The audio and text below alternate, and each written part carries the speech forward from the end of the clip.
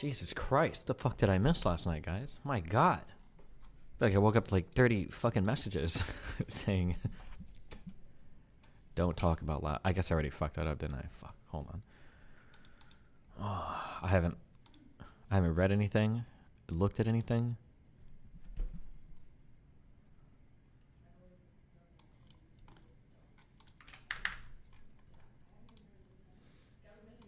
The fuck is this?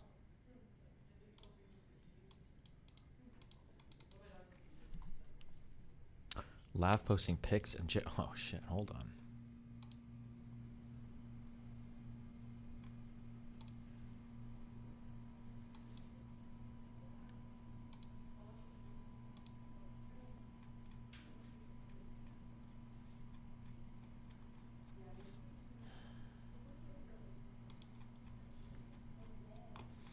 Okay, I scrolled on board. Never mind.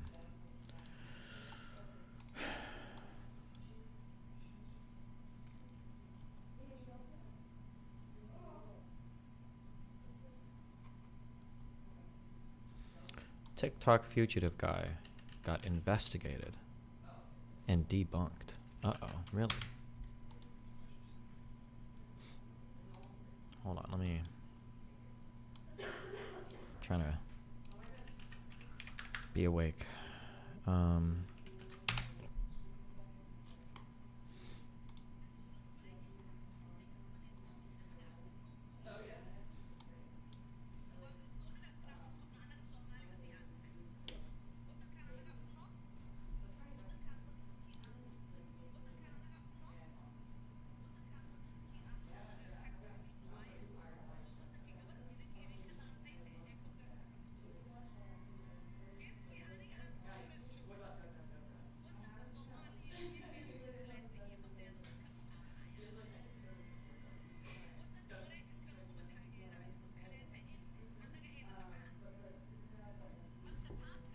Oh, sorry.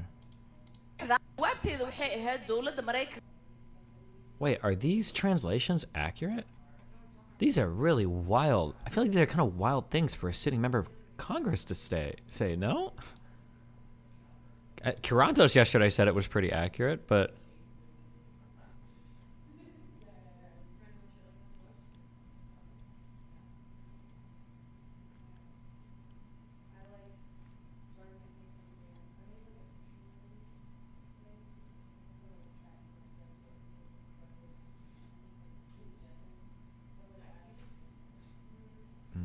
do I have anything else open here?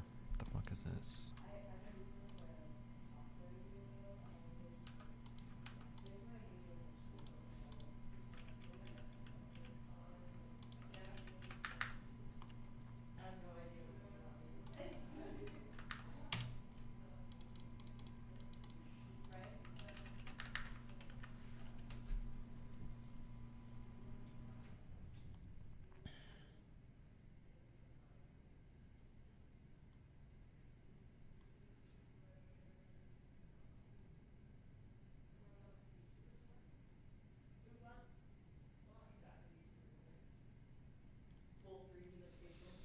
My response was the US government will do what we ask it to do. We should have this confidence in ourselves as Somalis.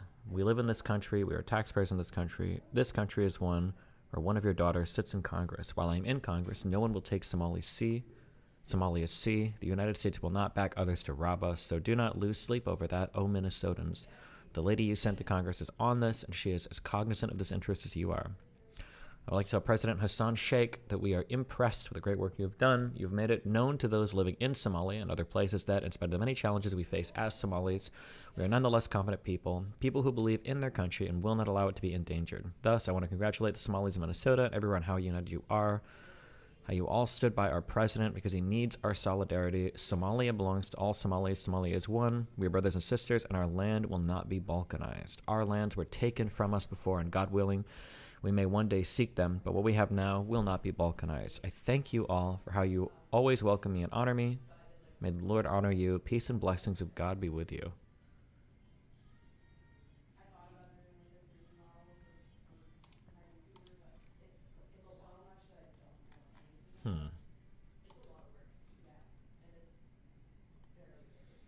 It feels like she's pandering to her heavy Somali voter base in MN5. Yeah, I guess, but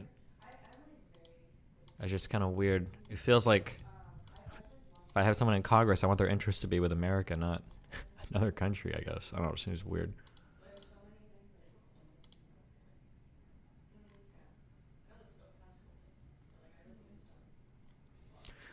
Fuck you. Hey, Welshie the Fly, thanks for stepping. Fuck you. No, I really mean it. Fuck you and go to hell. We will never be able to coexist with these progressive lunatics. You're destroying every good memory we have. Once the pendulum swings back, I hope you suffer twice as much as we do. With Greenwald, the first thing you should do is give him 5 minutes to get all of his "You are too young, you just learned about politics out of his good one." 2015. This happened. 2020 plus.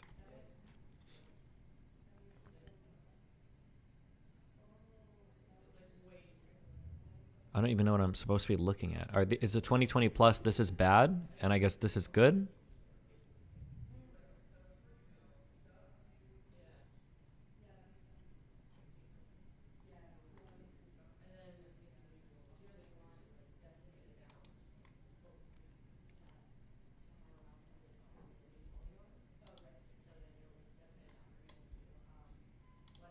Used to be real good at... The final scene of Arkham Batman, everyone. Uh-oh.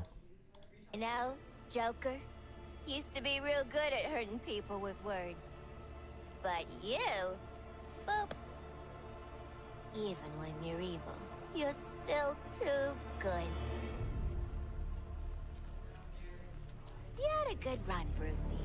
Flying around Gotham, punching bad guys, cleaning up the streets, causing long-term mental and emotional damage to everyone you knew. This is an Arkham Batman, though? Is turn Arkham like the name of a game, or what? After all we've been through. Or is it like a timeline, or? Bet you didn't think it'd be me at the end, huh, Babs? Are we done with your bad stand-up routine? Almost. But you always gotta end on It's Suicide best Squad. joke. Pretty sure Batman is the evil one.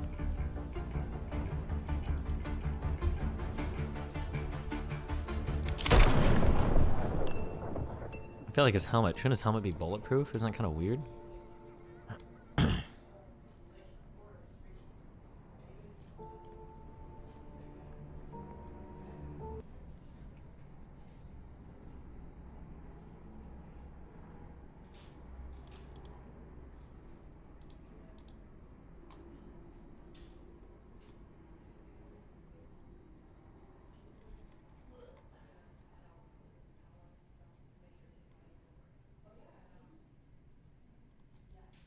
Okay, I don't know, I don't care.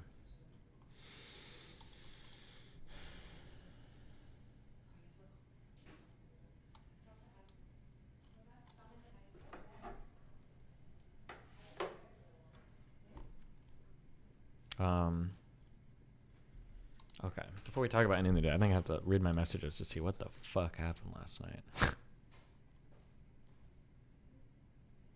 Jesus.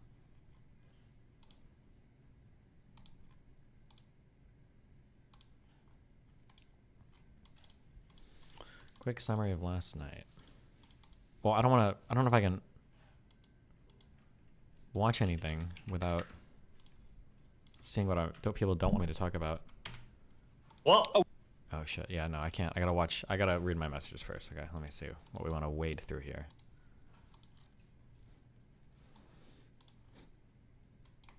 Aren't you risking getting caught by posting? Here, you want proof? Here's my tattoo. If anybody doubts, check the website and call the FBI Pittsburgh if you want. This is Chad Hauer. Okay, bro, we get it. You're wanted by the Is this the guy that we had on Kick or Keep?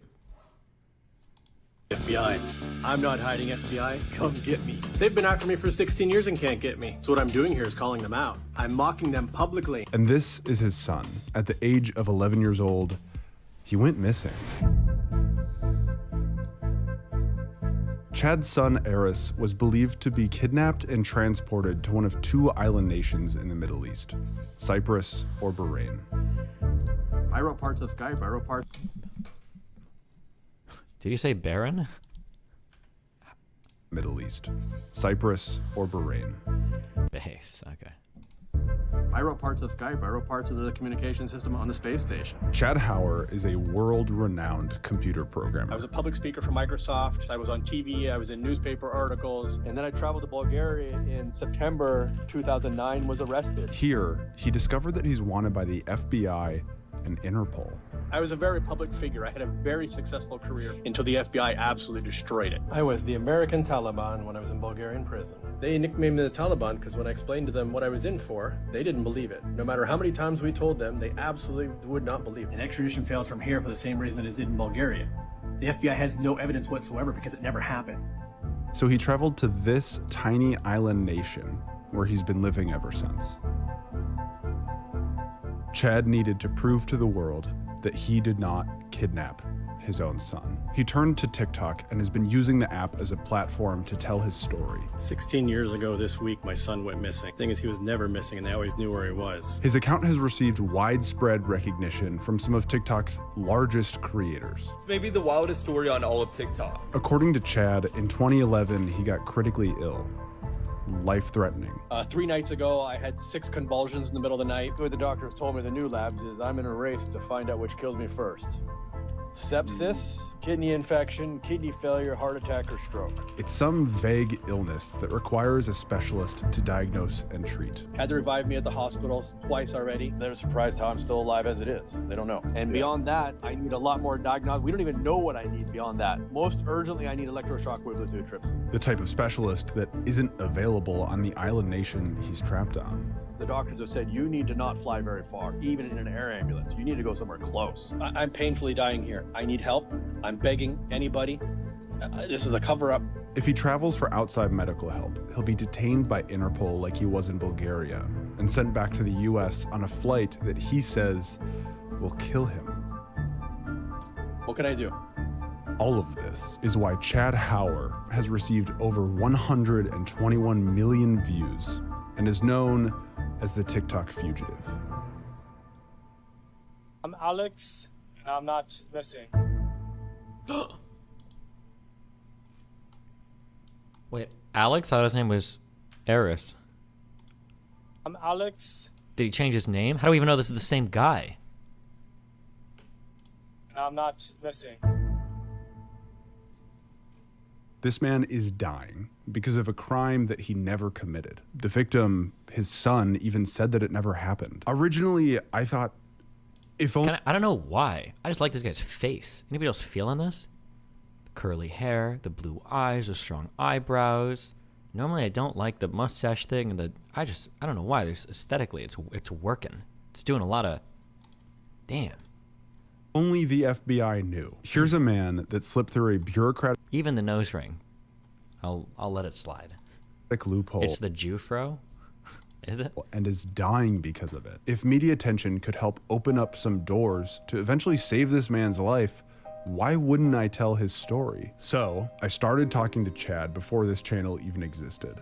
I've been interviewing this international fugitive on and off for over a year. I've been putting together a timeline with Mia, getting to know Chad's helpers, being knee-deep in court documents, tracking down anonymous online accounts, and fact-checking his claims to millions. And after all this time, there may only be one thing I've taken away. The TikTok fugitive is hiding something.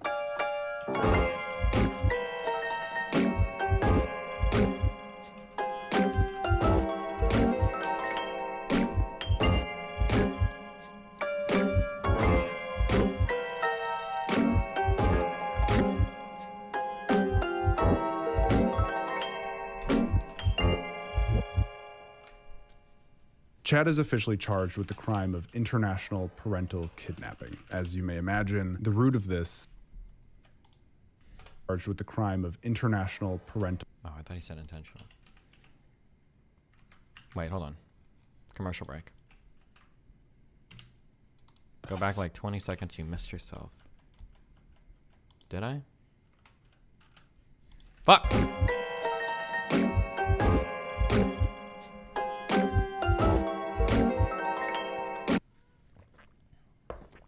Oh my god, and Pisco's in it too!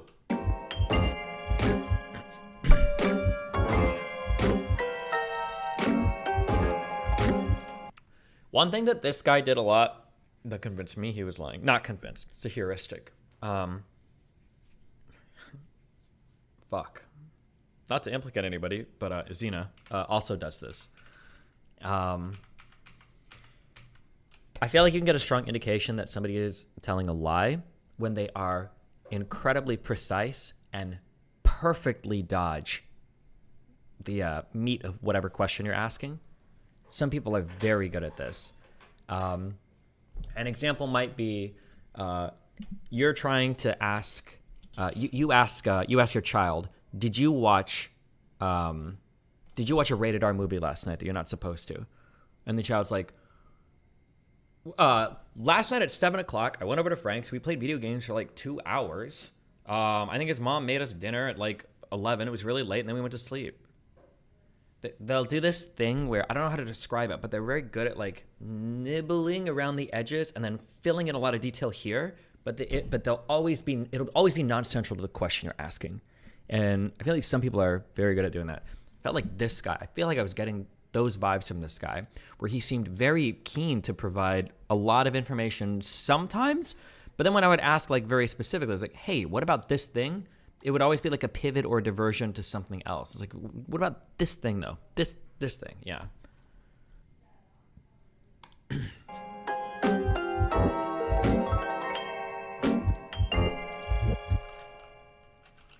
Chad is officially charged with the crime of international parental kidnapping. As you may imagine, the root of this is a custody dispute. A few years ago, Chad's missing son, Eris, who now goes by Alex, did a media blitz. Well, it's a custody battle that didn't go too well. Wait, how the fuck did we miss this? What? 25-year-old who's still in the missing person database is trying his best to clear his name and his father's name. 25-year-old Eris Howard is... Oh yeah, shit, we didn't even do the commercial break, so I was explaining the lying thing. You're right, my bad. Somebody sent me this real quick, just hold on. Yes, that's exactly what he does. I mean, and that's exactly become the MAGA mindset. And it essentially goes like this, as you see sort of from the grassroots up. And it is, we need a disruptor. We need someone who's going to burn it all down. We need somebody who doesn't play by the normal rules of politics. We need somebody who's going to break things. And then when they elect a disruptor who tears things down, who doesn't play by the normal rules of politics and breaks things, then MAGA says, why aren't you treating him like every other politician? And it's this double game that's constantly played. And there's a series. And another one is, we are entitled to break the rules. We are entitled to engage in behavior that is threatening, that sometimes veers into violence, bullying, intimidation. And then if you hold us accountable for that, we're going to respond by threatening more bullying and intimidation and accuse you of being destabilizing. And this is, again, the kind of game that is played. And always the rules apply to you, and never do the rules apply to them. And this is a dynamic we've become incredibly familiar with since 2015. Now, that doesn't mean that everything that everyone has done to oppose Donald Trump is either wise or lawful. I mean, for example, we have seen some wrongdoing that was uncovered at the FBI during the Russia investigation. But the bottom line is that we're always in this sort of asymmetric situation where MAGA grants itself enormous freedom of action and liberation from all norms, but tells you that in response to their breaking of all norms, that you cannot deviate from your standard treatment that you've given politicians for, the last 200 years. Okay, cute. What the fuck is this?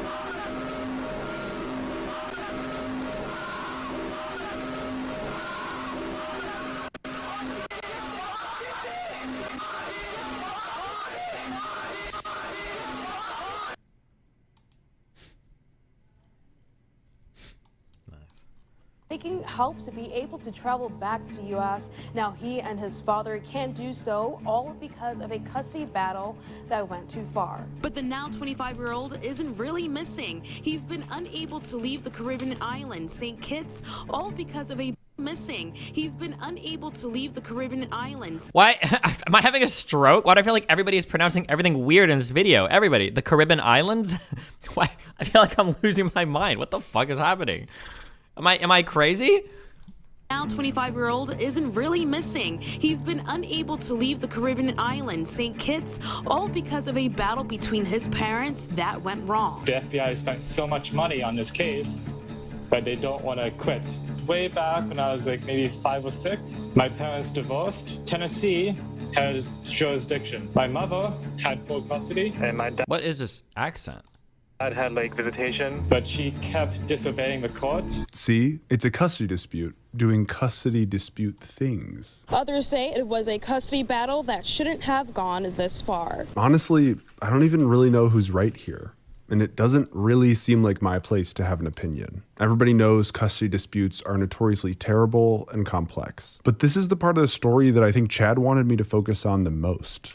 Or at least the foundation for it. It's a farce. They know what's going on. Chad believes that the way things played out, which is in favor of his ex-wife, point to a deeper conspiracy. And that's what I'm telling you. This is not just a bureaucratic black hole I'm in. That some powerful outside force, be it the US government, FBI, or CIA, has some ulterior motive. This has been intentional from day one. They know what the hell they're doing. That someone or something powerful wants Chad for another reason. He believes that the custody dispute is so dubious that there must be something else going on. Now, here's the part I can't say too much about.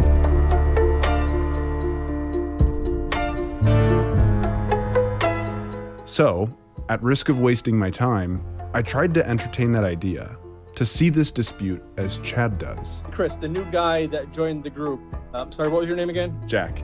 Jack, new guy that joined the group, Jack. Go ahead and send him all the documents. But this is a highly unusual case. This is from a podcast series called Wanted, where Jack Lawrence interviews a defense attorney about Chad's case. Based upon allegations by the ex-wife, a claim of kidnapping, which seems to be readily shown to be false on its face. So it's interesting you got a U.S. prosecutor to even bring the charges in the first place, let alone then have the appetite to try to go all these steps to extradite the individual. So it's highly unusual on many levels. August 3rd, 2000. Chad, his now ex-wife, and Alex are all living in Tennessee. Chad gets the news that he won the primary election for his campaign to become a representative in the Tennessee State House. 3 months later, Chad loses the general election by a landslide. The following month, he gets a strange invitation. December 2000. So my friend, I don't want to reveal his name here, but my friend, let's just call him Harry. That's not his real name, but let's call him Harry. And he was like, hey, you like to travel to weird places and stuff, right? And they needed somebody to carry a lot of bags. So he invited me to go along to Russia with him. It's a city called Irkutsk. It's out here in Siberia. Personally, you couldn't pay me to go to Siberia in December, but I'm not Chad. When Chad returned home, he and Alex's mom agreed to separate. So we moved to Europe. 2002, divorce is finalized. 2004, Chad gets hired by Microsoft. And this is where the story really unfolds. Chad's ex-wife, at that moment having custody of Alex, violates court orders and moves to Pennsylvania. 2 hearings are held in Tennessee, and Chad's ex-wife is nowhere to be seen. The judge, holding Alex's mother in contempt of court, gives Chad primary custody. Chad's ex-wife tries to move the custody case out of Tennessee and into Pennsylvania. Pennsylvania says, no. Tennessee has jurisdiction. Fast forward through the trenches of a custody battle. Chad's ex-wife. I feel like Destiny Pisco blew this story up like months ago. I'm pretty sure it was already a thing way before us. That's the only reason he got on anybody's radar is because God, this dog shit fucking app. It's because he was already big on TikTok. Won't return Alex to him. So the judge says, okay, no, there's a Tennessee order. It's still in effect.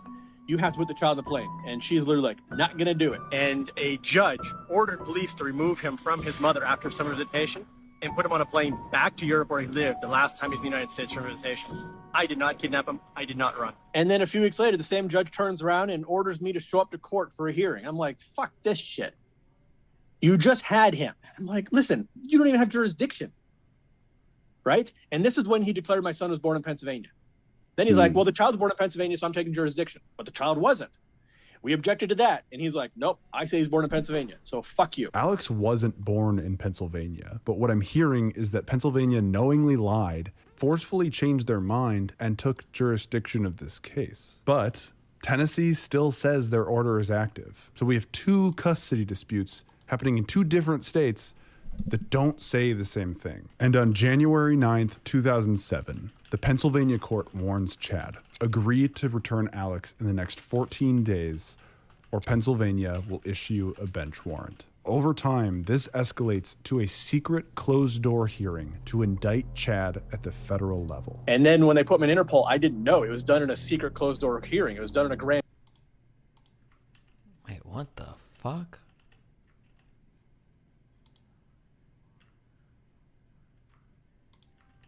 Another quick break.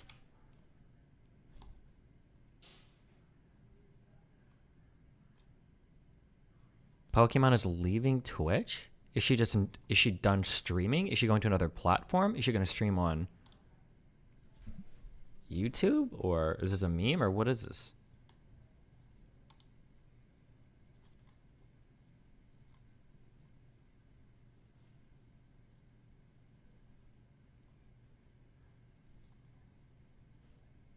YouTube link in bio, but Twitch isn't. Oh shit. Is she just gonna stop streaming completely? I mean, stop streaming completely on Twitch and then just like what? Go to you? Holy shit! Wait, what the fuck? What's happening?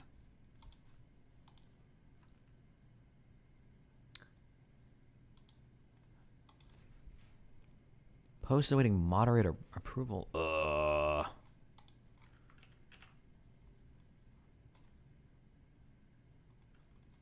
For you, Metal Gear Archive. Our numbers have been extremely low. It's well considering her fame. Oh my god. Are these lame? Would these be okay to wear outside? Hold on, I will buy every single one of these shirts.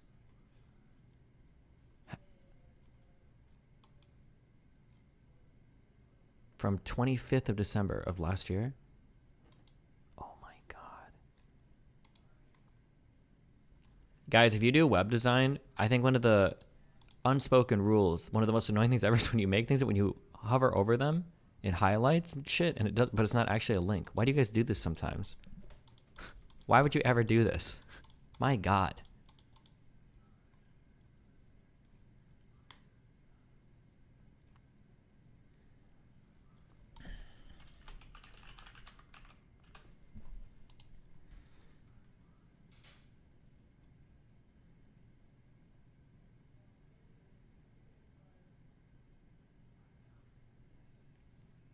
Uh-oh.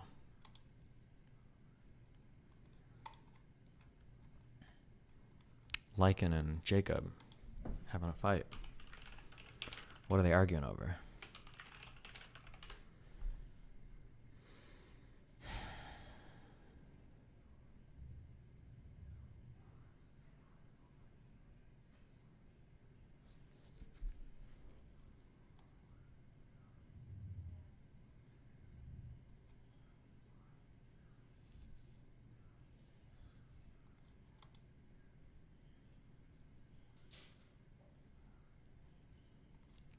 Can you kill wounded enemies? Are you allowed to kill wounded soldiers? The answer must be yes. Unless you're, unless they've, like, formally given up.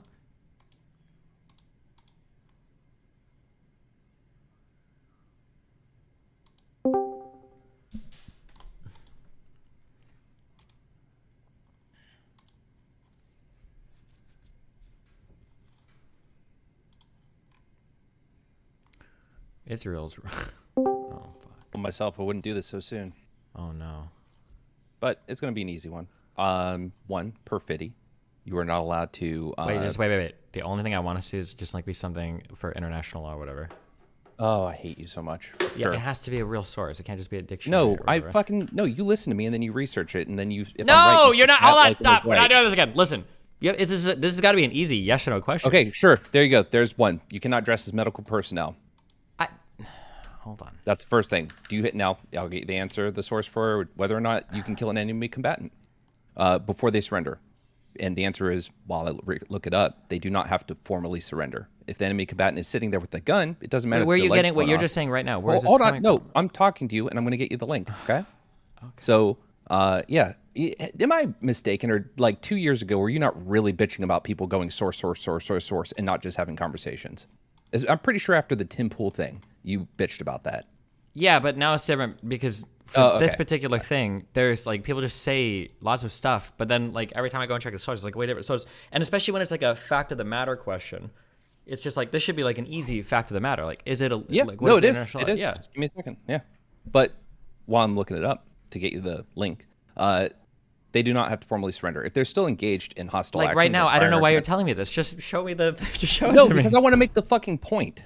Okay. I need to make it explicitly because then I get fucking torn apart on Reddit and there isn't a thing of me clearly doing it because I have to just stop speaking and go find the source. And then something else gets brought up or someone else jumps in and then I don't get to fucking make the point. And then it sounds like Lycan was incoherent and didn't say shit or he said stupid shit or was proven wrong. Gotcha. So, All right. you do not have to formally surrender. If you're walking through a battlefield or wherever, it doesn't have to be in a hospital. If there's just a wounded person and they are not engaged in hostilities and they're not a threat, you can't pop a cap in their ass. You can't. They're protected. They do not have to formally say or signal that they are surrendering. You just can't kill them. That should be the most uncontroversial thing I've ever said on stream. Is it? Yes. Okay, so if there's 100 enemy soldiers and like 50 of them are injured or whatever, and they're just like making their way back to their platoon, you just have to let them walk back to their people. You can't blow them up or whatever if they haven't surrendered. A retreating army is treated differently. My understanding is that an army in retreat is not surrendered, so they are still a like viable target. That's a little different and adds a little more nuance to the situation. So like there's a retreating army and they have wounded. I don't think they get sudden special protection just because they have wounded.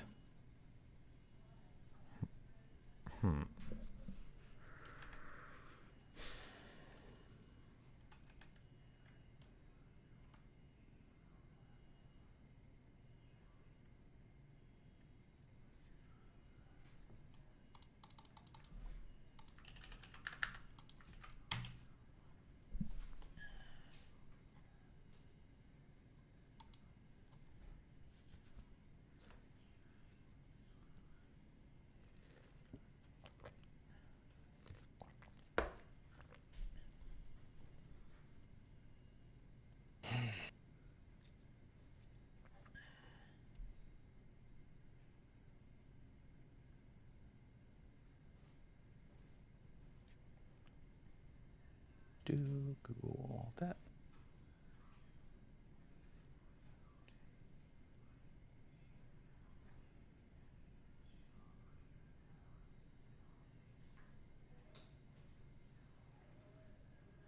Rule 47, Rule 89.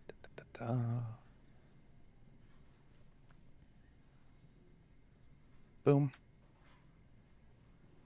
Boom.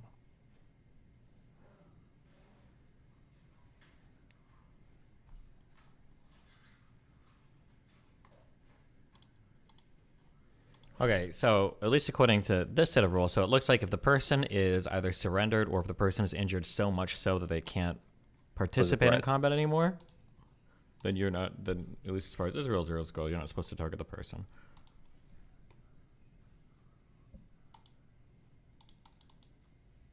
Would you say Lycan was right?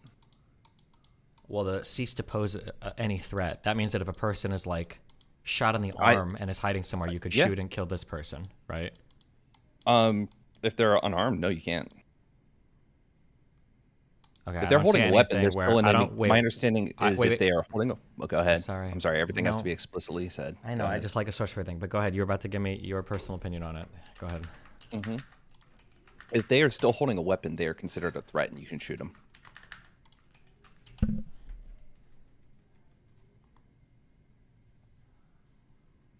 Do you disagree with that? I don't know if you need to be holding a weapon to be considered a threat. I'm not sure. I don't know if that's like a factor or not. You know what? Let's see if we can find this information together. Sure. No, hold on. Wait, I'm sorry. I didn't even say that. I am giving an example of what I would say is the situation. So I wasn't saying that that's the only way you could be considered a threat.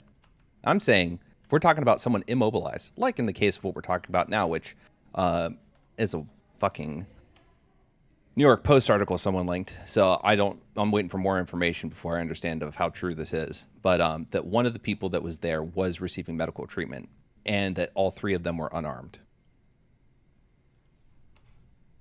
But that's not the case. Like if they were armed, well then, yeah, you know, I'd say they were justified to shoot them. The only thing they did wrong is perfidy.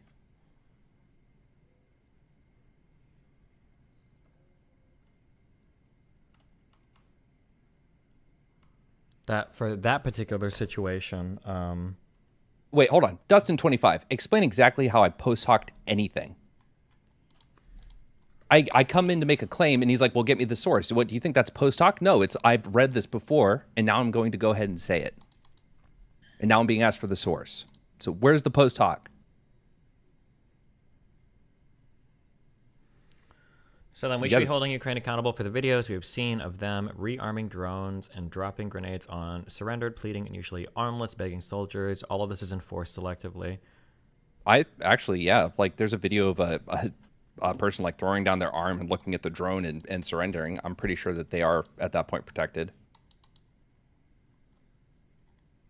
But someone brought up an example of just drone strikes that are hitting like the wounded, and I'm like, I think it's if you intentionally target the wounded, those no longer actively engaged in combat, that probably is. But if you're is not legal, but if you're striking, and I'm saying probably because I'm making assumptions here, because as far as the everything up to the decision to drop the drone, I don't know anything about pulling that trigger. But I imagine that if you are raiding a camp, you're in a attack helicopter, and there are wounded around, and I don't think that there's any requirement for you to stop attacking just because those wounded might get 86'd.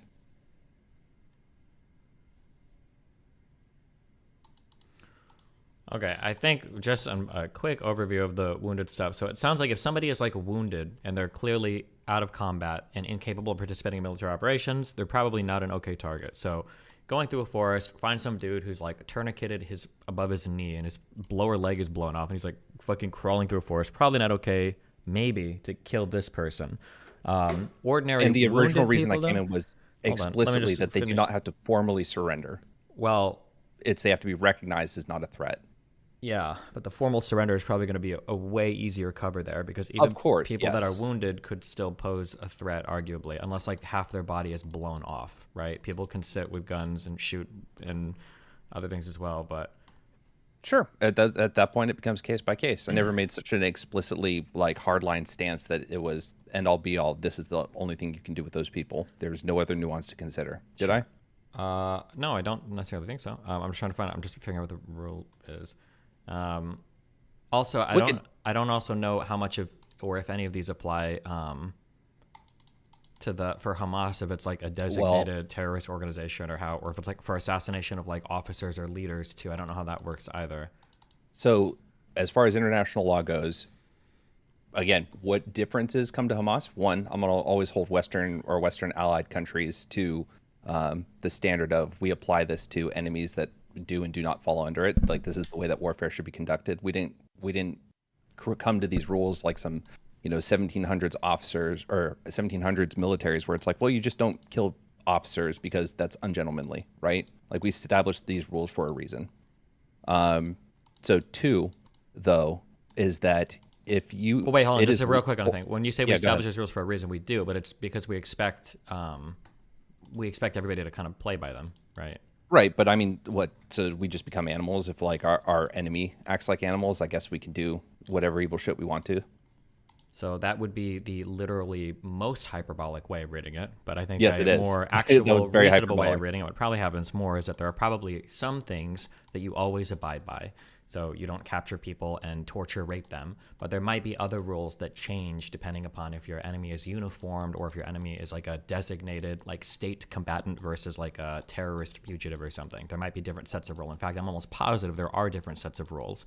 Like, for instance, I think like Guantanamo Bay, I don't think that you'd be able to hold fuck, I'd have to go look this up. Now I could be saying shit, but I don't think in Guantanamo Bay, I don't think you could hold enemy uniformed combatants there. That's only for ununiformed combatants, and they have a different set of international rules even that applies to them, I believe. Jacob can join if he wants. He's got perms. Wikipedia. Let me look at this. To what you were so real quick to that point, is my belief that like if we continue to that we should operate the way we expect the enemy to operate, and just because it makes it difficult doesn't mean I think that we should disregard the rules of war just because there might be something that says, well, they're not beholden to them because they're not X, Y. And it's like, well, then what do we establish these rules for? The rules are generally established for mutual. That's why the rules always exist, because you want every side to play by the rule generally, except for certain egregious moral failings. I'd say that you and I maybe have a philosophical difference there. I think that it's perfectly fine for the rules of war to be applied unilaterally, because we put them there for a reason. It wasn't just for the hope that other people would do it for us. There's usually some sort of humanitarian standard there. We could game theory this out. You will agree with me, because it is obviously we're talking international humanitarian law right now. We're talking about rules of war. Yeah. Let's say that there is a country. I think it's the case that most countries have a second strike policy for nuclear weapons, right? Meaning they don't shoot nukes until the other people do, right? I know nothing about nuclear policy. I think almost every country, except maybe India, almost every country, I think, has a second strike doctrine when it comes to nuclear weapons. And the reason why is because if everybody has a second strike doctrine, then hopefully nobody first strikes. But if there was a country called Nukistan, and if Nukistan or Nukini decides to start building towards nuclear weapons, and you know that they've avowedly announced, we actually have a first strike nuclear policy. We've got 500 ICBMs, and we're finishing the final touches on all of our warhead assembly line, and we're about to get all these nukes assembled. You might nuke that country first. You might say, well, fuck you. Or there might be some other thing that circumvents international law, or not circumvents, but just works in opposition to, because of the exceptionalness of that circumstance, because they're not going to play by any of those rules. I think rules only work when all the sides kind of agree to them, with the carve out for obvious extreme moral failings. There's probably never going to be a time where you want your soldiers mass raping villages of people. That's probably never going to be a good thing, right? So something that keeps popping into my mind is shooting a parachuting combatant, right? Even if they're shooting our parachuting combatants, I don't think that gives us the right to shoot theirs. Okay, let me actually wait. Hold on, here. before you jump in. I didn't think that was actually legal. I might be wrong, but my understanding is that's misattributed, and shooting enemy paratroopers is actually legal. I was gonna say, that has to be illegal, right? They're literally fucking jumping to fucking kill you. Can I actually interrupt and ask a question really quick? No, because I have one bullet point I took. I don't want to say it before we move on, and then absolutely. When it comes to civilian versus military assassinations, you can assassinate military personnel directly involved in coordinating military operations. You cannot assassinate civilian leadership. And it sounds pointless now because... Go ahead. You're correct, but no member of Hamas is considered military leadership by that definition because they're not lawful combatants, right? My understanding is that Hamas... So they all fall under unlawful Hold on, chill, wait, stop, hold on, wait. Okay. Girls, if you're doing this, let him finish his sentence, okay? Let everybody finish your shit, okay? My understanding is that Hamas is explicitly and recognized by outside bodies as having military and civilian wings. You wouldn't... I don't think that unless they hold two hats and they're the person in charge of the banking system, but they also are a commander in some brigade, I imagine that obviously doesn't afford them civilian protections. But if they are just a civilian figurehead, then they do have those protections. Yes, that's correct. If there's a Hamas dog catcher, they are not a legitimate target. However, I want to make a few distinctions because quite a few things have been said incorrect here. I've dropped a source in DGG chat a couple times. I think you're a little rusty on your law of land warfare. Specifically for parachuters, let's start there. You're allowed to shoot paratroopers, so that is people that are using parachutes in order to come onto the battlefield. You're not allowed to shoot pilots who parachute in distress. Okay. So long as they make no attempts to engage in hostilities and they make no attempt to avoid capture. If they see you about to capture them and then they steer the other way, you're allowed to shoot them. But assuming they don't make any attempt to avoid capture or hostilities, they are protected because they're assumed to be out of combat. Nope, that was something I was never taught. It was, a myth that I've always believed. So, yeah, fair. Also, for wounded personnel, the standard is that they need to be horsed to combat in order to not be legitimate targets. So what that means is they need to be wounded or sick or unconscious in some way that prevents all hostile action. And again, they cannot attempt to escape. If I shoot someone, let's say, and I destroy their dominant arm, So then they're like, oh, I'm going to flee from the battlefield. I'm allowed to double tap them in the back, assuming that my individual rules of engagement don't say otherwise. You're totally legitimate in order to shoot them in the back as they attempt to flee from the battlefield. Like, these rules are not quite as strict as I think a lot of people tend to portray them. No, but I think I also said that like retreating wounded aren't protected. So I imagine, yeah, them just escaping. But I'd be curious, like, if they no longer pose a threat, and this is me asking, I'm not making an argument, I'm asking, if it's like they are disarmed, right? And so they're wounded and they're running away. Is it to prevent them from returning to their unit, or what is the rule there? Like, does the threat not get considered anymore because they started to try to escape? So, I'm sorry, real quick, to add in a little more, they haven't been formally taken prisoner. So, like, you've shot them, they've dropped their arms, you can clearly see you fucking shot their hand off or some shit. Obviously, that's crazy, but just for example, you've shot their hand off, they dropped their gun, and now they're running. Can you shoot them? Yes, but I understand why some people get this wrong, because the United States has generally held itself to stricter rules of engagement than the bare minimum required by international law. By international law, people that are attempting to evade capture are always legitimate targets. And also, if someone drops their gun, unless it is for the intention of surrendering, it's just a skill issue, and you're still allowed to shoot them. Like, it's pretty narrow. The law is written in such a way that we want to protect everyone that is trying to give a good faith surrender, but not anyone that's trying to return to their unit so they can fight you tomorrow, or that just, again, sucks at fighting and they're losing, but they aren't actually trying to give up. But if you come across a wounded person, they're not attempting to flee, but they're clearly wounded and not engaged in hostilities, therefore not posing a threat by any reasonable assessment.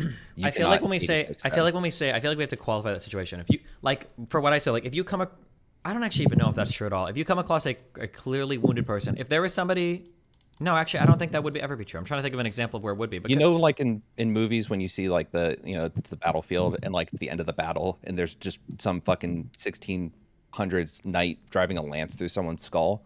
Like that kind of execution, my understanding on the battlefield is illegal. You have to care for the wounded. If combat's over, that's correct. But I don't understand how this is even technically relevant, right? Like, well, actually, hold on. I would even push on. I'd even push on that a little bit. When you say when combat is clearly over, is that ever the case?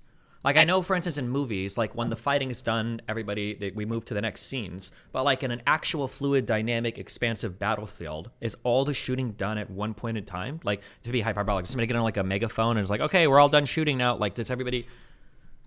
No. So when it's unknown, that I don't think that's illegal, but there are issues with when it's clearly known. There's been issues with things such as canoeing, where you're shooting a bullet into an enemy's head after things are pretty clearly done, which creates like a wound that kind of looks like a canoe in their skull, and that is absolutely illegal. Gotcha. Where the exact line is hard to tell, but it's kind of like a Loki's wager issue, right? Like there's times where it's wrong and there's times where it's right and there's times where it's unsure, but just because we can't draw a hard line doesn't mean that it's never illegal. Yeah, that makes sense. One said. Have you ever seen the movie Pan's Labyrinth? Yeah. Yes. Oh, yeah. So like that would be an example of what you're saying, where they're walking through at the end of that big fight with the rebel people, and they're just like shooting everybody that's still alive. Basically, that would be clearly illegal because the fighting is clearly over. The people by their own military don't pose a threat anymore, and that's why they're walking through and just executing everybody. Basically, right?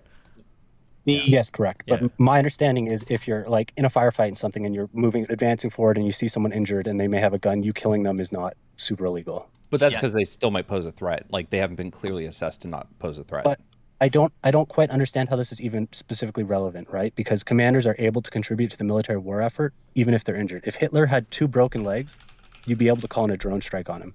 But if you have some frontline troops in a hospital with broken legs, you can't call in a drone strike on them.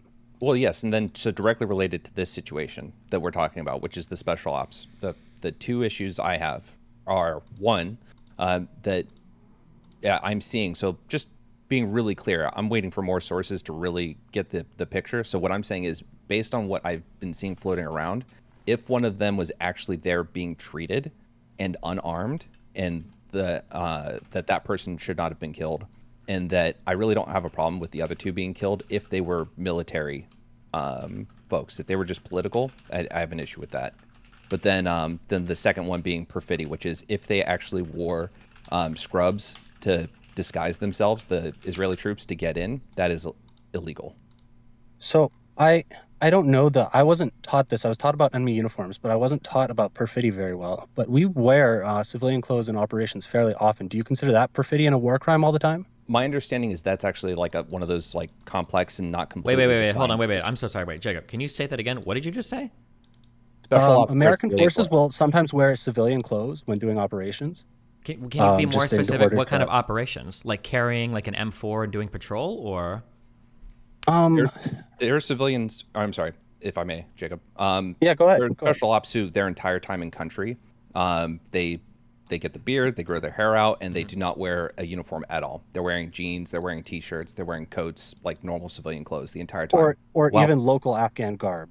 Yep, while still engaging in like military are these? operations. So is this something Yes. where like if this person got caught, are they like burned, or do you actually like own that like that was a special? No, forces they're still operation? American troops. Oh Yeah. Huh. Okay. Oh, like Ray Epps. True. Okay. Keep going. So Wait, actually, hold on. Wait, no, wait. I got more questions about that. So how do you? Why would it feel like special ops are able to break some rules of war then, or would they? that's no? why that, it's kind of that's why contested. I'm a little confused, and I may have a knowledge gap here, but I think perfidy is used in a more narrow circumstance than what's being explained here, because, yeah, sometimes that does happen, or it may be the case that America does commit regular war crimes, and it's just kind of like a moral gray zone, but like it softens the label. I'm actually not sure on this one, So I'm my issue not willing here- to take any hard stances.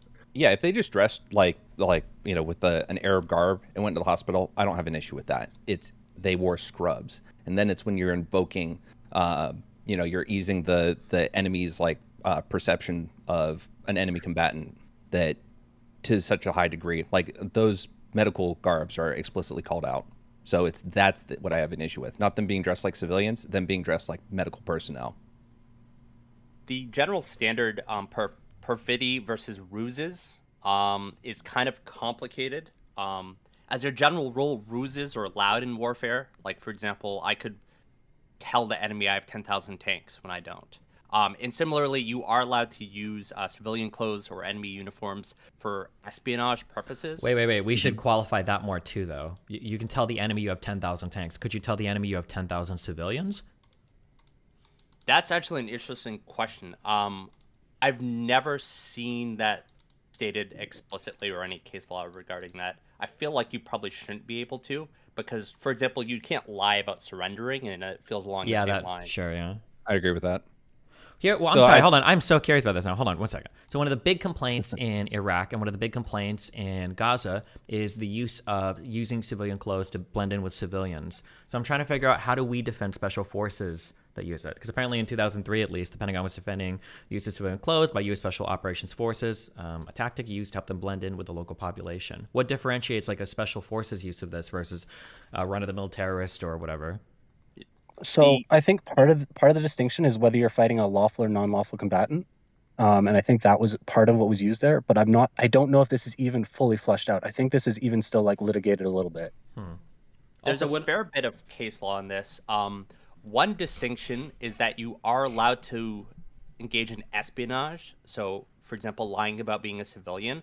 But if you get caught, you are not allowed to get normal POW protections. Like, spying is not a war crime, but spies have less protection than a soldier on a battlefield. That's what I was going to ask, because it seems like all forms of spying would be illegal, but I guess the difference would be that if you get caught pretending to be a civilian, then you get treated like a civilian, meaning you can be executed for treason or... You can be, summarily executed by like a military tribunal.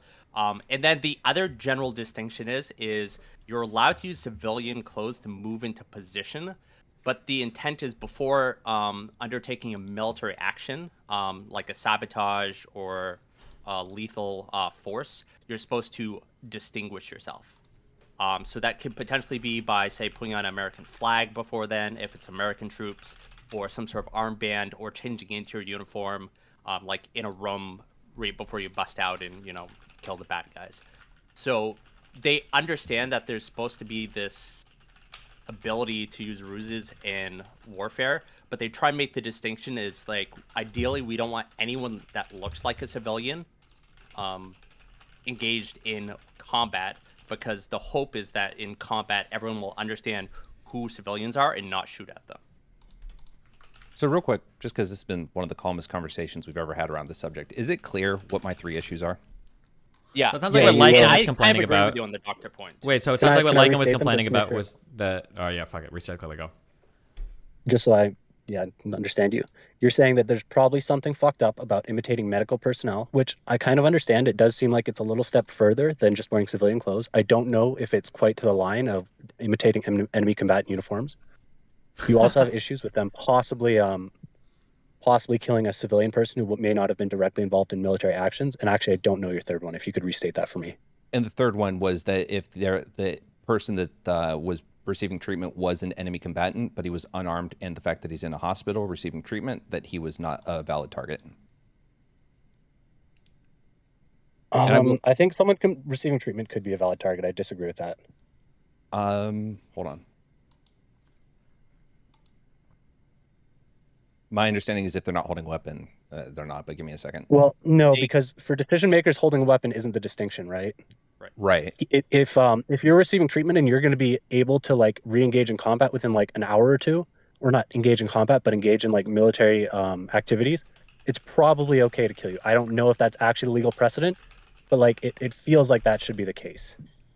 Okay. Well, I will say from my end, and this was something interesting when we were chatting in chat before Steven went live, or when he first went live. It's something that I thought about was if it is if they're engaged in like planning, like let's say that all 3 of them were military personnel, they were all actively planning. Like, I feel that those 2 are I'm curious about that. My understanding is that legally, the one receiving treatment without arms is not a valid military target. Even if it's like a military commander person? Yeah, because they're injured and they're receiving treatment, and they are not engaged in active hostilities. What if they're still like performing the function of being a commander? Then you don't get to turn off being a member of a military operation if you're like a command role, right? Like someone who's sleeping and they're like a line troop even isn't like immune from being attacked. Same as like how someone who plans operations isn't immune from being attacked when they're sleeping, even if they're not directly at that moment participating. There may be some level of like time scale for like when you're able to contribute again. Like if you're in a coma and they know you're going to wake up in 6 months, they maybe or probably can't kill you then. But if you've got like a broken leg and you're in surgery, you're probably still a valid target at that point because they know you're going to be out within like a day. Well, are you saying valid legally or valid by what you think is okay? Valid legally. Okay. And by what I think is okay. Legal distinction might actually conflict with what we might say the moral distinction is, because it's very well established that unconsciousness renders you an invalid target, even if you might fairly quickly wake up. Like if I knock out someone with a grenade, I can't like execute them while they're unconscious. Well, to be clear, unconsciousness, but not sleep. But on the flip side, so like a leader getting anesthesia might actually meet that standard. On the other hand, the arm part definitely doesn't matter. In fact, the U.S. military's own training documents says the United States president is a valid, legitimate military target in war.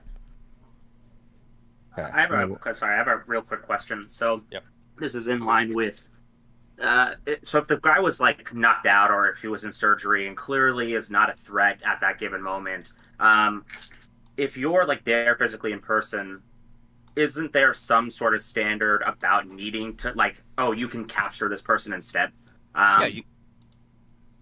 No, capture is not always feasible, and you don't always risk your troops for that. Sometimes it's possible, and sometimes you do it. But there are times where like it may be possible to capture someone if you are willing to risk like 10 more lives, where it's not required to do that. You're not obligated to capture some people. So then doesn't that question then resort to did they need to kill him in the sense of like could they not have captured him like in West Bank control? I don't know if it was in like a specific like terrorist controlled area, but like the West Bank is pretty occupied by Israel. It seems somewhat strange, and I'm not saying it's impossible, right? But it seems somewhat strange that they wouldn't be able to get that guy out and not kill him instead, right? Yeah. So let's look at this from Israel's perspective, right? if they have the capability to reasonably capture a high-level person in Hamas, I feel like they would always choose that because they'd be able to get valuable information out of that. The fact that they killed someone who they realistically could have gotten information out of probably means that it wasn't feasible or within their risk tolerances or any reasonable risk tolerances for them to capture them, right? I understand what you're saying. Is there something to be said though about, like, let's say you're going in and you're not aware that this person is actually like disabled in some sense, like they're having a medical operation going or doing undone. Like if you're sending the mission in because you think this person could escape from you or could do any number of things or could be a threat to you, and then you in that military operation happen upon him and see, hey, he's like literally in surgery or he's having a medical procedure and he's clearly not the threat that you had established or the risk that you had established in the beginning, would that change any parameters about, okay, well, at that moment, because they got updated information, they ought to attempt to capture him instead of kill him? Conditional stuff like that will usually be discussed and planned for in advance. So I'd assume they already had considered the possibility that they were disabled at that point and it still wasn't considered feasible.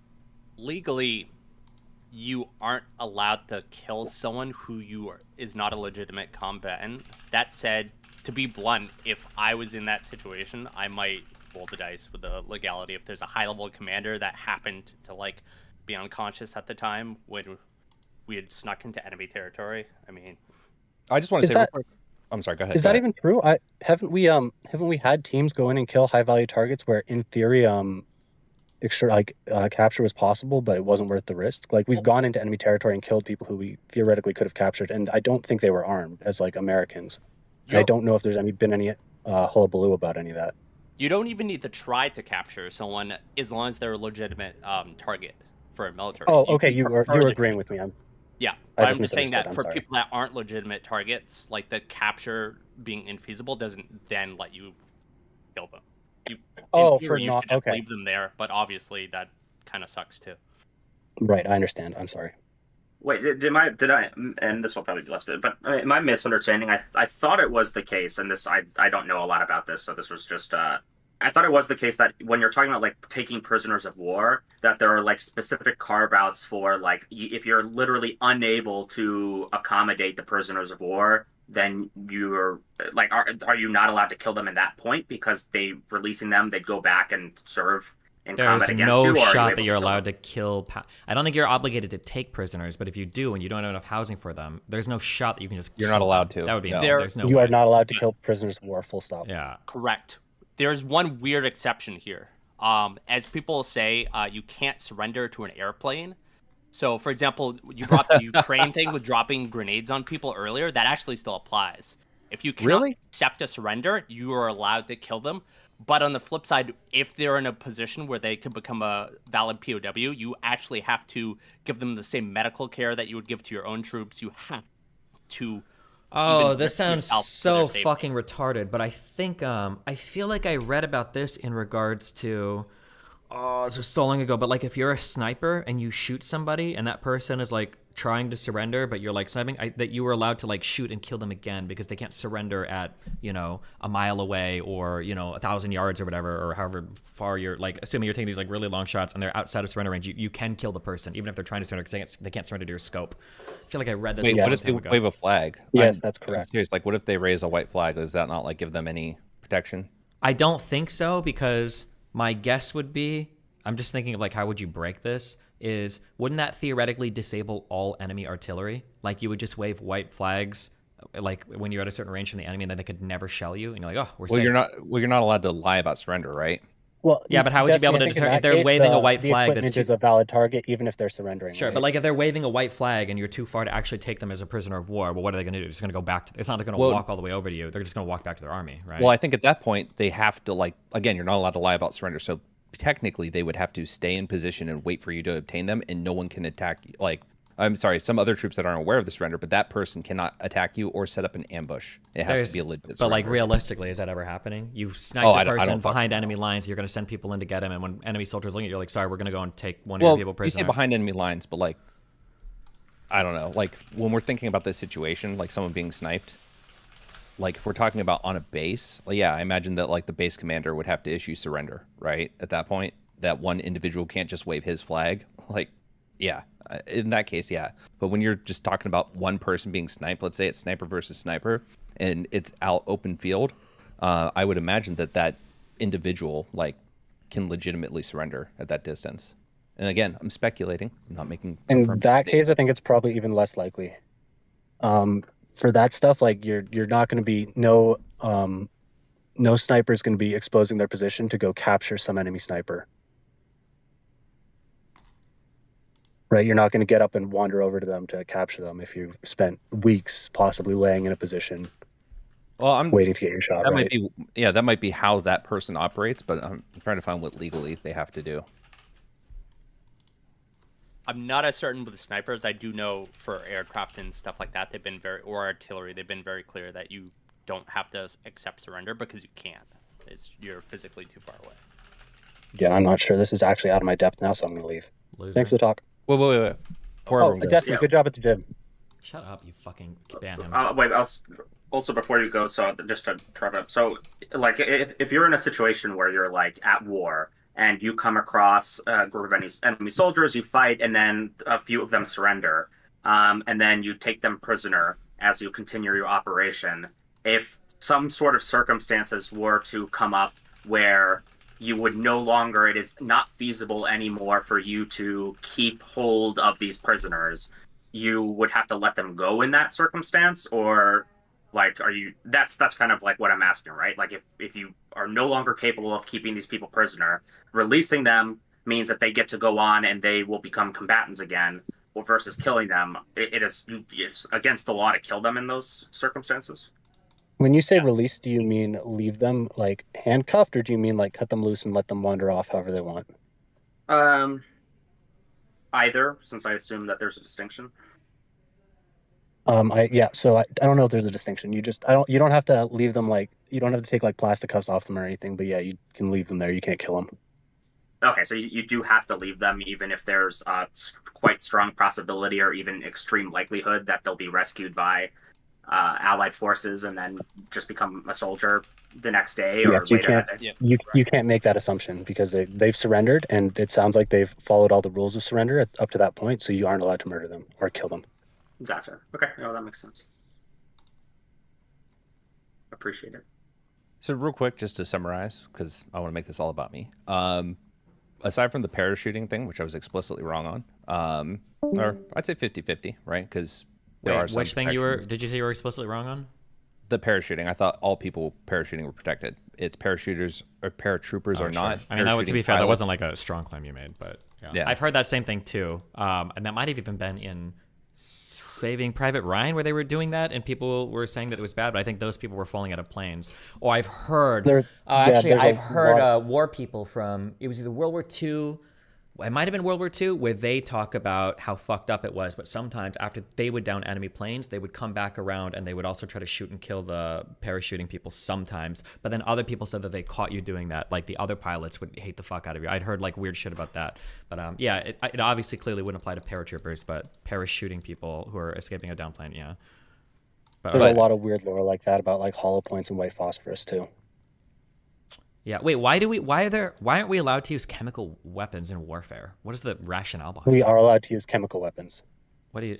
Okay. Well, qualify that. What do you mean? Kind of. You're allowed to use incendiary weapons. Like you can't use mustard gas, but like white phosphorus allowed. Sure, but like why? What is the rationale behind that? Because it's cruel. So you don't want to use stuff that will cause more suffering than is necessary, right? If you use it and it provides a strategic or tactical advantage, and it happens to cause suffering, that's fine. But if it causes more suffering than is necessary for something else you could be doing, you can't do it. Then how do you? How do you justify like fragmentation grenades or mines or stuff like that? It's because they fill a niche that couldn't be filled otherwise, right? Well, they don't cause like extreme suffering. There's a lot of just specific rules that are half justifiable. For example, blinding weapons are explicitly prohibited, despite the fact that arguably, especially if you're from the developed world, you'd probably want to rather be blind and collect your nice military medical pension than get shot to death. The chemical warfare stuff is pretty much exclusively like World War I. It was just such a shit fest with people like being melted from the inside with mustard gas that they said they didn't want to do that. And the reason why the ban is so expansive is because when a cloud of poison gas is coming towards you, you don't know, oh, is that just tear gas or is that actually something like horrific? So they just ban it in general. Yeah, there's a lot of weird memes from World War One. Like they tried to ban shotguns and stuff too. Yeah, that one did go through, but it was attempted and it's kind of silly. Yeah, and I think was it the Hague conventions that like have some weird laws in them that we don't actually follow, like expanding ammo and stuff, which is just kind of stupid because people didn't like it at the time, but it's like kind of irrelevant. I think that's from the Hague, but I might be wrong. There's a variety of optional protocols. We've signed on a handful of them, like a good handful, but not all of them. I think there's one on mines that we explicitly didn't, either mines or cluster munitions or both, that the U.S. isn't a signatory. Wasn't there something at one Wait, point did I about- say that wrong? How do you pronounce that? Is it Hague? Have I been saying this wrong? Is it Hague. not Hague? I think it might be the Hague. Okay, I am saying it right. Are you sure? Hague? I don't know. Chat's People, making fun of enough me. people made fun of you for saying Hague, or Hague, so I'm going to guess Hague. I have no idea. Hague. I don't know. But wasn't there something at one point about 50 caliber ammo? Like some regulations around it? No, that's just private news that's network not a thing. stuff. You're not allowed to use it on personnel. It's because it's too strong. It's dumb. That has no basis in law. Yeah, no, I can't. Under Geneva Convention, all that shit, 50 caliber is legal. So I don't know where like that came from. Just a myth? Okay. Well, of course, because like tanks and planes have like their own guns too, right? Oh, no, it didn't make sense because we have sniper rifles with 50 cal. We have 50 cal machine guns. To Steelman that it's wrong, but I think the argument for why bigger stuff is okay is because it's not anti-personnel, it's anti-material at that point. Yeah, but I'm sure people could still shoot it at personnel, right? Yeah, of course. It's silly, but I'm giving the Steelman of why someone might say that. I think I had a combat instructor say something like, you hit this first and then you can hit them, but... Yeah. Anyway, I just want to summarize just so I can point to this moment. Was there anything I was explicitly wrong about? Like to a great degree that wasn't just some nuanced discussion? I think your perfidy stuff is questionable, but I don't have the basis to be able to fully challenge it. And I may be wrong, but in chat your claim about them being armed, it seems like that's moved a lot for like military versus civilian. Your claim about the civilian commander is probably fair, but the line for what constitutes a civilian commander in Hamas is probably kind of gray and probably pushed by Hamas in a certain direction. So I'd be careful there as well. But I do agree with you on the base principle. Yeah, just that if it is an explicitly, civilian figurehead, that's an illegal assassination. If it is a military commander, that's a legal assassination. Right. Yeah, correct. And then my other point is that if the person is unarmed receiving treatment, that you can't kill them. I don't agree with that. I don't think that's true, but I don't have the basis. I was enlisted. I don't know enough to say anything more. It gets very complicated, I think, in this specific instance. Arguably, we might want to discourage sending in people to shoot people in hospitals because of the obvious danger to like unprotected personnel in locations. But it's a gray area. Because even if my understanding, and this is going off of the international humanitarian law sources I linked to Steven, and I don't know if we were talking the order combat thing we were talking about, but again, like if that person, they don't have to be in a hospital receiving treatment. Like that could be a wounded person sitting on a stretcher, like on a base, like in a command center, and your troops run in there. You can't shoot that dude if he's assessed not a threat. Well, let's. In that case, you probably are able to capture them. Yes, and to be clear, I'm not saying that like in the heat of combat, the guy isn't going to get whacked. I'm just saying that if the person makes that assessment, then yeah, they can't do that. Well, let's use like an extreme example and then kind of assess where the rule might be. Imagine that I have someone that is receiving treatment for a blister, right, on their foot, like because their socks were wet, right? Could we reasonably say that they should be protected from combat and that I should consider them a non-threat if they're with their medic and their medic is putting some moleskin on a blister? I don't think so. Okay, I'm sorry, I need to interrupt. I have to go. Sorry. Yeah. Thanks for the talk. Text me later. I'd say yeah. Like if they're one's a medic, so you can't fucking kill them, right? Intentionally. The other is a a wounded individual. I don't think there are specifications in the Geneva Conventions about the types of wounds, like there is. It's horse to combat, so they have to be completely combat non-functional. And let's even look at this from the opposite side. Let's say it's you have that blister, and then like the Taliban have overrun your base, and then they're just like killing everyone. And there's an M4 like slightly further than arm's reach away. Are you just gonna stay there and just be like, "Oh, I'm a wounded personnel. Good luck with this fight, guys"? Or are you gonna immediately reach over for the weapon? No, I'm not gonna begrudge someone coming in, seeing that, and 86ing that guy. No. But I'd say at that point it could have been like, if you were talking about treating that kind of wound, then it's like, well, I mean, you're not like clearly injured, so again, not going to begrudge the soldier for popping you at that point. Well, it's not even a mistake, though. It's like, again, speaking from my personal experience, if there's a base invasion while I'm getting treated for a blister, I'm going to immediately start fighting. And that's not meaningfully going to stop me from, like, being combat effective, right? It'll hurt when I'm running towards the enemy, but I can still shoot them. No, right. But what I'm saying is, I'm saying that from the perspective of the person invading the base, I'm saying that if it's not clear to them that you are injured and undergoing medical treatment, my understanding is by Geneva Convention, if you are undergoing treatment, it doesn't specify like, and when you're talking about order combat, you're talking about like engaged in combat or sorry, that you are disengaged, like that you are not fighting. So if you're sitting in the hospital wing, like just say they walk into the fucking hospital wing, right? And there are 6 people with guns and 3 people without guns. It doesn't matter what your fucking injuries are. You can kill the people with guns. You can't kill the people without guns, because the ones with guns have lost their protective status as injured combatants, right? No, I strongly disagree. The distinction, and admittedly we'll need to look at some case law here, but is on the extent of injuries, right? Because injuries are common all the time, and you may or may not have gotten this from some of your instructors, but sometimes when you actually get done in the battlefield, they'll say, hey, you should go pat down your guys to see it. Oh, yeah. They might actually have a bullet wound or like a fragment wound that they didn't even realize. So if we're at the point where in actual military practice, we're saying, okay, yeah, check your guys for bullet wounds in case they don't realize it and they've been fighting with it the whole time. It also simultaneously doesn't make sense from an international law perspective to say, okay, well, if someone has, part of their pinky finger shut off, they're not a valid target, et cetera, et cetera. Like the standard is unable to fight or surrendered. No, wait, hold on. You might be right about this. Give me 1 second. Yep. And I gotta go for a meeting. 1 second.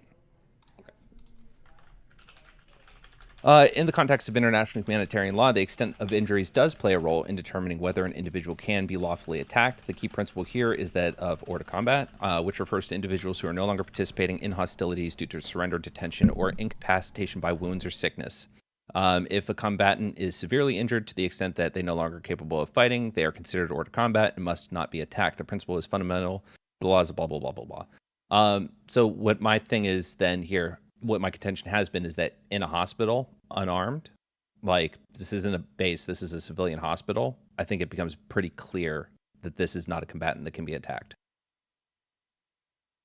I partly agree. This is kind of people that maybe play really close to like the age of consent.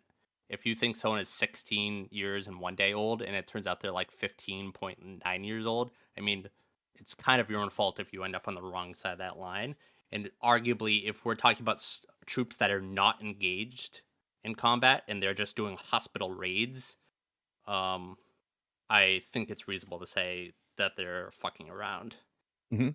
And then I will say also real quick before I go, the with regards to the dressing of civilian clothing, I wouldn't be fucking shouting about perfidy if they are not civilian clothing, rather, be very specific, medical garb. If they just did that and captured him, I don't give a shit. Is it technically illegal? Yes. Do I give a shit though at that point? No. Like they fucking went and they dressed like that, and I'm sure that I would be looking at it the same way if Americans were doing it to do a snatch and grab. I'd be fine with that. But in the hospital setting, one of them being injured, don't like that. And then with the medical garb to kill them, yeah, not a fan of that. So, but that's all. I gotta hop. But Thank you for the good chat, guys. Yeah, thanks, Lycan. Thanks, Destiny. Bye. Any last thoughts before I get out of here?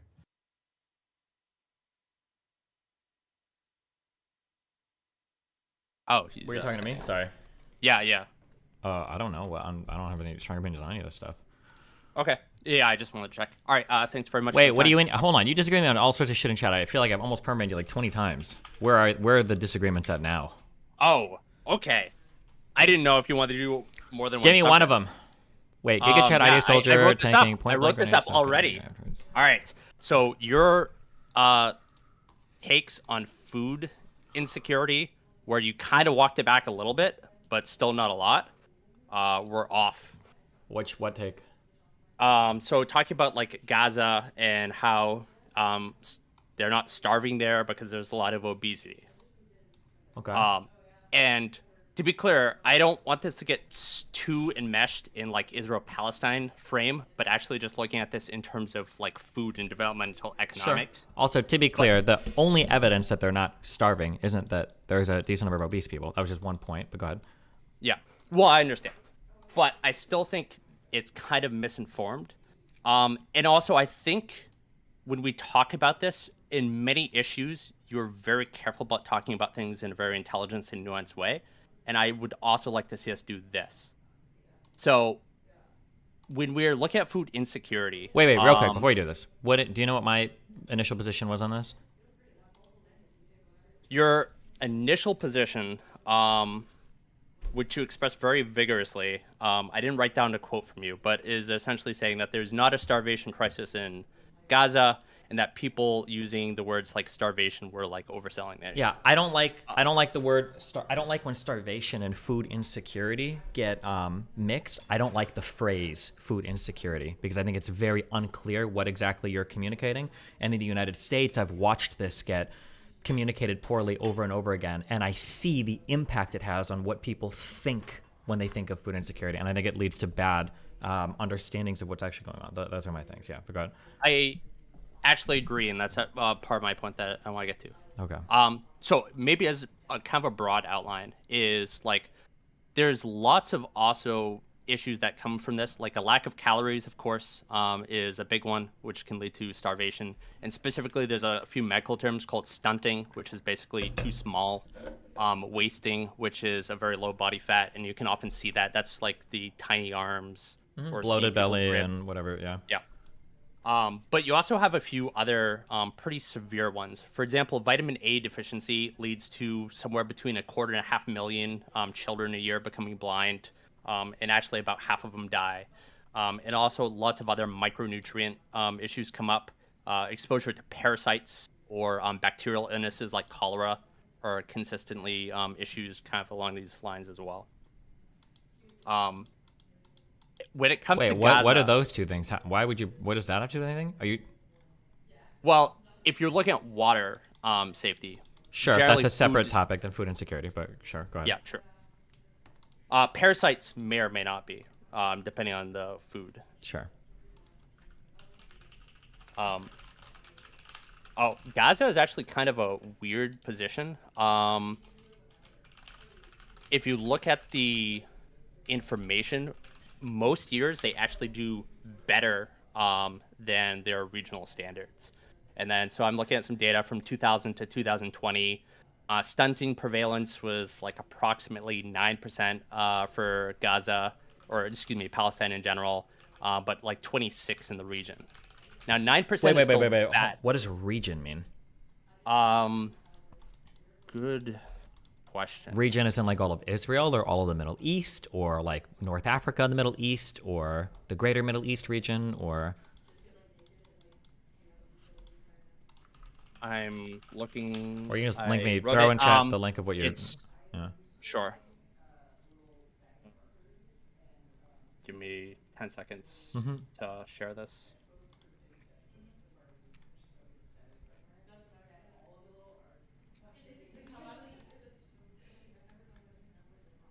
All right, I dropped it. It's kind of disorganized, but I pulled a few articles and bolted some stuff. So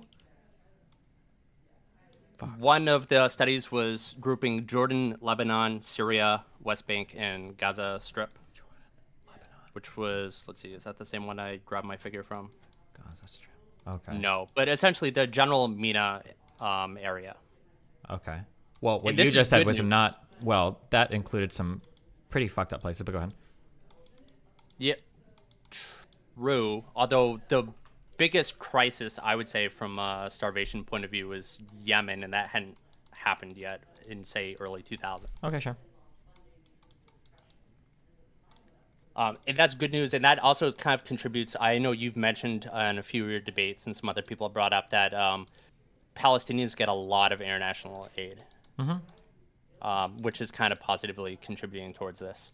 But the levels are still high relative to, say, the developed world. So, like, people should have essentially a moderate amount of complaint. I Sure. think, about Can you this. real quick? Can you just link what you're talking about so I can just like see it instead of? Oh, you did. Okay. Yeah. Oh, I did, and then yeah, I'll tag you. Oh, this is just like Okay. Well, I have the links to the individual articles. I just threw a few together. Yeah, that's fine. And then actually, so one kind of contributor that is entirely Hamas's fault, and I'm sure a lot of the people here will appreciate that, is it seems like breastfeeding is comparatively low in Gaza, and like early infant nutrition. Like the food insecurity burden seems to go down. So essentially, in your youngest children, like 0 to 2, you tend to have quite a bit of stunting. But then when you look at adults, they tend to start to have fairly high rates of obesity. Okay.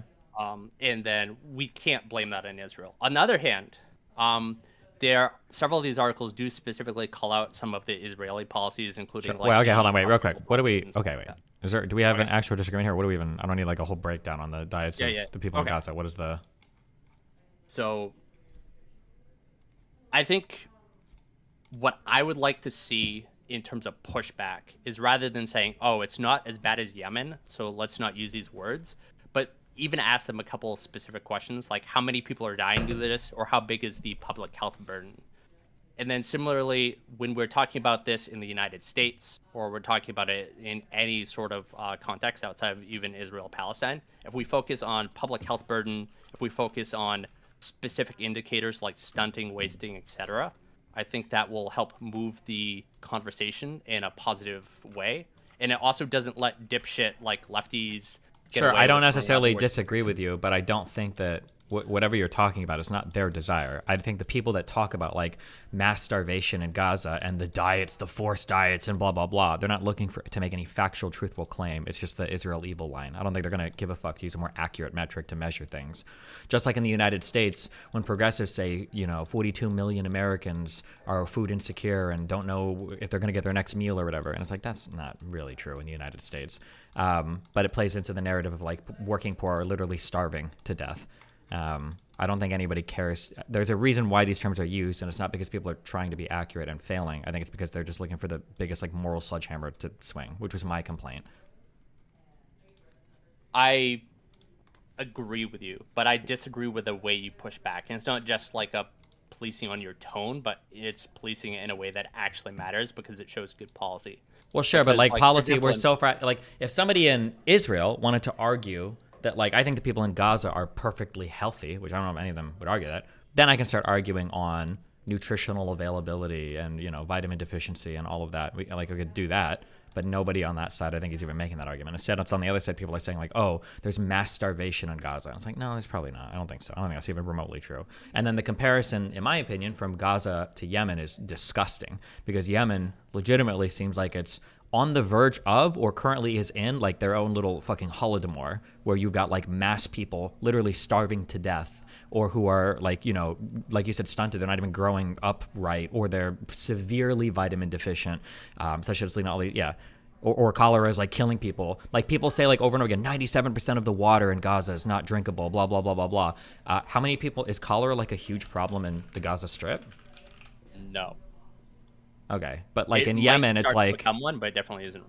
in Yemen, it's either hundreds and hundreds of thousands or millions of people are were having these issues. Also, all of my comments too are also like over the past over the past couple months, this might be changing too. Like there might be, for instance, like a starvation possibility in Gaza with everything like upset right now. That could be true, sure. But like prior to this, like it doesn't seem like, again, I think you can make public health claims. That's undeniable that there might be public health issues, or that there almost certainly are public health issues on the Gaza Strip. But that's not what people are claiming. They're saying that it's a whole population that's being starved to death almost, is what they make it sound like. And that's the impression that people get. Yeah, like Reuters is saying there are indicators that it's worse as of January 25th. For sure. Probably worse as of October 7th, moving that many people who already don't have a great... Yeah, sure, yeah. But like my guess, if you were to poll the average American or even the average world citizen of like what do you think who is experiencing like worse conditions right now, or like what's the difference in condition in like Gaza and Yemen? I feel like most people would probably say they're maybe about the same. And it wouldn't surprise me if in some polls people thought that maybe Gaza was doing worse. That wouldn't surprise me, but there's a stark difference. I think so. And again, I agree with your point that a lot of people are using this uncarefully or even intentionally badly in order to use hyperbole and get like the moral high ground. It's like, oh my God, all these children are starving. But, which is not perfectly accurate, but there is reasonably high levels of stunting among children so we couldn't, for example, say, oh, let's just cut off all aid unless we intentionally wanted to like exacerbate that. And well, so like let's even look at that. So you said there is a lot of stunting in the Gaza Strip? Yes. In the Gaza Strip, Palestine over 16 hours. Okay, stunting 10.3% remains the most prevalent form of undernutrition among children 5 years, followed by underweight and wasting. Moreover, a nutrition needs assessment. Like the most okay. What is stunting in say like let's compare to like a first world country? Yeah. So like in the United States, how many children? Stunting is 3.4 to compare it. So depending on the year, they're somewhere between like 3 to 4 times. Okay, gotcha. And then if we were to compare this to say we'll say like Sudan or whatever. I don't know how they're doing right now. Oh wait, how many children? Whoops. Sudan, I'm seeing quick Google is 36%. Jesus. Okay. Which kind of matches up with like it's a little high compared to the regional average, but yeah, the developing world is kind of not doing so great in some ways. Well, in Yemen, it's 46%. Yeah. So that number in Gaza is bad, right? 10% seems to be way higher where it should be. In the U.S., it's 3.4, which is quite a bit lower, significantly lower. But then in like super ultra omega fucked places, 36% for Sudan, and what was it? Almost 50% in Yemen.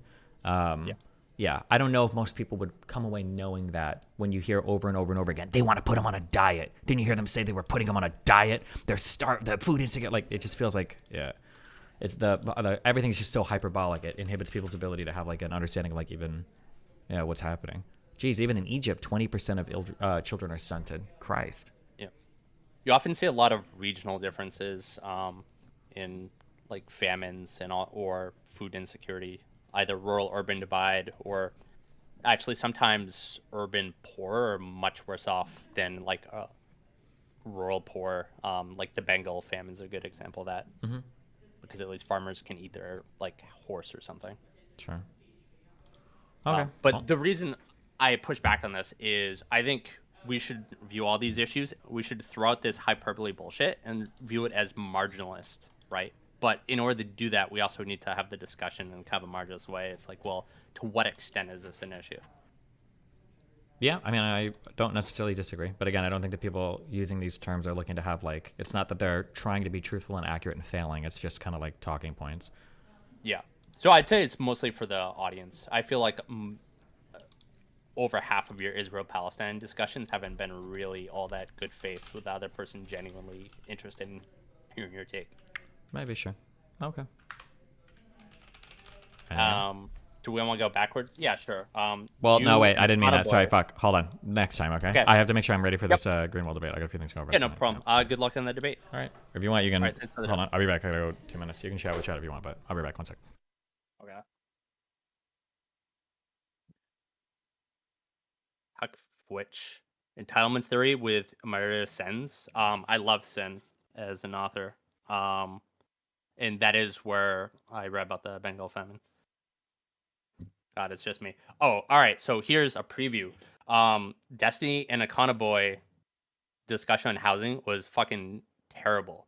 The idea that it's good if you have to sell because your taxes have gone up too much is obviously dumb. Both in terms of common sense, but also if you look at the literature. So like the common sense part is, yeah, it sucks to move. And there's a lot of transaction costs, right? It's like you have about like 3 to 6%. And then the other part is children, for example, have negative effects from moving too often. So the idea of like it's a good problem to have to get priced out of your own neighborhood is not that good. Do I edge or do I goon? I would say edge. Gooning seems like it takes a lot of time. Actually, Falcom fan, there's no single solution, which actually kind of sucks. Like California's was it Prop 13, I think, that freezes property tax is kind of obviously retarded. I think as a general principle, it's okay if people at different stages of their life move around. But generally speaking, if someone is still working in the same job in the same industry, we should probably try not to price them out of their neighborhood if they made a reasonable purchase at the time that was appropriate for their budget.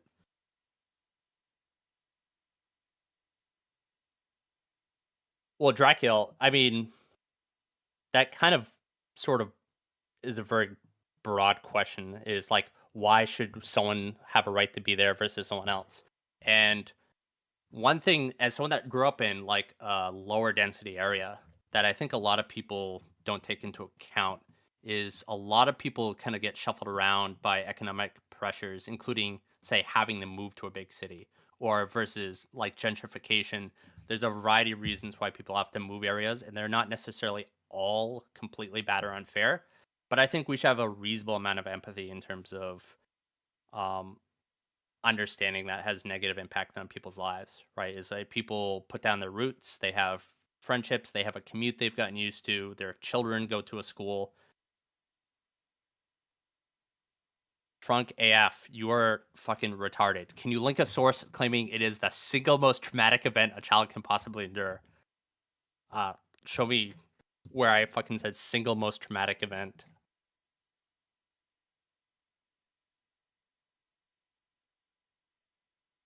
Well, Falcon fan, the problem with a greatly appreciated asset is unless you happen to be in an area where that disproportionately appreciated, you're not better off. Right? If every house doubles in price, then you're still at the same relative area you are, even if the numbers are bigger. Really, the best time for your house to actually be an asset is your last house. So that's either you're selling it in order to afford end of life care in like an elderly community, or on the flip side, you're giving this massive $250,000, $500,000, up to $1 million like to your children. Houses aren't useful assets for the majority of your life.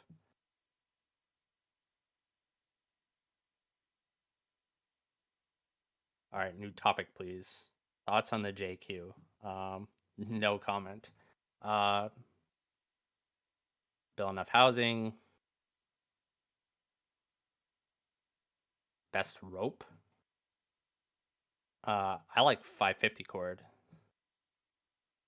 Say gobble in the next 10 seconds. I'm glassing Tehran. I think if they had meaningful command and control on the killing of those 3 U.S. troops, I absolutely think that we should have a disproportionate attack on military assets. I'm a bleeding heart when it comes to civilians, but enemy bad guys that are in the military, fuck it, kill them all.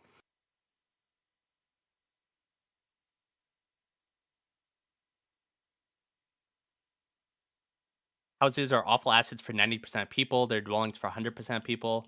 That's complicated. So if you look at the literature, generally most middle class people benefit from owning a home versus renting. because it's kind of like a forced savings account. In theory, like everyone will say, oh, well, if you rent and then you put it into like the market, technically you'll be better off, but that doesn't actually represent real people. Oh, and actually that's another big thing that they missed in that conversation. Most people don't look at net wealth, they look at cash flow. Only rich people purely care about net wealth. 90% of people are concerned about cash flow. Hey, can I afford next week's bills, or even next week's like vacation to like Thailand or something? When is it okay to cry during ulting? Listen, all right. Sometimes you just need to ult on cooldown. I'm not going to name any specific names of people that have ulted as soon as it comes off cooldown. Gisticle, join your stream to fight Lavloon about gender. I think Lavloon is among the most disgusting, worthless human beings. Jesus so I'm not Christ. sure I ever want to interact with her. My God.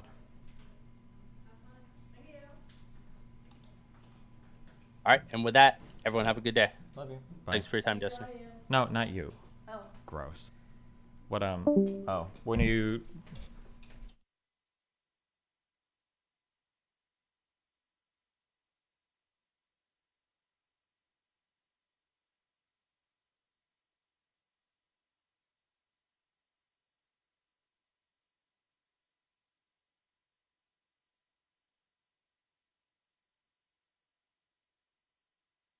All right. Bye. Be careful, don't die. I'll try.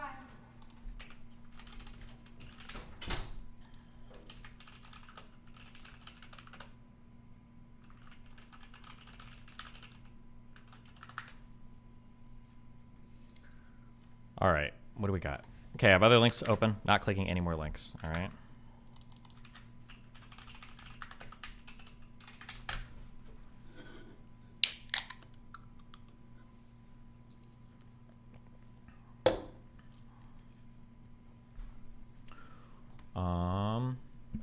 A scandal at the FAA has been moving on a slow burn through the courts for a decade, culminating in the... Oh, go over last night's drama? I don't know anything about it. I don't know if I can. People just... I got messages from some people saying don't do it because it's...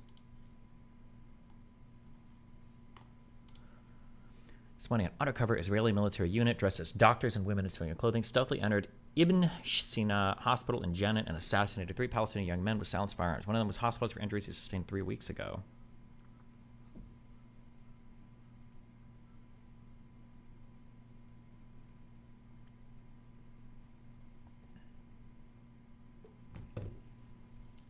A team of Israeli special forces armed with silenced weapons reportedly infiltrated the Ibn Sina Specialized Hospital in the city of Jeddah this morning, conducting a targeted assassination against 3 high-ranking members of Hamas. Wow.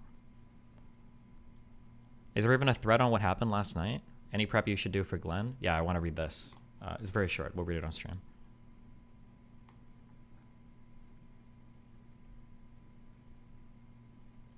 Should take back Melina if she wants close relationship, only if I can do threesomes with her mom.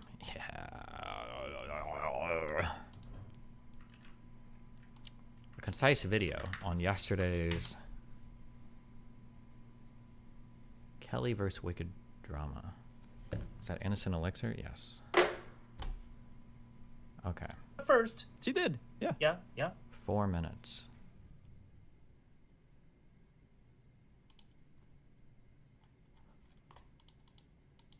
Okay, this is probably all we're going to do on this, because I don't think I want to go over hardcore shit on all of this, because it seems like people are getting super mad, so.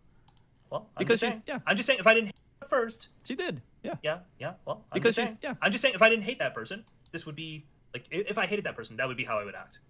You think you only fight with people when you hate them? I think I only fight with people over topics like that if I hate them, yes. Over whether or not you're a horrible person?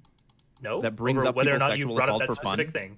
Okay. And again, do you not understand that she's like trying to rewrite that event? No, stop talking. Everybody stop talking. Do you realize that she's trying to rewrite that event? You're citing a time where she's trying to rewrite that event to make it out like I am like picking out an event in her history that's terrible and like intentionally, making a joke out of it for the purpose of like traumatizing her. That's how she's trying to rewrite the event. And yeah, I'm gonna have comments about that.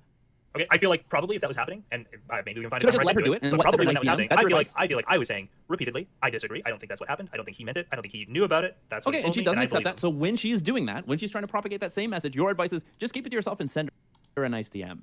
I would have tried to. Yeah, I would have probably if I'd done that to somebody and I'd realized Okay, I'd done you're that a to somebody, bitch. I would have sent them a DM first. I don't know what else to say. That's Okay. it. And first off, I don't even believe you because I know you like to fight. I do like to fight. I would be a bitch too. In this But I also case, hate people. Why does Justical only ever have Wolfgang's camera?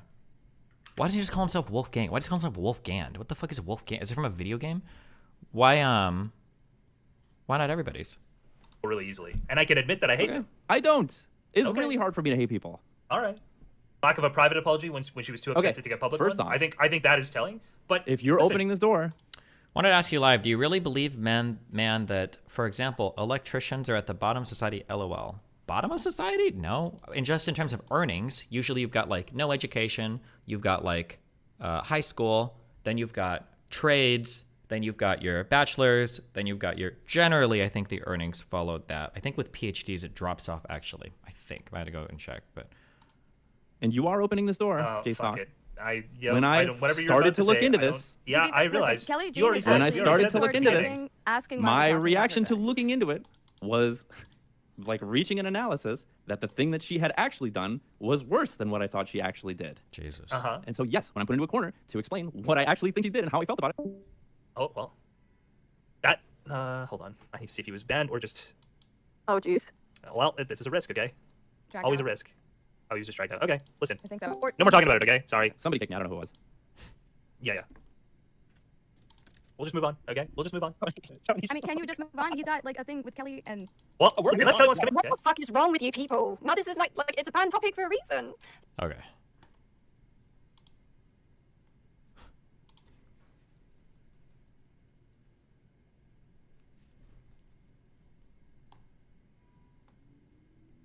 I just clipped the Cheddar Gas on for 3 hours that he started it.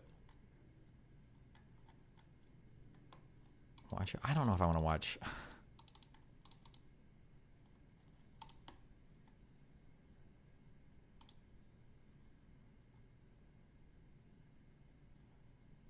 Cherry and Jessica deserve 95% of the blame on this. They were pushing Wicked into the explanation for 5 to 10 minutes, with Jessica even bringing up the ban topic first. After all, Wicked Supreme explained consistently that he doesn't hate Kelly.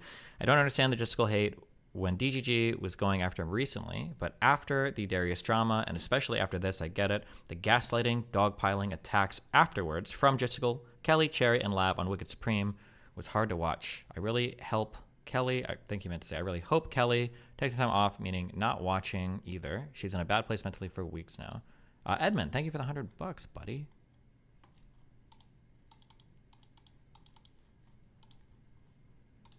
Like, what is wrong with you, Wicked Supreme? You are so fucking fucked in the head. You just don't know how to be a normal person.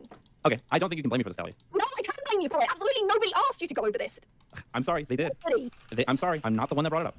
Again, I made a promise to J-Stock. Absolutely nobody asked you. I made a promise to believe or J-Stock the don't first time he believe told me about this. That I absolutely wouldn't nobody bring it up. asked. Just because somebody else brought it up contextually doesn't mean you need to go into why you do or disbelieve shit. Like, what the fuck is wrong with you? You've never asked me for any details of anything. All you've seen is like... You've already published them surface publicly. level. No, I haven't. There is 100% a lot more than that. And I don't want to litigate it, bro. Okay. You've already said that you understand that some of it wasn't consensual, that I got hurt and could be traumatized from it. So why the fuck are you going over it?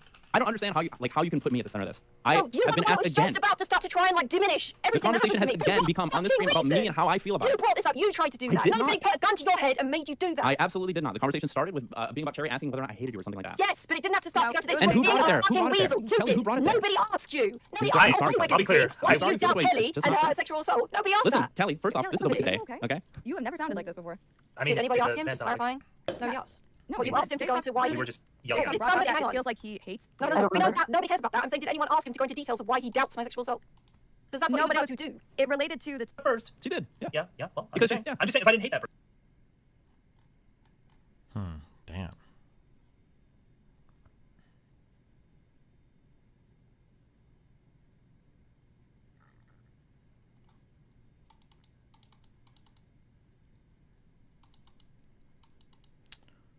We need your opinion. I don't think I have a strong opinion. I don't know. It's hard.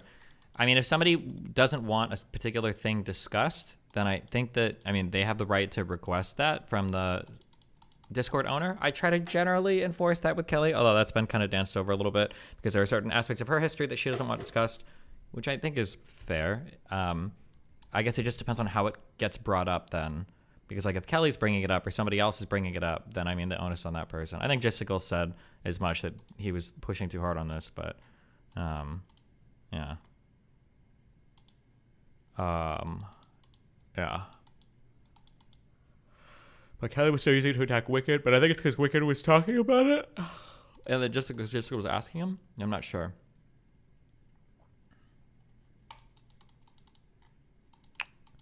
That was acknowledged, never violated by Wicked since. Yeah, I don't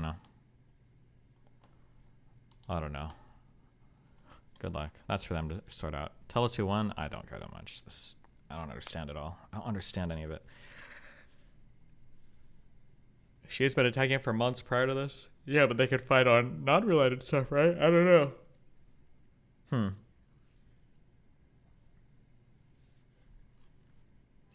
The issue also is that, like, once you've made something public and put it into the public discourse, like, people are going to kind of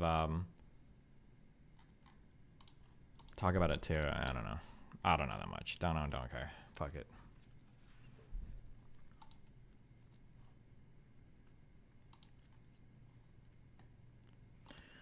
What about the rewriting history thing? I mean, if she brings it up, then I think it's fair game to chat about. That's what I would say. If she's bringing it up, like, oh, this happened, and you feel like it's not a fair accounting of history, then I think it's fair to argue about it. But again, I don't know the situations on how any of this is coming up at all, so.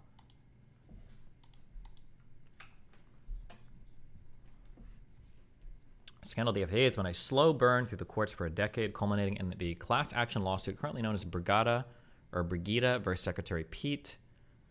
Brought by a class who spent years and thousands of dollars in coursework to become air traffic controllers, only to be dismissed by a pass-fail biographical questionnaire with an over 90% fail rate, implemented without warning after many of them had already taken and passed a skill assessment. The questionnaire awarded points for factors like lowest grade in high school is science, and something explicitly admitted by the FAA. I don't know order.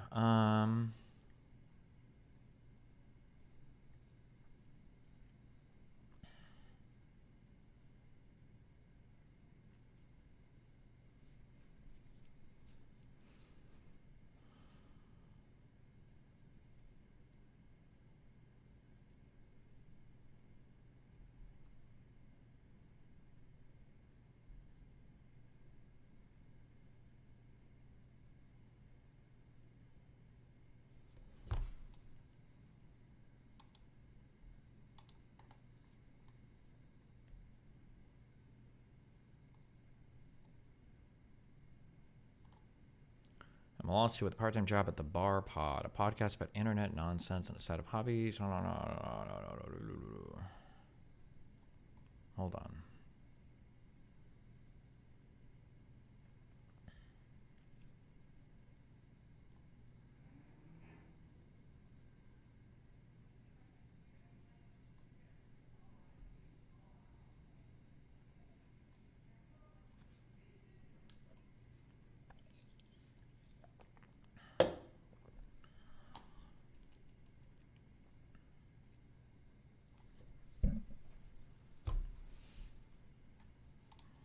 Don't I care about this? These conduct loaded tests will minimize the needs of non-conduct tests to select applicants. By the fact that applicants are trained in required competencies and many non-conduct competencies are important to job success, there is little, if any, evidence that use of the AT-SAT with today's applicants predicts subsequent job performance. Therefore, less weight should be given to it. The original validation report recommended a cut score of 70. The agency's use of highly qualified band creates additional RNO and gender diversity problems. Therefore, one band of 70 and higher should be used. There are alternative ways of combining multiple predictors to handle high applicant volume within AT selection.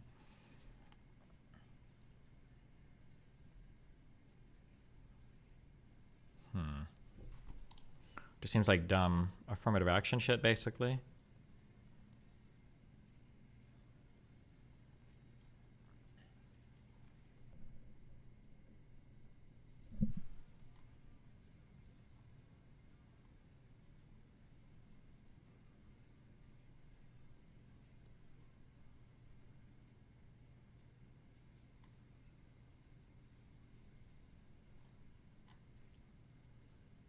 Jesus, this is the whole ass fucking post. My God.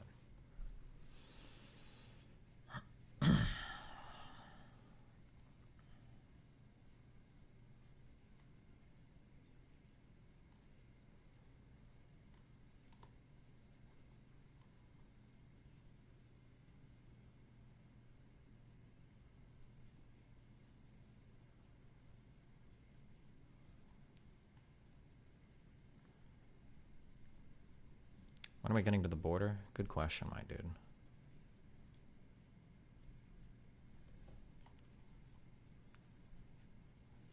Thoughts on the UN RWA mass defunding? I hate that whole organization, so fuck them. Wait. Who was tracking this stuff in Yemen? That was the UNHRC, right? UNRWA is only in regards to Palestine, right? I believe the UNRWA exclusively handles Palestinian stuff.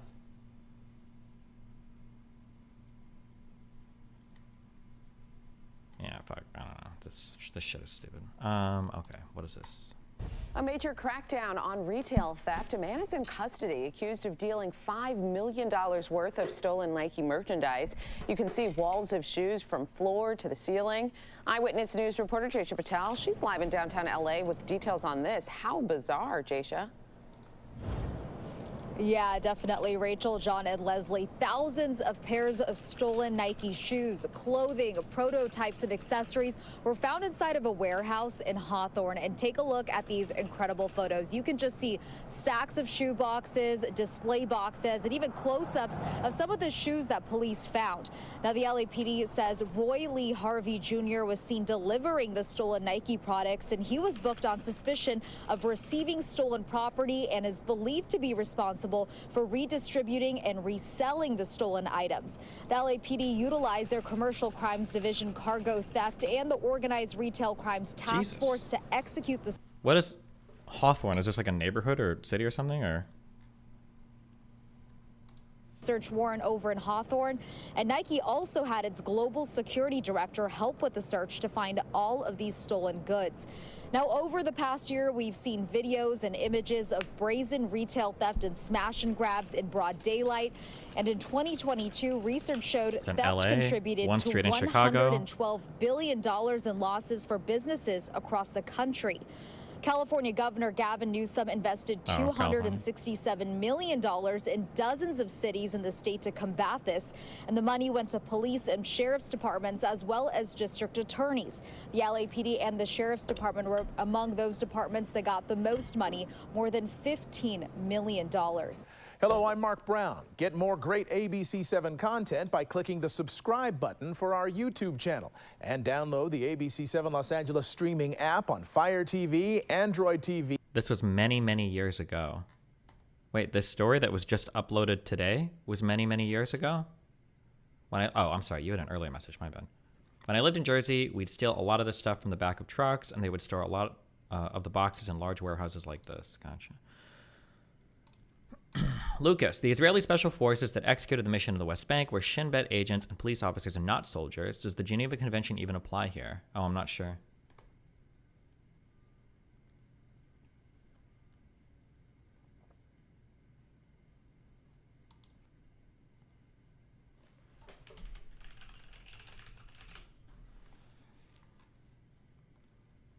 Oh, this was probably that video that I was referring to. The battles include some brutal realities for Richard Peterson. Normally, nobody, including the Germans, would be shoot anybody in a parachute. It just wasn't done. I mean, there's no challenge with shooting a guy in a parachute, for God's sake. He is, I mean, he's had it. You can't miss. And here I came across Was this bombing Yemen worth the deaths of those 3 soldiers? Which 3 soldiers? What is this guy talking about? Destiny, your unwavering support for Israel has radicalized your audience and has led to deaths of 3 U.S. troops in Syria. You have blood in your hands. Okay. 09, and the sky was full of bomber chutes. Flak had gotten them, and it was target area. And this son of a bitch was going from parachute to parachute, shooting up guys in parachutes. Oh, I got just, I mean, this was too much as far as I was concerned. And I didn't want to blow him up. I wanted him to bail. So I was pecking away at him, just hit him. And I'd get strikes on him. And he knew I was there, and he knew I was getting strikes. He finally pulled the canopy. I said, you've met your maker, Buster. And I damn near emptied my guns on this guy. He was mincemeat by the time I got through with him. Jesus. And he was in issued. And of course, other guys who weren't there were nervous about me shooting a guy to shoot. But they had to be there to know what I was seeing with this guy going, these guys are helpless of a bomber cruise going down. And I just tore him up. With 800 rounds a minute, you can do a lot of damage with 50 caliber shells from 6 guns. So that was the end of that.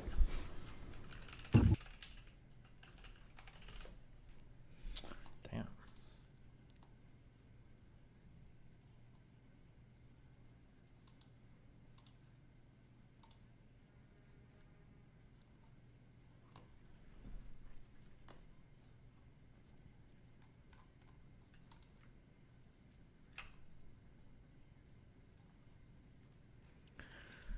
Special Operation Forces wear of non-standard uniforms. There has been perhaps no one in the DoD legal community who has made a greater contribution to the advancement of the law of war than Colonel W. Hayes Parks, United States Marine Corps, and nowhere was his contribution greater than within the Special Operations community. His work on Special Operations Forces wear of non-standard uniforms proved critical to ongoing operations when written and will endure as a model of analysis for future special operations. Parks and the Special Operations community. Gary Solis has already written on Hayes' long and illustrious career and his contributions to the law of war. The former staff judge advocate to the Commandant of the Marine Corps, Major General Dan Elise, has also written a tribute to Hayes and his contributions. I don't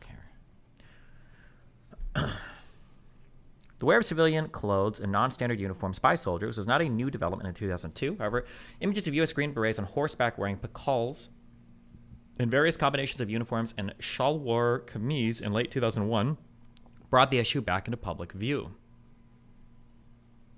Some in the media and NGOs were quick to claim this practice violated the law of war and could constitute a war crime. The same debate took place among U.S. judge advocates, including within the Special Operations Forces. Hayes realized that not only did many of those expressing opinions not fully understand the law of the issue, on this issue, they also didn't know the facts relevant to the issue. This is everything ever, apparently.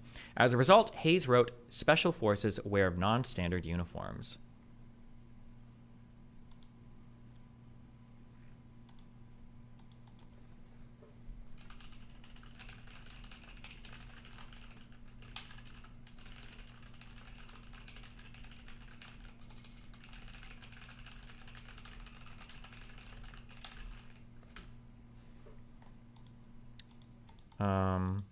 Know the facts. Attorneys new to the practice of operational law are often overwhelmed by the pace of operations as well as the sheer amount of information that must be considered when providing advice. Hayes, based on his extensive experience, knew that an opinion based on incomplete facts was a sure way to get things wrong. In the operating paragraphs of non-standard uniforms, he relates how the practice's many detractors lacked a factual basis for their opinions. He then provided a detailed description of the units and personnel involved in the issue, the activities in which they were engaged, and their status.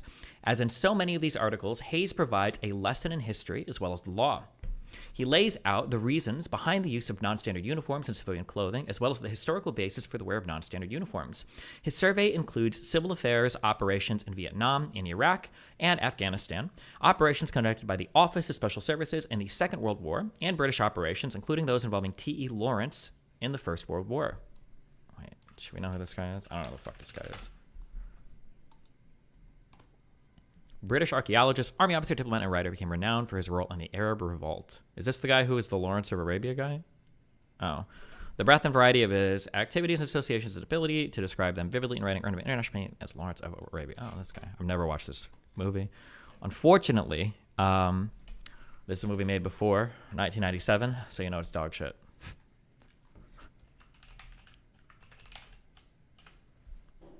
$1962. Can't be good. Sorry. Maybe when Marvel does the remake, it'll actually be a good movie.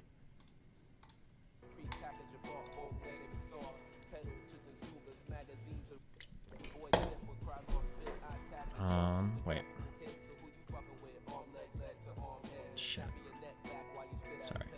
I need to talk to Alexa at some point.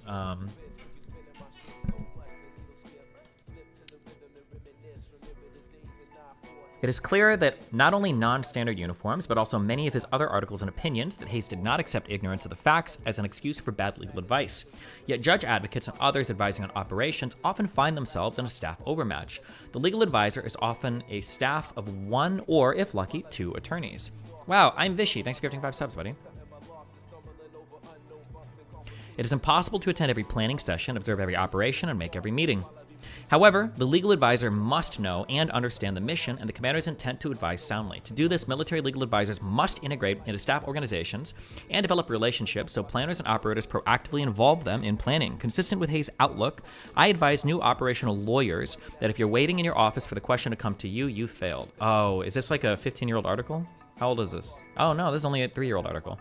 My understanding is, whoops.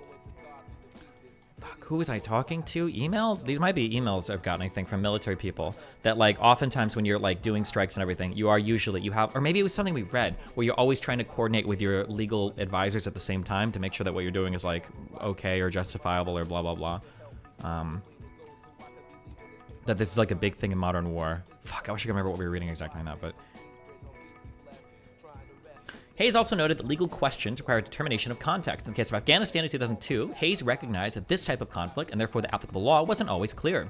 Despite resembling counterinsurgency or counterterrorism, the United States largely applied the law applicable to international armed conflicts. Of course, there were exceptions, especially the decision to not recognize captured Taliban and al-Qaeda fighters as prisoners of war. Overall, Hayes resolved to apply both treaty and customary international law applicable to international armed conflicts to operations in Afghanistan, though the facts may not have compelled this conclusion, a point worth bearing in mind when applying Hayes' analysis to future operations. It might have been a podcast, maybe. SOF teams literally have a JAG officer that goes over every op the best they can. Gotcha.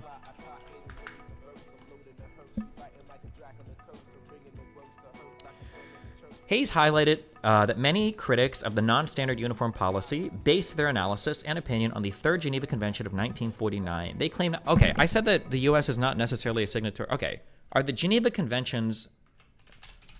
Okay, are Geneva Conventions still in effect?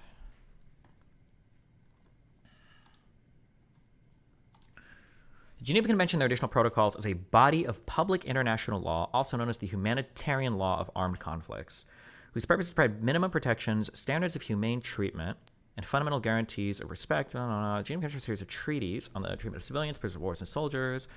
First convention was initiated in what is now called the International Committee for the Red Cross and Red Crescent. The convention produced a treaty designed to protect wounded and sick soldiers during wartime. The Swiss government agreed to hold the conventions of Geneva, and a few years later, a similar agreement to protect shipwrecked soldiers was produced in 1949. After World War II, new conventions were added, and the Geneva Conventions entered into force on the 21st of October 1950. Ratification grew steadily through the decade. 74 states ratified the conventions during the 1950s. 48 states did so under the 1960s. 20 states, while the 1949 Geneva Conventions have been universally ratified, the additional protocols have not. At present, 168 states are party to Additional Protocol 1, 164 states to Additional Protocol 2. This still places the 1977 Additional Protocols among the most widely accepted legal instruments in the world. Okay. So, do the Geneva Conventions stand on their own, or were they incorporated under something different? So, like, when we look at, like, the Rome Statute,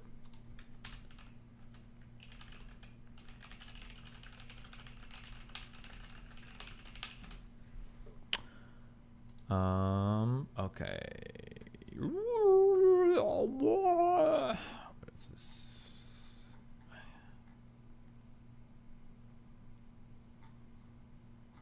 Oh, cool. Just cringe. Can you just tell me what the fuck this is? Okay, the Rome Statute of the International Criminal Court is the treaty that established the International Criminal Court. It was adopted as at a diplomatic conference in Rome, Italy, and entered into force, blah, blah, blah. So there's 4 cores of its crimes: genocide, crimes against humanity, war crimes, and crimes of aggression. How do you pronounce... Is it Hague? Is it Hague? How the fuck do you pronounce this? The Hague? Hague. Hague. These crimes... Okay, under the Rome Statute, the ICC can only investigate... Okay, why have I heard, like... some Geneva Convention stuff became part of the Rome Statute? Is that because some of these things... Oh, wait, was it the crimes against humanity thing?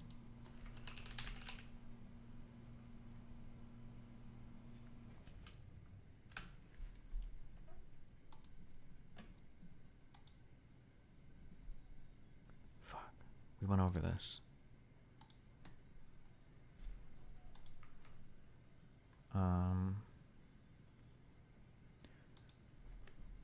Okay. Genocide, crimes against humanity, war crimes, crimes of aggression. So war crimes is essentially the recognition of the Geneva Conventions, basically.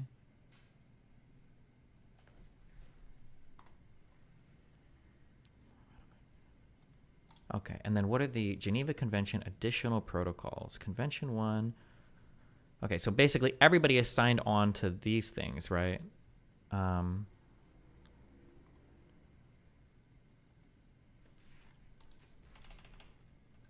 Okay, these are the additional. Okay, Protocol 1. The signing nations agreed to further restrictions on the treatment of protected persons according to the original conventions and clarified that the terms used in the conventions was introduced. Finally, new rules regarding the treatment of the deceased cultural artifacts and dangerous targets, such as dams and nuclear installations, were produced. Protocol 2. In this protocol, the fundamental of humane treatment was further clarified. Okay. Who hasn't ratified additional protocols? Geneva Convention.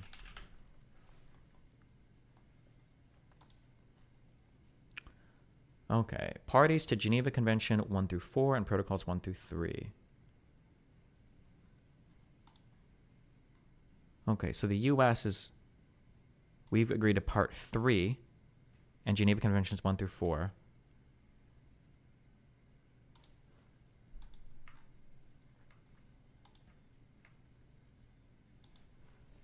What the fuck am I looking at? This is the orange one is Israel, and the green one is Palestine, and the blue one is Lebanon. I'm guessing that's what these little bubbles mean. Okay, so for Geneva Convention stuff, I'm guessing the green one is Palestine, has signed on to everything. Israel has done the same ones as the U.S., they're just not Protocol 1 and Protocol 2. Why don't all these people, Africans and Asians, why don't they like Protocol 3? Interesting. And those are the only ones that we signed. That's the only one that we in Israel signed. It's Protocol 3. What is Protocol 3?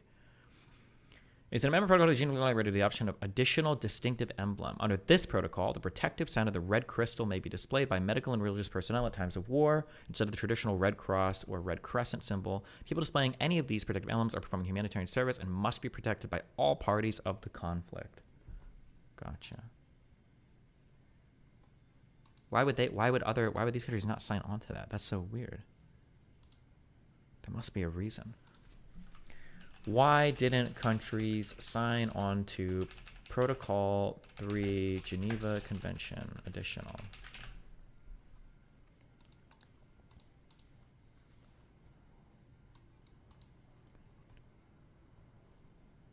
I'm not going to find an answer this specific, am I? This is Article 3.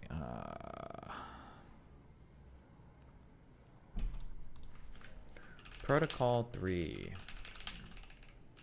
Why didn't countries sign?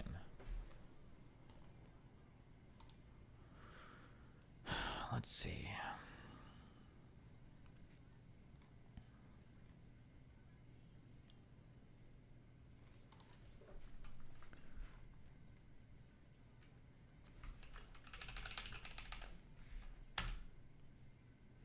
Protocol 1 is the most significant one due to clauses mentioned above. Protocol 2 extends protections to apply to domestic conflicts of war. Protocol 3 is just useless virtue signaling. Some nations were butthurt over use of Red Cross, Red Crescent to designate medical personnel due to its religious connotations, so they created new third symbols that could be used in addition to the previous two. So the fact that 7 European nations haven't adopted yet doesn't cause concern. Okay.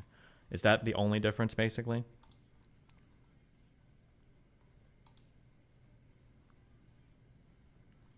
Oh, I see. Protocol 3 isn't making it illegal to shoot medical personnel. It's just the adoption of the new logo or whatever, if you want to use it. Oh, okay. Interesting. So we're not signatories to Protocol 1 or Protocol 2. And then when we talk about the Rome Statute, this is part of the International Criminal Court. The Rome Statute of the International Criminal Court is the treaty that established the International Criminal Court. It was okay, so that is just the ICC. This is just the thing that established it. Like my dick and your mom. Okay. And then if we look real quick again at the ICC signatories, what the fuck? I wonder, why is it called state parties to the Rome Statute of the International Criminal Court? I guess it's whether you've agreed with the creation of it, I guess? I don't know. So we signed and then withdrew. Israel signed and then withdrew. Lebanon has not. Palestine and Jordan are full signatories. Syria and Iraq and Turkey have not. No, I said Syria, I'm sorry. Saudi Arabia, Iraq and Turkey have not. And then what was the yellow one? Signator that is not ratified. Okay. The signator but hasn't ratified means that like their president or prime minister is like, oh yeah, let's sign it, but they haven't like actually ratified it in their official state body.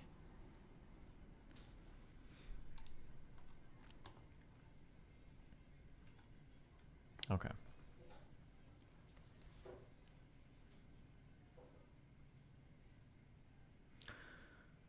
Hayes highlighted that many critics of the non-standard uniform policy based their analysis and opinion on the Third Geneva Convention of 1949. They claim not only that SOF captured in civilian clothing or non-standard uniforms would not be entitled to prisoner of war status, they also alleged the practice amounted to a violation of the law of war. Hayes makes it clear that not only is this opinion wrong, it is also based on the wrong body of international law.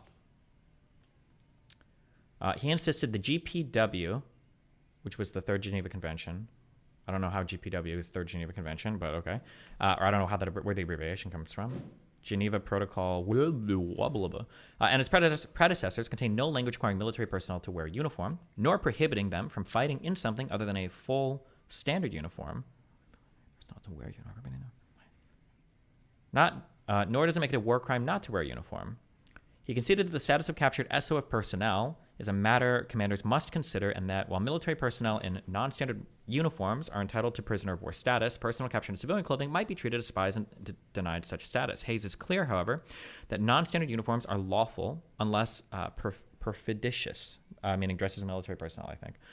Or, I'm sorry, medical personnel. That is, they are lawful unless they result in killing or wounding the enemy through treachery.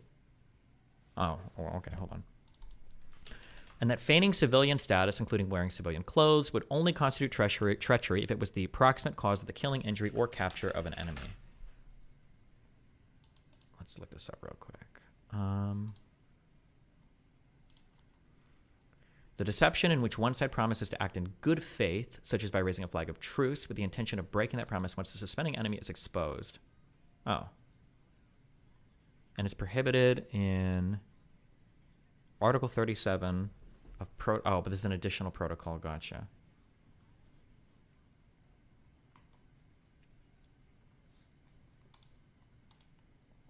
That is, they are lawful unless they're Of course, Hayes again emphasizes that the devil is in the details, and the line between perfidy,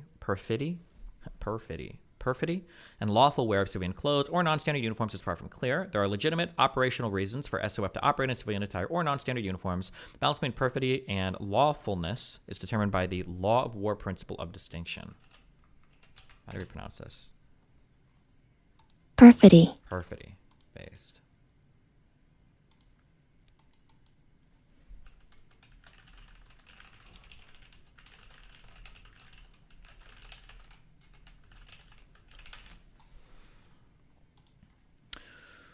Perhaps one of the greatest contributions of non-standard uniforms is the discussion of state practice with regards to the wearing of non-standard uniforms, which is accompanied by an appendix listing specific examples on how personnel were treated.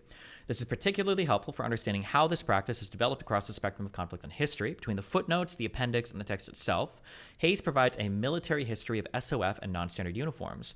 The breadth of operations covered and the depth of analysis shows Hayes' unique talents. He was both a scholar and a practitioner with an incredible amount of experience. In his discussion of state practice in this area, Hayes makes clear that while SOF wear of civilian clothing or non-standard uniforms is only unlawful if it is perfidious, the practice has and should be limited by military necessity. Perfidious. Perfidious. He states, state tolerance of special forces fighting in civilian clothing is limited to special circumstances such as support for partisans, before going on to describe past instances where enemy forces caught wearing civilian clothing were treated as prisoners of war, not prosecuted unless their actions involved treachery. Would you ever do research that is parallel to the history/current events that you're studying, i.e. quantitative analysis of the economic impact of the Houthis' actions currently? Maybe. We just have to figure out how to do it. Yeah, because I realize I can get lost like doing research and stuff very quickly, and it becomes like really boring, so I don't know, we'll see. I'll look at Lex's last tweet. Okay, chill, Jesus. In addition to wearing civilian clothing or non-standard uniforms in support of partisans, Hayes' review of state practice shows that SOF, conducting intelligence activities in an international armed conflict, have also worn civilian clothing. Of course, this activity also likely carries the greatest risk of captured, SOF members being treated as a spy instead of being granted prisoner of war status. Hayes makes plain that the wear of non-standard uniforms will normally not violate the principle of distinction. The law of war does not require SOF personnel to be readily identifiable in the as U.S. SOF, only that they can be distinguished from non-combatants and civilians. Interesting. The case of U.S. SOF in Afghanistan, as well as the many examples cited by Hayes, show that the wear of non-standard uniforms was intended to allow personnel to blend in with their local partner forces, who were easily distinguishable from the local civilian population by their distinctive emblems.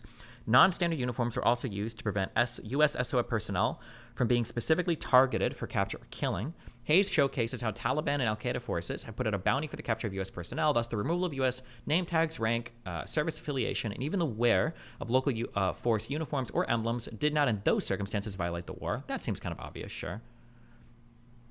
Non-standard uniforms and great power competition.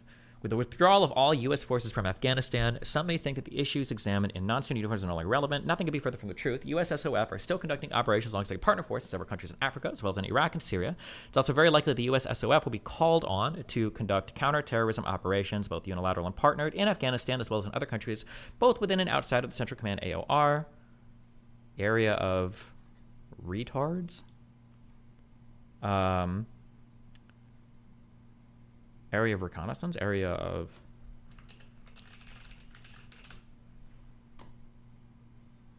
Area of responsibility. Additionally, the shift in focus from counterinsurgency and counterterrorism to great power competition does not mean that SOF will no longer need to wear non-standard uniforms while performing their missions. If anything, military operations at or just below the use of force threshold will mean further complexity for attorneys advising planners, operators, and commanders of these gray zone operations. Much has been written about the U.S. strategic shift from counterterrorism and counterinsurgency to great power competition. According to the 2018 U.S. National Defense Strategy, this competition will incorporate a wide range of activities, mostly carried out below the threshold of armed conflict, referred to as unconventional warfare, irregular warfare, political warfare, hybrid conflict, and gray zone activities. It will involve the use of all instruments of national power, economic, diplomatic, and informational, as well as intelligence and military means. The goal of this competition is to protect and advance national security interests without crossing the threshold into an armed conflict. Of course, this may include the use of limited military force, but through the use of surrogates to obfuscate state sponsorship and at a level intended to avoid armed retaliation. Likely military activities will include security force assistance. Okay, don't care. Well, this is kind of boring. Wait.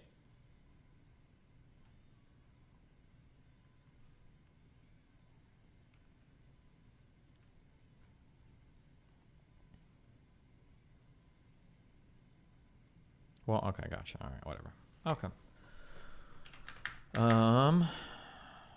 The illegal protection of hospitals during armed conflict. Do we want to read this? I feel like this is going to restate what we read before, or what we said before, but who knows? Maybe not.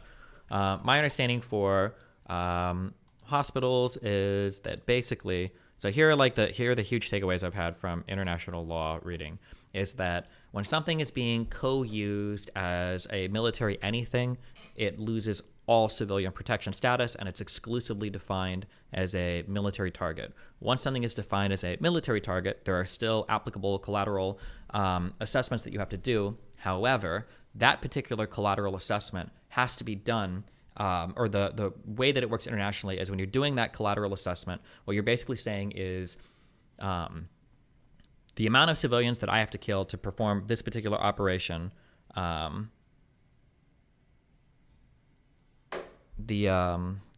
stupid, I just heard something dumb. you have to weigh that against the overall success of your overall war effort, and that weighing can take a lot of different forms. So for instance, say you've got like 20 soldiers that you could send in to kill, like 5 militants. But let's say that those militants live at the bottom of apartment buildings with, 300 civilians inside. Apparently, which was a surprise to me, but apparently if you make the calculation that if we sent 20 soldiers in and 10 of these soldiers dying would like literally turn public opinion against the war because we're losing half our people, that you can make a collateral justification to bomb that facility, even if it means 300 civilians would die at the cost of even losing 1 or 10 soldiers or whatever. That these are like the types of collateral calculations that are basically made when you're determining whether or not collateral damage makes a target worth it or not, basically, yeah.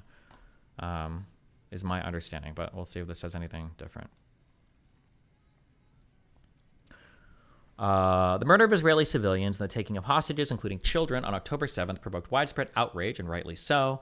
But since then, the outrage has increasingly receded into the background, as some observers and media sources characterize the Israeli response as heavy-handed. One of the issues having this effect involves the impact of the conflict on hospitals.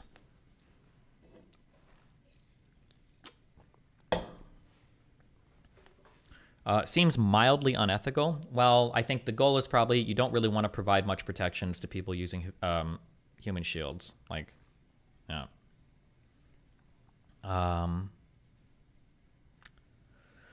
The trigger was a purported October 17th Israel Defense Forces attack on Ali Hospital, with Gaza's Ministry of Health reporting nearly 500 civilian deaths. But as with many of the allegations and much of the reporting during this conflict, the facts belie the initial reports. As noted by Human Rights Watch, the count, which is significantly higher than other estimates, displays an unusually high kill-to-injured ratio and appears out of proportion with the damage visible on site. The organization concluded that the explosion resulted from an apparent rocket-propelled munition, such as those commonly used by Palestinian armed groups that hit the hospital grounds. Since then, controversy over the legal protection of medical facilities has only deepened. On one side are claims by the World Health Organization of inter alia, 107 attacks, or 187 attacks. Wait, hold on one second.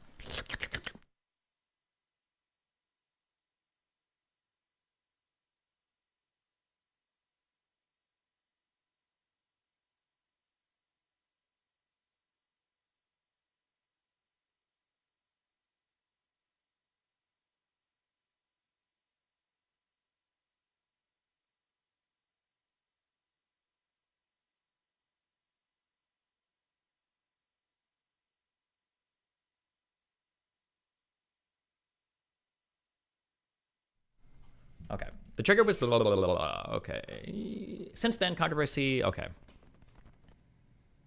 Hold on. Okay.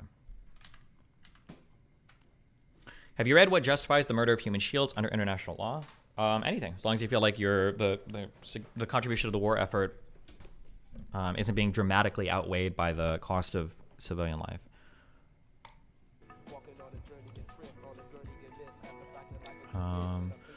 Since then, controversy over the legal protection of medical facilities has only deepened. On one side are claims by the World Health Organization of inter alia, 187 attacks by November 24th on healthcare in Gaza, which damaged 24 hospitals. The WHO asserts that only 9 of the 36 hospitals in Gaza are currently partially functioning, and the Washington Post recently published a troubling story questioning IDF assertions that Hamas used Al-Shifa Hospital as a command and control center and asking whether its operations complied with international humanitarian laws, rules of proportionality. On the other hand, Israel has repeatedly denied accusations of attacking hospitals without justification and otherwise failing to provide the protection to which IHL entitles them. To support its arguments, the IDF has regularly released evidence of Hamas's misuse of medical facilities for military and other operational purposes, including attacking IDF soldiers, storing weapons, sheltering fighters, command and control, supporting the Hamas tunnel network, human shielding, detaining hostages. U.S. officials have backed the Israeli assertions based on classified intelligence, which included Hamas communication intercepts. For example, concerning Al-Shifa, National Security Council Strategic Communication Coordinator John Kirby stated, "We did have intelligence that corroborated the Israeli claims that Hamas was using it as a command and control node." Such controversy is not new. During previous conflicts in 2008-9 and 2014, similar concerns about the impact of IDF's operations on healthcare in Gaza surfaced, but at the same time, it was clear that Hamas and other organized armed groups were systematically exploiting medical facilities. For instance, Amnesty International found that, this is the report that we read that one guy had never been familiar with, I guess. had to do with the additional rooms, basically, that they built or that they were using alongside. I believe this was the Al-Shifa hospital. I think this was. Yes. For torturing people and storing everything in.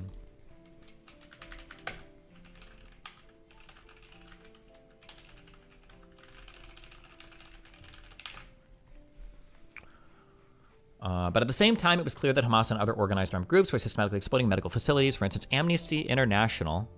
Wait, hold on. Destiny, surely there needs to be third-party calculations of appropriate collateral damage, right? What stops belligerents from just asserting that their inflicted collateral damage falls within accepted bounds while simultaneously showing none of their intelligence or rationale? I mean, you kind of have to trust their partners that they're sharing information with. So in here would be trusting Israel and the United States, I guess. And then I guess you kind of have to look from the outside and see and try to make a best guess. But obviously it's hard, right? Well, I say hard to almost impossible depending upon what you're looking at. Yeah. Wait, fuck. Remember to bring up the leaked Tucker Carlson messages tonight? Yeah, maybe. We'll see where that argument goes. Hamas forces used the abandoned areas of Al-Shifa Hospital in Gaza City, including the outpatients clinic area, to detain, interrogate, torture, and otherwise ill-treat suspects, even as other parts of the hospital continue to function as a medical center. In this post, I set forth the law that governs the legal protection of medical facilities during armed conflict. Because there's disagreement about whether the conflict is international or non-international, I take the latter view. I address the law that applies to them separately. However, as we will see, the practical effects of the two bodies of law is nearly identical. The piece concludes with my thoughts on factors affecting the characterization of the IDF operations as IHL violations. Real quick, who is this guy? Or what is this website? This isn't like... Just make sure it's not like written by the IDF or some bullshit. Just not that would necessarily make it bad. It's a curated digital publication that offers a platform for timely analysis, debate, and commentary around legal challenges arising from coming battlefield. What's the name?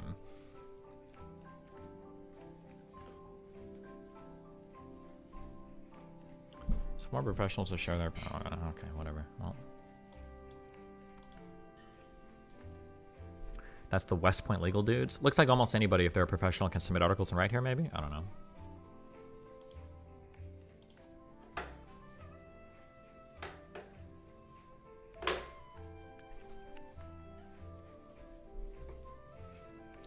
The prohibition on attacking hospitals is of long lineage. For example, it is found in the 1874 Brussels Declaration, 1880 Oxford Manual, and the 1923 Hague Rules of Air Warfare, but the first binding treaty law on the matter appeared in the regulations annexed to the 1899 Hague Conventions 2 and 1907 Hague Conventions 4. Article 27 of those regulations provided in sieges and bombardments, all necessary steps should be taken to spare as far as possible military hospitals and places where the sick and wounded are collected, provided they're not used at the same time for military purposes. Ooh, that's important. These provisions applied only to military medical units. Following the carnage of World War II, the 1949 Geneva Conventions, to which Israel is party, further developed the prohibition. Article 19 of Geneva Conventions 1 bans attacks against military medical establishments and required that they be respected and protected. Geneva Convention 2, Article 23, deals with attacks on medical facilities ashore from the sea.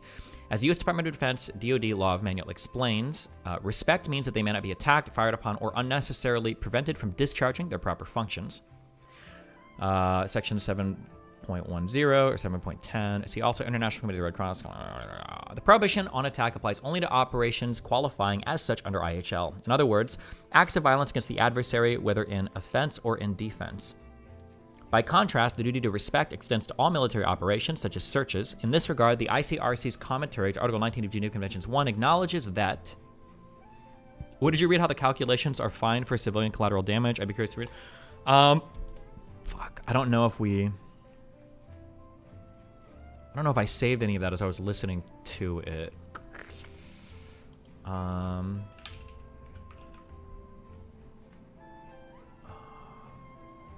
Search. Collateral?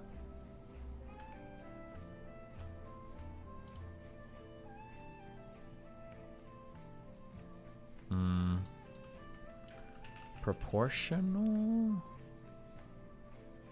I don't think I have any of this saved exactly.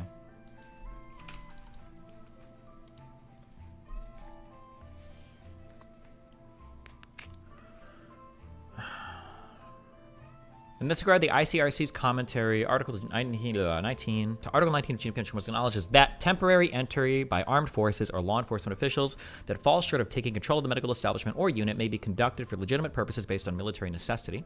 Such purposes include interrogating or detaining wounded or sick military personnel, verifying that a medical unit is not used for military purposes, or searching for suspects alleged to have committed a crime in relation to an armed conflict.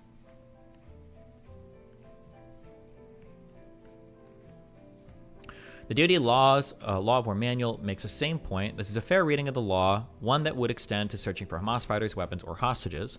Article 21 of Geneva Conventions 1 provides that this protection is not absolute. It ceases if the enemy uses a military medical unit for military purposes. The ICRC's commentary cites as examples firing at the enemy for reasons other than individual self-defense, installing a firing position in a medical post, the use of a hospital as a shelter for able-bodied combatants, as an arms or ammunition dump, or as a military observation post. It also states that transmitting information of military value or being used as a center for liaison with fighting troops results in a loss of protection. It's important. It's a big argument for a lot of this stuff. Geneva Convention 4, Articles 18 and 19 expanded these treaty-based protections to civilian hospitals. In relevant part, they provide civilian hospitals organized to give care to the wounded and sick. The infirm and maternity cases may in no circumstances be the object of attack, but shall at times be respected and protected by the parties to the conflict. The protection to which civilian hospitals are entitled shall not cease unless they are used to commit, outside the humanitarian duties, acts harmful to the enemy. Protection may, however, cease only after due warning has been given, naming in all appropriate cases a reasonable time limit, and after such warning has remained unheeded. The 2016 commentary to Geneva Convention 1 cited above applies mutatis mutandis. Mutatis mutandis, I don't know what the fuck this means, mutandis, I don't know what the fuck. To the text of these articles. As for the respect obligation, the ICRC's 1958 commentary to Geneva Convention 4 further points out that because intentional attacks against hospitals are rare, the duty of respect is a crucial protection. By it, the belligerents are under a general obligation to do everything possible to spare hospitals. This is a reasonable interpretation as long as possible is understood as operationally feasible. As to Article 19 of Geneva Convention 4, the commentary explains civilian hospitals must observe towards the enemy the neutrality which they claim for themselves, which is their right under the convention. Standing outside the struggle, they must steadfastly refrain from any interference, direct or indirect, in military operations. And regarding the requisite warning, it must be long enough to allow the unlawful acts to be stopped or for the hospital patients to be removed to a place of safety. Additional Protocol 1, to which Israel is not party, but which, in my estimation, reflects customary law, likewise prohibits attacks on and requires respect for medical units. Significantly, the article emphasizes under no circumstances shall medical units be used in an attempt to shield military objectives from attack.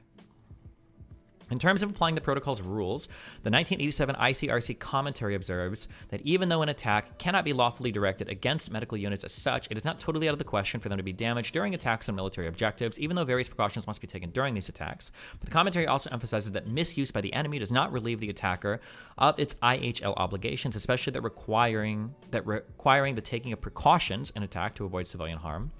Article 13 of Additional Protocol 1 goes on to reiterate a facility's loss of protection if it is used in a manner harmful to the enemy. The commentary notes that the definition of harmful is very broad. It refers not only to direct harm inflicted on the enemy, for example, by firing at him, but also to any attempt at deliberately hindering his military operations in any way whatsoever. The commentary is unequivocal. If the medical unit is used to commit acts which are harmful to the enemy, it actually becomes a military objective which can legitimately be attacked and even destroyed. But it also cautions, before resorting to this extreme action, it is of paramount importance that the fate of the legitimate occupants of the medical unit is guaranteed. This is the aim of the warning referred to in the principle laid down here. Moreover, the warning may take various forms. In most cases, it would simply consist of an order to cease the harmful acts within a specified period. In the most serious cases, there may be a time limit for evacuating the unit, which will be attacked after this time limit.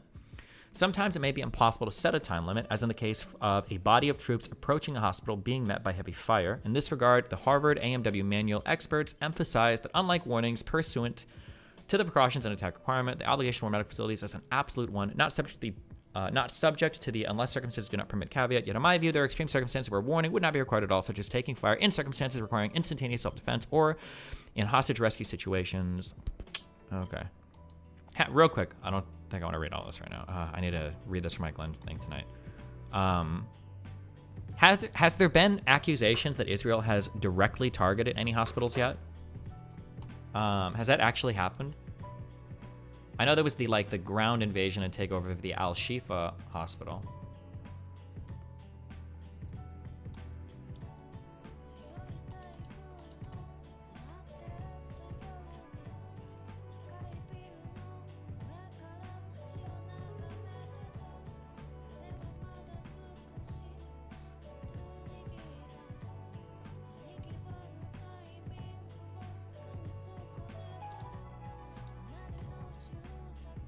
IDF denies Jordanian field hospital in Gaza was badly damaged, says troops don't target it.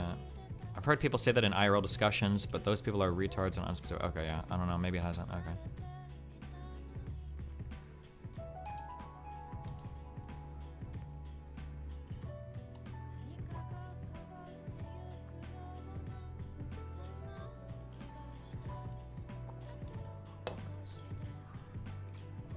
The law governing the protection of hospitals during armed conflict is unambiguous, including the obligation to respect their medical functions. So is the fact that Hamas has systematically misused them for military purposes. But whether the IDF has violated this law in conducting operations at or near hospitals in Gaza cannot be established with any certainty. For although the IDF has released an unprecedented amount of information about its operations, key facts upon which such determination would have to be made are unavailable for valid operational reasons, nor is there any legal obligation for Israel to do so. This does not necessarily mean every IDF operation is lawful. No prolonged armed conflict is ever free of IHL violations. In this regard, it merits a note that It merits note that Israel shoulders a legal obligation to investigate possible war crimes promptly. However, the point I'm making is that the legal situation concerning hospitals in Gaza is complex and uncertain. Merits closer examination than is often been the case. All right. If we agree that no one is following these rules, especially in the Middle East, then what's the point of further research into them? International law, international coalitions, like all of these things just like build you more legitimacy in other people's eyes. If it was the case that you have an ally that is consistently defying or breaking international law, or even has it as a matter of policy to break international law, then it hurts their coalition building in the eyes of the international community, basically. Why don't you let that forward party guy know you don't want to work with him straight up instead of dragging him along like a lost puppy? I was trying to give the guy advice yesterday, but it seemed he got a little upset. I think that guy is definitely manic, but... Hey, DGGers, tell everyone but Carantos that Destiny should do a like 2v2 Royale thing. 2v2 Royale thing. Oh, nice. I feel like Wes and I would fucking clean shop. Are you going to prepare for the Finkelstein debate? More research? I'm not sure. I don't know. I know what I should do. I just don't know if my stream can survive it.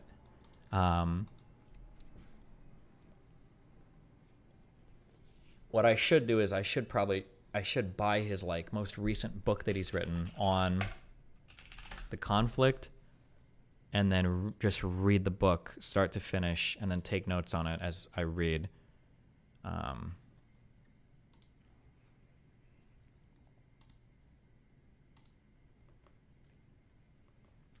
But this is going to be real boring. How many pages is this?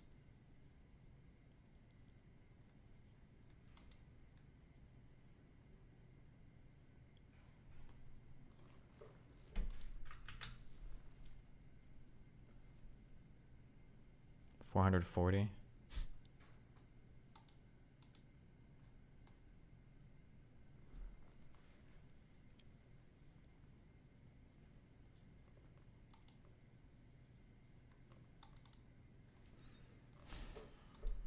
I should buy this actually. I can read it while traveling at least.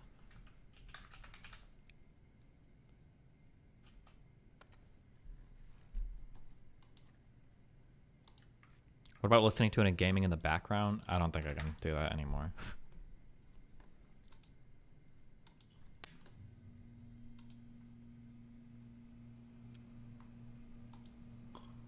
Ugh.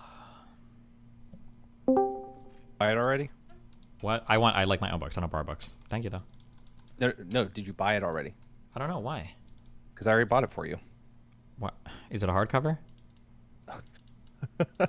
Hold on, let me check. Okay. No, it's okay. I got it. I'll buy it. I'm good. I love you. No, I bought it for you. I like to buy my own books. I like hardcover shit that looks nice and it goes in a nice place and everything. Okay. Listen, I love you. Okay. I do love you. Don't ever buy me anything ever. Okay, well that's fine because I only had the digital and I wanted it anyway, but I bought Good. paperback, so Okay, fuck love you. Love you. Bye.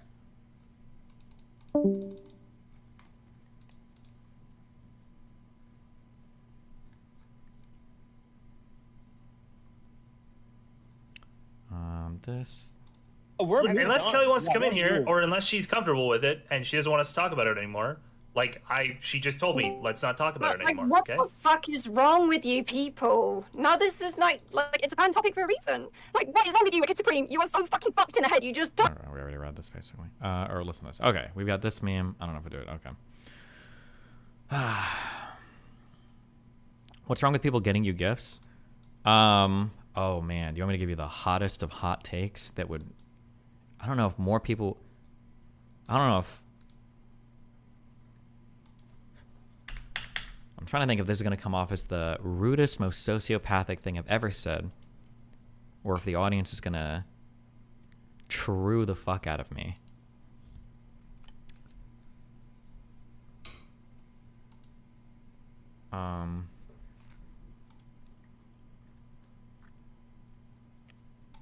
Here's what I would say.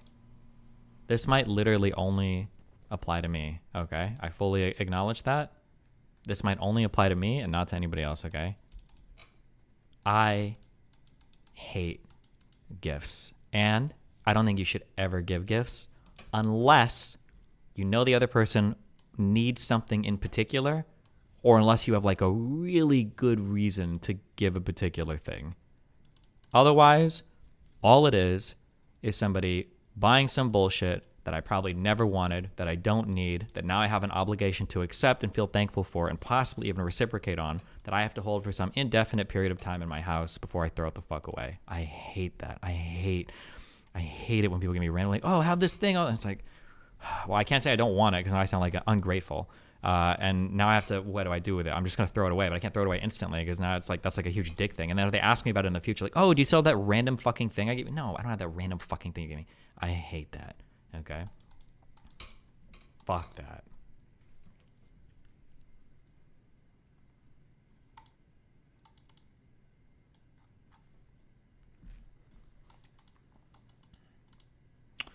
What about your kid? I think it means something to get a gift beyond the... No, I'm not talking about like Christmas or for your like children or whatever. That's different. That's all your own shit anyway. My kid doesn't own anything, okay? We own his things. He's a minor, all right? He doesn't have shit. There are things, okay?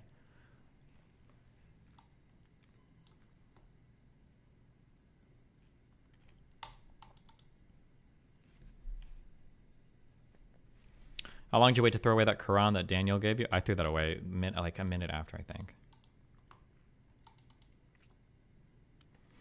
Don't you think that if you're going to read his books and make a rebuttal on stream, it will make Finkelstein more ready for the debate? He'll know your points. Sure, that's fine.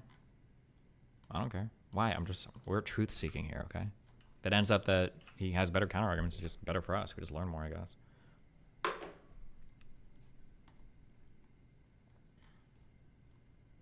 Guess that isn't your love language. I think there's more to your explanation. You're so uncomfortable. It's not an uncomfortable thing. Like, I don't mind that, like, if...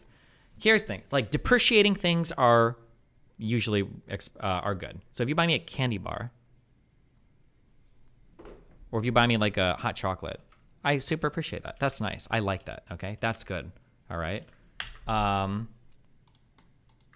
when you buy somebody, like, oh, like, here's especially a thing, okay, that you have to be careful of, okay? That's the most annoying thing. If somebody has an area of expertise or like a special hobby that they're interested in, don't buy them anything for that unless you have a high level of understanding of that thing too. So like if you've got like a friend who's like a gamer and you don't know anything about gaming, don't buy them like, oh, I bought you a gaming mouse, dude, or here's like a new headset I bought you. It's like, bro, this is trash. No offense, I'm sorry, but like it's never gonna, what the fuck? So that's like a thing. Or you've got like a friend who's like a climber or a runner. It's like, bro, I saw these amazing like fucking running shoes. Like, I hope I see you in them every single time I fucking see you running ever, else I'll know you're an ungrateful piece of shit. I was like, bro, this is trash, you know? Yeah. I think, yeah. I feel like people, when they give gifts, they just like, they do it because they're like, oh, I want to feel like I gave a gift. And I'm so, by the way, none of this applies to Lycan because this is directly in the purview of what we're doing. I'm not blowing Lycan up here for this. I don't actually think Lycan's giving me anything. Actually, I'm close enough to Lycan that if I threw away anything he gave me, I don't think he would give a fuck. So that's, yeah. But I'm just saying in general, people, I feel like when people give gifts, they're doing it with the expectation of like feeling good about it, having the other person make them feel good. It's just, fuck that shit. I hate that. Okay. Actually, good gifts are things you find you think someone would really enjoy but wouldn't splurge on or think to get for themselves, and they should always be given with no obligation or occasion. Yeah, maybe, sure. Yeah.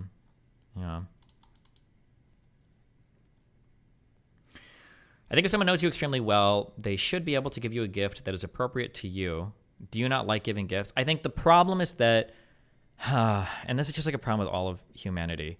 People just always evaluate things from like their own perspective. So when somebody is giving a gift to somebody, they're always thinking like, what would I want to get? And then they just like buy shit that they would want, and then they give it to other people. Like, you must like this because I would love this thing. And it's like, no, I don't give a fuck about this thing. Why the fuck did you give me this? I don't care about this. Yeah. But fuck that. Buy me cookies. That's what I want, okay? Keebler cookies, all right?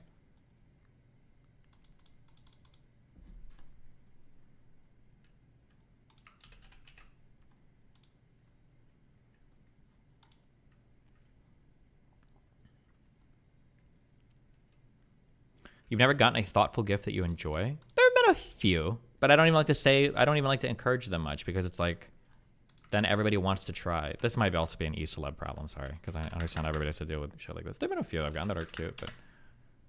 I don't like gifts, so like, I feel you. You don't like gifts? Nah. How come? Because gifts aren't selfless. Like, if somebody give you a gift, right, they want you to like it because it's really about them. It's not about you. They want to feel like they did something right for you. Excuse me, who the fuck is this Nostradamus? This teller of truth? The seer of all things? Yes. Whoever this guy is? Oh, Vince Staples. Yes. Wait, he's not like a rapist or something, is he? Hold on. American rapper and singer. No felonies. Okay, based. It's not about you. You've seen this before? Yeah, I think we have. But it's still just as true as when we saw it. So hypothetically, you have a girlfriend. You're not giving her a gift because you love her? No, I can give gifts to people because I know sometimes if people want a particular thing, I can get it for them. But I'll think of like, what is something that this person needs, and then what can I get them, and I can do that. But only when I know it's like something that they need and are going to use. So like for Melina, it might have been like buying a camera that would help her stream shit, or buying stuff like that, or like paying for an experience, I guess. Yeah. They want to feel like they did something right for you. I'll be like, look, I got this for you, and I'll be excited because I like to. So rules for me, for thee, but not for me. Kill yourself. No, you retarded fuck. Are you not listening to a single fucking thing I'm saying? How are you so stupid? I already said if you give me like hot chocolate or like candy bars, something like that, I appreciate those types of gifts. They're yummy. I can eat them. It's cool. Feels nice. Okay. Although I actually say that cautiously though, because if you've got a friend who's like on a diet or something and you think you're being nice by like, oh, I know you haven't had any of these in a long time. Here you go. It's basically like bringing alcohol to an alcoholic that's like in remission. Yeah, obviously. So be careful. But understand, like, yeah, there are gifts that I like, but like people usually gift gifts from the perspective of like, this is what I would like. So here's this really sentimental thing or whatever. It's like, bro, fuck me, dude. Give gifts. I like to give people gifts. You like to give gifts, right? I love to give gifts, but I love to give gifts to people who love to receive gifts because then they're happy and it makes me happy to see them happy. But it's still about like, just give me cash, okay? About you being happy. Ooh. It's more so maybe it is. It's cool, bro. Don't worry about it. Or if you gift subs to people in chat. I like that gift, yeah.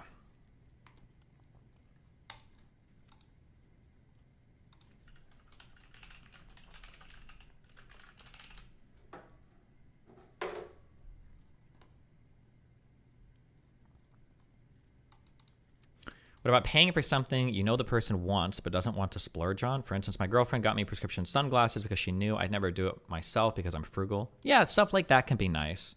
Although, damn, dude. Like, I'm functional. I'm about to be mega functional. I'm just a mega functional person. I'm sorry. I don't do much like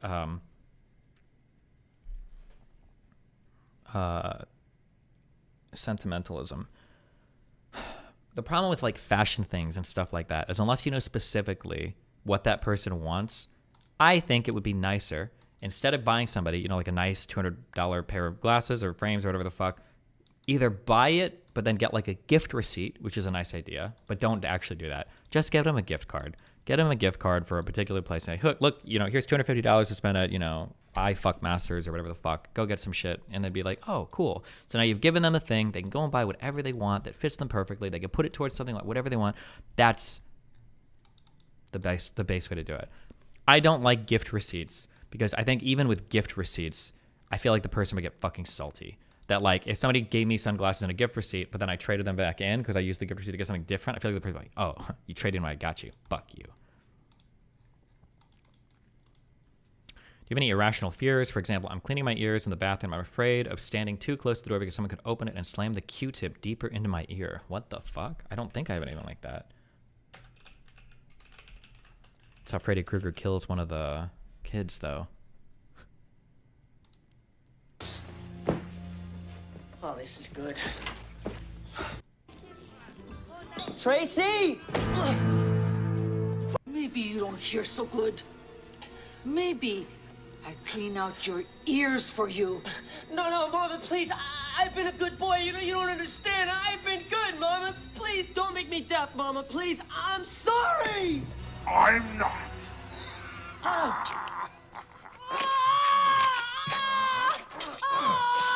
That's you, dude.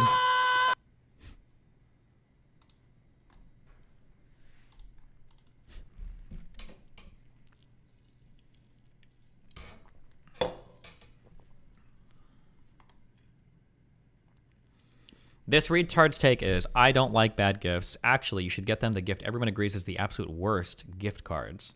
I like gift cards. I think they're the best gifts. Well, the second best gifts. The biggest best gift would just be cash. Hell yeah. You do have an irrational fear of using a trimmer on your balls? No, I don't. I just think a razor's easier. You ever written a real simpy love letter or poem to a girl? In high school, yeah. My first wife. Probably one of my early high school girlfriends, maybe too, I think. Would you ever collect stuff like albums and vinyl that you like, or old consoles and games or some stuff? Maybe. I thought about it. I wish I could collect something. It feels weird because I have like so much money and I don't like spend it on anything. I feel like I should waste my money on something. I mean, besides my... Don't know if you guys couldn't tell or not, but this is a Ralph Lauren, okay, $25 t-shirt. It is Ralph Lauren. It has the guy on it, the Minotaur or whatever, I think. Who has the sword? I don't know what the fuck this logo is, yeah, but just saying, okay. This is a $150 outfit, $130 Lululemon sweatpants. I am swagged the fuck out, just letting you guys know. It's a guy on a horse? What?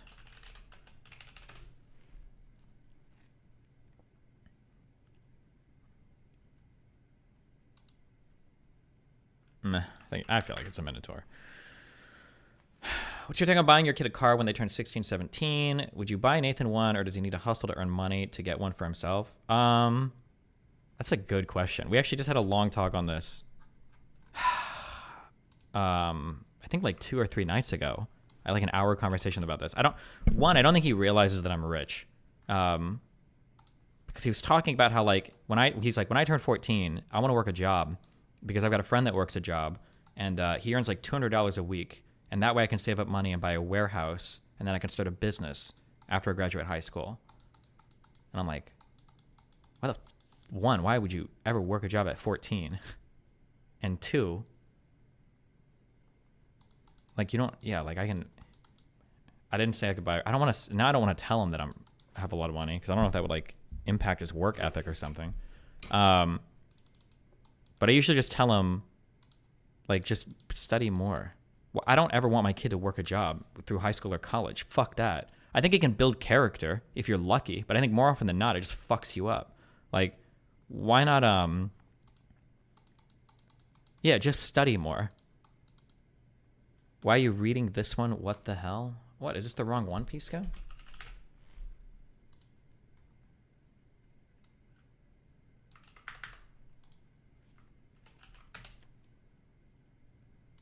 Oh, they're 2 different ones. Oh, Josiah linked me this one, I think.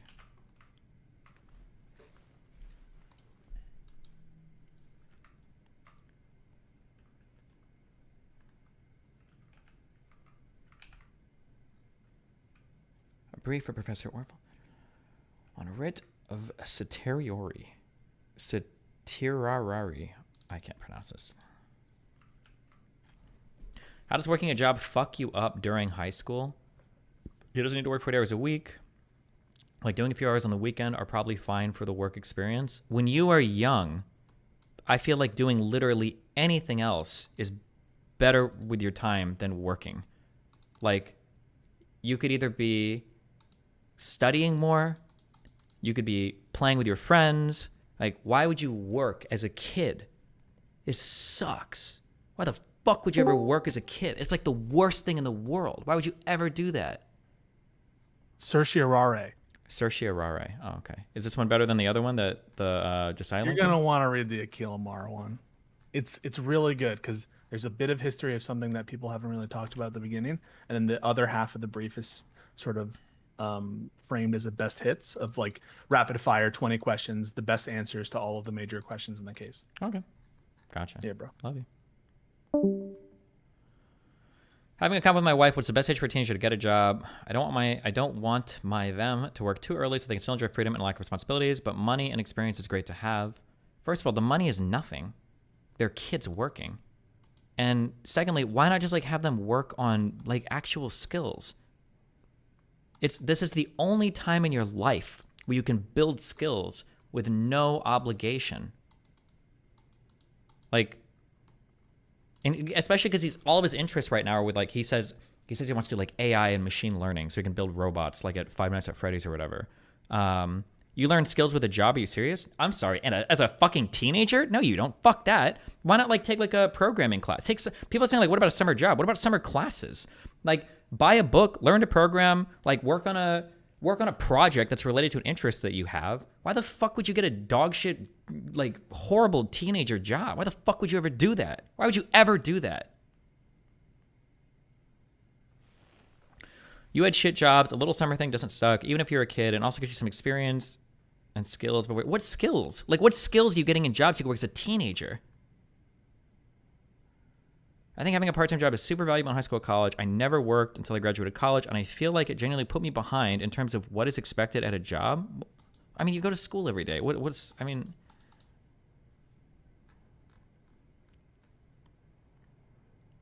if your family needs you to support them? What a retarded fucking question. Then obviously, yeah, then you work, you fucking moron. Right now, it sounds like you have to work probably to support your family because they pay so much in medical expenses for you to keep your brain from leaking out of your fucking mouth. You caveman dipshit. Obviously. Hold on, you get a weak ban for a retarded fucking... I need a thing for well actually rejections. Or well actually objections to what I'm saying, you fucking retard. Yeah, obviously, if your family is starving to death, you should work a job, you dipshit.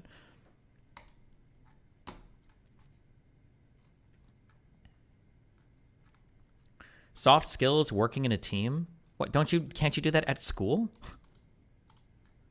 What do you think of the Warren Buffett kid strat? His kid gets nothing from his wealth and had to make their own lives. He refuses all requests, even for like a 20K add-on to their house or their grandkid. I don't know about that, maybe. People like being able to earn their own money, and local kids probably trend towards people with jobs being cooler. If it was the case, Nathan's 12 now. If it was the case that at 14, Nathan wanted to earn his own money, if Nathan actually had if he actually wanted to earn his own money and he still had the interest that he does, I would probably just like pay him for projects. Like, okay, well, you want to be a programmer and you want to work and earn your own money, then fine. Then like build like a chat application or build some bullshit or whatever. And then if you like finish the project and if it passes all the bullshit functionality tests or whatever, I'll pay you like $200 for it. You just like pay him for fake jobs like that. At least like something that's like in their area of expertise that they can like learn and study and build skills on. I just don't know why you would ever work a shit job as a teenager if you have a rich parent or two. Why the fuck would you ever do that? Don't you think it's good for teens to work to learn the value of $1? No, fuck that. Build skills. Build skills and get a good job when you get out of school. Why does a 15-year-old have to learn the value of $1? Fuck that. Why the fuck did I didn't work so much and have a dog shit early, all this bullshit, working through all 4 years of high school as a fucking janitor at McDonald's when I was 18, just so my son can do the same thing. Why the fuck would I do that? That was the shittiest part of my life. Everybody after school going out, hanging out with friends and doing shit, and I gotta go fucking clean up classrooms for 2.5 hours every fucking day of high school? Fuck that. That's cucked. And then college, having to go from fucking work to school to deal with dog shit customers, and fuck that. That's so lame. Fuck, that's bullshit. Spend more time studying. Build your skill. This is the highest skill investment time in your entire fucking life. Invest in yourself. Build some skills. If you took a child and he worked 12 hours a week even through all of college, if he would have spent that extra 12 hours a week studying or picking up any other skill, literally anything else would be better for that person than fucking, than working like some bullshit ass job. Fuck that. Can I make a suggestion? What? Wait until he's in high school and then pay him to do summer classes and let him graduate early and either take a year off and do whatever he wants, or send him to college early. Sure. Yeah, I would do that 100%. Yeah, I think summer classes are totally legit. 1 billion%. Yeah, sure. Just learn. It's the only time in your life where you can learn. There are so many adults who are like, man, I'm like 35. I'm like, wow, I wish I could like either go back to school or pick up, but you can't. Prior to leaving your parents' house and prior to leaving college, this is the only time in your life where you can like make these 100% investments in yourself and your future like earnings potential, your ability to learn, like all this shit. You'll never have an opportunity like that again in your life. Why would you waste it working some bullshit ass job? Fuck that. That was one of my great headaches, was the fact that my parents would get to the point where they're like, okay, you've taken enough AP courses, like you're going to be too far ahead in college. It's like, I'd rather, get ahead and just get the experience. But like letting him graduate a year early because he takes a couple of summer classes, and then being like, hey, you have a year, you can do whatever you want. You want to work, you want to stream, you want to do whatever, and then you can go to college and you'll be ahead of your peers as well because you'll have AP credits or whatever. And then just let him do whatever he wants, figure out what he wants. Based, true. Maybe. Yep. Yeah, we'll see. All right, that's it. Okay. All right, bye.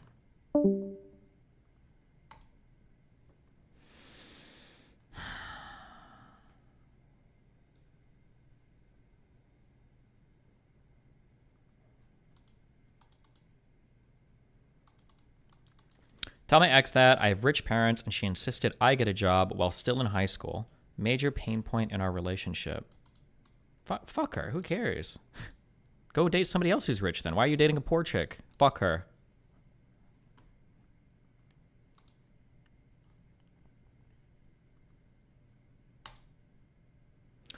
Yeah, people get so caught up in the short-term cash and skills that come with working a job as a kid. It's such a waste, yeah. To be clear, by the way, if you want your kid to work like a few-hour summer job a week or whatever, I mean, I think you can do it. I don't think it's the worst thing in the world. I just think you should be realistic. Also, by the way, this could just be my personal experience because I underinvested in myself a lot growing up because maybe I worked way too much, but I don't know. I think you could... I just think it's better to learn skills and do that shit.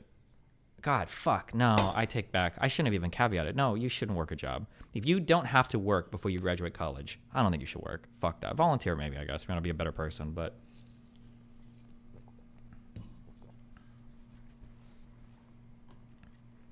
Why did you choose music as a major? Because I love music.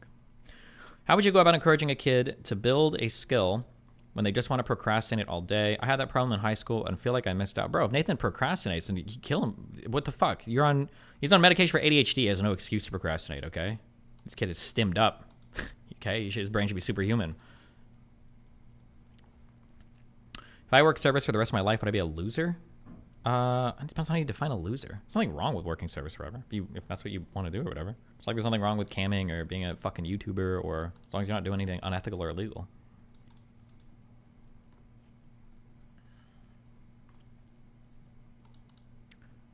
This is probably your worst take yet. Working a few hours a week is pretty cool. For kids around 16 to 17 years old, you get to actually earn your money. You work with kids around your age, so it's kind of fun, and you can actually finally decide how to spend the money you get.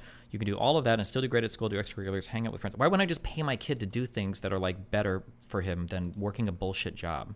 Why would I not just like even with esports stuff, like I'll pay you, like if you take this summer class, I'll pay you like, $50 a week or $100 a week. I don't know, whatever inflation gets everything to an esport team. Why would I not just do that? What do you want, Forethought? I want to use you to shit on Lycan by proxy. Is that okay? In like one sentence, because I can't have you guys fight around because I need to read this shit. Okay. What were you disagreeing with that? Was it over? What is it over? International law, war crimes, stuff like that. Yeah, fuck that. We'll do it later, okay? All right, later. Love you. Because not everyone can pay their kids summer classes. You personally do that, but not everyone. Yeah, no shit, you fucking retard. You also get the 7-day well actually ban. There you go. If you can't afford what I'm saying, then obviously.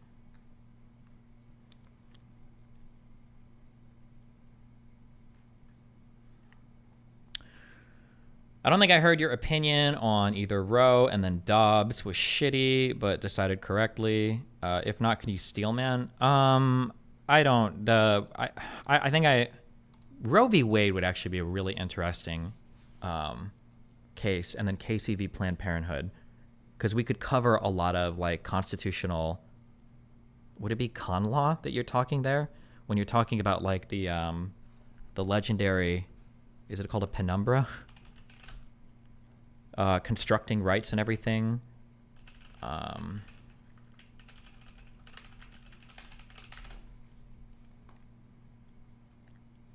The way that this like right to privacy and everything was established in, I think the right to privacy came from Roe, and then I think Casey is what laid out future restrictions on on abortion. The construction of this is, I think, legally, constitutionally, like very interesting. Or like, what does an implied right mean if it's not explicitly granted in the Constitution? What does it mean if it's implied?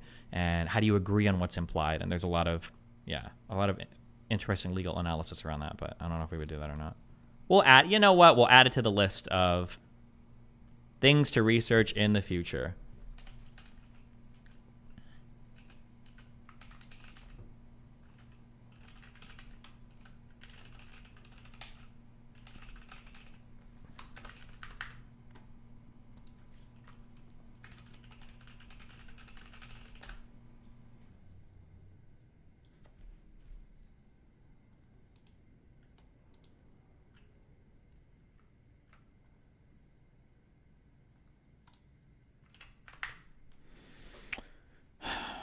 Working with other people in an environment that isn't school is a skill to little shits who have never experienced anything else. You can't have that when your dad just pays for your shit.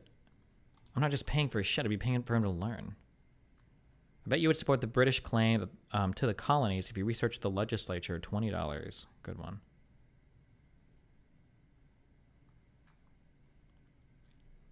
I don't get it. Would you still have your social skills without your jobs?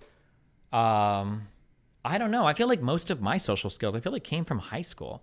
Let me think for my jobs. What social skills did I get? I did a paper route when I was young. I don't think that helped at all. When I was like 10. I did my high school janitorial bullshit from 14 to 18. I don't think that helped with social skills. You just play your like Walkman, put your Walkman on and then like clean shit. McDonald's, I don't think I mean, you got to talk to coworkers and shit while your life was getting destroyed by working at McDonald's. And then at the casino, I guess, I don't know if the casino helped my social skills or if I already had them. Because I feel like that's why I excelled there. Yeah, I don't know. I don't think, do jobs help your social skills? Nah, fuck that. Fuck that bullshit. Jobs just made me hate adults. Can you get certificates for things like programming or plumbing before you turn 18 or graduate from high school? I don't know.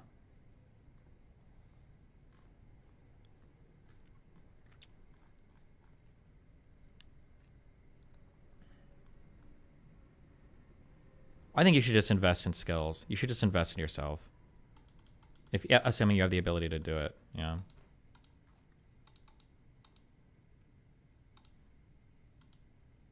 Define skills? I don't know. What do you think is relevant to your adult life? Yeah.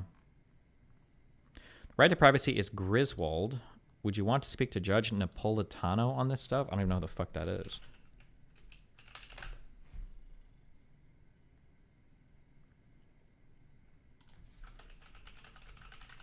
I feel like I've heard the name before, but...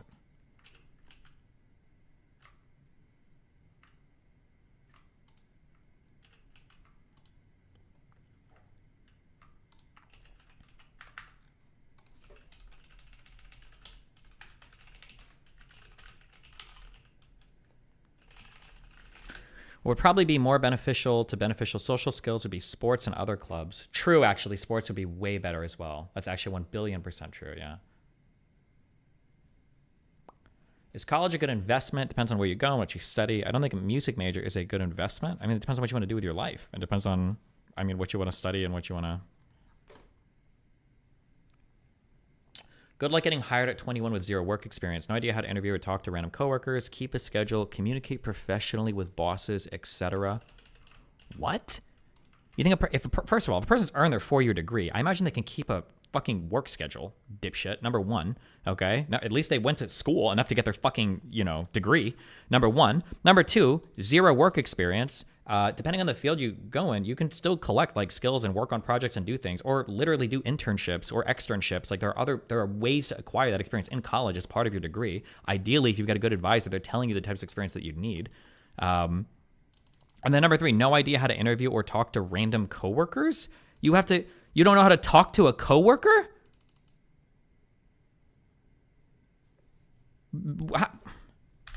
And you can probably learn skills for interviewing. Okay, I don't think Also, what do you mean learn to interview? How many fucking jobs? If you get one job, do you now know how to like beat an interview? Like, I'm dumb. I'm stupid.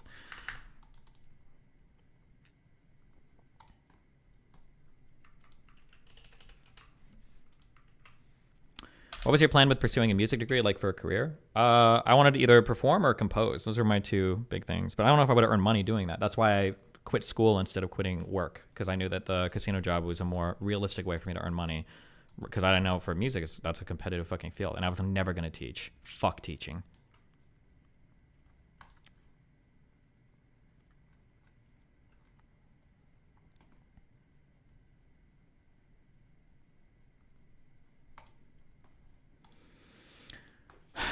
Okay.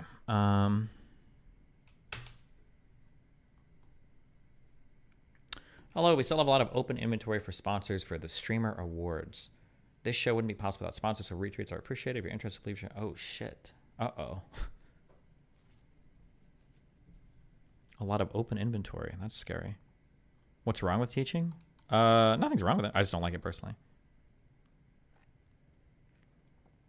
So if you joined a local orchestra or lessons, do you think that would be better? At least for me, even in a relatively meh music school, should I sponsor it? Holy shit, actually, that would be fucking hilarious. Wait, I wonder how much they're... is it published anywhere what it costs to sponsor any part of this? Holy shit. I think going to school... here's another thing too, okay? Everything I'm saying is wasted on the youth, okay? I wish I knew this when I was in school, okay? Listen, colleges just have amazing opportunities. If you just actually go into the college and explore, they've got huge budgets. They've got so many amazing facilities. There are so many clubs. There's a whole fitness center usually. By fitness center, I mean like Olympic level quality fucking shit, even at state schools. Campuses are huge opportunities, professors, research. Like, take advantage of this shit, bro, rather than work a job. Cringe, okay? Cringe.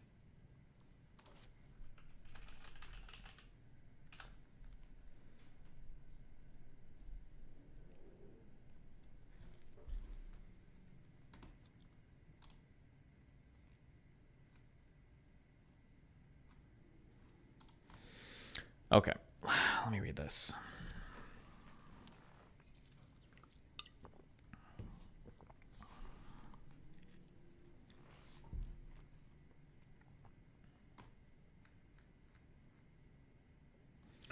At Destiny, honestly, so depressing looking back on it. I missed out on all the clubs having to work. True. The saddest thing is if you go to college and all you do is attend class and then do nothing else and go home, what a waste of an experience, in my opinion.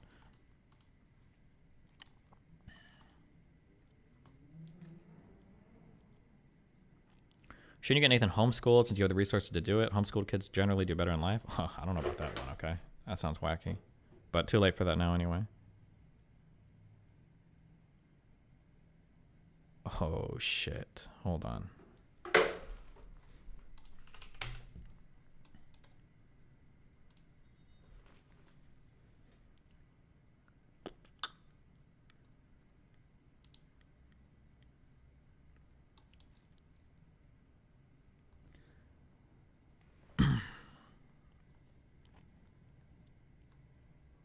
Yes. Hold on. Oh, fuck. Potential big podcast invite.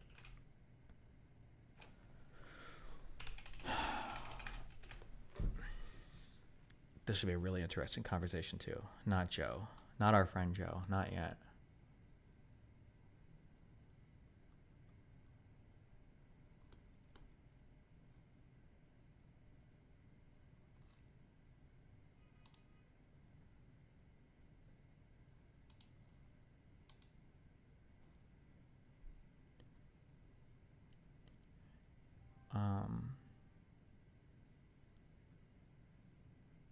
Oh, fuck.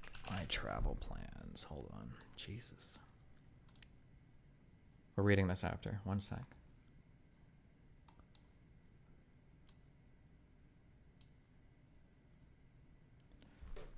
On the 9th. No. To 11? On the 11th? Nope. On the 16th? Nope.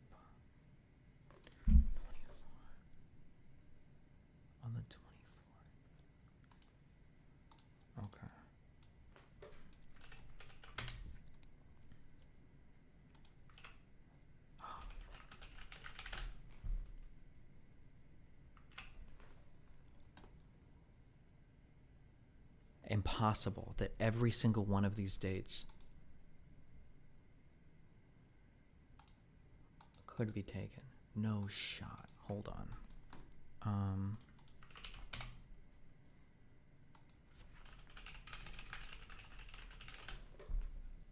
Chris in fuck.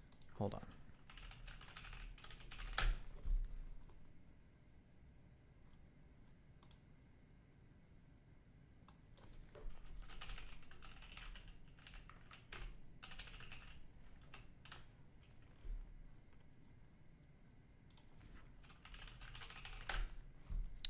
Why is... I know I talked to this guy. Oh my god, I bet he's on my fucking phone. Hold on. Did Vyvanse kill your will to game? You know, maybe it did.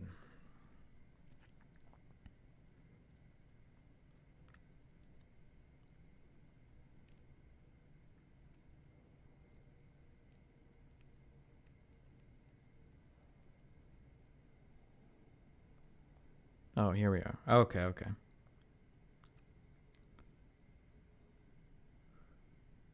Oh, okay, hold on. Let me just think for a moment.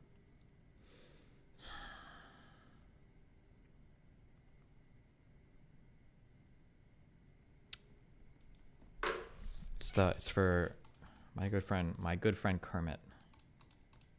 I can't believe I'm actually booked on every single one of these days. Of the 7 dates that they suggested.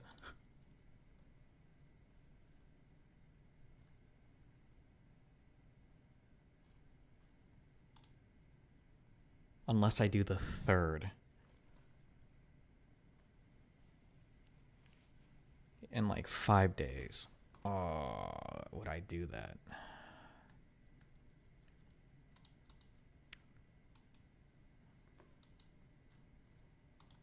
I would have to kill my debate with Jank, but it's going to be over the Houthis. I feel like that debate is going to be... Do you need to prep for it? No, it just sounds like you just want to do like a conversation or whatever.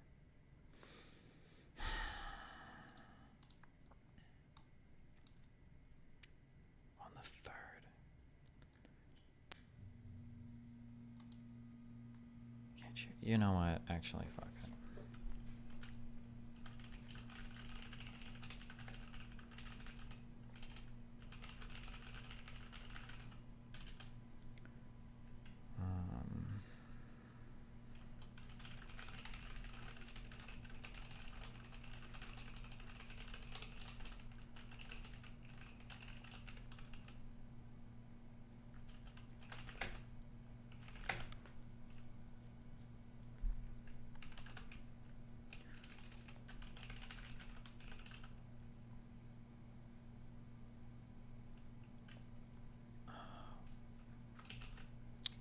Hold on, fuck. I'm so sorry. I'm fucking my stream up right now.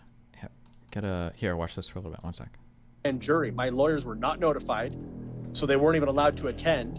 And it was only the DA and my ex-wife and the FBI guy who basically framed me. That was it. Okay, so something weird might have happened here. I'm not saying I'm sold on the idea of the federal government getting their hands dirty in a custody case from Tennessee, but like millions of others online, I thought maybe making the next question, why is the TikTok fugitive really wanted? When Chad was at Microsoft, he was a representative for the Middle East and Africa region. I was traveling all throughout the Middle East. Carte blanche, no problems. When I did have problems, Microsoft fixed it. I once got into Saudi Arabia with help of the royal family after my visa had a problem. I've been to a lot of places. I have talked to high-level officials. I've spoken to cabinet members in Pakistan. I had Saudi officials from the Saudi Ministry of Defense approach me one time. I think that possibly they saw what happened, and then this FBI guy got interested, and I think that possibly the CIA was trying to recruit me, and they wanted to get me in custody and then be like, well, we can make these charges go away if you work for us.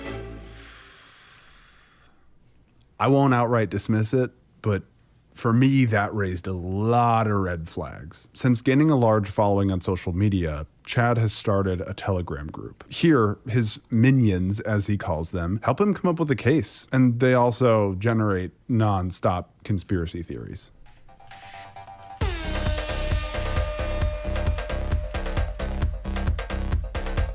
I should also mention, Chad often cosplays as Gru from the Minions movies, hence Minions.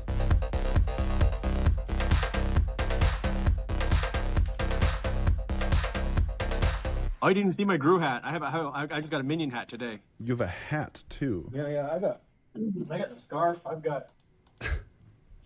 I've been getting to know Chad's right-hand man, or head minion, if you want to call him that. His name's Chris, and honestly, he seems to be the most level-headed out of the whole group. Hello, Jack. It's just a random room of some really weird people, whether it's Chad or some of these other, like, minions, as he calls them, spouting off these half-baked thoughts about the CIA and blah, blah, blah. I mean, that's like... That's why I don't read that group chat anymore. I have not seen any evidence that Chad was ever approached by any foreign intelligence agency or that was ever implied by any US agent talking to him after his arrest. I feel like when you're in a situation like his where he's now had like over 10 years to kind of just like piece together narratives, I think that reality and what he's put together in his own head around these things probably don't necessarily match. AKA, it's all bullshit. Surely there's got to be more to this than a simple custody battle. I mean, have you ever heard of a man being extradited or attempted to be extradited 3 times by the FBI, placed on a wanted list with an Interpol red notice purely over a custody battle?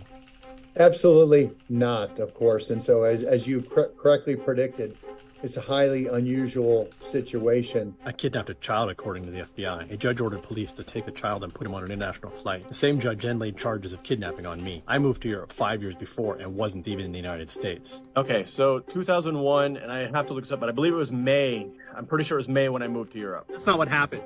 My son already lived in Europe for several years at that point. Out of curiosity, I wanted to know what other theories Chad had. So one of the theories is that I moved out of the United States in early 2001, okay? And I moved to Russia. As an American moving to Russia, in fact, I moved to Siberia, not even like Moscow or St. Petersburg. I moved to Siberia in 2001. That's not Europe. That's like as Asia gets. Chad moved in with his now wife. Well, technically. What is it? What I don't. What is it? I kind of is, but like, Russia's like a European country, you know, and it's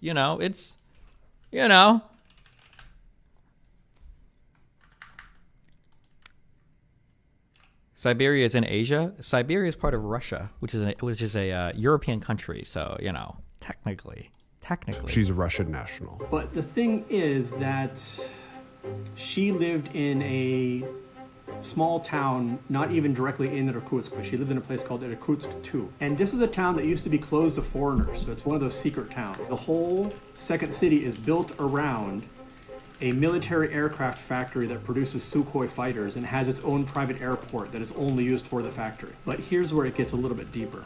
The reason she lived in this city and grew up in this city is both of her parents worked at that factory. And not...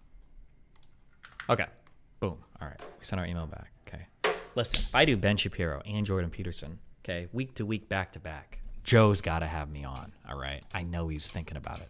He's about to send the email. I can feel it. All right. Okay, we're reading this. Interest of amici curiae. I don't know which Harry Potter spell this is, but all right. Can we get a pronunciation? Amici curiae. There's no way anybody says it that way. I don't believe that. Just say it right in the beginning. Don't say, this is how you pronounce this word. We are looking That's at... this guy's voice. He never says it in the beginning. Emma. No, she's the computer voice.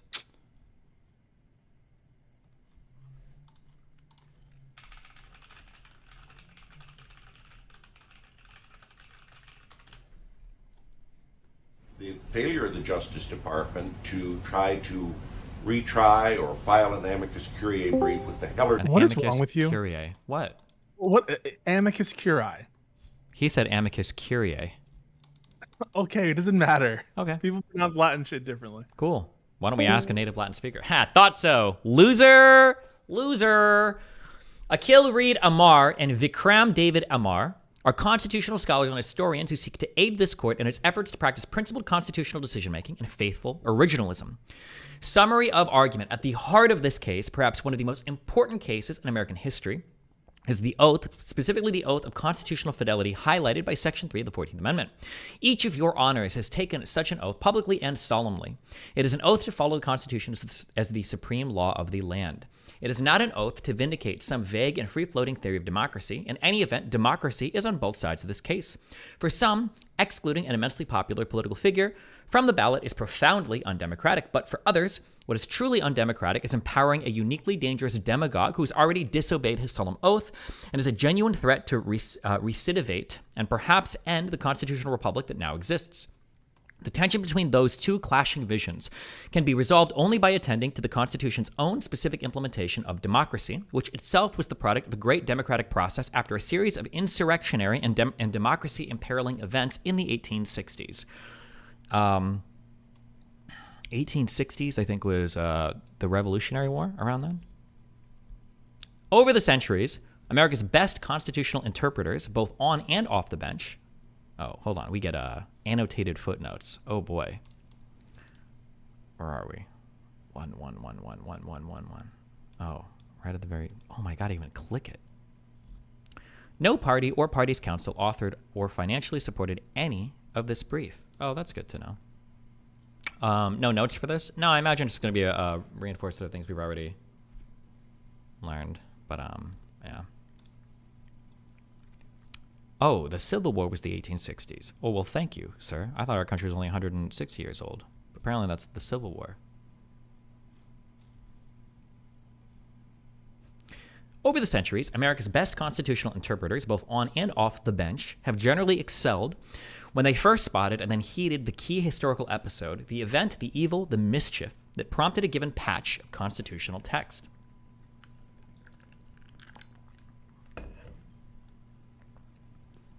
For example, the Constitution forbids those under age 35 from the presidency.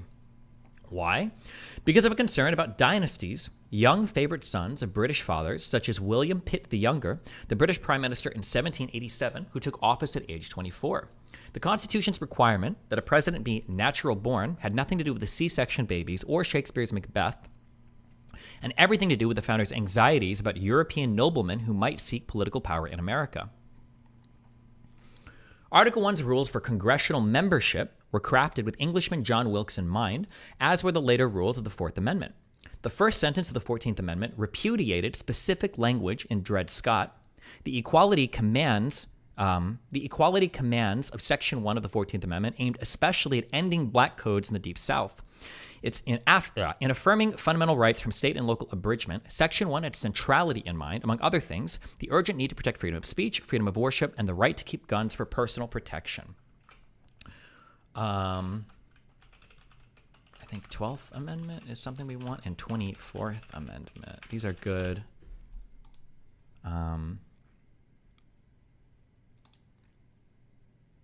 No.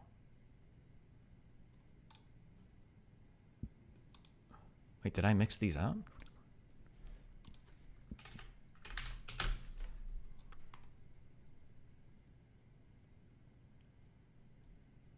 What the fuck am I thinking of?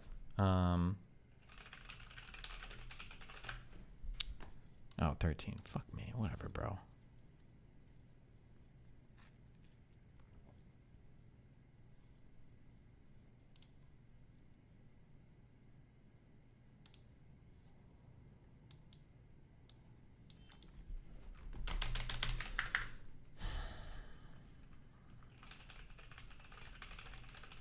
Wait.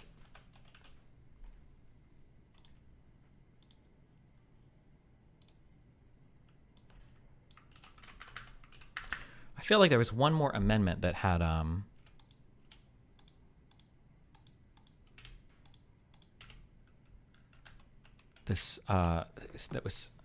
that had this Congress shall have power to enforce this article by appropriate legislation. I think there was one other one. They would just be good to have as examples, I think. Johnny 360. Okay, I don't know if it's you that does this every time or if I've got a ton of Irish people. I don't care about Ireland or any of those topics. Fuck you.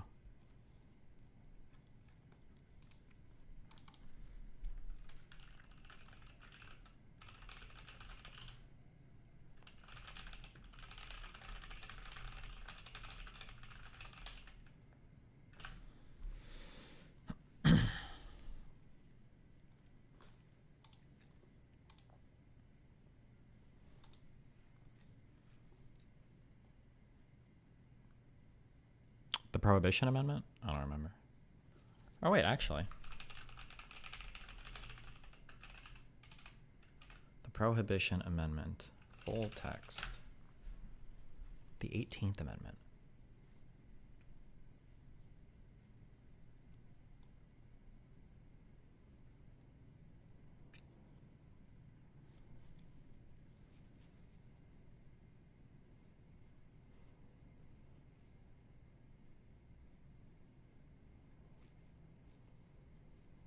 Wait, where is peace go? I noticed that in some amendments, they have this section at the end. Why the fuck do they do this? This article shall be inoperative unless it shall have been ratified as an amendment to the Constitution by the legislatures of the several states, as provided in the Constitution, within 7 years from the date of the submission hereof to the states by the Congress. Why is this section? It's in a few amendments. Why? Why the fuck do they add this sometimes?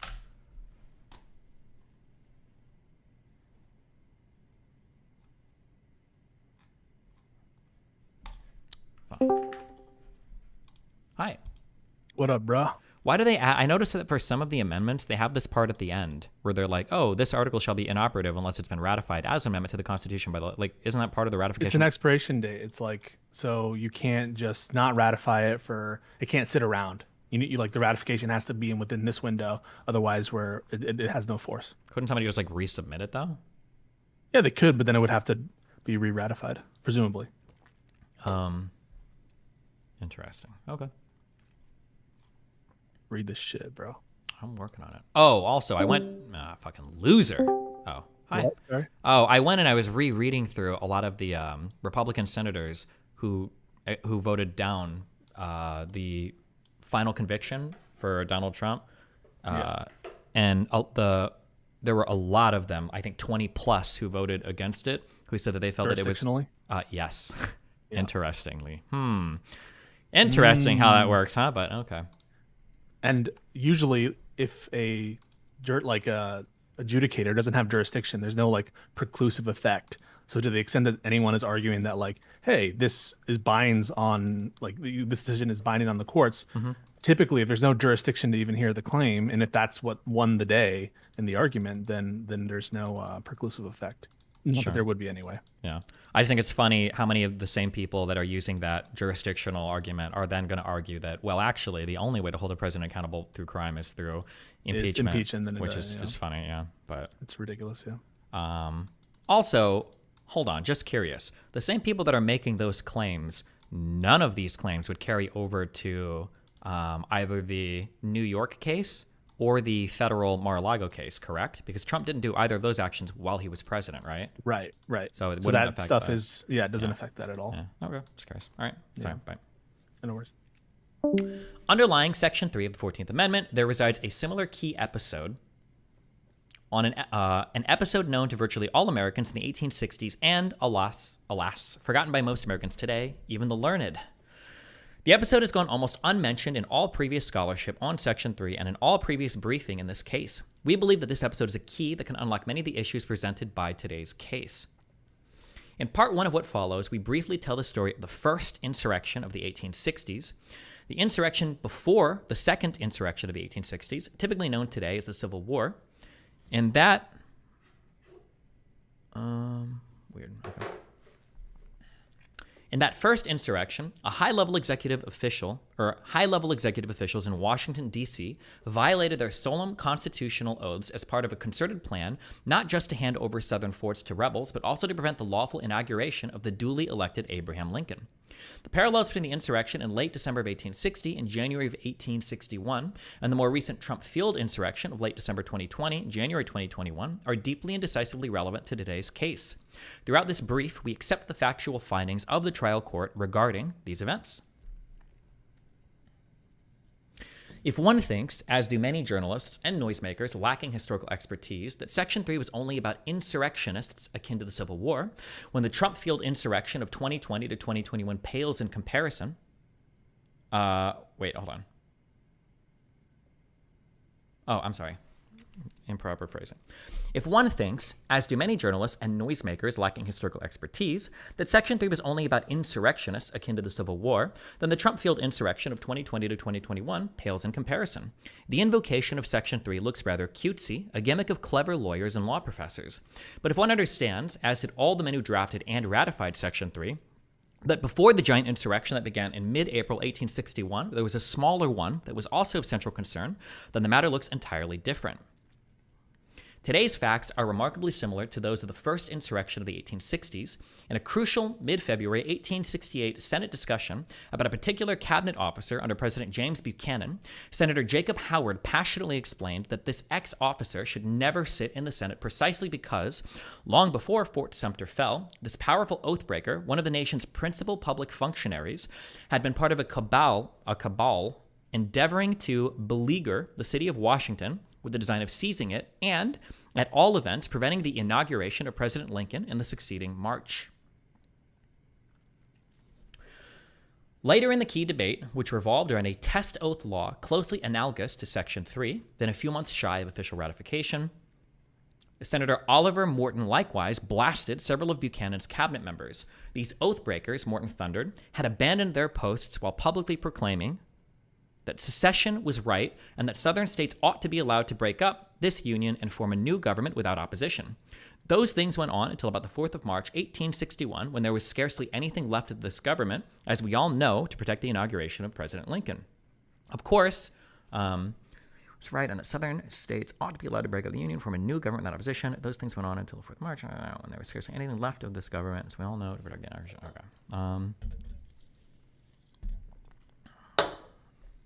Of course, the precise actions, inactions, plots, intentions, and mens rea of Donald Trump in the insurrection of 2020 to 2021 need to be properly evaluated before he is deemed ineligible under Section 3. Oh, okay, properly evaluated. I'm just curious what they mean by that. As we explained in Part 2, wait, are there other parts to this? Is this Part 3 of an... Or no, I'm sorry, they're... Maybe later on. I'm sorry. Why did I think that was in the past? It's okay. 30 pages. There's part 1 and part 2. I got okay. We're working on it. I figured this was like explained when I say okay. As we explained in Part 2, the Constitution's structure enables a 50-state solution in which different states may properly have different procedures and protocols for implementing Section 3. Some states may carefully police ballot access, even in primary elections. Others will focus more on the general ballot. Still, others may wait until vote tabulation begins, and yet another cluster of states may defer to Congress as the last actor when Electoral College ballots are unsealed.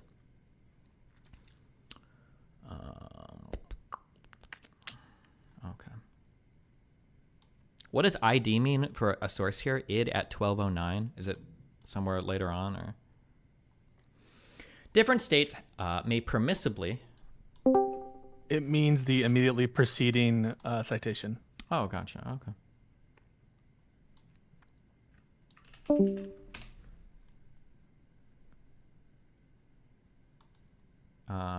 Does that mean there's going to be like a transcript of everything that was spoken here, or...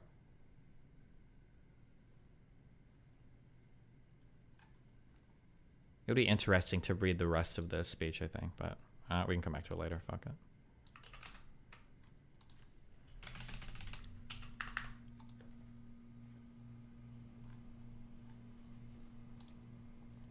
Different states may permissibly have different standards and modes of proof, both for presidential elections and state judicial elections, also covered by Section 3, and myriad elections in between.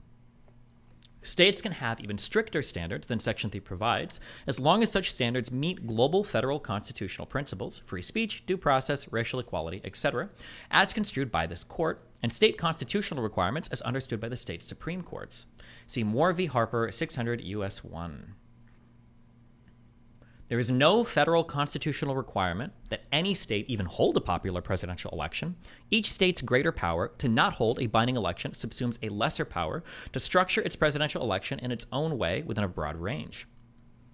This Brandeisian 50-state solution means that this court should recognize Colorado's power to act and should opine that the facts as found permit Colorado's action under Section 3. Were this court wrongly to hold that Donald Trump is categorically eligible and that states cannot invoke Section 3 with regard to the events of 2020 to 2021, Your Honor should understand that this court cannot in the nature of things be the sole and last word. Individual voters may think that Trump is ineligible and cast their votes accordingly. Individual Congress members may think the same thing, and Congress has a crucial role to play when opening the electoral ballots in joint session, a role it has played in many past elections. And, to repeat, states could keep Trump off the ballot wherever their constitutional text, history, structure, tradition, and precedent give the presiding vice presidents immediately ministerial. Okay. And to repeat, states could keep Trump off the ballot wherever their constitutions allow them to adopt stricter eligibility rules than those in the U.S. Constitution. In Part 2, we shall canvass a wide range of issues raised by this case and explain why many of them are easy. Of course, the president is an officer covered by Section 3. Of course, a detailed congressional statute is not necessary to implement Section 3. Of course, an ineligible person is ineligible unless and until amnestied. Of course, a person can engage in an insurrection with words as well as deeds. Of course, an insurrection can begin locally, and so on. There is a kind of a funny argument. I think the only good debate I've actually seen on this, actually, Josiah, you sent me this. I know none of you guys actually give a fuck about this, but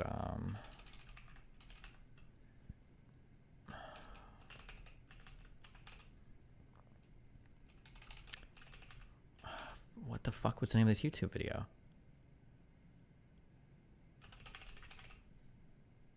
Oh. No, wait. It wasn't this. I tried to watch this. I'm so sorry. I think you sent me. I tried to watch this. This debate looked so goofy that I couldn't do it. I'm so sorry. Oh, was it this one? Yes. Gee, that sounded like a protest, dude. Jesus.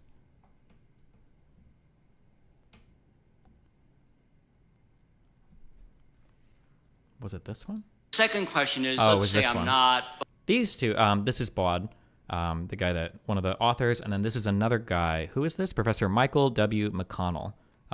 This is probably the only good debate I've seen on the topic, where both people are very familiar with the underlying material. They both, at least, thank God, read the fucking paper. We watched this yesterday. We watched the last 10 or 20 minutes. I listened to most of this on my own. But he provided, I don't think it was on stream when I was listening to it, but he provided kind of a funny counter argument that one of the potentials you could go is that the president doesn't actually take an oath to the Constitution. He just takes an oath to defend the Constitution. So maybe one could argue it was kind of a meme argument, and he presented it as such. But I think even he over here acknowledged that the officer question is absolutely fucking retarded. That no court is going to take up the officer question.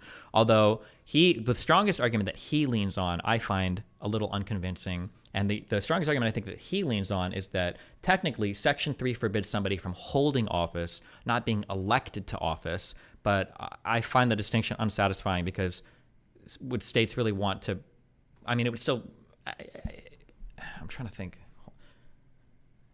The idea that you could elect somebody who could be disqualified immediately upon election, and then once they're certified, they're impeached immediately, just seems a little wacky. It just seems really wacky, I guess. Yeah. But would you put someone under age 35 on the ballot when they are disqualified? I believe every state. I'll be very clear when I say this. I don't believe there are any federal restrictions against who can go on a ballot.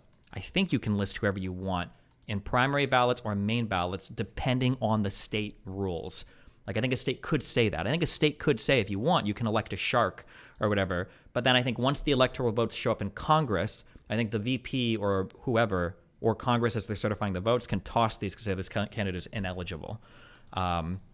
Remember, it seems really weird in the United States, but states are given wide deference to regulate their electoral process.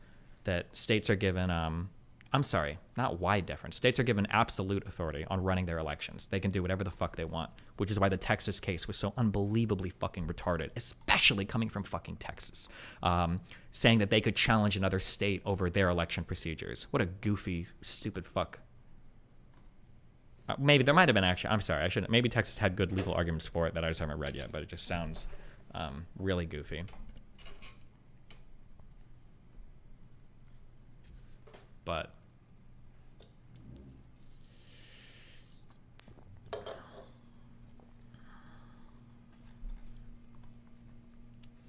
in the end, this momentous case is easier than it may at first seem once one understands the historical events that triggered Section 3.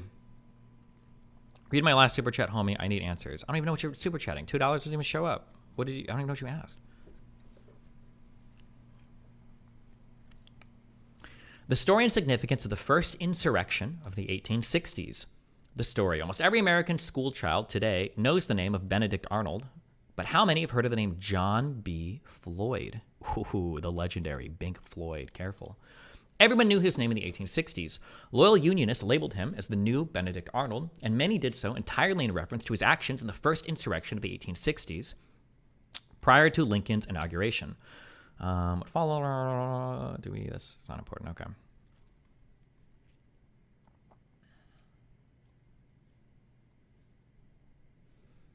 Like Arnold, Floyd held the keys to America's national security and then tried to hand those keys to the enemy.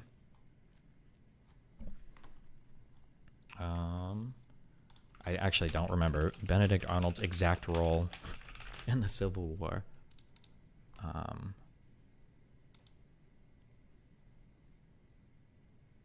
No, wait. Oh, sorry. Not even... Oh, fuck. Never mind.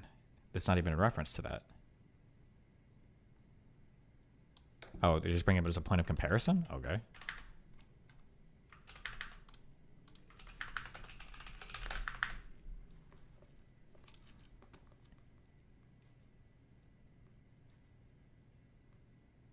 Damn.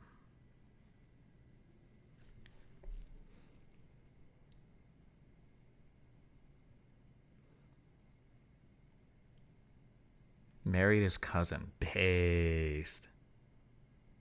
Had no children. Oh, he did ethical incest. Good job. After the secession of Virginia, Floyd was commissioned a major general in the Provisional Army of Virginia, but on May 23rd, 1861, he was appointed a brigadier general in the Confederate States Army. He was employed in some unsuccessful operations in the Kona Valley, Western under Robert E. Lee, where he was defeated and wounded in the arm at the Battle of Carnifex Ferry, September 10th. Dispatched to the Western Theater to report to General.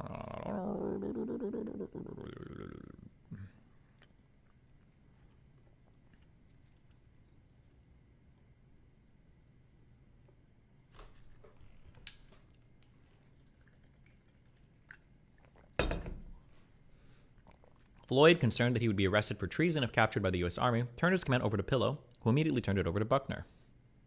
Haha, the buck stops here. That's where that phrase came from. You know that, right? I'm just kidding. Colonel Nathan Bedford for its entire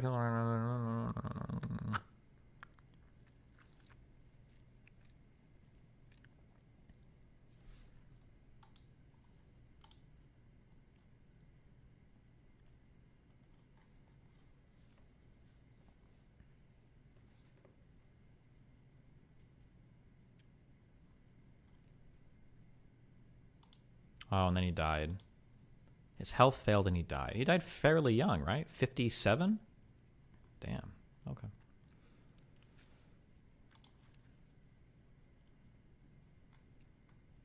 Like Arnold, Floyd held the keys to America's national security and then tried to hand those keys to the enemy. Floyd, an unapologetic Virginia slaveholder, served as President James Buchanan's Secretary of War from 1857 to December 29, 1860, when he resigned in protest after Buchanan declined to abandon Fort Sumter. Most crucially for today's case, in the weeks after Lincoln's election in early November 1860, Floyd used the great powers of his office through a devious combination of affirmative acts and strategic failures to act to try to thwart a proper transition of power. One bright thread of the storyline involved Southern forts, a thread that would eventually become the fuse of April 1861 in Charleston Harbor. South Carolina purported to secede on December 20th, 1860. A week later, rebels seized Fort Moultrie and Castle Pinckney in Charleston Harbor and raised the palmetto flag over these federal outposts. In the days that followed, rebels captured many other strategically positioned fortresses, including Forts Morgan and Gaines, guarding the mouth of Mobile Bay, Forts Pulaski and James Jackson, the gateways to Savannah, Pensacola Bay's Forts McRee and Barrancas, and Forts Jackson and St. Philip, which together shielded New Orleans. Let's see, what was this footnote for?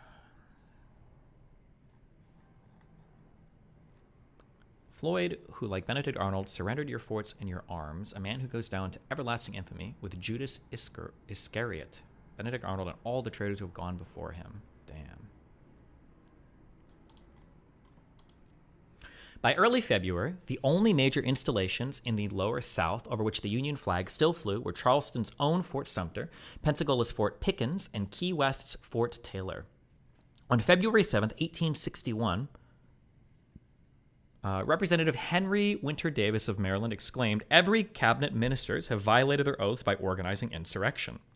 The Burlington Free Press.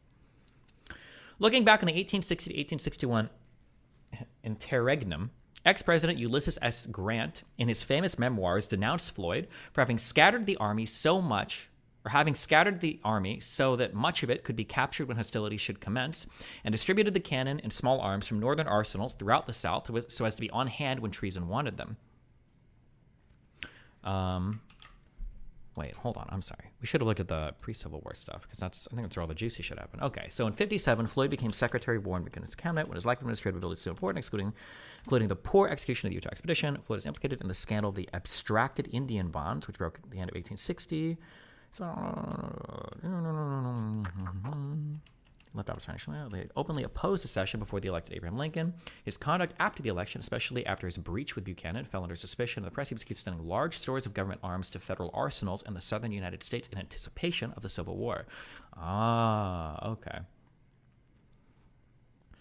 Ulysses S. Grant wrote, and then this is what's referenced in that thing. Floyd, the Secretary of War, scattered the army so that much of it could be captured when hostilities should commence, and distribute the cannon and arms from northern arsenals throughout the South so as to be on hand when treason wanted them. After his resignation, a congressional commission in the summer and fall of 1861 investigated Floyd's actions as Secretary of War. His records of orders and arms shipments from 1859 to 1860 were examined. In response to John Brown's raid on Harper's Ferry, he bolstered the federal arsenals in some southern states by over 115,000 muskets and rifles. In late 1859, he also ordered heavy ordnance to be shipped to the federal forts in Galveston Harbor, Texas, and the new fort on Ship Island. Wow, quote, thanks for the additional sub-month. He intended to send these heavy guns in the last days of his term, but the president revoked his orders. His resignation as Secretary of War on December 29, 1860 was precipitated by the refusal of Buchanan to order Major Robert Anderson to abandon Fort Sumter, which eventually led to the start of the war. He was indicted by the District Columbia Grand Jury for conspiracy and fraud. Floyd appeared in criminal court in Washington, D.C. on March 7th, 1861 to answer the charges against him. According to Harper's Weekly, the indictments were thrown out. Okay.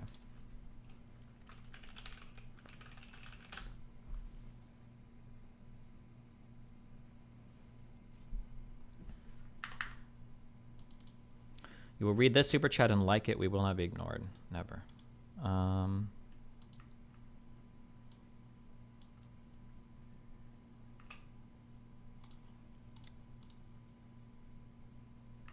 Okay, I was just checking. We don't have a Secretary of War anymore, right? Okay. I've never heard that position, or contemporaneously at least.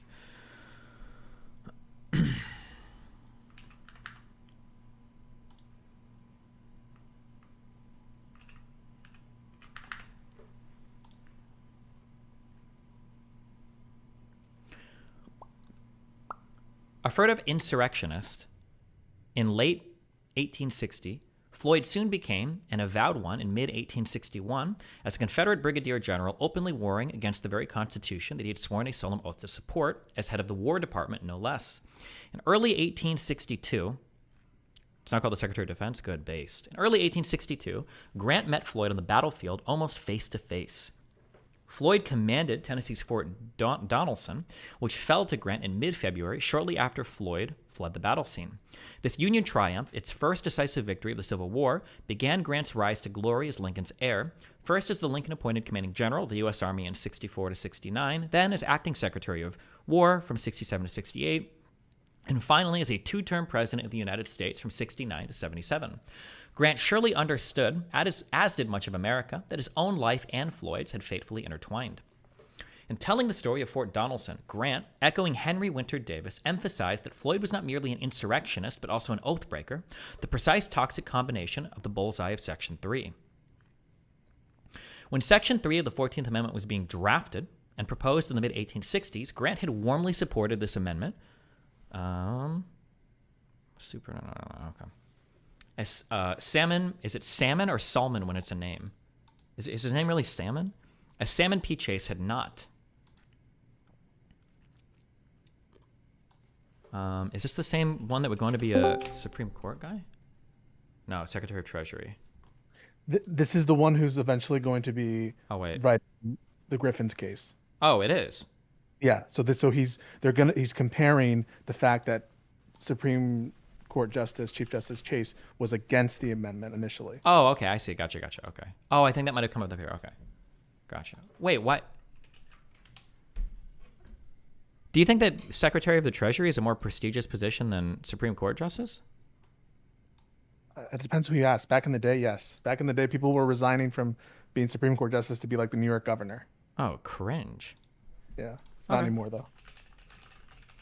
It was all that riding circuit. They didn't want to waste their time on some cuck shit, I guess, huh? Yeah. Okay, gotcha. All right. So it is the same Chase. All right. Had warmly supported this amendment, as Salmon P. Chase had not. In his memoirs, Grant acidly commented that Floyd was unfitted for command for the reason that his conscience must have troubled him and made him afraid.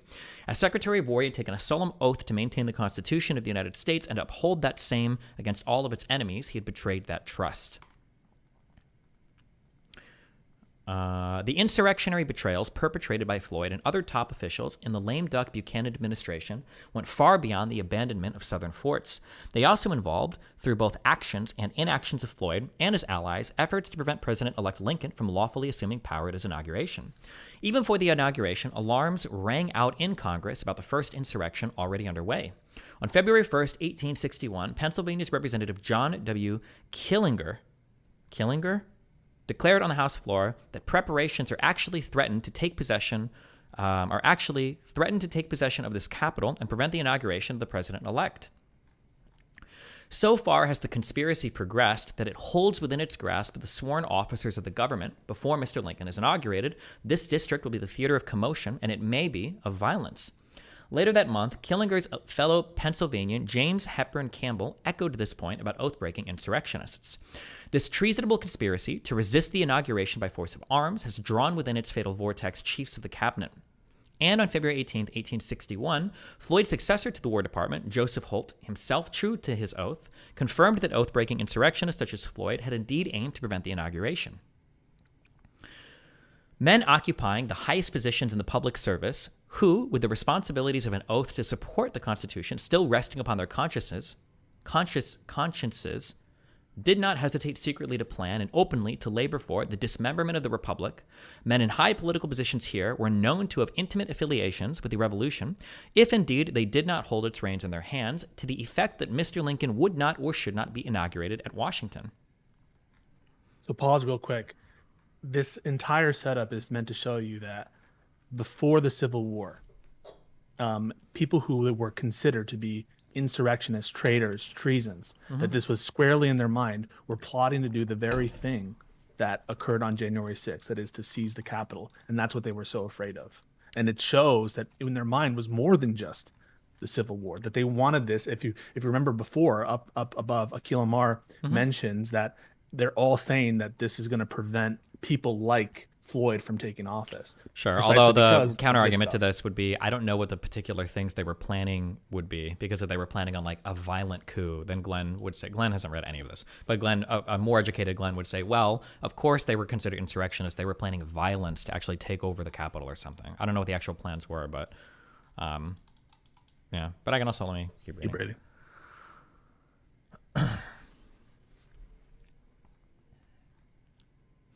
Though the Capitol did not fall in 1861, it was a close-run thing. On February 13th, the key day that Congress was set to unseal electoral votes and certify Lincoln's victory, a knot of anti-Lincoln men congregated near the Capitol, but appropriately fortified by General Winfield Scott, the Capitol held. 14. Ted Winmer opinion, the Capitol takeover that wasn't. Recent article.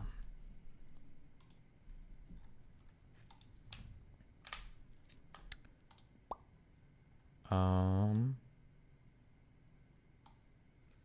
got plenty of time. We're going to read this. The Capitol takeover that wasn't. In 1861, a pro-Southern mob wanted to block the tallying of electoral votes for Lincoln. So did some congressmen. A view of Lincoln's inauguration in 1861, when a replacement dome for the Capitol was under construction. Benjamin Brown, French, via the Library of Congress. Jamie, thanks for the Tier 5 subber, buddy. And thank you, The Witty. By Ted Widmer. Dr. Widmer, who worked as a speechwriter in the Clinton White House, has long been a student of the Civil War period. He's the author of Lincoln on the Verge, 13 Days to Washington. In the confusion that followed one day's desecration of the Capitol, it was widely reported that the last time the building was stormed was in 1814. That overlooked a desperate day in 1861, nearly as lethal to democracy. On February 13th, the mob gathered outside the Capitol and tried to force its way in to disrupt the counting of the electoral certificates that would confirm Abraham Lincoln's election 3 months earlier. The key difference between then and now is that the building was guarded by men who were prepared for the onslaught. Nerves were on edge as the day began, with all eyes on Washington and families trying to get into the galleries to watch the proceedings. The days before the count, rumors had been spreading across the Capitol that armed militias might sweep in from Virginia and take over the Capitol or the entire District of Columbia. Virginia's former governor, Henry Wise, was openly calling for an invasion. What happened in 1814? I don't fucking know. Probably the Whiskey Rebellion or some lame shit. I don't. 1794. The tax stamp thing, maybe? 1814. Are you talking about the War of 1812 where they burned down the White House? Oh, was that a foreign person? Or the Canada shit or whatever? Or that was against Britain? Well, I guess. You ever hear of the War of 1812? Yeah, that's when Canada set our White House on fire and they always talk shit about it or some bullshit. Or am I mixing that with something else?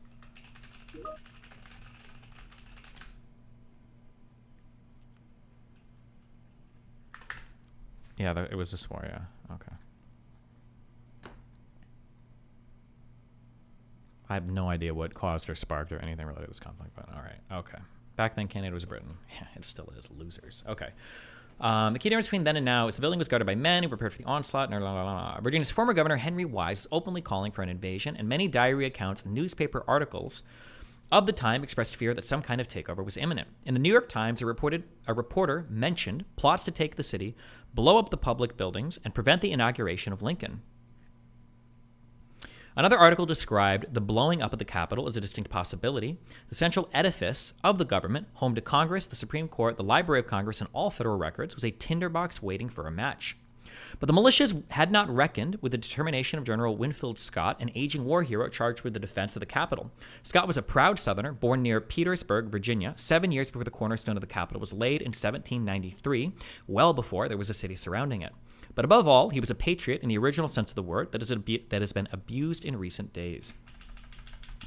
Scott had served his country since the presidency of Thomas Jefferson, who personally interviewed him for his first commission, and even if infirm, he could no longer ride a horse, he knew treason when he saw it. With a military dispatch, he stationed soldiers around the Capitol and left no doubt what he would do to any violent miscreant who tried to come into the building to spoil the electoral count. Colorfully, Scott warned that any such intruder would be lashed to the muzzle of a 12-pounder and fired out the window of the Capitol. He added, "I would manure the hills of Arlington with the fragments of his body." On the morning of February 13th, large numbers of people streamed into Washington, determined to prevent the ceremony that would confirm Lincoln's election. Already, they seemed dangerous, a cauldron of inflammable material, ready for revolution, as one observer noted. But when they reached the Capitol, they were prevented from entering unless they had a special pass. Blocked by the soldiers, the anti-Lincoln crowd grew angry and taunted Scott with insults. Free state pimp, old dotard, traitor to the state of his birth. But to be accused of treason by thugs who were contemptuous of the electoral process was a price Scott was quite willing to pay. Through his careful preparation, he may have saved the Republic even before Lincoln arrived to save it in his own way. Throughout the worst of the crowd, though the worst of the crowd was kept outside, tempers nonetheless flared inside the House chamber. Pro-Southern members of Congress were in a foul mood and tried to prevent their unhappiness in any way they could. Vent. When a secessionist senator from Texas, Louis Wigfall, asked Scott if he would dare to arrest a senator for treason, Scott exploded, "No, I will blow him to hell."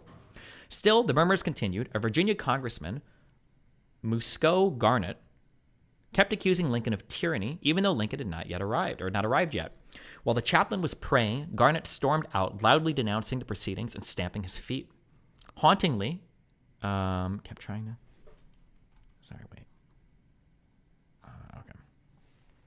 Hauntingly, a reporter in the Times said that the tantrum resembled the histrionics of a famous Shakespearean actor, Junius Booth, celebrated for portraying the title character in Richard III, a favorite play of both his son, John Wilkes Booth, and of the incoming president.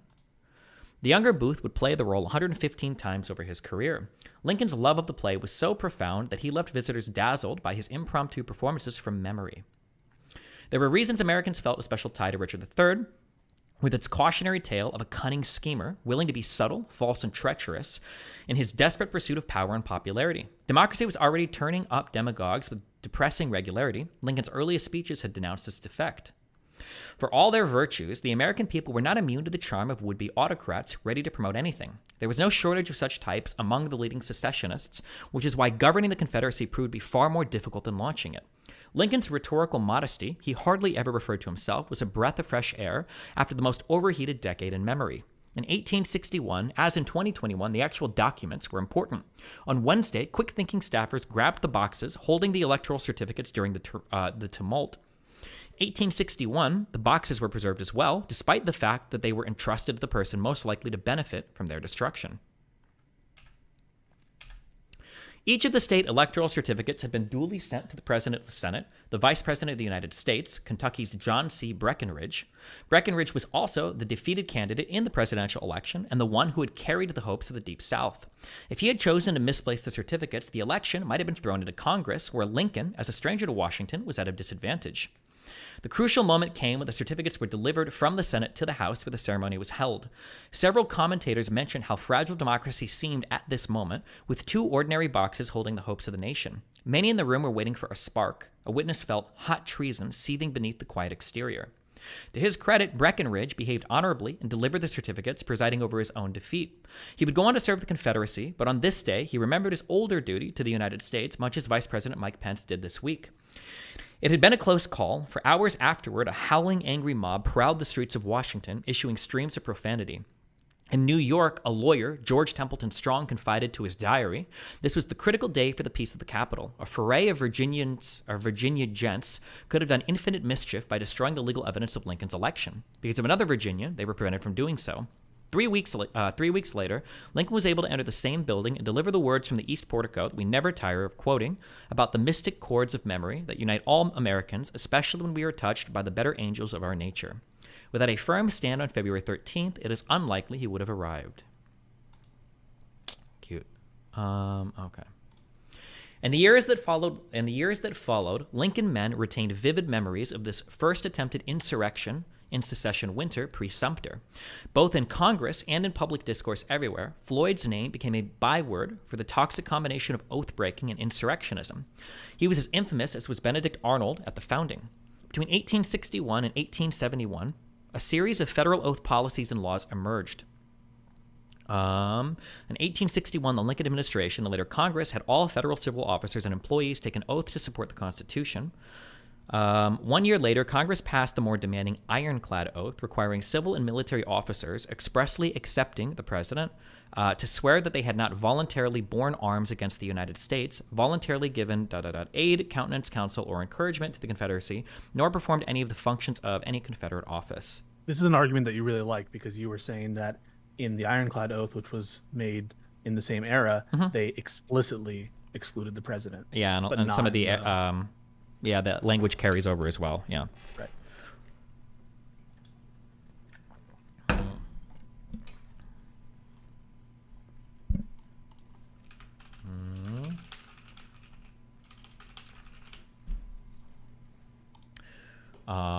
Series of federal law. Okay. Eventually, these policies and laws ripened into what became Section 3 of the 14th Amendment. In countless conversations before, during, and after the drafting and ratification of Section 3,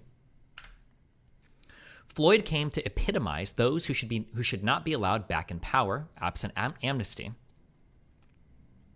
Quoting a statement of Senator Trumbull.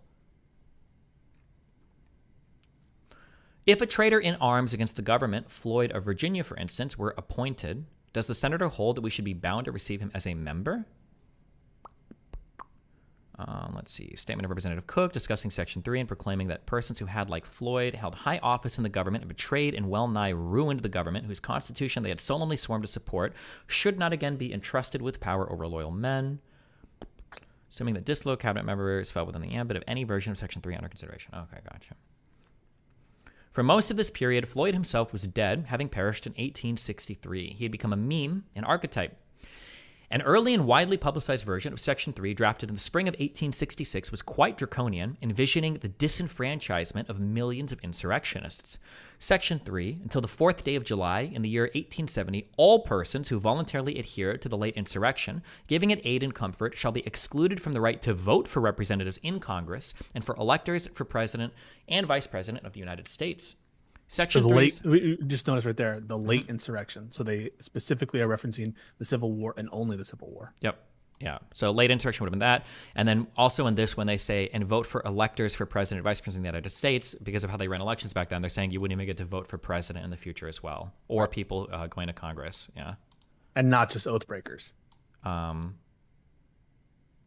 persons. All persons who volunteer. Yes, correct. Every single person in the South would have been disenfranchised. Yes.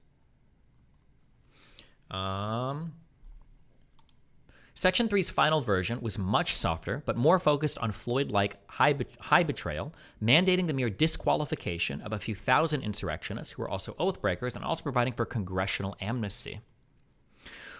But in one obvious and high-profile respect, Section 3, as enacted, went far beyond the early draft. It referred to all insurrectionists, past and future, and not merely to the late insurrectionists of the 1860s. Hold on.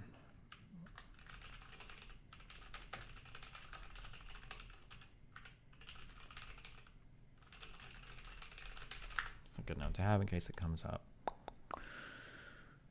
It laid down a rule for the benefit of generations yet unborn, for us today, if only we are wise enough and faithful enough to follow its words as written and intended. Soon after the 14th Amendment formally came into effect in mid-1868, America elected Grant president. Grant placed Brevet Major General Edward Canby in charge of Virginia's Reconstruction. As Grant later explained in his memoirs, Canby was an officer of great merit, naturally studious, and inclined to the law. Few, if any, Army officers, wrote Grant, took as much interest in reading and digesting every act of Congress. His character was as pure as his talent and learning were great. Shortly after the 14th Amendment's formal promulgation, Canby properly concluded that Section 3 was self-executing. Any disqualified candidates in the Virginia elections, Canby announced, would not be allowed to enter upon the duties of the offices to which they may have been chosen unless their disabilities have been removed by Congress. He kept at least 2 disqualified candidate-elects out of the legislature. Right after Section 3 has been ratified, immediately President Grant puts into power this guy Canby, and Canby, without any authorizing legislation from Congress, disqualifies people. Sure, yeah. I think, yeah, even in the original paper, this was already brought up, that there were people that were disqualified without any convictions, without any legislation, yeah. Shortly after the 14th Amendment's formal promulgation, I just have like a note of that. People were disqualified from offices without additional legislation from Congress and without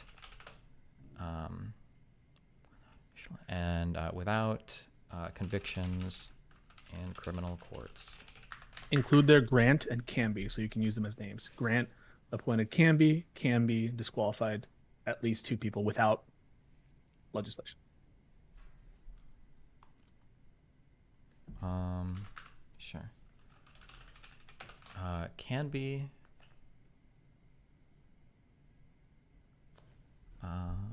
Let's see. What was Canby when it says he was in charge of Virginia's Reconstruction? Was that like a special officer role for him, or what was he? Right. Someone who knows better history can correct me if I'm wrong, but like basically as part of the Reconstruction, there were members of the Union, sometimes I think military officers actually, who were like just in charge of remaking the governments and like reinstituting their state systems. Gotcha. And when it says he kept at least 2 disqualified candidates elect out of the legislatures, candidates elect mean they'd already even people been who were elected, elected. Right? Yeah. Yeah. Okay, yeah.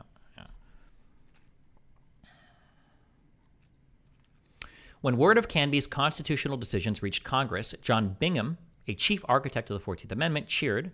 That veteran officer, Bingham said, faithful to his duty, excluded from the legislature of Virginia in its organization every man who could not swear he was not disqualified by the provisions of the 14th article of the amendments of the Constitution. So pause. This guy, John Bingham, is like the James Madison of the 14th Amendment. This guy is like the mastermind of at least Section 1 of the 14th Amendment. He's a big deal name. And this person who helped draft the 14th Amendment, is praising Grant and Canby for excluding these men from office without any implemented legislation. Sure, right? This guy who's in charge of making this entire thing. Canby acted on his own initiative. No congressional statute had specifically provided for proceedings, evidence, decisions, and enforcements of decisions, contrary to Chief Justice Chase's claim on circuits that these are indispensable.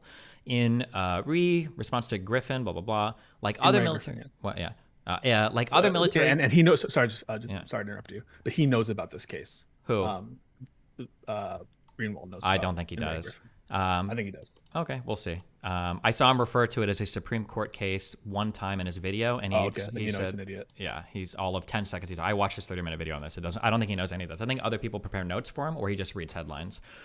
Like other military governors under President Grant, Canby took the Constitution at its word. B, the significance. In certain respects, in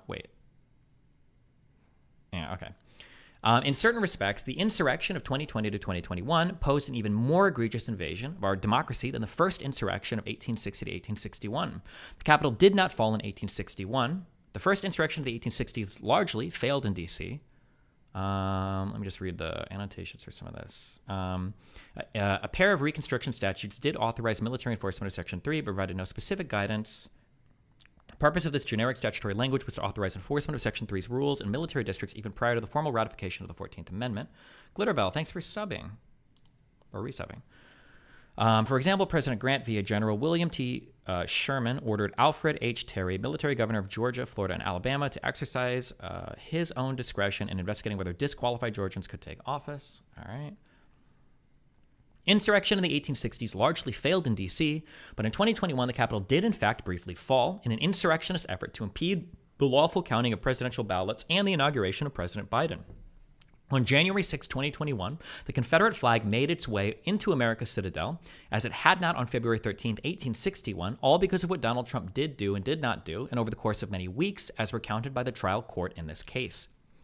Given that Section 3 was drafted with both the first insurrection of the 1860s, aka secession winter, and the second insurrection of the 1860s, aka the Civil War, Xavi, thanks for subbing, exactly in mind, faithful interpreters today must admit that the events of 2020 to 2021 fall squarely within the heartland of Section 3 in much the same way that, say, 1950s Jim Crow laws violated the core commitments of Section 1, and early 21st century laws prohibiting guns in homes violated other core commitments of Section 1. Section 3 does not require that an oathbreaker actually use his powers of office in connection with his insurrectionary acts, but Floyd had done just that. In this way, he was worse than Jefferson Davis and Robert E. Lee. Davis in 1860 was a former Secretary of War and a current member of Congress. In neither official capacity could he thwart Lincoln's inauguration or betray federal forts. Lee in 1860 was a mid-level federal military man. Like Davis, Lee in 1861 was an insurrectionist and a former officer, but he had not been an insurrectionist officer. An insurrectionist while in office, using the powers of the office to engage in insurrection and give aid to other insurrectionists. But Floyd did in fact bend his office to betray his oath. And so did Donald Trump, according to the facts as found by the court below in this case. Trump's case is thus the easy case, a paradigmatic one. Paradigmatic one? Yeah, like a like it's a paradigm of like the. Yes, exactly. Yeah, but how do you pronounce it? Paradigmatic. Paradigmatic. For application of Section 3. Floyd's misconduct also reminds us that engaging in insurrection and giving aid or comfort to insurrection and insurrectionists often involves a complex combination of devious actions and inactions. Certain inactions loom especially large when a current officer with special obligations to affirmatively thwart other insurrectionists, indeed, other insurrectionists who have been egged on by that very officer, instead sits on his hands, smiling as chaos erupts around him. This is precisely the case of Donald Trump. War Secretary Joseph Holt put the point well in February of 1861, expressing a sentiment very widely shared by the Lincoln men who later crafted Section 3. The highest and most solemn responsibility resting upon a president withdrawing from the government is to secure his successor a peaceful inauguration. No congressional statute specifying enforcement procedures is necessary to implement Section 3. This was the view of Lincoln's truest heir, Ulysses S. Grant. Grant had supported Section 3 when it was pending and faithfully enforced it thereafter via Canby and others. Salmon P. Chase, another Lincoln man, had not supported Section 3 when it was pending and failed to faithfully enforce it thereafter. Chase harbored presidential ambitions in the late 1860s, and many scholars have suggested that these ambitions warped his judicial judgments in Section 3 cases. Whatever his motivation, his Section 3 rulings were poorly reasoned and internally inconsistent. If the court must ultimately choose between Grant and Chase, it should choose Grant, as did the American people themselves. When in the fall of 1868, almost immediately after the ratification of Section 3, they voted to put Grant and not Chase in the sacred office where Lincoln sat. I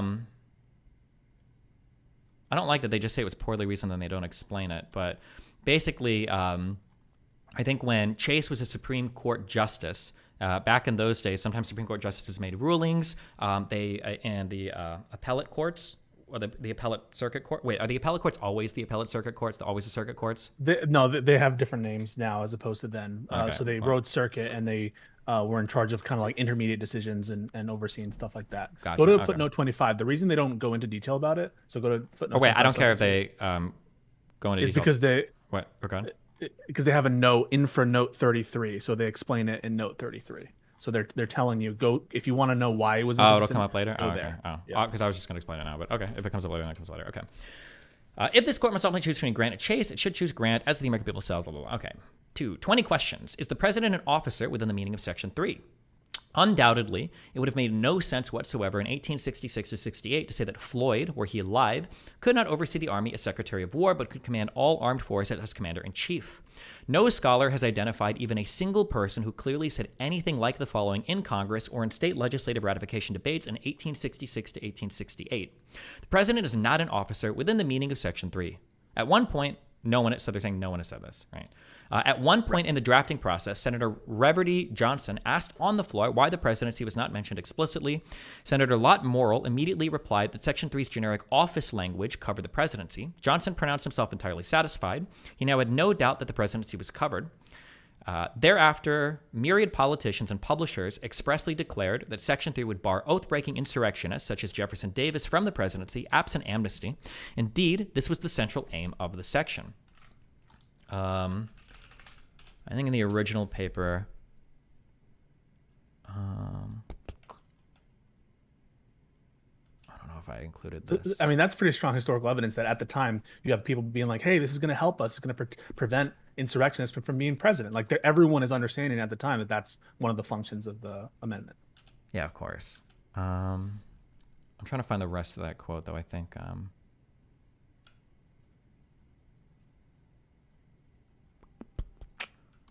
don't know. It doesn't matter that much, but.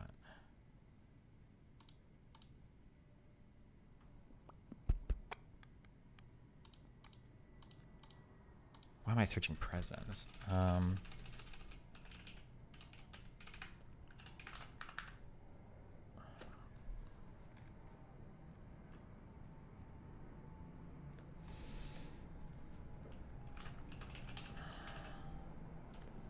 Oh, yeah. Sorry, here it is. This came from the original paper. Senator Reverdy Johnson of Maryland charged that the language employed was defective because the office of president and vice president had inadvertently been omitted from Section 3. The amendment, quote, does not go far enough, end quote, Johnson averred. Johnson averred. I do not see but that any one of these gentlemen may be elected president or vice president of the United States, and why did you omit to exclude them? Johnson was complaining that these two officers should be included in Section 3, and there was no good reason to omit them. Whereupon Senator Morrill of Vermont interrupted, "Let me call the senator's attention to the words, quote, or hold any office, civil or military, under the United States," end quote. Senator Johnson promptly and somewhat sheepishly retreated. "Perhaps I am wrong as to the exclusion from the presidency. No doubt I am, but I was misled by noticing the special exclusion in the case of senators and representatives." That was the longer part of that. But so it seems pretty clear at the time. But also, obviously, that if you don't want insurrections anywhere in office or government, obviously you're not having the president or vice president. Okay. So that's what they're referring to here. Boom, boom, boom. Article 2 provides that the president shall hold his office for a 4-year term, prescribes an oath for the offices of president of the United States, and further provides that the president shall be removed from office on impeachment and conviction, emphasis added. Elephants do not hide in mouse holes. If Section 3 exempted presidents, we should expect to see many discussions of why Section 3 included such an egregious loophole. No such discussions exist. When Civil War lawmakers aimed to exempt the president, they did so expressly. The Ironclad Oath Act of 1862 applied to every person elected or appointed to any office or of honor or profit under the government of the United States, either in the civil, military, or naval departments of the public service, accepting the president of the United States. This language, in a landmark oath law predecessor to Section 3 itself, proves that Congress and the public plainly understood that the president of the United States was emphatically a person who held an office under the government of the United States. 2, doesn't every officer need a commission? The Constitution says that the president shall commission all the officers of the United States. The president ordinarily does not commission himself. So does the Constitution mean that the president is thus himself not an officer, or thus not an officer? This makes a hash of the Constitution as a whole. It makes far more sense to say that the president is not the kind of officer who needs a president-issued commission, nor is the vice president. The reason for this is simple. When the Constitution is read holistically, a commission is a piece of paper identifying who is an officer and when his or her status as an officer commenced. See Marbury v. Madison, 5 U.S. 1, blah, blah, blah. But for presidents and vice presidents, the Constitution itself provides a separate mechanism for answering these questions. As we explained more than a decade ago, Congress, in certifying the electoral votes, issues a commission equivalent identifying who the new president and vice president will be. And the Constitution itself specifies when the office commences, precisely every 4 years at noon on Inauguration Day. Okay.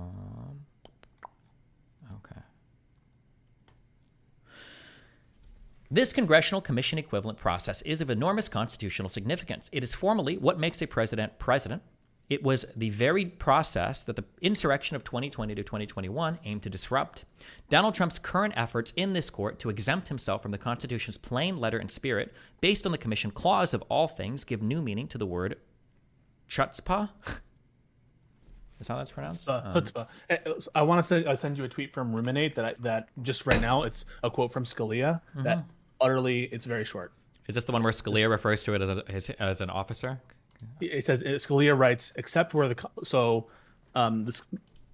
says that the president appoints officers except where the Constitution or a valid federal law provides otherwise. Sure. And then one of the people who's advocating that this officer argument writes to Scalia and says, what did you mean by that? And he has a response to that I think you should watch. Or read, sorry.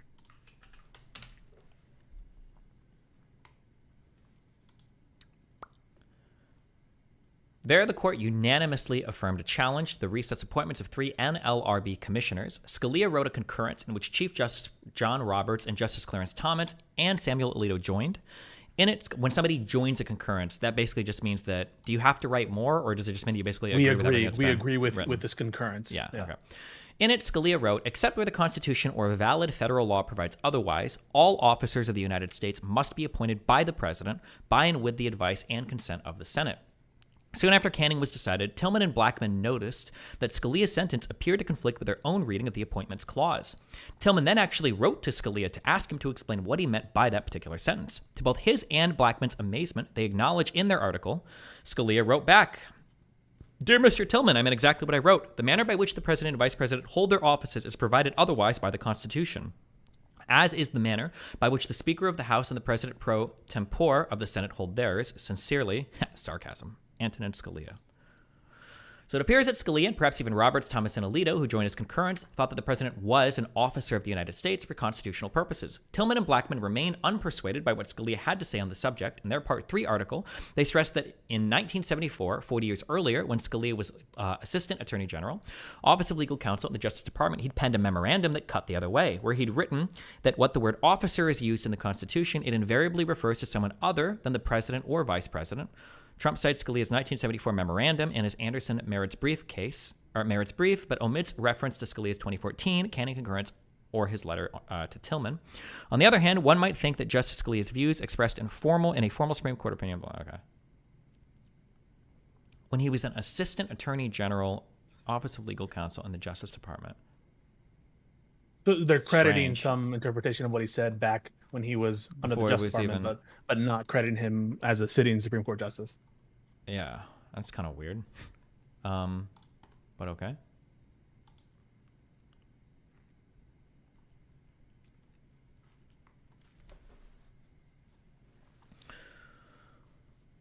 What about the impeachment clause? This clause refers to the president, vice president, and all civil officers of the United States. If the president is an officer, why doesn't the text say all other civil officers of the United States? Aha, exclaims President Mousehole triumphantly.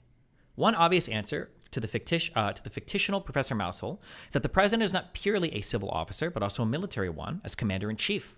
The vice president is second in military command should the commander fall. Also, he's the president of the Senate, and as we know, members of Congress are not officers, and so they both have dual roles. The vice president has the dual role as vice president and president of the Senate, and obviously second in command to if the president falls. And the president is also a military officer. Gotcha. For president, for the Senate pro tempore, whatever, is that in the Constitution or is that in later legislation or amendment? That's the Senate assigning their own officers. Gotcha. Okay. Officers for purposes of the Senate is very different than officers of the United States. Sure. But the president of the Senate is not the vice president. Yeah, but that's not called out explicitly in the Constitution. That's something that came later. No, it is. It is. Oh, it is called out explicitly in the Constitution. Yes. Okay. Gotcha. All right. One obvious answer. Okay, not a military one, but also a military one is commander-in-chief. The vice president is second in military command should the commander fall, or so a draftsman might have thought. Today, America's soldiers salute the president and vice president, but not, say, a typical senator or cabinet secretary or justice. 4. What about Justice Story's commentaries?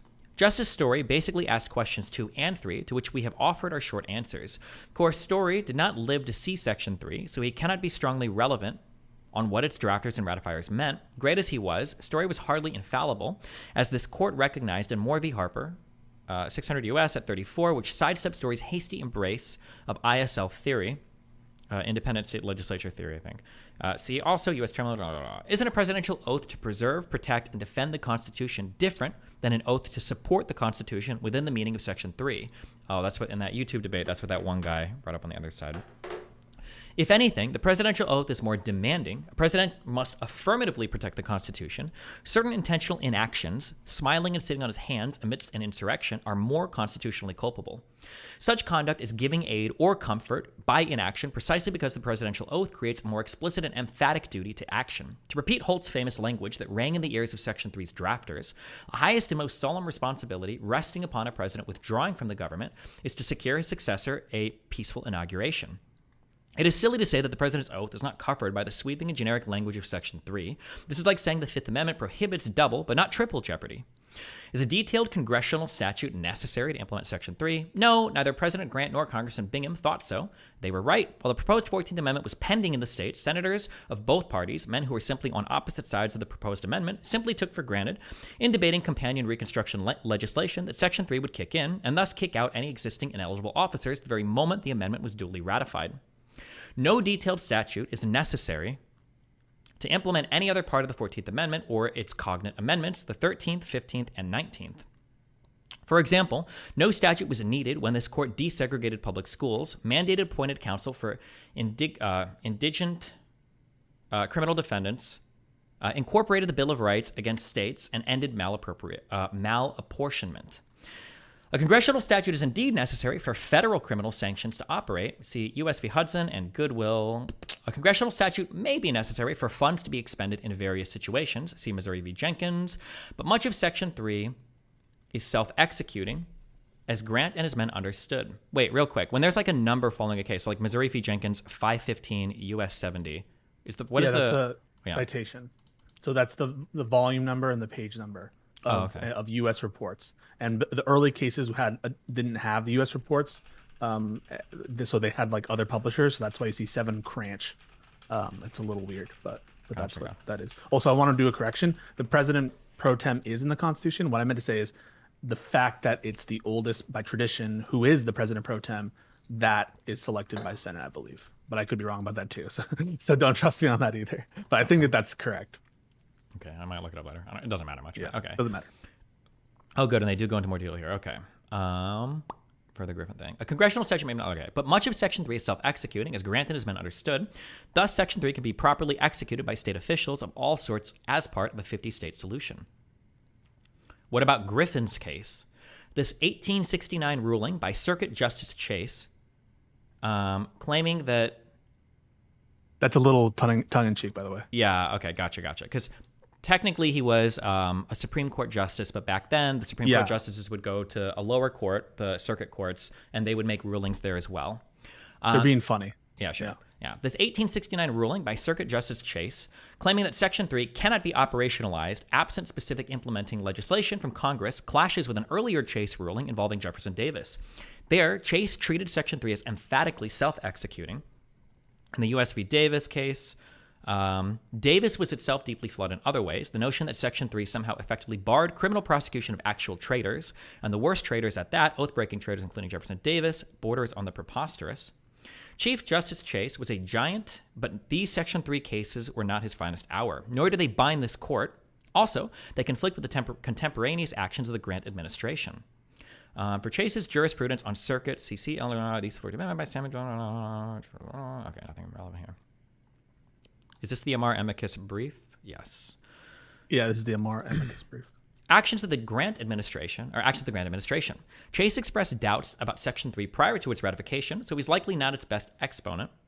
By contrast, Bingham and Grant both backed the 14th Amendment at every stage. Bingham was himself a great constitutional lawyer. Though not law-trained, Grant was a gifted reader and writer of the English language, a champion of honest plain meaning. Is a criminal conviction necessary to trigger Section 3? No, Section 3 says nothing of the sort, and it could have easily done so had its drafters aimed to enact such a requirement. Grant did not require convictions for those deemed ineligible under Section 3 in 1869 Virginia and elsewhere.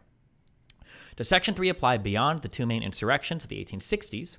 Emphatically, the early public draft expressly referred only to the late insurrection and expressly sunsetted after 1870. Congress shifted gears dramatically when it revised Section 3 to apply to all future insurrections, but to do so modestly with a lesser penalty, disqualification, not disenfranchisement, for a vastly smaller group of malefactors, only oath-breaking insurrectionists, and an express provision for congressional amnesty. I like this. This is what me and Peace were talking about a few days ago, that in some ways it seems very broad, but in two very important ways it's very narrow, and that it affects a narrow set of people, and the punishment is pretty narrow as well. And there's a way to escape it with Congress. There's quite a few outs here, but yeah. 10. Could Trump be amnestied at some future point? Yes, but until that happens, he could be deemed disqualified and kept off the ballot. The theoretical possibility of a future change of law or fact does not change the law or facts at present. States may legitimately keep persons off the ballot who will not be eligible to serve absent some utterly speculative future development. More than a decade ago, the 10th Circuit, per then Judge Gorsuch, rightly affirmed Colorado's authority to keep a non-natural-born citizen off the presidential ballot, even though the Constitution at some later time, prior to inauguration, could have been amended to eliminate the natural-born clause. Hassan v. Colorado. Hassan? Yep. Are you sure? Yeah. Hassan v. Colorado. Thus, Senator Daines, too clever by half. We're making up pronunciations. Okay. Thus, Senator Daines, too clever by half distinction between categorical and other ineligibility rules will not wash. To rule that Section 3 cannot be applied before Inauguration Day is either to read Section 3 out of the Constitution or to create a crisis on Inauguration Day. Can mere words suffice to trigger Wait, I just want to pause right there. So Judge Gorsuch answered the question that there was in the chat earlier, which is, if you are a state who is making a presidential election system, you're not required to keep ineligible people on the ballot. And none other than Judge Gorsuch in Colorado, or relating to a Colorado case, did that exact thing in 2012. He kept someone who said, hey, I'm just ineligible to office, but I can still run. And Gorsuch's like, nah, dude, get screwed. They're allowed to keep you off the ballot. Can mere words suffice to trigger Section 3? Definitely. Conspiracies or agreements are paradigmatically effectuated with words. So are incitements. In 1860, John Floyd used words galore, both publicly and privately, to incite and encourage others to take up arms against the Constitution. In 2020 to 2021, so did Donald Trump, according to the well-supported factual findings of the trial court. The super strict, I must not understand something legally or whatever, but I feel like the important distinction that needs to be made is Section 3 in existence And is it still like functional? And then like, can states apply it? I feel like that is fundamentally a different question than what counts as an insurrection. I don't like these get mixed up a lot because I'm really scared that there's a chance that the Supreme Court, although from what I've heard, people don't seem to think so, that the Supreme Court would rule on whether it was an insurrection or not. But sorry, go ahead. What was your problem about the difference between engagement and insurrection? No, I just don't like that people focus so much on whether or not something was an insurrection, when the challenge of Section 3 is whether or not it exists and whether or not states can enforce it. Because really then it's up to whatever the procedure is in the state, it's up for them to determine if it was an insurrection. Yeah, but we could probably think that there's some reviewability of a state court decision. Sure, there might be, but then the focus should be on that. The only thing that matters is that a state can do it, and then whatever is up for review is procedural at that point. But these arguments, in my opinion, when we talk about can words suffice to trigger Section 3, it feels like these arguments aren't procedural. These are like, I don't know, fact-finding arguments, or they're substantive. The merits of it, yeah, which I think is a scary world to get in. But let's see. Conspiracies, agreements, and incitements. In 1860, John Floyd used words galore, both publicly and privately, to incite and encourage others to take up arms against the Constitution. In 2020 to 2021, so did Donald Trump, according to the well-supported factual findings of the trial court. The super strict free speech doctrines applicable in criminal prosecutions, see Brandenburg v. Ohio, do not automatically carry over to mere issues of ballot eligibility. Okay, good. Thank you. One takes an oath of constitutional fidelity by speaking, and one may refuse to take an oath by speaking, for example, by saying no. A refuser cannot be criminally punished, but surely can be barred from office. The Constitution itself says so in Article 4, or in Article 6. Likewise, oath violators can be kept from office even if these violations occur via pure speech. 12. Can inactions ever count as giving aid or comfort? Yes, see question 5, supra. In Trump's case, In Trump's case, as with the paradigm case of Floyd, there exists a complex web of spidery actions and inactions, as the trial court below made clear in its findings of fact, especially because some of Trump's own actions of plotting and incitement prompted actual violent insurrection by others. He was under a stronger duty to take affirmative steps to arrest that insurrection once it erupted into a deadly assault on the Capitol. It was perfectly sensible for the trial court to consider Trump's entire course of conduct, including his inactions, as a whole. Can a local event ever be a true insurrection? Yes, kittens can become cats, chickens can hatch from eggs, small insurrections can swell into giant insurrections. In American history, notable insurrections have included Shays' Rebellion in the 1780s, the Whiskey Rebellion in the 1790s, and the nullification crisis of the 1830s. Something that I think was interesting that I heard in that other debate I was listening to is we've come to call these things different things as history has progressed, but I believe the Whiskey Rebellion at the time, I think was actually referred to as the Whiskey Insurrection. Actually called it that. Yeah. Oh, and it says it here, also known as the Whiskey Insurrection.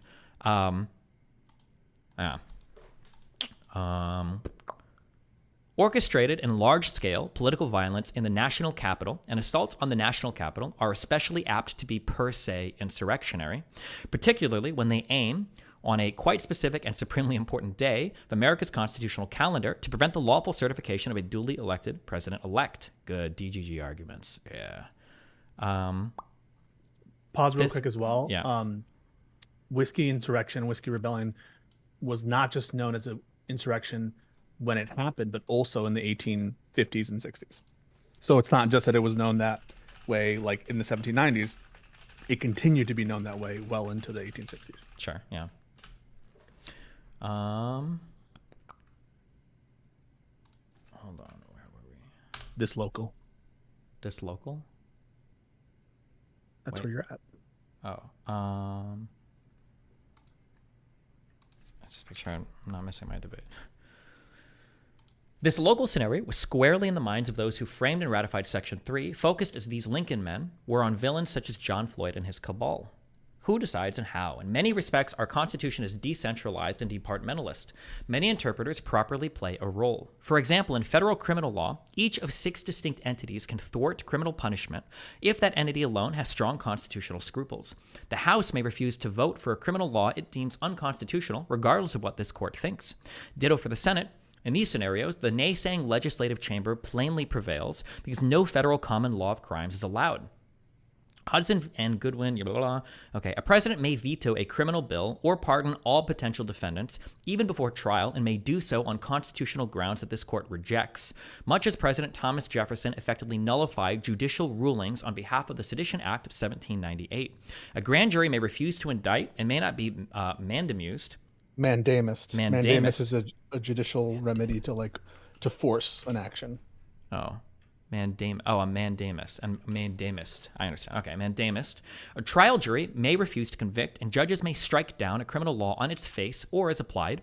In general, the system is asymmetric. The entity with the stronger constitutional doubts/objections often prevails. So too in presidential elections on the issue of eligibility.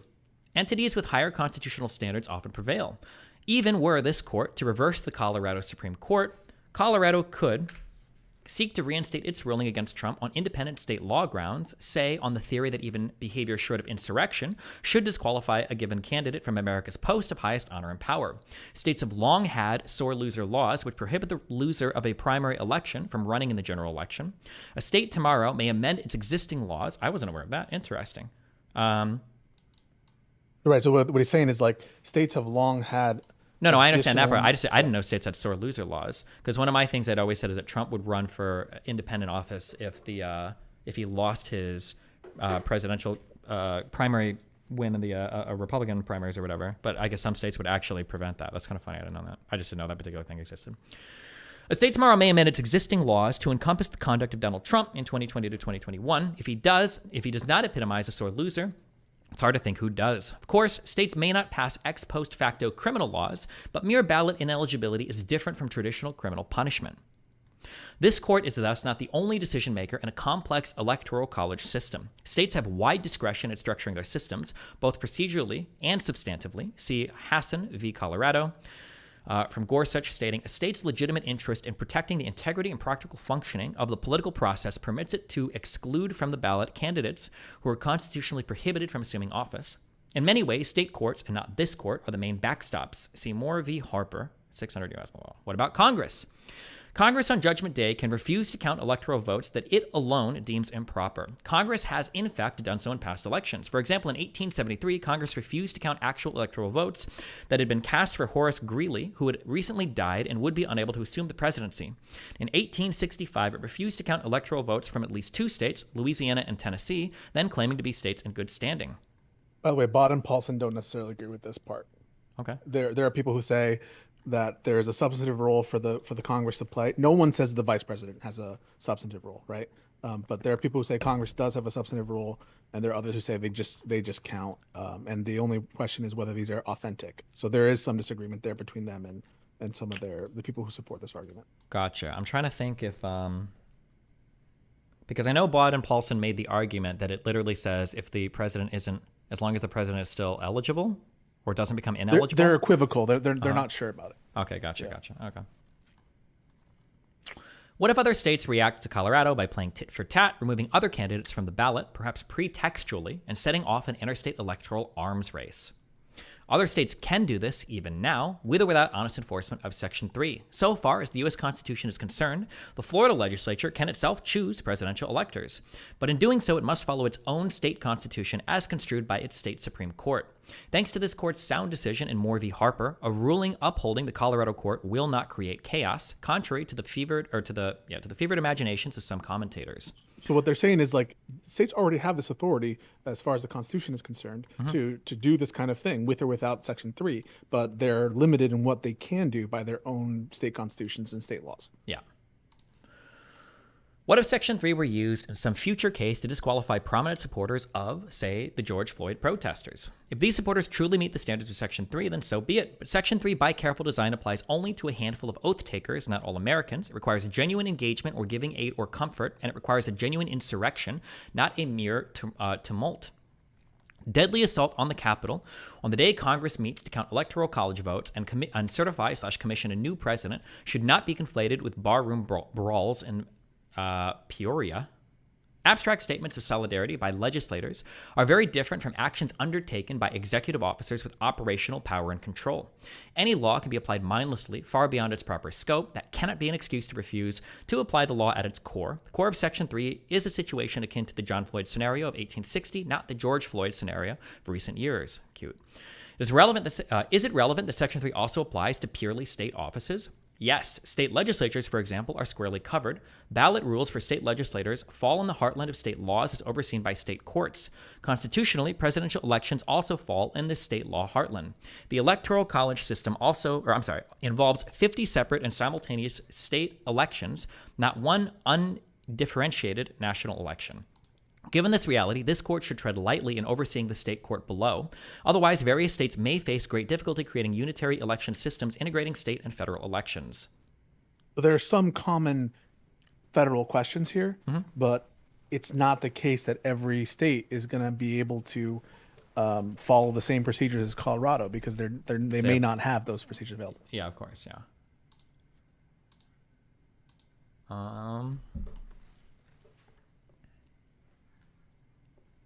Which ruling would best comport with judicial minimalism? A 50-state solution along the lines we advocate. A contrary ruling would, by contrast, impose this court's views on all 50 states, and would do so without proper warrant in the Constitution's text, history, and structure. Which ruling would be the most democratic? Our democracy allows we, the people, to democratically protect ourselves, and the most obvious way we do this is through the Constitution. In the 1860s, we the people carefully considered recent, vivid, and existential threats to democracy itself, and our answer was Section 3. We the people today can unmake Section 3, should we choose, via constitutional amendment. But until that happens, this court must honestly enforce Section 3 in the name of constitutional democracy. The questions presented by Section 3's enforcement through state electoral systems are discrete and judicially manageable, typically supervised by democratically accountable state judges. And of course, that section expressly authorizes additional relief, amnesty via a 2/3 vote of the Constitution's most democratic branch, Congress. Section 3 is hardly the only limit on presidential eligibility. We the people over the last years have insisted that a president be at least 35 and a natural-born citizen. He or she must fulfill residency requirements. He or she cannot serve more than 2.5 terms. He or she may not be a member of Congress. Many of these provisions have democratic justifications, even as they also limit democracy in certain respects. Ditto for Section 3. Conclusion. On notable occasions, some of the court's greatest rulings have highlighted and heated key historical episodes that prompted the relevant constitutional text at issue. See Powell v. McCormick, blah, blah, blah, emphasizing the story of John Wilkes in construing Article 1, discussing the Black Codes in connection with Section 1 of the 14th Amendment. The court should extend this grand interpretive tradition today, this time by highlighting and heeding the lessons of John Floyd and the first insurrection of the 1860s to do justice to Section 3 of the 14th Amendment. Respectfully submitted, Vikram David Amar. You're ready. Cute. I don't think this went over necessarily anything that the original paper didn't, but I guess it's a good refresher of the main questions here. But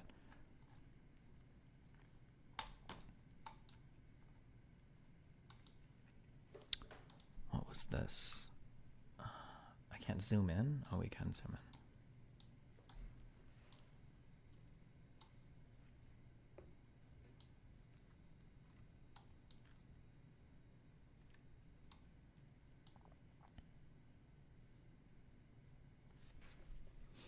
Today, they used to put a hyphen? Cringe.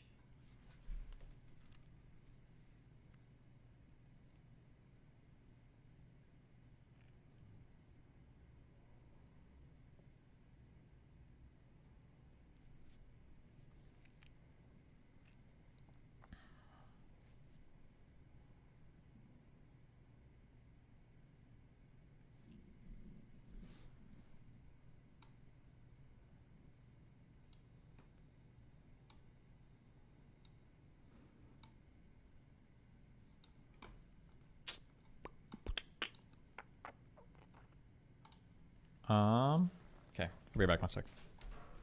Where is this happening? I should be streaming it. Here, watch this guy for a minute. Hold on.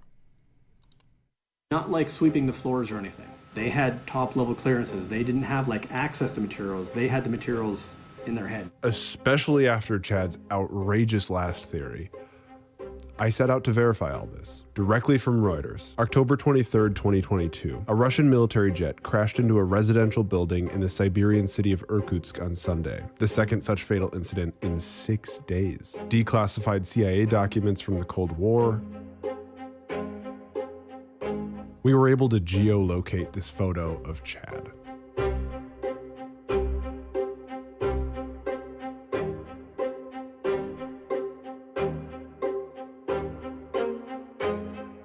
Okay, we have a lead. But why tell the world you moved to Europe? I moved to Europe. I'm pretty sure it was May when I moved to Europe. My son already lived in Europe. So we know the guy travels a lot, but if you were to say when he leaves the US, he moved to X. I wouldn't be able to say confidently. In the year 2000, Chad ran for office in the state house of Tennessee. Patriot. A year later, he's living on a secret military base in Russia. Something changed. So we hopped on a call to clarify. We asked specific questions with dates and locations. Some things made sense, like in the winter, he would spend time in Cyprus and Turkey, Europe. But other things raised more questions. Chad and his Russian wife purchased citizenship in St. Kitts through a CBI scheme just months after the Pennsylvania judge threatened him with a bench warrant. After his arrest in Bulgaria, he traveled back to St. Kitts using his purchased passport. And he changed his name to Peters. It's reflected on his St. Kitts passport. It's his new name. On this call, Chad's demeanor started to change, to me appearing like a man who felt like he was losing control. I will talk to you about this now, but when you make the video, do not present this as the first part. Oh, my God. Well, I do actually want to draw a clear line where in all conversations with you, we cannot give you any editorial insight or say. And if that's something that you want, we can't make this documentary. For months, I had been watching and documenting Chad's online activity. What he posted, how often he posted, number of likes, comments, followers. And look at this. Many weeks where Chad went silent. This is really unlike him. So, what was he up to? I reached out to my friends Rob and Trevor. Trevor is known for being able to look at any image and identify almost exactly where it is in a remarkably short amount of time. Shockingly, Trevor already knew Chad and his story. I sent them a recent photo of Chad from his Telegram group.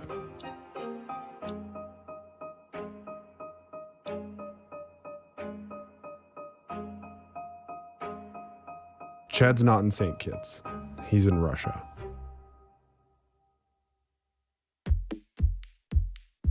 In many ways, Chad is just like us. He leaves little breadcrumbs all around the internet that easily tell us more about him and his behaviors. Like this tattoo. Shown on his wanted poster, it's a phoenix, but it's also a logo for an old company of his that he didn't tell us about. And if you reverse image search the logo, you'll find Phoenix01, his online anonymous username, on a message board where he documents recipes to make meals made out of locusts, of all things. There are companies out there that broker data professionally, and they have information on probably all of us. They can get this data from a variety of sources, like government records. Wait, what did I miss? What are we all? Tell us more about him and his behaviors. Like this tattoo.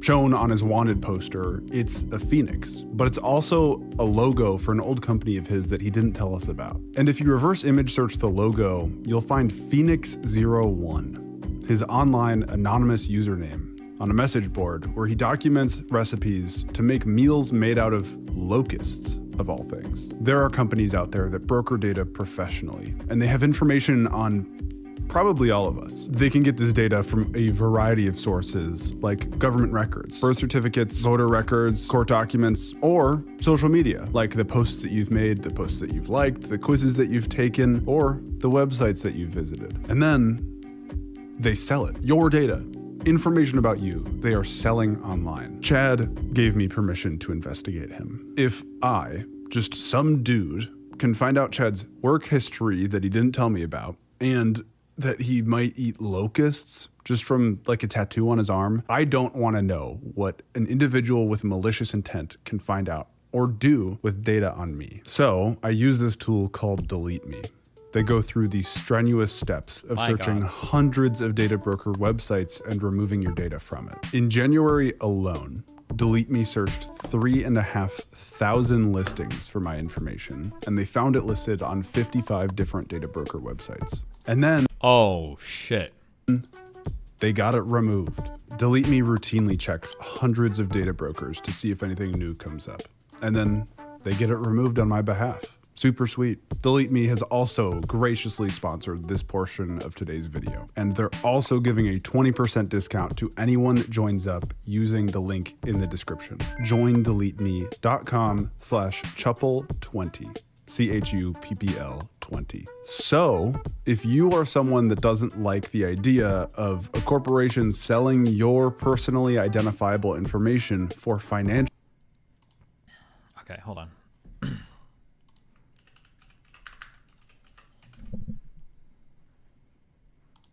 Justified self-defense or not? Looks like two guys are arguing. One guy's at a table.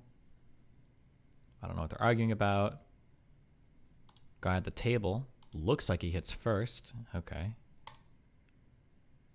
Oh, hold on. Oh, shit. Guy at the table. Oh, nice. Damn. Okay. Pretty clear self-defense, right? Am I missing something? I don't think we can watch this on YouTube. Here you go.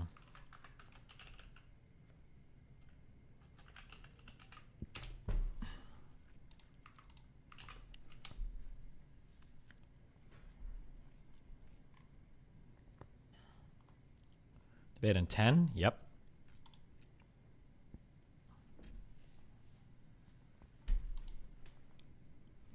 Yeah, red guy tried to pull a gun out, and the guy with the hat somehow got the gun from him.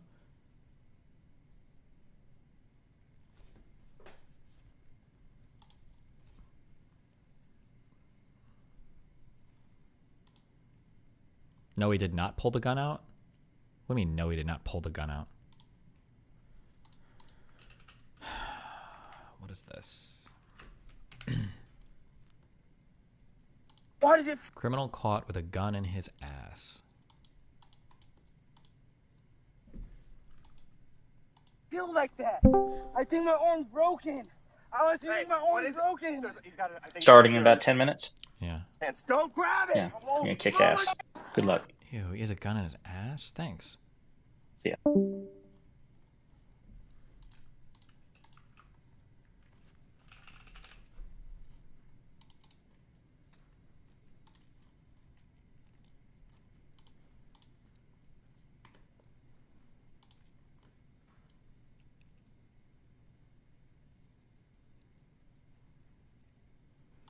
You wanna know a meme actually?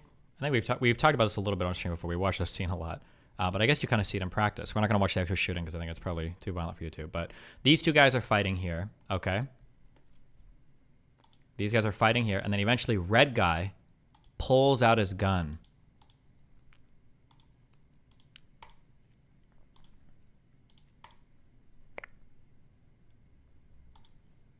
But when he pulls, his draw is just bad.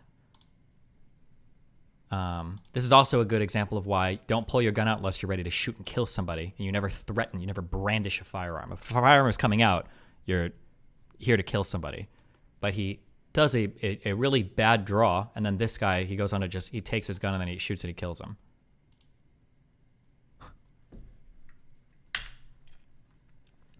This is why, arguably, by the way, if you want to conceal carry a weapon, or if you want to carry something for self-defense purposes, it's not enough to just go to the range. It's not enough to be able to just shoot well or to carry a pistol with ammunition in it.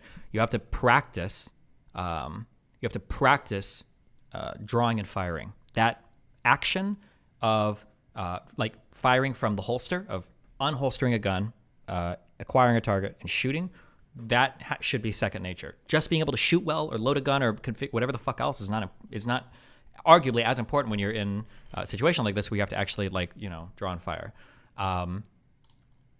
Assuming that you've practiced the moves and it's all like one thing, ideally when you're drawing from the holster, and as soon as you've drawn, that firearm is coming. Some people will immediately center it on their body before it comes up and out to shoot.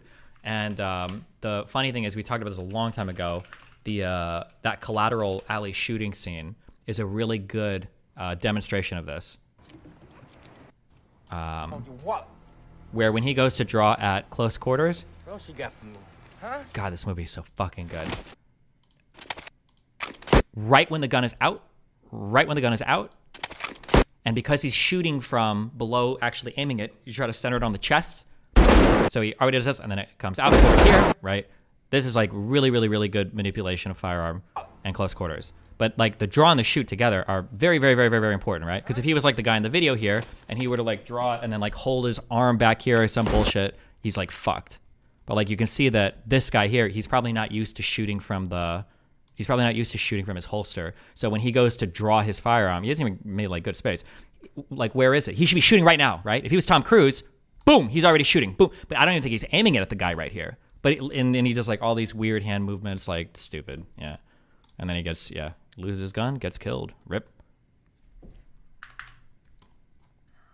Or apparently he doesn't die. Somebody said he survives, but it looked like this guy got shot like 10 times, like 5 times in the head.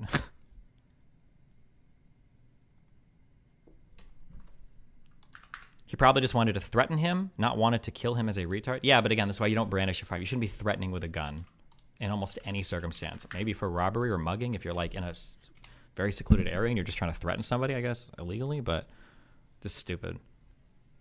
Especially trying to brandish a firearm in that close of a range. Because once you brandish a firearm, the other person's going to assume you're going to try to kill him. You have to be ready for that. As soon as guns come out, somebody's going to die or get shot at the very least, right? So you need to, Red shirt draws his piece, and the other guy disarmed him, but he went overboard. Dude was on adrenaline? Fuck no. Wait, what? Bro, you just pulled a gun on me. You want to die, or you want me to die. Those are the only two options at that point. What do you mean? He got the guy's gun away from him. How does he know the guy doesn't have a second gun? How does he know the guy doesn't have a knife? Or he's going to try to, like, no, fuck that, dude. As soon as the guy pulls a firearm and they're still, like, right there in that situation, nah, that dude is cleared a mag dump.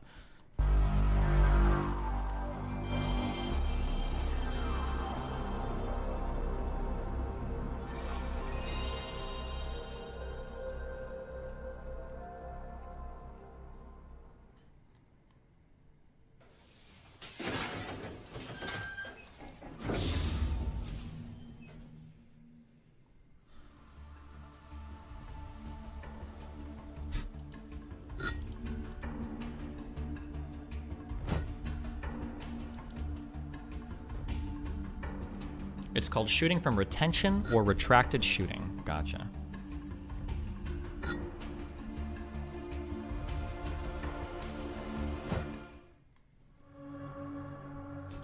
If Path of Exile was a PS1 game.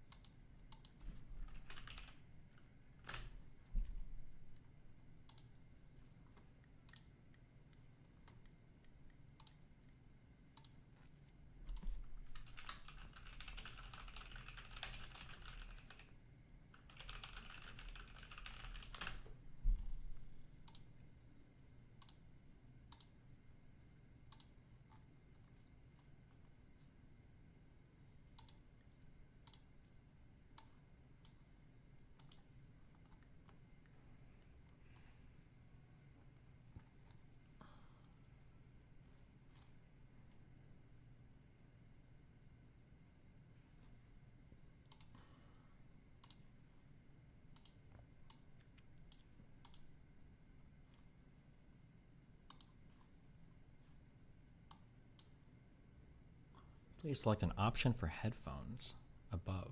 Oh.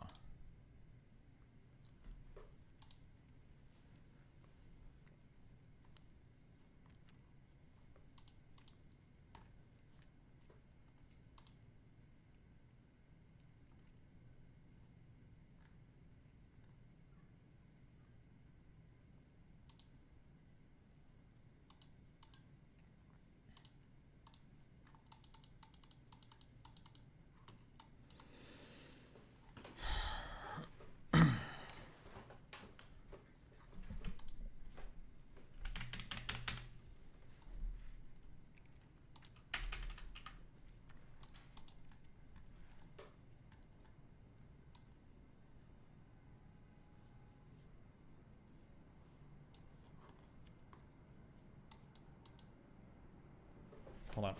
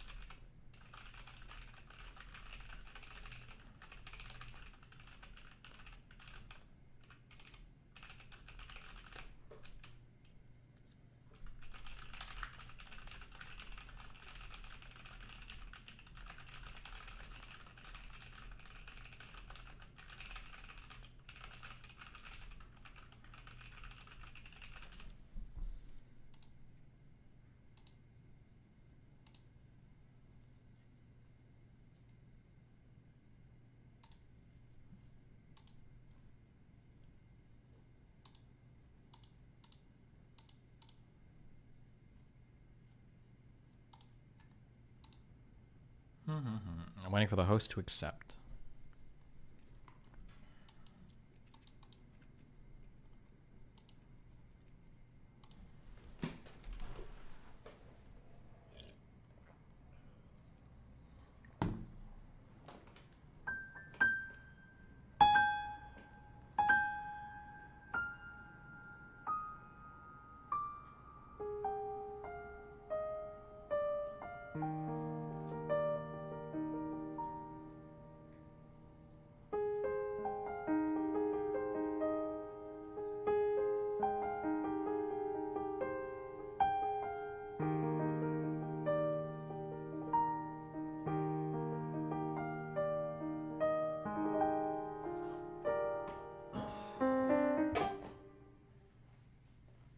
Oh. Hi, how hello. are you doing? Hey, what's up? Oh, hello. Good, how are you doing? Doing great. Wait, So I couldn't I hear have you. no just idea said. where Glenn is. Oh, don't worry. I'm sure he's coming. Yeah, no, yeah. So this is him, but he's not. The video is not. Oh. Am I not visible? Now you are. Victor, pode aumentar o volume, por favor?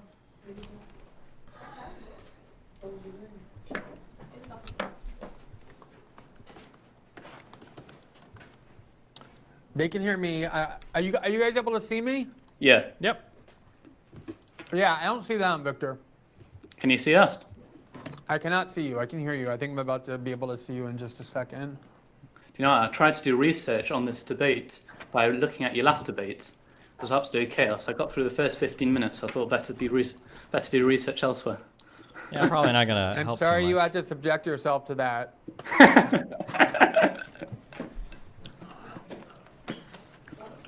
We'll miss Alex, but I think there's maybe a benefit to not having him here as well. I'm just about started. I'm just about ready in 2 seconds. We're just getting our stuff together. Dustin, are you live streaming this as well on your channel? Yep. Good. Você vai ficar com o notebook aí? Não, mas preciso os documentos. Ah, tá. Eles estão Não, falando. eu preciso só os papéis, não preciso isso cortado, só o papel.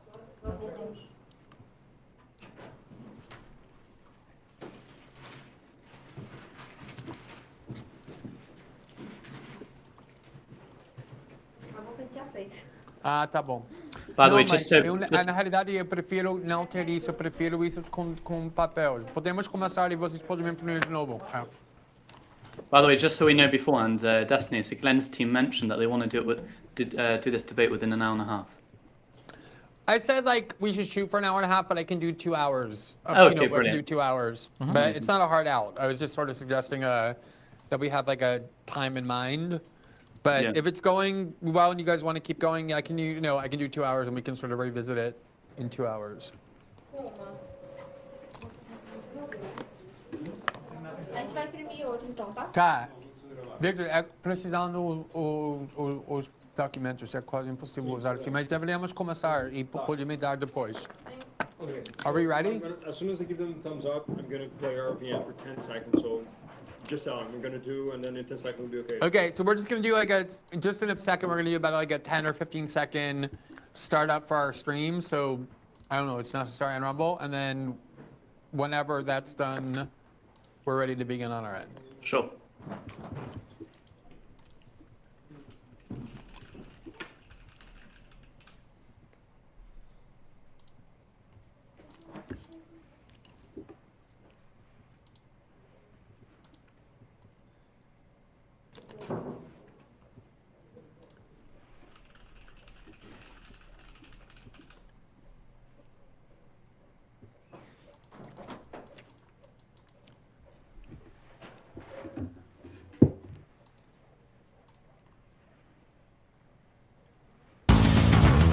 Okay, we're ready to go.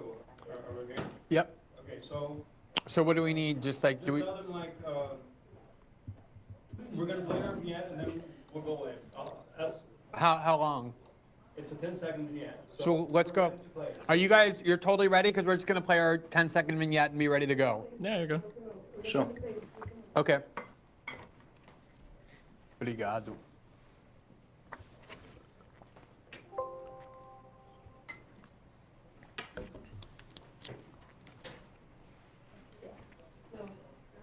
Okay.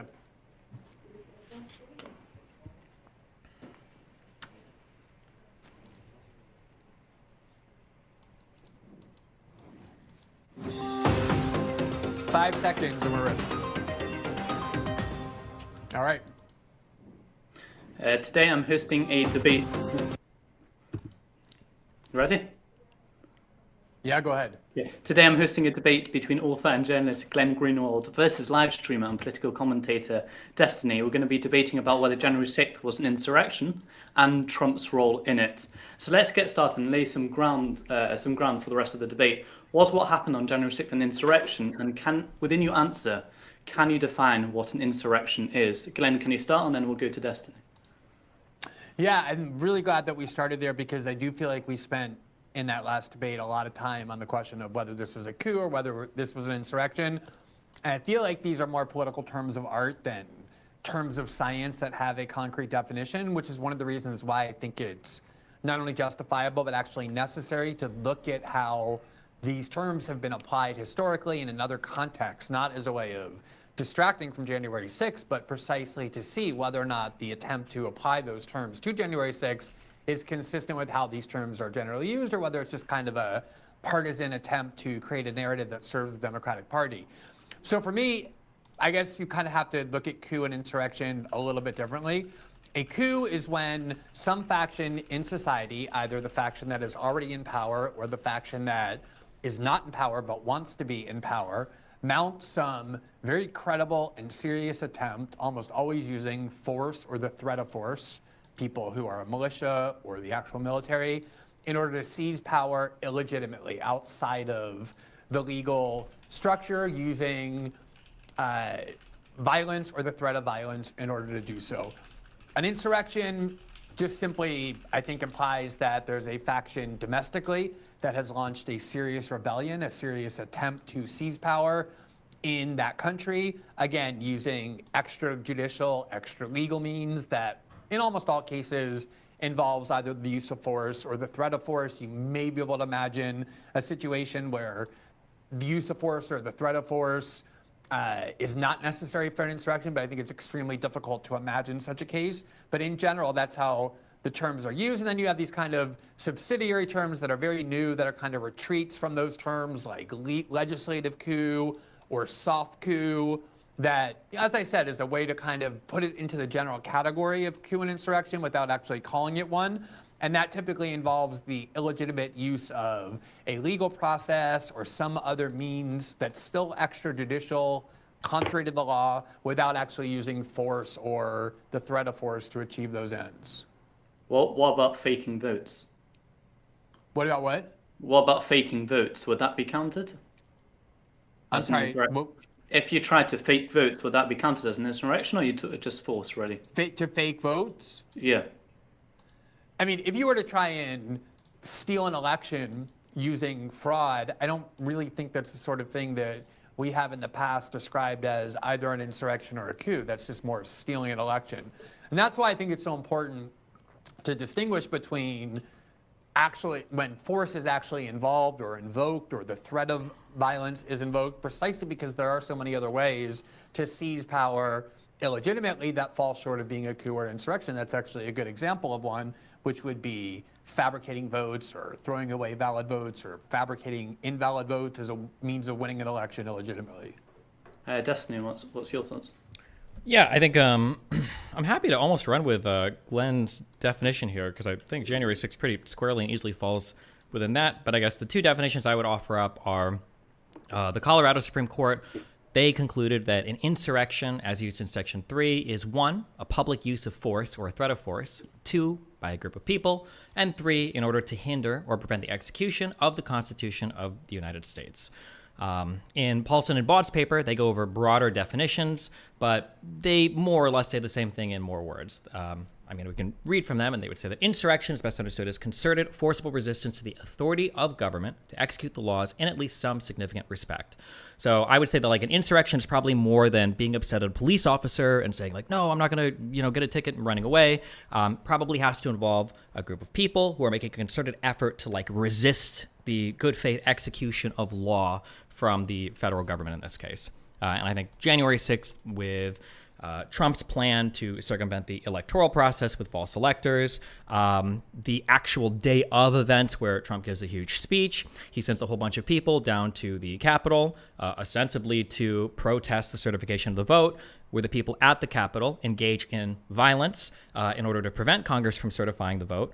And then when the people at the Capitol engaged in violence succeeded in preventing the certification of the vote for some number of hours, and then were finally cleared away, I would say that whatever we call an insurrection or whatever definition we use, all of the events here are bullseye like an insurrection. So can I ask a question to you? I don't want to usurp your role. I don't know how you want to conduct it, but if you don't mind, I'd like to just ask kind of a follow-up question to that. Mm-hmm. The question I have for you then, Destiny, is there any requirement that it actually poses a credible or a serious threat to succeed in its aim? So, for example, let's imagine that Donald Trump wins the election in November, as most polls predict that he will, at least as of now. And let's say that you have one or two people inside the U.S. government who are kind of career civil servants who view Trump as such a great threat to all things decent in the United States, and they go to the Capitol and they're armed with knives, and they stand outside and they say, we have knives and we demand that Donald Trump be removed from the White House and the Congress vote to impeach him immediately and reinstall Joe Biden because we think he's the legitimate president. Would that, in the history books, is something that you would then call a coup or an attempted coup or an insurrection? I mean, you might call it one, but I think it would be so minor and it would be so silly that I don't know if we would necessarily refer to it as such. For instance, like we could concoct a conspiracy to murder thing where I make a plan that's so ridiculous with another person that we're going to go and buy, I guess snow, and we're going to pour it down somebody's roof until it all melts and the person drowns and dies. I'm like, and we actually go and buy the stuff and we go to the house and take steps towards the crime, but it's such a silly crime. I don't know if you'd call it that. I'm sure we could find cases like really far away on the peripheral, on the edge, but with January 6th, I think we're in a bullseye definition of whatever we would call insurrection or attempted coup or rebellion. So I think the reason why I ask that is, I think actually the extent of the threat, like the credibility or the gravity of the threat, is absolutely critical to whether or not in any other instance we would be calling something like this a coup or an attempted coup. Because if you look at January 6th, although you did have more than two people doing the sort of thing that I just described, and I asked a ridiculous example to try and understand whether you would at least concede that it requires some kind of significant or quantitatively impressive attempt to actually seize control from the legal means of power. What you had on January 6th is a hodgepodge of people, which, according to the federal government itself, had only a small minority of people who actually used violence of any kind. There's only something like 10% or 8%, depending on how you counted the number of people charged who are even accused of having used violence at all. And it's a pretty broad definition for using violence, like anyone who got near any attempt to hit a police officer or to push a police officer aside got put in that violent category. So I'm at a very small number of people. And then on top of that, not a single person during this entire 3-hour riot actually pulled out an arm, let alone discharged an arm. The only arm that was discharged was one that was used against the people who were protesting. And then it basically got subdued in 3 hours, not with any kind of real force, pretty easily. I mean, it was pretty easily subdued in a very short period of time.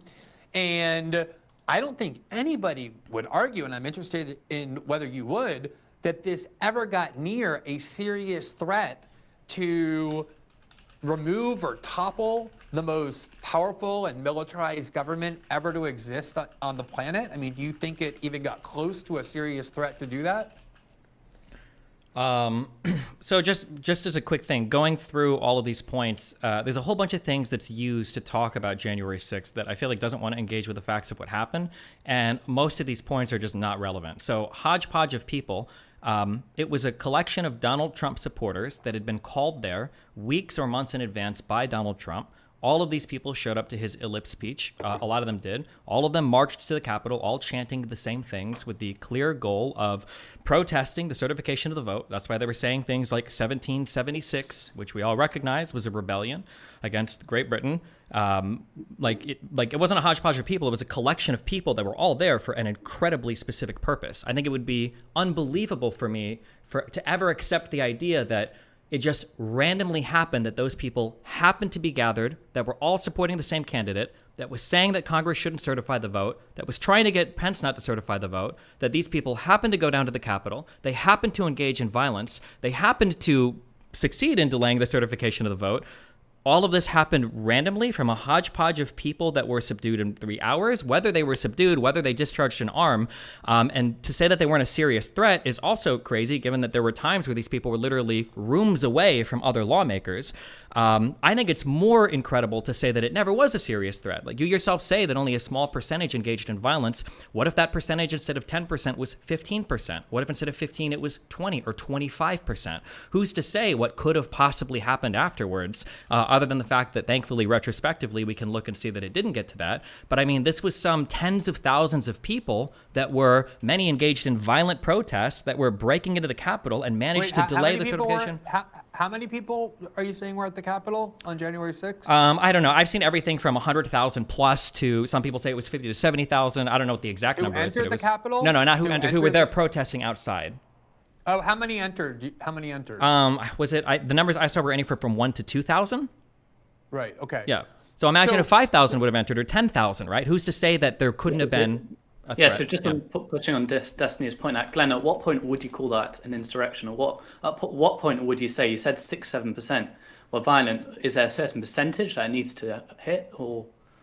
Well, I mean, Destiny himself acknowledged in the very first question I asked him that there's a quantitative component to this for sure, which is why nobody would seriously call 2 people with knives gathering outside the Capitol, even though they're proclaiming an insurrectionary intention or objective. Nobody would say in history that would be referred to as the United States having survived a coup or a coup attempt or an insurrection, because it was just far too insignificant. And I don't think that there is as I said, I don't think it's a term of science, these terms like insurrection and coup. I think they're like a lot of the terms that we use in our political vernacular, like terrorism and hate speech or disinformation, that really has no fixed meaning. It all kind of depends on who gets to apply the term and for what purpose. Is a group using violence a revolutionary group fighting against corruption? Are they trying to topple the government and therefore a terrorist? All these terms are very kind of shifting because they're points of propaganda. But what I think is that in order to make a serious case that this is a historic event. I mean, I think one of the Krasenstein brothers began by comparing it to Pearl Harbor or 9/11 and the Civil War, kind of invoking those kinds of events. Democrats have done that as well. I don't hold destiny to that, but clearly there's a belief, I think, that this is like a major event in United States history.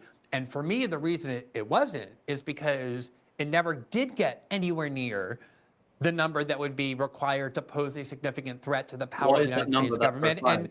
What's that number? I don't think you can set a quantitative number. You can ask whether, and I think the kind of people who are there is so important. And that, I mean, Destiny dismissed the idea that it was a hodgepodge trying to say they were all homogenized.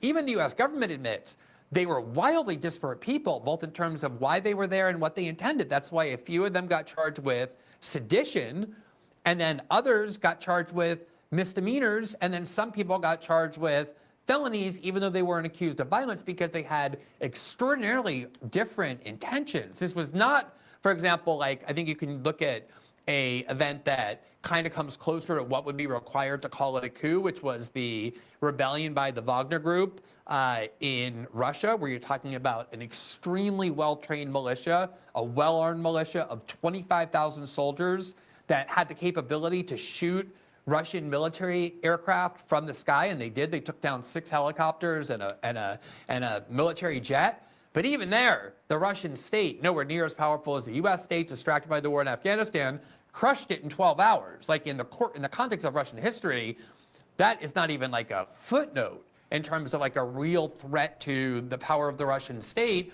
And yet, that at least had real numbers, 25,000 who were real soldiers. Most of the people who were at this Trump rally, remember the 4 who died on January 6th, 2 of them died of a heart attack. 1 died of a speed overdose. These are people who are not even fit, let alone well-trained soldiers, at least the majority of them. And so when you're talking about people who really did anything like that, you're talking about a very small number. Yeah, so there's... Again, I find I feel like it's going to be a theme here. The obfuscation and then the misdirection and everything, I just don't think any of this is relevant. Nobody thought that the Whiskey Rebellion or the Whiskey Insurrection was going to destroy the entire U.S. government, right? It's a few hundred farmers that were upset over, taxes and alcohol. But, like, why do we think that the insurrection, the rebellion, needs a significant chance to succeed in order to be called an insurrection or rebellion? That's just historically, you keep saying historically, that's never been the case. It's never been the case that we've had to establish that. It would have never been the case, for instance, if only one state seceded and they had no realistic chance of winning in the Civil War, that we would say, oh, well, they weren't insurrectionists or rebellionists because they were never going to win. So on that ground of like, they have to have a realistic shot at winning, I just don't think that's just not grounds ever for an insurrection or to declare something insurrection or rebellion. It's just a way to minimize the events that actually happened because they happened to not be successful. When we talk about how, if it's a joke, then if it's a joke, it should be treated as such. But if it was like a joke, world historic event. It was a historic event. That threatened the United States government. It did threaten the U.S. government. It was a historic event. What other time in U.S. history has the certification of the vote been delayed? The certification, we've had so many official proceedings of Congress, including things like confirming Supreme Court justices, delayed because people went to Capitol Hill, entered Capitol Hill, occupied Capitol Hill, and protested the proceedings and ended up delaying the proceedings. There have been proceedings to vote on wars where anti-war protesters have disrupted. So all the time we've had people entering the Capitol, protesting congressional proceedings, and never are the ones who don't use violence accused of felonies, let alone anything resembling the kinds of charges that the January 6th defendants faced, because the ideological component here is what made this to be something so much bigger than in fact what it was. I'm going to ask the same question again. When in the history of the United States has the certification of the electoral vote, the peaceful transfer of power from one president to the next, been delayed by protesters or violent protesters? I'm happy to concede that this is the first time that people went on January 6th. Then it's historical. Then it's historical. And interrupted the proceeding. Yeah, then it's historical, right? By definition, it's a moment in history that is unique. It wasn't a serious disruption. They delayed the vote, didn't they? By 3 hours or by 4 hours. For the first time in U.S. history, yes. That's significant. That's serious. Why is it more significant to delay this proceeding than other congressional proceedings? Things like voting on wars or confirming Supreme Court justices are pretty serious too, in terms of the things Congress is supposed to do under Article 1. But the reason we don't consider those protests, even though they might have delayed the proceedings some, to be historic or serious or an insurrection, is because they never posed a threat to the stability of the United States government. In order to have an actual insurrection of the kind that you want to claim this is, you would need enormous numbers of very well-trained people who are heavily armed with serious plans to go into the Capitol and overthrow the power of the United States government. This is the kind of drama queen behavior that has dominated the Trump years, where every kind of event is catastrophized to its highest extent. So you would say that any past, so like the Whiskey Rebellion in the United States, that's stupid. They shouldn't have called it that. They should have called it like the farmer protest or something different, or because what you're saying right now, it stands in contrast to how every other person viewed insurrectionism or insurrectionists at the time when, say, the 14th Amendment was drafted and ratified. People viewed people sometimes as being insurrectionary or giving aid or comfort to enemies of the United States just for letting their children go off to war to serve the Confederacy. It's nice if you, Glenn Greenwald, personally have some view of what you personally think an insurrectionist or rebellion might look like or what it should be, but to be quite frank, your opinion doesn't really matter. The opinion would be the historical relevance of the saying in the United States. It would be the historical analysis that exists for historical rebellions or insurrections in the United States, which oftentimes had very little to no chance of succeeding. Even the insurrectionists themselves thought that they were going to succeed.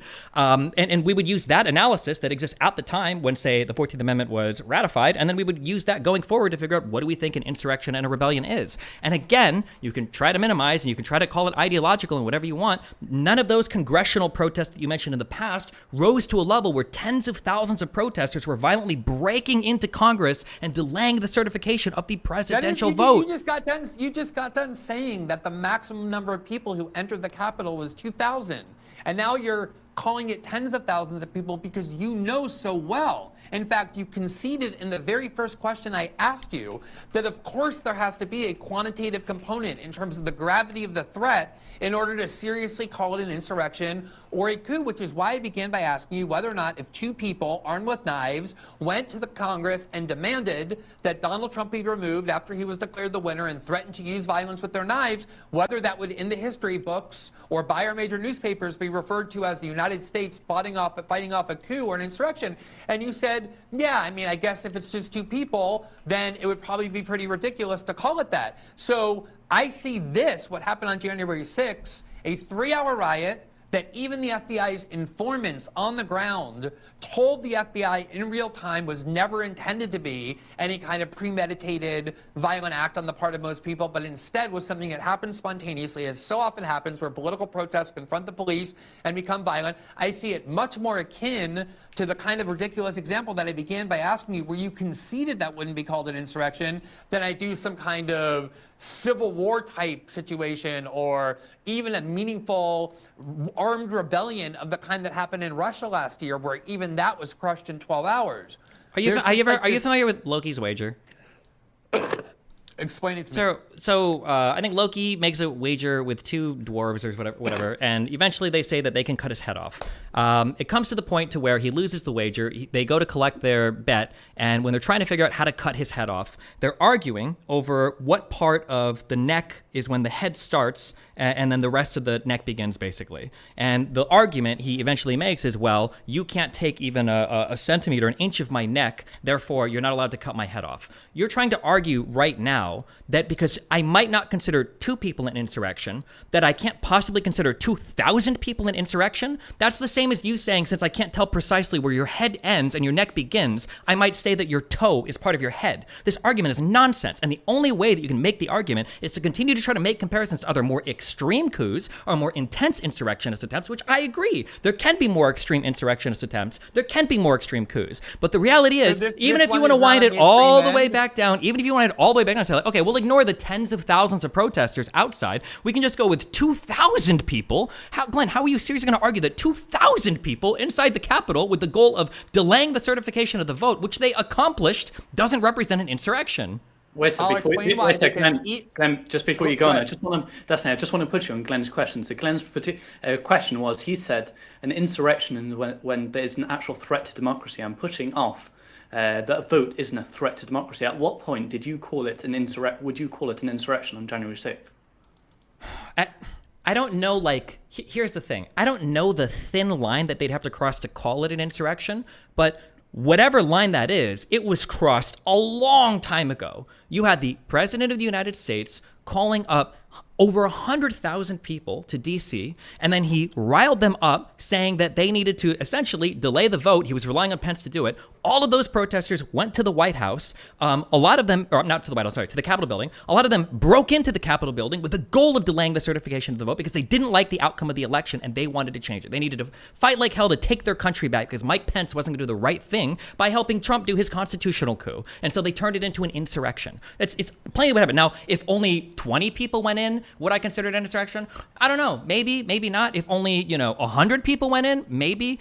Maybe if 200 people went in and they got further, maybe. I'm not sure where exactly I would, slice the pie to call it, whatever we call it. But wherever we're at, we're way, way, way, way, way over that. And I just don't think the comparisons to other more extreme coups or more extreme rebellions or anything in Russia, it just doesn't make any sense. It's only done to equivocate on what's actually happened or to do a whataboutism to something that I would probably plainly agree with. Like, wouldn't you agree this was a more serious coup or more serious insurrection? Yeah, sure, there can be more serious coups and more serious insurrections. Much the same, there could be more brutal murders of one person and another. It doesn't make one murder not a murder just because you did it easier or did it cleaner.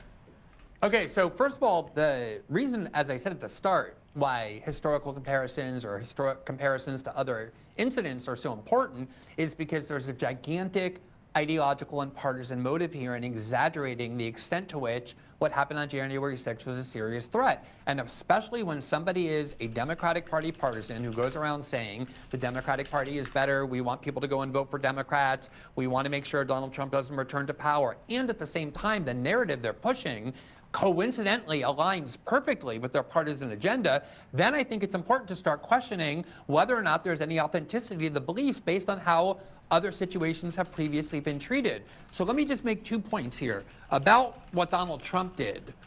You're actually allowed to summon people to Washington to protest. It's one of the most important rights that the Constitution guarantees. The president is completely free to call his supporters to Washington and to tell them and argue for them that some injustice has been committed and that they ought to protest in response to it.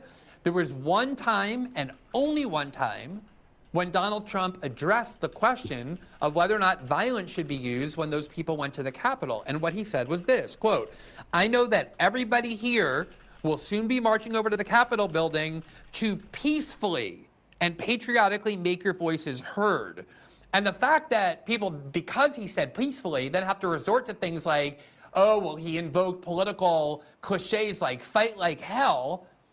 Politicians use fight like hell in almost every speech. Joe Biden, you can read this in the New York Times on December 2nd, said, quote, "I want to make sure we're going to be fighting like hell." You can find pretty much every politician saying that. So that's one thing, is that to the extent you want to say that Donald Trump was somehow involved in this quote-unquote insurrection, the only thing he did was give a constitutionally protected speech, and that is the reason why Jack Smith has not charged him with inciting or participating in an insurrection. It's not my opinion. Obviously, Jack Smith shares the opinion that he could never obtain a conviction. The second thing is, on the numbers, 2,000 people, let's use the maximum number, went into the Capitol.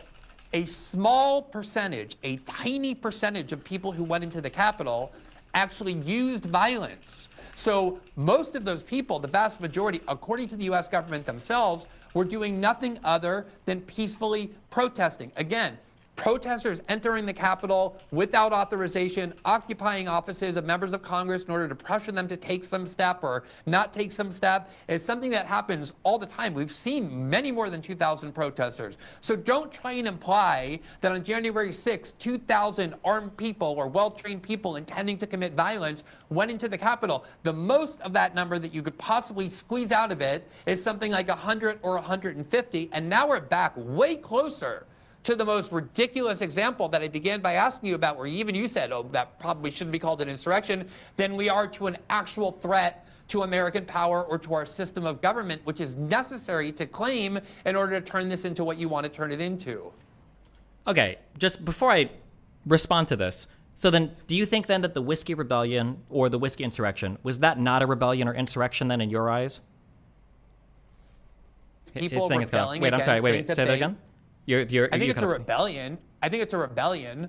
I don't think I would call it an insurrection. I think it's perfectly fine to call it a rebellion. I would have to look a lot more into the facts of exactly what happened with the Whiskey Rebellion. I haven't thought about that question before, but I think the word rebellion is vague enough that any kind of protest could be called a rebellion. I mean, people who are protesting and interrupting political events and going to the White House and banging on the fence against the war in Israel and U.S. support for it are rebelling against U.S. policy. I don't have a problem with that term.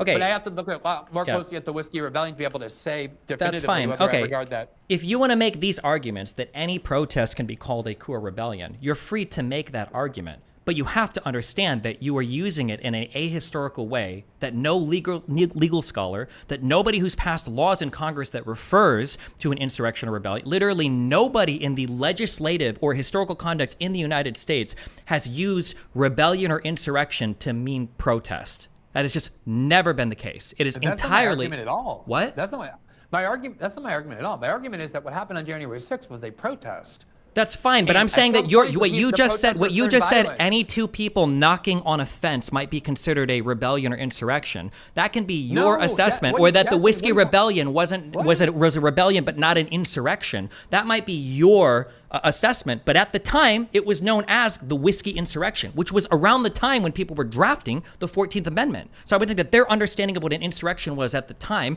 is probably a more important analysis than what your personal subjective and convenient interpretation of what an insurrection might be right now. Now you're just ranting. I mean, this claim that like everyone who was ever involved in the lawmaking process or the legislative process sees the term as you do. We can agree, just like to set this fact straight, that Jack Smith, who charged Donald Trump with many crimes, including crimes that were considered quite aggressive from a prosecutorial perspective, like he was not a overly cautious prosecutor, but a quite aggressive one who stretched a lot of theories to accuse him of certain felonies, he chose not to accuse Donald Trump of a crime that is in the U.S. Code, which is participating in or inciting an insurrection. You agree that that's not part of what Jack Smith charged I Donald agree Trump that with, Jack right? Smith hadn't charged him with that, but whether or not somebody did something isn't relevant Why to not? a particular Why not? criminal charge. Do you have an? Well, I mean, there's two since reasons. all Well, legal one is scholars because and all members of the lawmakers are on your side. Why didn't he?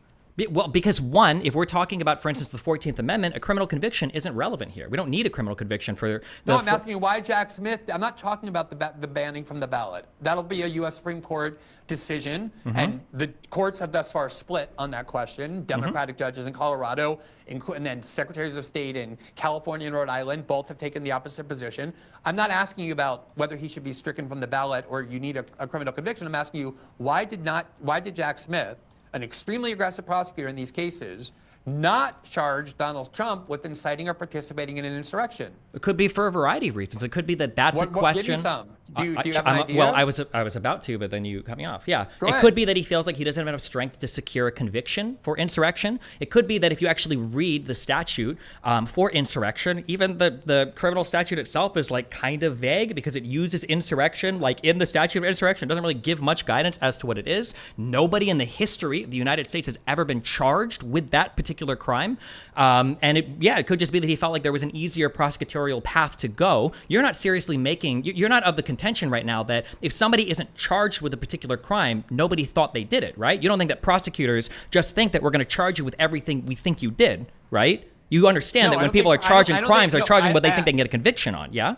Yes, having worked in the legal profession as a lawyer for more than a decade, I do actually understand that sometimes prosecutors opt not to charge people with crimes, even though they may think they're guilty. What I'm saying is this specific case of a prosecutor who has demonstrated an eagerness to be extremely aggressive in the charging documents, including bringing crimes that many legal experts, including ones who aren't pro-Trump, believe is quite a stretch and will be very difficult to prove in court, opted not to charge Donald Trump with participating in or inciting an insurrection. I think your answer is actually correct, that he believes it would be very difficult to prove that what took place on January 6th was an insurrection and or that Trump participated in or incited it. And I think it's an extremely important point. It is not dispositive.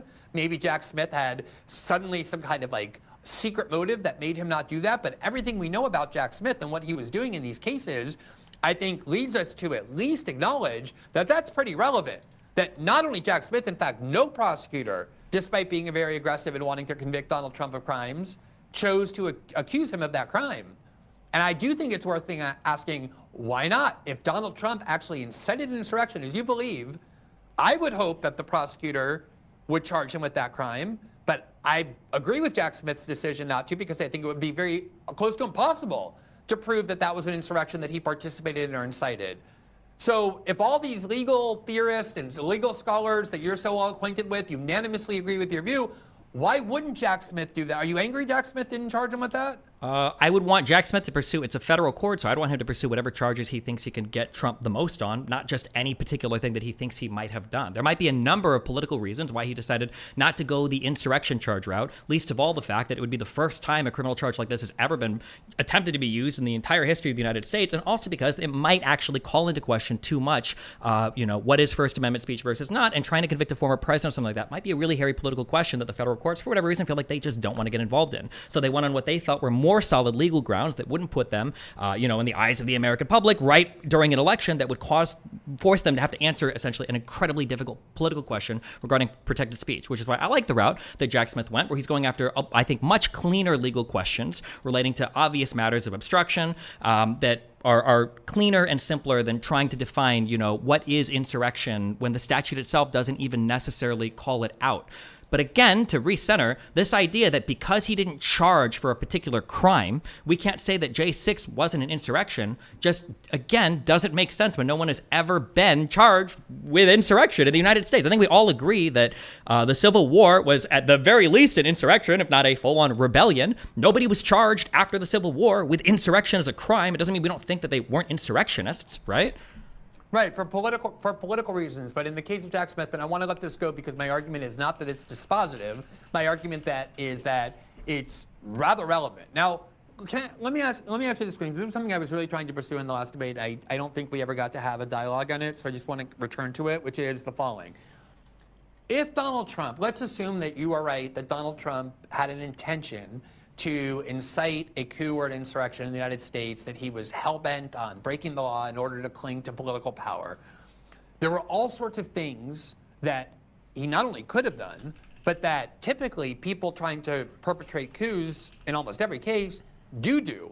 Namely, right up until the time that he peacefully walked out of the White House on January 20th before noon, which is the time when the peaceful transition of power occurs, Trump was the commander-in-chief of the armed forces. He was the head of the executive branch, which means under his command, he had the entire U.S. military, all sorts of agencies that are very well armed and very trained, and all of whom are duty-bound to obey his orders. Maybe some of them would have refused, but probably a lot of them would have obeyed. A lot of them were probably on his side. We heard for years how there were all these fascist and white supremacist factions within these military units. Why do you think that if Donald Trump wanted to perpetrate a coup, he didn't do what almost every other person capable of this who perpetrated a coup has done, which is order the military or these other armed agencies to surround the White House, keep anybody who tried to come and get him out, and ensure that he remains in power using violence or other illegitimate and illegal means? Like, why didn't he even try that? You're asking me why Donald Trump didn't order the military when he already thought Milley was literally a treasonous actor for not giving him all the information that he thought he was entitled to for military guns. You're asking me why he didn't ask the military to help him when he already disagreed with so many members of the military. You're asking why he didn't ask the intelligence services to help him, that he had said since the start of his presidency were engaged in Russia collusion hoax, and with Peter Strzok and his text messages, and with the Hunter Biden laptop, they were all set against him. You're asking me the question of why didn't Donald Trump order the very parts of his government that he thought were backstabbing the most to help him ensure his coup? Is that what, just to be clear, that's the question you're asking me? Yeah, and I'll okay, the answer why is because he didn't have any of these people on his side, and he knew it. That's why he fired people like Comey. That's why he tried to intimidate and bully every other part of his administration that wouldn't follow him, whether it was Jeff Sessions when he served as temporary attorney general, whether it was his own trying to undermine his own attorney general Barr when he turned against him, whether it was trying to undermine literally every other part of his government that turned against him. Like, Donald Trump didn't have any friends anywhere. The idea that he wouldn't turn to, other members of the government to help him, like the military or the Secret Service agencies, or not the intelligence agencies is not only is it like, well, why didn't he do it? Well, it's obvious why he wouldn't do it. It's because he didn't think these people had his back. I think the more difficult question for you is that if he really didn't think that there was going to be like violence at the Capitol, if he really didn't want any of that to happen, why didn't Donald Trump pick up the phone and call anybody to get the National Guard there to protect the Capitol building? When Pence, when Ivanka, when Meadows went in over and over again, when other congressmen were calling him, why is it that when the violence was at its peak, why was it just him, Eastman, and Giuliani making phone calls to other congressmen to, surprise, surprise, delay the certification of the vote? Okay, I promise I'm going to answer that, but I want to go back to the question that I posed to you first and the answer that you gave to me. Oftentimes, first of all, if it's true that the leaders of the armed forces and the intelligence community and every one of these armed executive agency branches, even including ATM and all the DEA and all these other ones, all were in the posture that they did not regard themselves as duty-bound to follow Donald Trump's orders. If you're somebody, and I don't mean you're saying this had already been the case. Hold on, can I just as a real quick, as you say this, you just as real quick, you keep saying this, duty bound to follow Trump's orders. The oath that you take is to the Constitution of the United States, not to the President of the United States. Just to be very clear, go ahead. You have the right, no, the President is the head of the executive branch. He's the commander-in-chief of the armed forces. And he is below the Constitution. He is below the Constitution. If you are in the military, you are duty-bound to obey orders. Now, you can object if you think the order is illegal. You do actually have that right. And as I said in my question, I'm sure a lot of them would have done that. But there's no question that there are members of the military and members in these agencies that absolutely were loyal to Trump. And oftentimes what has happened in coups and those sorts of other things is that members of the various military branches or of the armed wings of the government break up into factions and often start fighting one another. That's how you get a civil war. So even if Milley or the leader of the CIA, who at that point was Gina Haspel, who he had actually appointed, would have done what you claim, which is a pretty significant threat to democracy, they regarded themselves as antithetical or adversarial to the president, not subordinate to him, there's definitely a good chance that a lot of those people who have guns and run the power structure of the United States would have answered his call and been on his side. The fact that he didn't even try is so reflective of the fact that this was not an insurrectionary intent, that he walked out of the office peacefully on January 20th at noon, the way every other president previous to him had done as part of the peaceful transition of power. There were so many things that he could have done. Now, tell me, just remind me what the question is that you asked that I promised you. Yeah, before we do this, can I actually take a step back? Because I just want to actually take a step back. So Glenn, you said it wasn't an insurrection because on January 6th, there was no threat to actually overthrowing democracy or actually doing anything major. Destiny, as far as I understood from your previous response, and I want to get this clear before we move on, you're saying it's not just January 6th, it's also all the events leading up to it. I think that's a lot of it, but we don't even have to. We don't even have to. Is it worth going into it just so we exactly know why you think it's an insurrection and what specific events led up to it? We can go into that to assign more culpability to Trump, but we don't need that. Just on the events of J6 itself, it is very plainly and clearly obvious, unless you have heavy political motivations to believe otherwise, that what happened was an insurrection.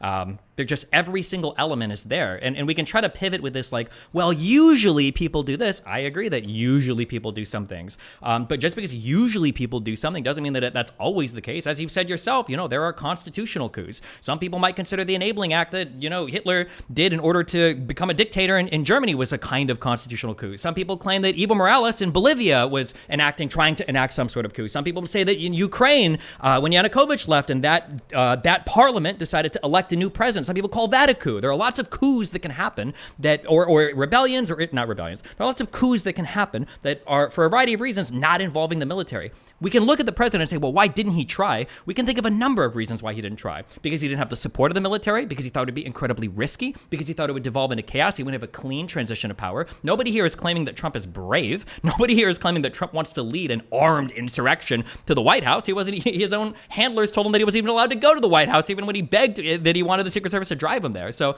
we can think of a number of reasons why Trump, didn't actually order the military to go and show up and start killing people. What I'm curious, though, is to my question, you asked me what my question was, why did Trump sit and watch the violence carry on at the Capitol building and not try to intervene, despite the fact that he had the authority and many would argue the responsibility to do so? Why would he sit and watch it? Well, first of all, when Trump and people may have thought he waited too long, it took him too long to realize the significance of the events, although I don't see the events as nearly as significant as you. We've had tons of protests before at the Capitol. He knew those people were angry and had gone there to protest, but he actually did. First, he went on Twitter and he told everybody there, leave now, don't use violence. Violence is not the kind of thing. Hold on, just as a quick fact check, he did not say that in his he did not say that on Twitter. He said that in tweets on January 6th. He absolutely did. Repeating the message that he gave to the crowd before they went to the Capitol, which is, I know that you're going to go there and peacefully protest. That was the message that he consistently delivered to them, both before January 6th at the protest and after. Secondly, this was a protest that turned into a riot that was quelled in a matter of hours. It started in the afternoon and it was over in the afternoon. And in order to quell it, they didn't even need to open fire. As we know now, we should have known this 2 years ago, but the January 6th Commission purposely concealed the videos that negated the kind of narrative they wanted to feed. A lot of the people who ended up in the Capitol because the Capitol Police opened the door. This is just not true. Can we focus on one false fact at a time before we dive into like every conspiracy theory that I don't know why people. It's not a conspiracy It is a conspiracy theory. We've seen all the videos. I watched it on video. Which video? What video did you watch? The videos that were actually released finally to the public, not handpicked by Adam Schiff and Liz Cheney, once Kevin McCarthy and then Mike Johnson fulfilled their promise to make sure the public could see all of the video, not the video that they handpicked. You're right. I'm sorry. You're talking about the footage that McCarthy handpicked to give to Tucker Carlson that he made a 30-minute documentary out of? No, I'm talking about the decision by Mike Johnson, a promise he made as a condition to being last speaker, to make all of the January 6th surveillance footage available to the public, not just the hand-picked parts that Liz Cheney and Adam Schiff decided to show us. It was all an effort from the very beginning to lie in order to exaggerate and make this event seem much worse than it was, including this insane claim that was an absolute lie that Brian Sicknick was murdered by a savage mob of Trump supporters when he had his skull bashed in with a fire extinguisher until he died. Okay, hold on. One fake claim at a time. So, firstly, Donald Trump's initial tweets were not to leave. And when you claim over and over again that, they managed to calm it down in 3 hours, that was because finally, like 2 or 3 hours after everything, on Trump's, I think it was his third tweet, after being begged over and over again, after already having the note delivered and sitting on his desk that Ashley Babbitt had been shot and killed, he finally tweeted, okay, you guys can go home. We love you. You're very special. Congratulations. The initial two tweets that Donald Trump tweeted were not telling people to go home. He already knew there was an ongoing riot, and he tweeted to encourage his supporters to continue protesting.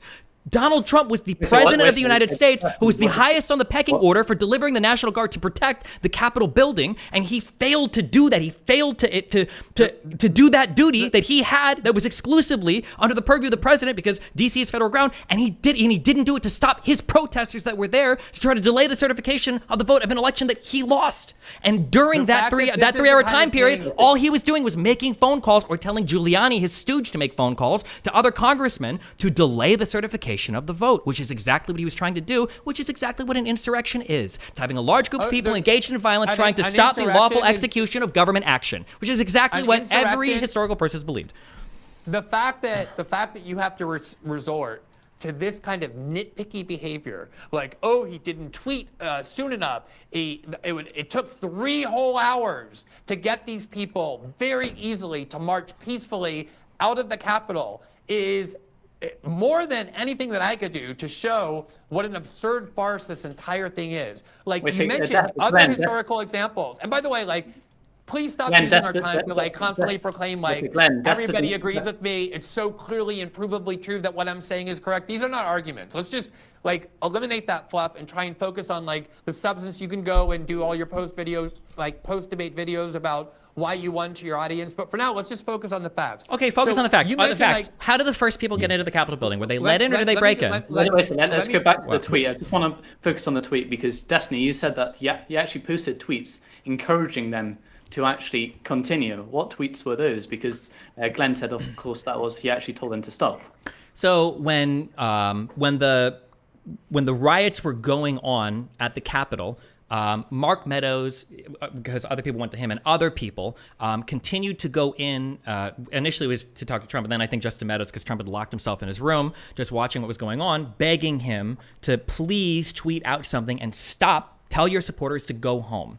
And for the first 2 tweets that Trump set out, he refused to tell people to go home because he enjoyed the protest, because he liked the violence, because he thought it would probably increase his chances of furthering, delaying the certification of the vote. But those first 2 tweets that he sent, yes, after 3 hours when he realized that it wasn't going to help. Yes. On the 3rd tweet, if you look at any of the examples, even like you mentioned Bolivia, where the coup was not, according to most observers of Bolivia, that Evo Morales tried to stay in office. Evo Morales was given the go-ahead to run for a term by the electoral court appointed by the Constitution to make those judgments and allowed him to run for a 4th term. Evo Morales ran, he won. People in the West claimed, because they didn't want him to win, that, and it's so ironic, the fraud claim ended up being because he was only 8 or 9 points ahead and you have to be 10 points in order to avoid a runoff and win on the first round, that a bunch of Morales votes came in late at night to put him over that 10%. Very similar to Trump's claim about why there was fraud. It's absolutely not similar. The claim was that those servers that were being ran were completely and totally unmonitored, not part of any election monitoring procedure, and that nobody could verify any of the votes that were going in and out of that server. I absolutely know what I was talking about. And the fact that you say that Evo Morales was allowed to run for another term, the reason why people accuse it of being a coup is because, or why they thought it was because he was in charge of electing or appointing a lot of the court members that would eventually go on to overturn the part of the Constitution that allowed him to run for a 3rd and 4th term. The idea that he just that the court, because he had been president, but he had been president. Let me make my point about Bolivia. He was president for 12 years. What happened was, when he was declared the winner, and even think tanks that had suspected fraud ultimately reviewed all of what happened, and the reason there were so many pro-Morales votes at the end is because the outer regions with indigenous and rural voters, which had always been his base, are always the votes that come in late, and which is what put him over the top. But not only did I report on this, I was the first journalist to interview Evo Morales in English after that series of events. And in order to interview him, I couldn't go to Bolivia. You know why I couldn't go to Bolivia? Because he had been driven out of Bolivia by the military and the police that threatened to murder him and his whole family if he didn't leave Bolivia. He then had to go to Mexico, where he sought asylum, and that's where I interviewed him. And then in that next week, the interim coup government, the leaders of whom are now in prison, ended up murdering all of the, not all, but many of the peaceful protesters who were contesting the fact that the military and the police drove Evo Morales out of the country. That's what happens in a coup. When the people with the guns come and say, we're now taking over, we're going to decide who's in power. We don't care that you were certified the winner of the election. We demand that you either leave Bolivia or we're going to murder you. Every event that is seriously viewed as a coup, whether the coups in South America throughout the Cold War, the coup in Iran that has happened, you go through all over the world and you look at coups, almost always they involve not 100 people or 120 people for 2 hours protesting and rioting in the Capitol, none of whom pulled out a gun and discharged a weapon at any point. It involves real sustained violence by the serious factions in that country that dominate with violence. And nothing like that happened here on January 6th. The reality was there was violence on J6th. We've all watched the videos. Yes. There were a small number of Trump supporters, as I said, 10% of the people who were engaged in fighting with the police. How did they get into the Capitol? Glenn, how did they get into the Capitol? They used force in order to break in. Yes. I'm not saying they used force to break into the Capitol, okay? How did they get through the rest when cops were pointing guns at them saying, don't come in here? What were they doing? They were breaking windows. How did Ashley Babbitt get shot? They were trying to go to places where lawmakers were, where they were saying, don't come. And what did they end up doing? They delayed the certification of the vote or the execution of the law of Congress, of the Constitution. How many people on January 6th? Glenn, all of these questions are bullshit. How many people is not a real, that's not a real contention. It doesn't matter. You can not think much of my questions, but I'd still appreciate if you answered them. How many people on January 6th were killed by these quote unquote insurrectionists? How many people did they kill on January 6th? It doesn't matter. How many people died in Fort Sumter? How many people died for the start of the Civil War in the United States? How many people died in Fort Sumter? Just answer to humor me. How many people were killed by the insurrectionists on January 6th? I guess it depends on if you count them taking drugs. Is that killing themselves? Right. The only people who died, right, you can say some of them actually died, and one of them was shot by the Capitol Hill police. But the people who are being called insurrectionists or the attempted coup against the most powerful militarized nation in the world did not kill a single person on January 6th. That was why the anti-Trump media had to invent That has a no lie stop with the weird partisan. Police officer. Oh my God. It shows what a It's joke such a this partisan. You're entire such a riot partisan was. hack. Just engage with the facts. Both of us agree that you don't need people to die for it to be an insurrection, right? So why do you keep bringing that up? I'm a partisan. You're the one who goes around devoting yourself and urging people to vote for one of the two political parties. I have never done that in my entire life. I've spent the last 4 months attacking one of the core policies of the Republican Party, which is U.S. support for Israel. I don't go around encouraging people to vote for the Republican Party. You're the one who goes around. Your entire community is filled with Democratic Party partisans. How dare you call anybody else a partisan? That is what you are at your core destiny. Glenn, can I bring it back? Can I bring it back to the debate? So why you said that? Where's the destiny? Let's just go back to the debate. You said at no point was this an attempted coup at all. So I know it's not exactly on January 6th, but I want to talk something about this. So there was a phone call. Trump made a phone call to a governor. I'm sure you've heard it went really well. Not really well, but went quite big, of him asking to find 11,000 votes. Would you not call that at all doing a coup or trying to bring votes to win? No, if you assume that Trump believed that there was serious voter fraud in Georgia, as he did believe and as he was being told by many of his advisors, including lawyers who had been celebrated as some of this country's most prestigious lawyers for years, who were telling him there was ample voter fraud in Georgia, he was trying to say, I don't even need you to prove that every last ballot that was fraudulent be discovered. I just need you to find 11,000. I know the interpretation that people want to give to that. They always want to try and pretend that Trump meant something sinister, like, oh, invent 12,000 cases of voter fraud so that I can win Georgia. That isn't all what the context was. The context was, I believe there was ample fraud in Georgia. People are telling me in an informed way there's ample fraud in Georgia. I personally don't believe that claim, but that was the context of what that call was about.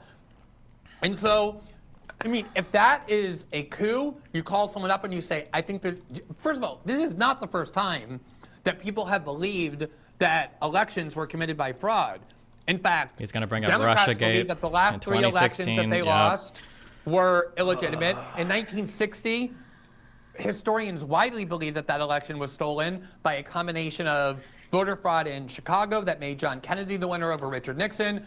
There was that every talking point, whatever you can to not engage with the actual of electors. Substance of what's going on. 1876, there was huge, pervasive allegations of voter fraud. You can sit there and mutter all you want, Destiny. I'm not going to play on your little field. If you don't want to look at history, you don't want to put this in context. The reason is because you have blinders on. You only know the CNN version of the world. You're one of those people who only began paying attention. Okay, so then let's just be very clear then. Would you say Would you say that the Battle of Fort Sumter, would you consider that the Fort Sumter event, would that have been an insurrection to you? Even only one person died? Without anything else that followed, without the entire without Civil anything War else that happening? followed. Yeah. I don't know. I don't know if I would consider that an insurrection or not. Okay, so for the whiskey insurrection, where Fort Sumter is because of the part that it played in the Civil War. It's the Civil War that made that so historic. Well, that's fine, but again, your analysis there is ahistorical because people considered that others that were giving aid to Confederate states as they succeeded before any actual violence happened were insurrectionists. So if you think that Fort Sumter was not an insurrection of the Civil War followed, that's fine. That's an insane take. Especially given that Lincoln literally invoked the Insurrection Act right after Fort Sumter, but that's fine if you think that wasn't an insurrection. Okay, so for the Whiskey Rebellion, then, do you think for the Whiskey insurrection that also wasn't an insurrection because people didn't die, Fort Sumter did not just appear out of nowhere. It was not a spontaneous protest that turned into a riot. It was part of what became an obvious attempt on the part of the South to launch a rebellion against the North and to secede from the Union. Lincoln knew what was going to follow. And I think this is an important point. If what happened after January 6th involved acts of Donald Trump trying to extend what happened on January 6th by repeating violent protest or trying to threaten the stability of the United States government in all the different ways that he could have done but chose not to, had he not walked out peacefully of the White House on January 20th, we would be looking at all of these sets of events differently. That's an imaginary history that would make it more like the Civil War. None of that happened, So, however. Fort Sumter, All we if have the is Civil a 3-hour War- riot and Donald Trump Gotcha. walking out of the White House peacefully. So the Civil War, or for Fort Sumter, for the Civil War that followed, if that hadn't had followed, even though Lincoln invoked the Insurrection Act to deal with Fort Sumter, you would say that that wasn't an attempted insurrection. That wasn't an insurrection. I mean, it's such a counterfactual and such a hypothetical that it's impossible to imagine taking Fort Sumter, tearing it out of its context of a nation that had been heading for civil war for a long time, where they were doing everything possible to avert it. Lincoln understood that Fort Sumter was not some isolated event of a 2-hour riot that was easily subdued, but knew that the entire South was armed to fight against the North. Take Fort Sumter and completely change every single fact and tear it out of its historical context, and then trying to debate whether or not it's insurrection is a child's game. Let's say that after Fort Sumter, let's say they were crushed so hard and so fast that there was a sweeping change of mind among the states, and they were like, you know what? Oof, this Lincoln guy seems serious. Let's not go to war and have hundreds of thousands of us die. And they decide to not do that instead. In your eyes, Fort Sumter would have then not been an insurrection. Yeah, I think there's a good analogy to that, which is the one I mentioned earlier, which is what happened in Russia, where Prigozhin No, let's just talk about the United States. No. No, you want it? We're going to pivot to Russia, a totally different system with a totally different set of laws, with a totally different. You're saying no, stick to this. This is such an easy yes. It was obviously an insurrection. It was so obviously an insurrection. The idea that you're trying to argue that Fort Sumter was only an insurrection because of acts that came after is unbelievable to me. What came after was a rebellion. And the acts that came before. The idea that Fort Sumter was analogous in any way to January 6th, even taking Fort Sumter and imagining that nothing else happened after, that is what is ahistorical. If you're, what a real coup looks like is what Prigozhin tried to do in Russia. But in the context of Russian history, even in a few years from now, that will be a tiny little footnote because it never posed a serious or meaningful threat to the system of power that governs Russia. It was crushed in 12 hours, and now Prigozhin is dead. So if you have the magnitude of these events is what matters so much. Like when the very first thing you said in that first debate was you tried to create this dichotomous framework, this very reductive binary framework that either you believe, and this is almost quoting you verbatim, you said, either you believe that the insurrection was justified and that nothing wrong happened on January 6th, or you have to admit that there was a coup. And the very first thing I did when I spoke was linked onto that and said, that is an absurd framework. Of course, there's a gigantic difference between acknowledging that people behaved poorly on January 6th, behaved in ways we wish would not happen, seeing citizens be shot despite being unarmed. How many people died for the Prigozhin stuff? How many people died when he did his attempted coup? What, they shot down a few helicopters? Was it like 5 or 10 people that died? How many people even died for that?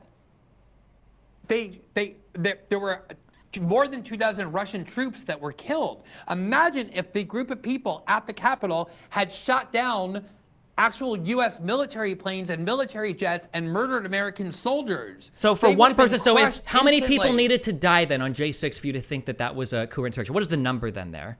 The criterion for me is not how many people died. The criterion for me is how serious of a threat did it pose, or does it pose, to the actual system of power in the United States. And the fact that this 2-hour, 3-hour riot filled with people who were too obese to get off the couch without dropping dead of heart attacks, and maybe had a couple of dozen or a few dozen well-armed and well-trained people there, that it ever posed a meaningful threat to the system of power in the United States is a complete and utter joke. It reminds me so much of the people who tried to say that Russia buying a few Facebook ads or a few Twitter bots was the kind of interference in the democracy. That's fine. I don't know why you're pivoting to no one is talking about Hillary or the laptops. You know what an analogy is? An analogy is when it's not an analogy. It's a whataboutism and a pivot because you don't want to actually argue the facts of this. That's what it is. They're not analogies. They're not used to strengthen their argument. They're used to obfuscate. Okay, so let's actually go back. Let's go back to January 6th. So Glenn said that not on January 6th there at no point in time was that an actual threat to the democracy. Destiny, is that what specific point would you say, or specific example could you say, no, this was a threat? It's a fantastic delusion. If you were to take Glenn or anybody else that has their partisan takes on this, if you were to take them, put them in a room with artists and animators, and then have them describe what J6 was, then the animators would draw, I don't know, I guess like 500 Greenpeace activists picketing outside the Capitol building with signs saying, we don't like that you guys are trying to steal the election. That's what it sounds like. And then maybe a few of them got let in by the Capitol Police to walk around. Thankfully, however, thank God, we're in an era where we all have videos, we all have the internet, we can see the tens of thousands of people outside screaming, we can watch the brawling with the Metropolitan Police. That's not all they did, Glenn. We can watch them brawling with the Metropolitan Police, we can watch them breaking into the Capitol from like 500 different angles, we can watch Ashley Babbitt getting shot as she's trying to crawl through a window where lawmakers are, in direct opposition to federal police shooting her. We can watch every single one of these events unfold in real time, and it doesn't look like anything that's being described by Glenn. Instead, the only response is Glenn says we saw the real videos because Tucker Carlson published 0.3% of the footage that McCarthy granted him that doesn't change any of the underlying facts of what we've seen. Yeah, were there some people that were walking through the Capitol building because the police were trying to guide them to another area where they could more easily secure it? Yeah, of course. Were some people guided through and then led into a chamber because police had an easier control of that area than something else? Yeah, sure. But again, we've all seen the videos. You admitted yourself that the first entrance into the Capitol broke in. The first people to breach the barricades broke them down. Nobody was let into a new initial area because the Capitol Police let them in. They were only sometimes ushered through the building because there were more defensible positions, which is obvious if you've watched any of the video footage available of that day, besides the selected clips that people like Tucker Carlson or Glenn Greenwald want you to watch on Twitter. Again, if this was so easy and so simple and there was nobody there but a bunch of fat people, how did the certification of our vote get delayed by 3 hours? And why were we waiting for the National Guard for the first time in all of history? 3 hours. Oh, as opposed to what, Glenn? I mean, how did the Republic survive? First of all, let me just Glenn, how long was the story about Hunter's laptop delayed? How many days was that delayed? 1 day, and you guys say that was a more serious thing, right? Because the story was delayed by 1 day. Come on. Facebook suppressed that story all the way up until the time of the election algorithmically. But let me just, I want to go back to the history of what we saw with the videos, because you obviously are not familiar with this history.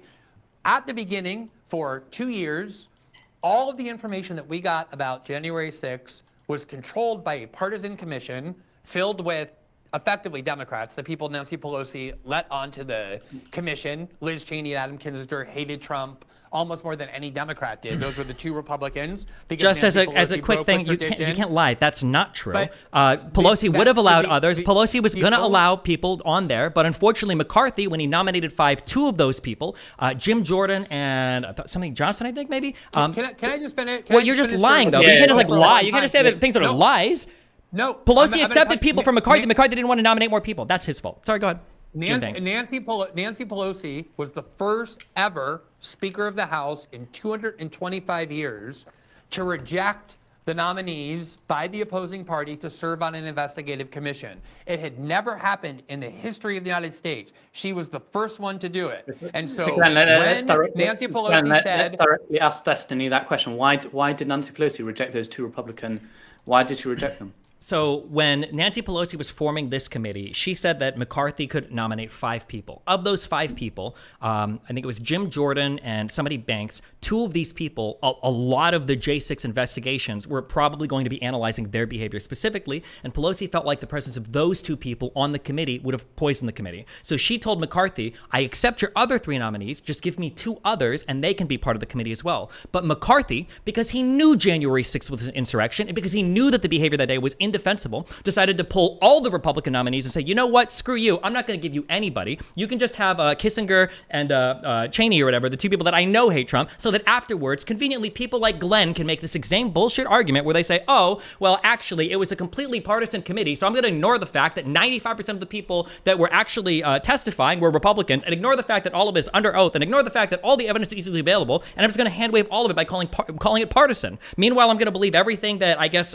Russia Today tweets tweets about it, or everything that Tucker Carlson puts on his show about it, or everything that McCarthy himself says about it. That was the thing. Yeah, go ahead. Eli, I just want to go back to the history of the. Sure. First of all, I'll say one more time. Of the videos. Never before in the history of the Republic did Nancy Pelosi, did any Speaker of the House or Majority Leader do what Nancy Pelosi did.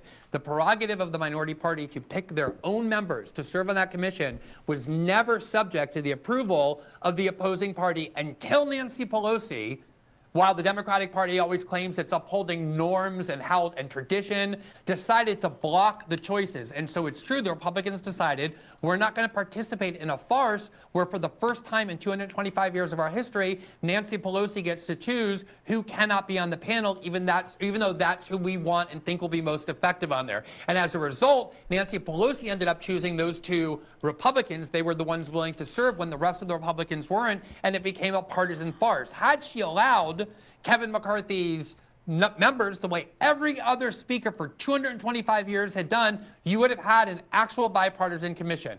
As a result, the only videos that we saw were videos that were handpicked by these very partisan anti-Trump members who then were allowed to create a narrative filled with lies, beginning with Brian Sicknick getting his head bashed in, and then hiding the videos that undermined their narrative and only allowing us to see the videos that made it look as violent as possible.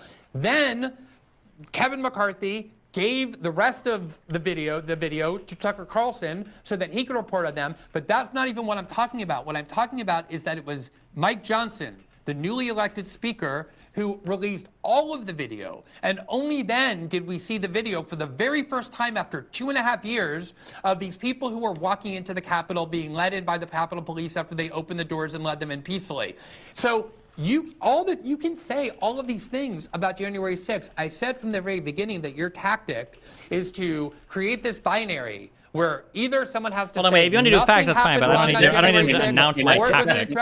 I said from the beginning that it was a riot. There were people who were there on behalf of Donald Trump who used violence. There were police officers who ended up injured as a result, just like happened in the Black Lives Matter protest, although actually police officers, at least one of them for sure, and probably a few others, were killed and the amount of injuries were far greater. I also don't consider the Black Lives Matter movement, even though it was a lot of people there had insurrectionary intent, anarchist groups and Antifa and others. I don't consider that an insurrection either, though I think you can make a much stronger case that the damage and violence that it posed to our prevailing law and order system was far greater than what happened on January 6th. So yes, you are right that some people used violence to get into the Capitol. Some people broke windows. They were screaming. They were protesting. Things that have all happened before. I don't say that everybody on January 6th behaved properly. I think a lot of them ended up properly being in prison.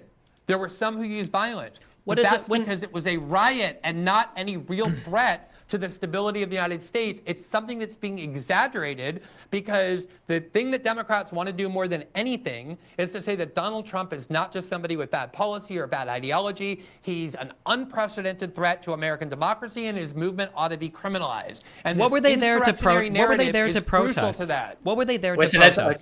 Can you specifically respond to the point that Glenn made about the videos? It's just bullshit. It's literally I don't know. That's like a guy telling you that, yesterday they saw UFOs making crop circles. You're an absolute liar, Destiny, or you have no idea what you're talking about. Mike Johnson is the one who released all the videos. How do you not know that? We can walk through this. We can walk through this. We can walk through this very simply. We can walk through this so simply. It's such an easy and simple thing, okay? So why do we bring up that some police officers let people into the building? There's only one of two possible reasons we bring this up. One is to say that, well, the protesters weren't actually violent because they were let in, but we know that's false because we got video evidence proving otherwise. And the second is if you want to allege a much larger conspiracy, that the police were actually working to allow protesters or rioters into the building, of which there's absolutely no evidence for.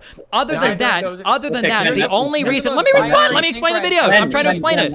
Other than those two reasons, there is absolutely no reason to reference this video footage. Everybody knows that there were times, even before Mike Johnson and even before Tucker Carlson, we all knew that there was footage of cops leading people in some places around the inside of the Capitol building. People do this with riots all the time. We know that they were understaffed. We know they didn't have enough people to deal with all of the protesters or rioters that were in the building. And we know that lawmakers were being shuffled through the back, trying to make sure that they were in secured areas that protesters weren't. So the idea that it's somehow strange or inconceivable that police officers were leading people into more defensible areas of the building just doesn't make any sense. Like, I could ask very simply, what is the point of saying that there are videos of police officers ushering people or shepherding people into different areas? What's the point of bringing that up? What are you contesting there? I'll explain it. And this is like, you are the most binary thing I've ever heard. You begin every sentence by proclaiming it is either one or two, and there's no third or fourth or fifth. Sure, what's 3, 4, 5? Neither of those two choices is my argument.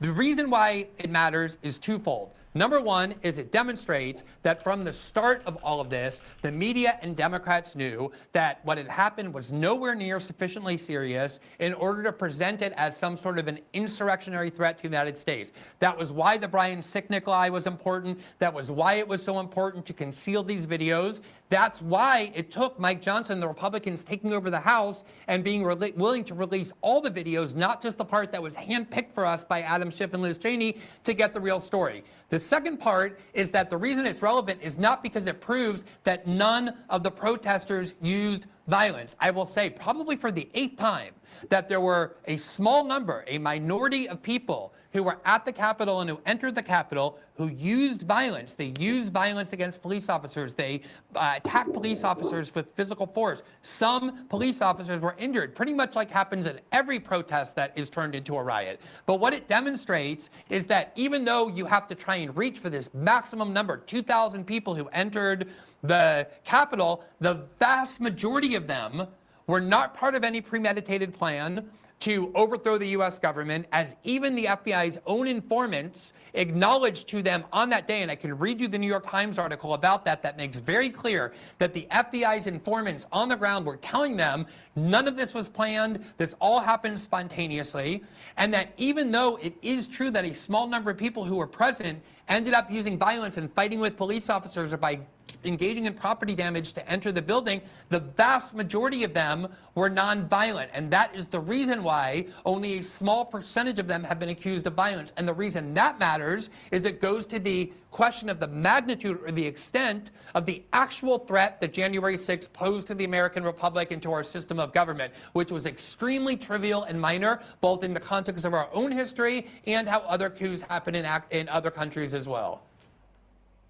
Okay, so none of this was a response to anything. So, and none of these points even make sense. So the first thing you say is it demonstrates from the start that the media and Democrats knew what happened. You're the winner. Hold Just on. Get to the point. You said Stop in the beginning that you're the winner every minute. I know that you're None scared. Of I know those you're points scared are of talking relevant. about the facts, Empty. Glenn. I know you're scared of the Just facts, but that's okay. stick Let's to the follow them. Let's be brave. substance. Let's be brave. Not okay. the part where you call yourself the winner every 5 seconds. Let's be brave. Okay. So you said that it demonstrates that the media and the Democrats knew what happened wasn't sufficiently serious. That was the first thing you brought up. How does the release of the videos make the event less serious?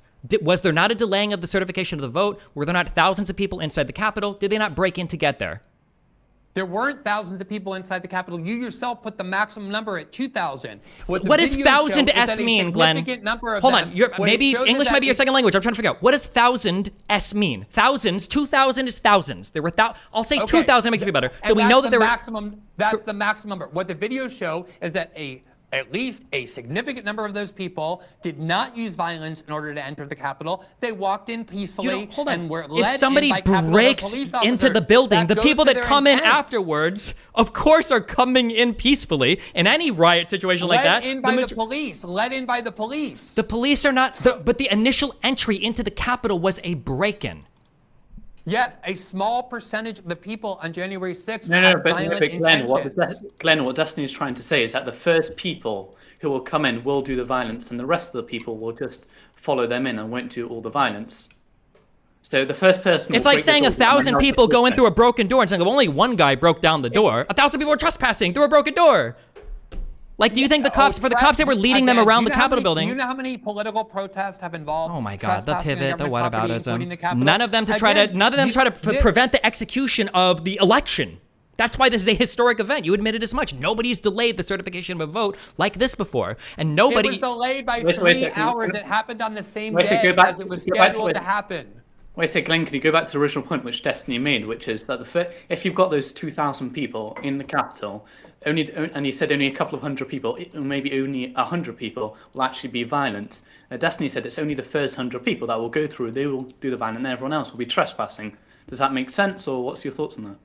No, because if that crowd were actually there to overthrow the government of the United States or to prevent a peaceful transition of power, they would not have marched in peacefully to the White House when the police let them in and then marched peacefully out of the Capitol when it was time for them to go, which is exactly what happened. There was no violence even needed to subdue this riot or to put an end to it. What it shows is that the vast majority of people there were peaceful protesters. They were absolutely people who believed that the election was the byproduct of fraud. They wanted their voices to be heard in Congress. They wanted the Congress to exercise what their constitutional right was in the view of many people, which was to hear claims of fraud, which is what happened in 2016 and in 2004 and in 2000. The Congress, including members of Congress, objected to the certification of votes. They most definitely were exercising their constitutional rights to protest the 2020 election based on the view that they're it was stolen. exercising their constitutional rights. Yes. Oh, no, I agree with everything he just said. They thought the election was fraud,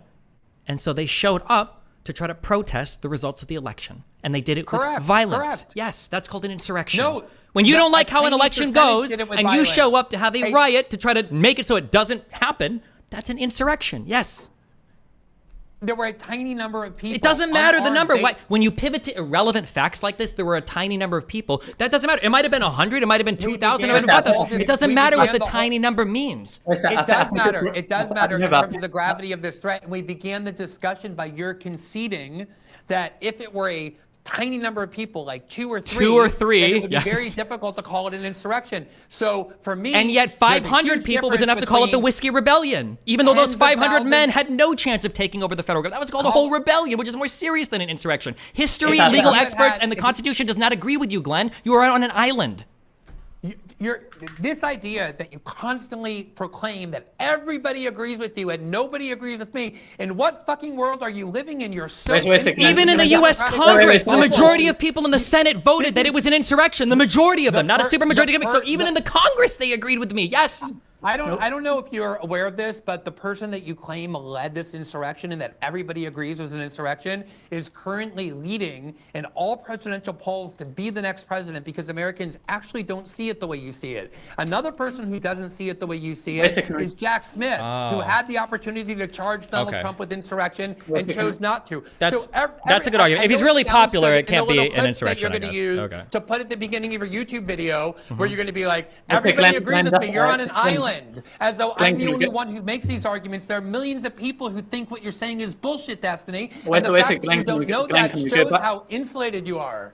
Glenn, can we go back straight to the right, without the insults, but can we go straight back to the beginning of the debate, which is we started off with trying to define what insurrection meant. I think we lost that way. So, Glenn, you described insurrection as something that has a potential to overthrow A serious threat to the law, the system of law and order, and to the stability of power in that country. That's what I think an insurrection or a coup is. Destiny, would you agree with that? Basically, yeah. Basically, yeah. Public use of force by a group of people in order to hinder or prevent the execution of the Constitution of the United States. Absolutely, yeah. Yes. Okay, so we keep going back to this, but what happened on January 6th? It delayed it for a couple of hours. Was that trying to overthrow democracy? Was that how does that qualify to be an insurrection? The reason why it qualifies is because, as Glenn accurately pointed out, the reason why the people were there was because they thought the election had been stolen from them. When they were marching down, they were chanting 1776, and they were going down with the idea that Vice President Pence would unilaterally overturn the election that they thought was done fraudulently in order to soft coup Donald Trump back into power as the rightful leader in contravention of what the Congress was supposed to do, which was the certification of the electoral votes. That was Congress's job. They were there on January 6th, specifically that day, because Donald Trump asked them to be there. They went to the Capitol grounds immediately after his speech because Donald Trump told them to go there. They broke into the Capitol building because they thought that they could delay the certification of the vote. And then when they were there, they only left when Donald Trump told them to. And a lot of them had said in much in all of their convictions that they were waiting for his orders to go home, of which his first two tweets weren't. They were encouragement to continue rioting. And they continued to do so even an hour after Donald Trump, the one who's authorized to deploy the National Guard to the Capitol grounds, sat and watched them do it even an hour after finding out that Ashley Babbitt had died. Again, if you want to say that 2 people is an insurrection, not sure, that's fine. But 2,000 is way over wherever either of us would reasonably draw the line. I think we've gone over sufficiently the amount of people who were actually there engaging in violence of any kind with any kind of an insurrectionary intent, which is I'll be generous and say that 100 or 120 of them were being. But can I just establish a point of agreement, because I've never heard you actually acknowledge that this was true, that in this speech, you're trying to depict these people as kind of like mindless zombies who just follow the orders of Donald Trump and do whatever he instructs them to do.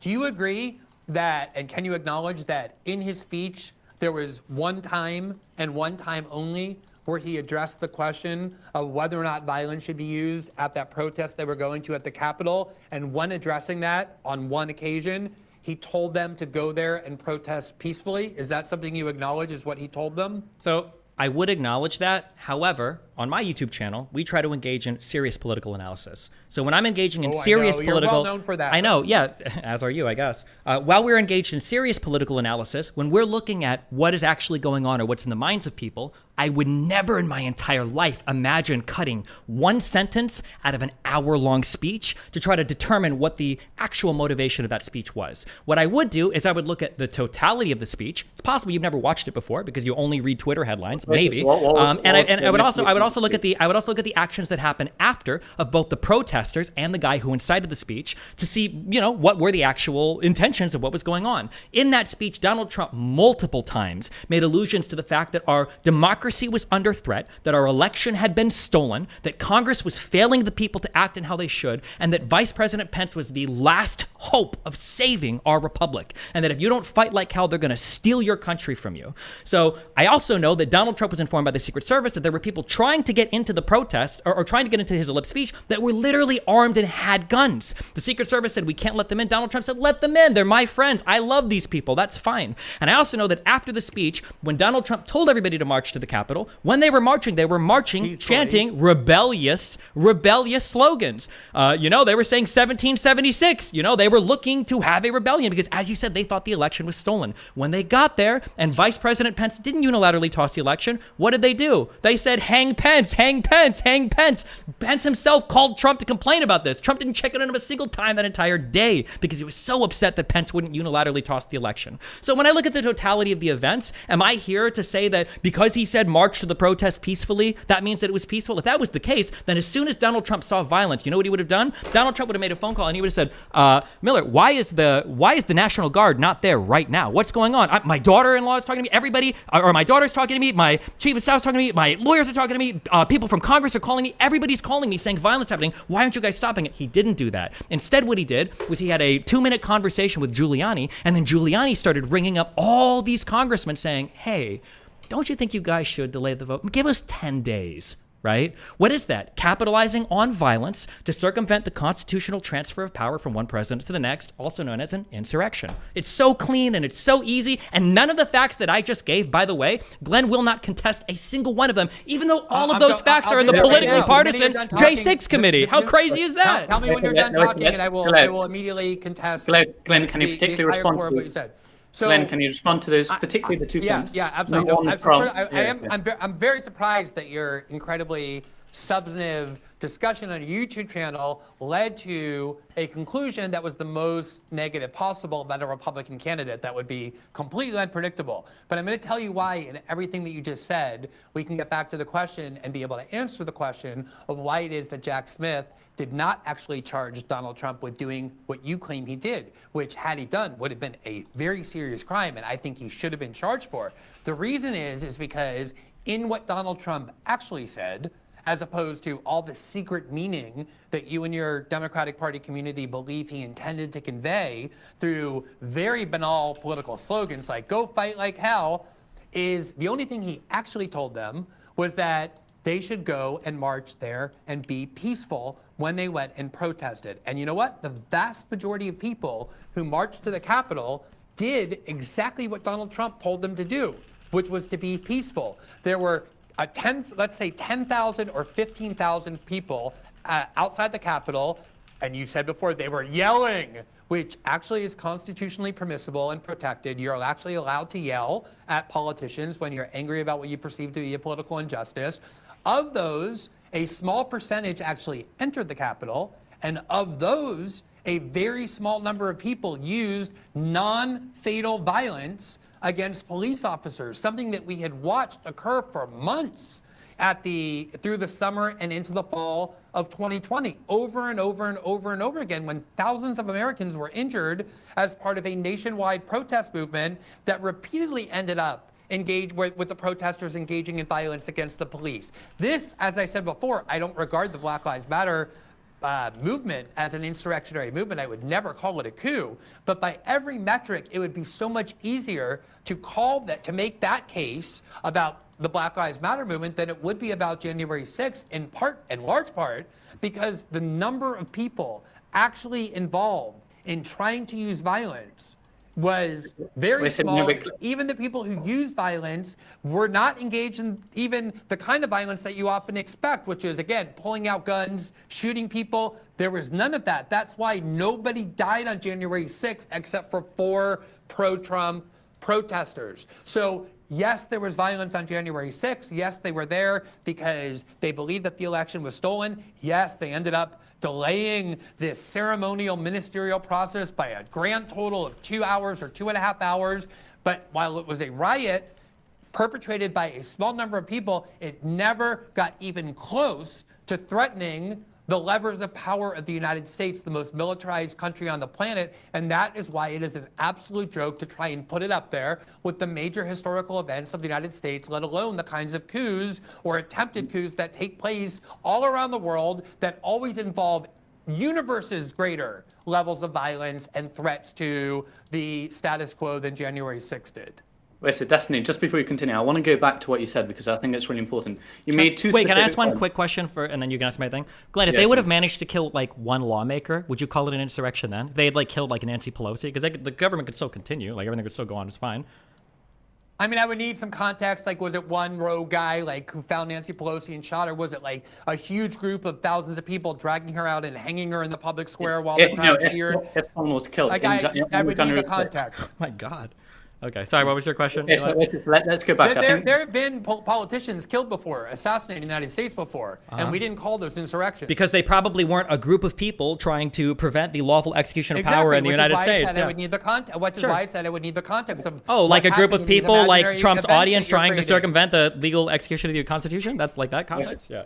Wait, so let's go back to Destiny. You made two points before, and I want to stick on those because actually good points we need to go over. Number one is Trump's full speech, the context of the speech, and what he actually said. And number two is the National Guard. So let's go back to Trump's full speech, which you started on, Glenn, but let's actually continue on that point. So Destiny mentioned that if you look in the context, he was actually inciting people to go there, not just peacefully. Would you agree that makes sense, or what's particularly your thoughts? Do you think he was just telling people to go peacefully and that was it? Why didn't he tell them to go home when they were unpeaceful? Are you asking me? Yeah. Why didn't he tell them to go home when they were rioting? I'm trying to answer, but since you're talking, I can't. The way I interpret a speech is I look at the words that are spoken by the person delivering the speech, and when someone stands up in front of a crowd and says, I want you to be peaceful when you go on this protest that you're about to go on, that the Constitution permits you to go on, I take that seriously as an instruction given to his followers not to go there and use violence. And the attempt to suggest that, as I said before, phrases that politicians use in almost every political speech, like let's fight like hell and let's get our country back, things that Joe Biden said over and over in the 2020 campaign and many times before, that somehow that was like a secret code to go tell those people that what I really want you to do, even though I just told you to be peaceful, is in fact go and use violence, is something that you have to be delusional in order to find. And apparently that is not what the crowd heard, since the vast, vast majority of the people who went to the Capitol, in fact, did not use violence. Only a very small number did. So then the easy question, wait, on the back of that, just an easy question then. Yeah. If he, first of all, also, no one is saying he's speaking in secret code. Everybody understood, apparently, loud and clear, to go to the White House and protest. That's why thousands of people, or I'm sorry, the Capitol building protest, that's why thousands of people went in. But the question would be, let's say that I grant all of that. Let's say every single thing you just said is true, and Trump really did just want them to peacefully protest. Why is it that when the rioting had started and people went to him begging him, please, Trump, please tweet and tell these people to go home, why would he not do it? Well, he did do it. Your argument after is that, hours. No, don't lie. Glenn, why are you lying? Why are you lying right now? Can you shut up and let me answer but you're your question? lying. Okay, go ahead. You can lie. Go ahead. Just let him respond and then respond afterwards. I think you've lied probably 100 times. But Willie, instead of name calling one. you a liar, what I try and do is go instead. What have I lied and about? Demonstrate what the actual arguments are, because I don't feel a need to constantly declare myself the You winner. have, to be clear, you haven't contested a single fact I've given because I've been correct on everything. The reason that I believe that Donald Trump delayed telling those people to go home is because for a long time he saw it as a legitimate protest, including people going into the Capitol. So if this entire case now rests on the fact that Donald Trump should have posted a tweet an hour earlier than he should have, and that way the riot would have dispersed after 2 hours rather than 3 hours, I think that illustrates the triviality on which we're actually having this discussion. These kind of reaches to try and say that the reason this was an insurrection and Trump tried to overthrow the government or seize power illegally is because he tweeted an hour after you think that he should have tweeted. That is, I mean, we're talking about the smallest details because that's all you have. You're mistaken. You're mistaken. When you say that it illustrates the triviality, that's not true. What it illustrates is how childlike Trump is, that our only expectation would be to pray for him to tweet to send his followers home. What his actual constitution, hours after the rioting had carried on.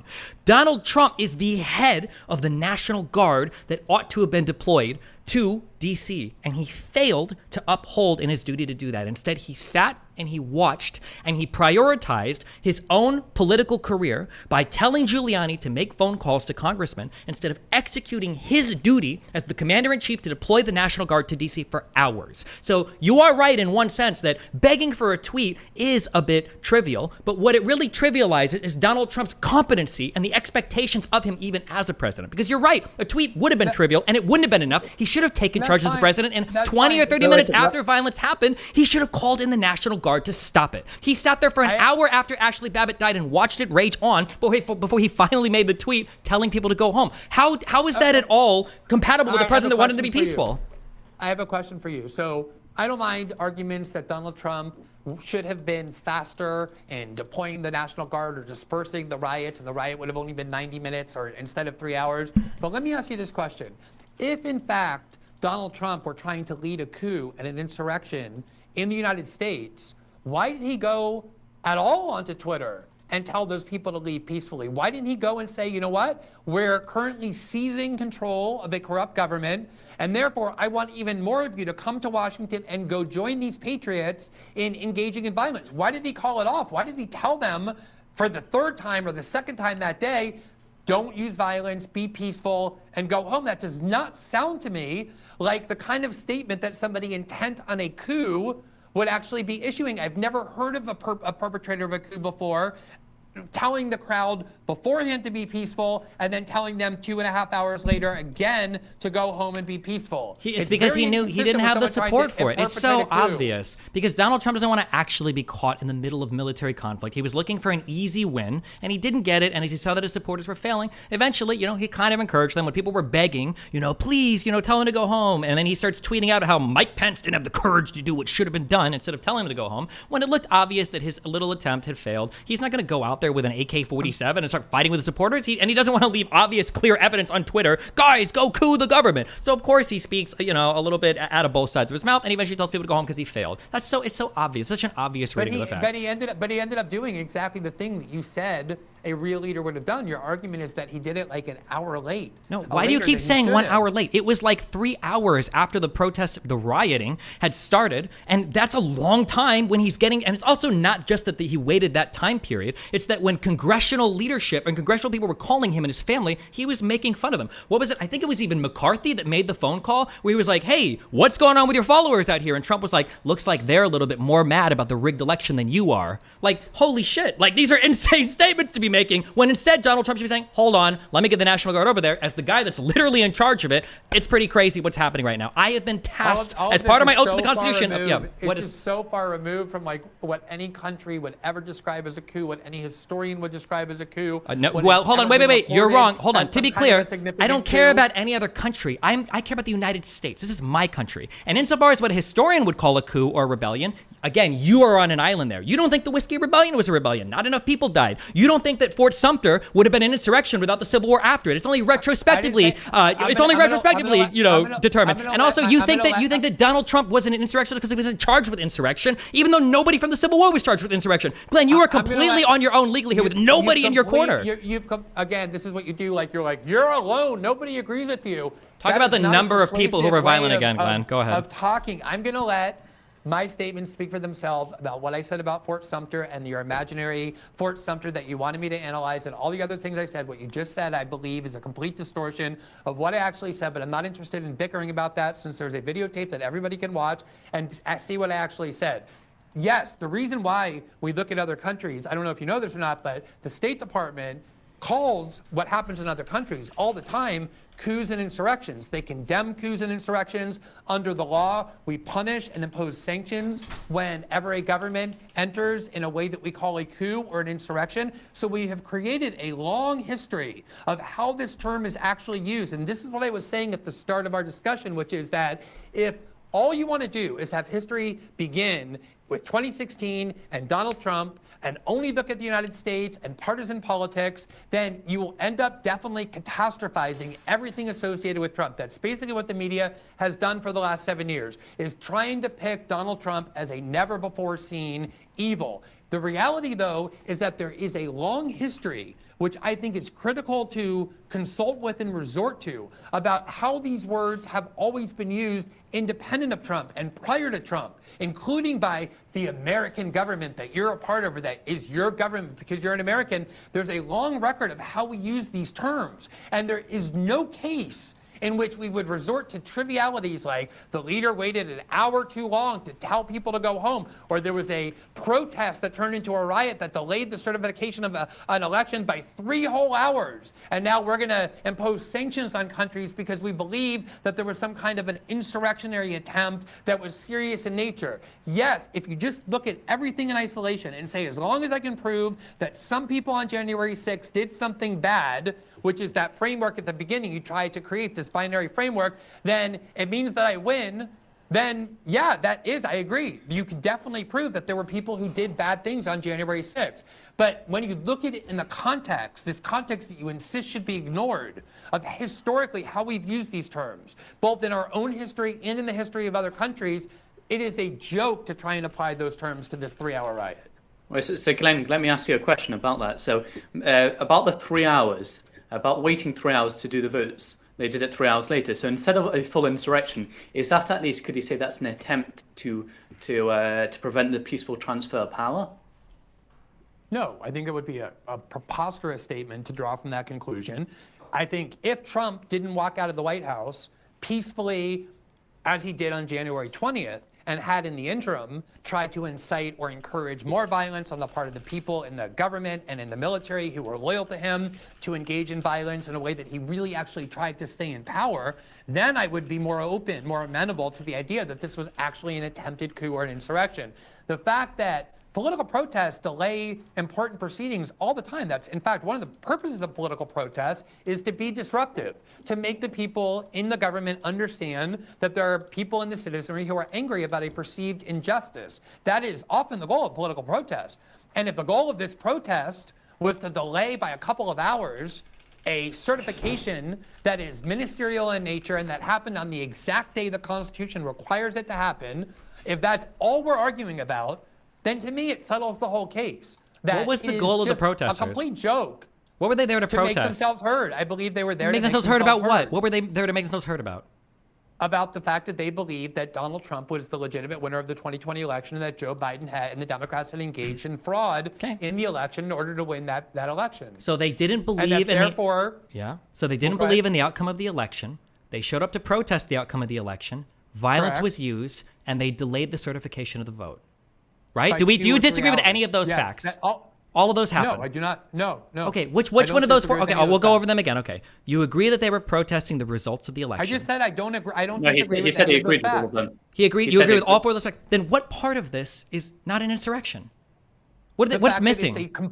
The fact that the number of people who engage in violence and the way they engage in violence was very similar to how protests often turn into a riot. It is universes away from any kind of actual serious threat. I agree. To the Glenn, power of the United States. We agree that this was a riot. No one is denying this was a riot. Yes. Right, it was a riot. Yes, Whenever it was a riot. Bring in violence into the political system, and one of the protesters, an unarmed protester, ends up dead, and police officers end up injured, it's a lamentable act. It's something we don't want to encourage. It's a bad thing. But this is so much to me like the inability to say that a foreign government or a foreign leader is doing bad things without Ahmed immediately calling them Adolf Hitler, and not understanding that there's a difference between a bad event or a bad person or a bad act and what the Nazis did. Like everything has to go to the furthest extreme. No one is taking anything to a further extreme. Was a bad, violent riot. It was a riot. It hadn't happened. It was a riot. It came nowhere near. It was a riot. Undermining or subverting the system of law and order in the United States. It did undermine it. It intended to do so. It did undermine it. Intended to do that. It was intended to. You said it. You said. They went there to protest the election results. It turned into a riot, and they delayed the certification of the vote. Every core element. By a couple of hours. It doesn't matter. They still did it. That was the goal. That's what they did. They weren't that successful. That's not an argument that it wasn't an insurrection. If you think that was the goal, then I think your argument is even weaker than I thought so the first time. If you believe their goal was to delay this ministerial act by Congress to make it happen at 4:30 p.m. instead of 1:30 p.m. or whenever it was scheduled. Well, no, the goal was to delay it completely. They intended to do, and that is what they succeeded in doing. Then the idea that was an insurrectionary intent to delay a ministerial act, a ceremonious act by a couple of hours so that they could have their grievances heard, then I think it's even a weaker case than I thought so, having listened to you for 3 hours the first time. Okay, and that's fine. But historically, whether we're talking the Whiskey Rebellion, which used to be called the Whiskey Insurrection, whether we're talking about Shays Rebellion, whether we're talking about Nat Turner's Rebellion, whether we're talking about any of the insurrections that were protesting and insurrecting against the Fugitive Slave Act, whether you're talking about literally any of these things that were historically all understood to be insurrections that Congress was talking about in the 50s and 60s where they passed the 14th Amendment. These were all understood to be insurrections. They were all. Were those coups? We're not talking about a coup right now. We're talking about an insurrection, aren't we? Who's talking about a coup?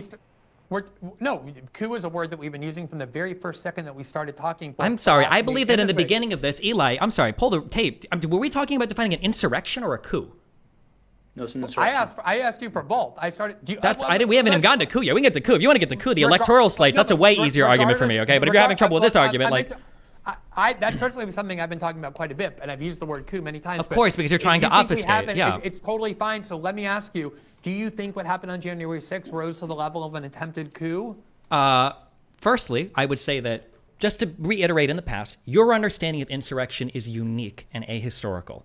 Just to be clear. Stop saying that because it's so untrue and it's so irrelevant. Even if I were the only one who thinks it, it's not proof that I'm wrong. The idea I didn't say it was proof. I didn't say it's proof that you're wrong. Agrees with you. I'm not saying it's proof that you're wrong. I'm just saying. Not everyone on your side. Not everyone is on your side, Destiny. Even though I know you sit on a YouTube channel with Democrats and people who tell you that you are. There's a much bigger world than your YouTube channel. So the coup part, if I were to look at coup, or call it a self-coup, I guess, since Trump was still in power, the coup part is going to be Donald Trump on 2 or 3 different forks. One is going to be trying to bully at least 7 different state legislatures or electoral bodies to change the results of their electoral votes, knowingly that he was working with false evidence, because every single person that he entrusted to gather data about voter fraud had told him prior to the statements he made about these things that the voter fraud wasn't real. That would be the first part. The second part... Can you just answer first? Is what happened on January 6th an attempted coup? I realize there's other things. This is the I'm getting it. This is the culmination. The second part is the electoral slates scheme, where Donald Trump and his people basically contacted 7 different states and got all these people involved in making and testifying to falsely being electors of these states to be sent to Congress, and then I guess the climax of that would have been in Congress, Donald Trump asking Pence, when he gets these fake slates of electors, to ignore the real electors, say that these particular electors, it's too hard to figure out what's going on, and then throw it to the House, to have the House essentially, because the Republicans were controlling the parts of the House they needed basically in order to elect Donald Trump as the president, for them to make a determination on the election. That part was an attempted self-coup, yes. Because he was... So you do think your argument is also that it's an attempted coup, not just an insurrection. I don't know why you got because the self coup part I'm explaining because the coup part is fundamentally separate from the insurrection part. There were two different things going on that day. All right, let me because I think it's a good point to kind of like summarize. We've been going almost 2 hours, which is like what we said was our kind of target goal. But so let me just tell you about all of that, my view of what all those events are, which is that as has happened before in elections, in American elections, when people perceived or believed that there was fraud in the election and the illegitimate winner was certified and the legitimate winner was declared the loser, as has happened previously, Trump exercised all of his legal recourses. He was the leader of the executive branch, and he went to the two other branches of government, first to the courts, and then when that failed, to the Congress, using a theory that some lawyers had told him, and I don't mean like personal injury lawyers that he picked for that reason. No, I mean you're lawyers sorry. who had previously been regarded as some of the most prominent and prestigious lawyers, like Rudy Giuliani, not by me, but by many people, celebrated for many years, and John Eastman, people like that, had told him that this was a role the vice president had had. There was an incident in 1960, albeit different, that could have suggested that that was part of the vice president's duty. He went to Congress in order to appeal to the legislative power, and when that failed, when he exercised all of his legal options in the judiciary and failed, and then exercised his recourse in the Congress and failed, he walked out of the White House on January 20th before noon peacefully and turned over peacefully the levers of power to the certified winner of the 2020 election, which was Joe Biden. Real quick, just on that in my view, explanation, what happened in 1960 that was comparable to this event? There was a dispute about which candidate had won Hawaii, whether it was Richard Nixon or John Kennedy. First, Richard Nixon was declared the winner. Then John Kennedy, on a recount, was declared the winner as the certified vote. They sent both slates of electors to the Congress, and Richard Nixon, presiding over the Senate, like Mike Pence, serving in that function, declared that the real winner of Hawaii was John F. Kennedy. The reason I say it's not comparable is because in that case, the state had certified Exactly. at the last resort.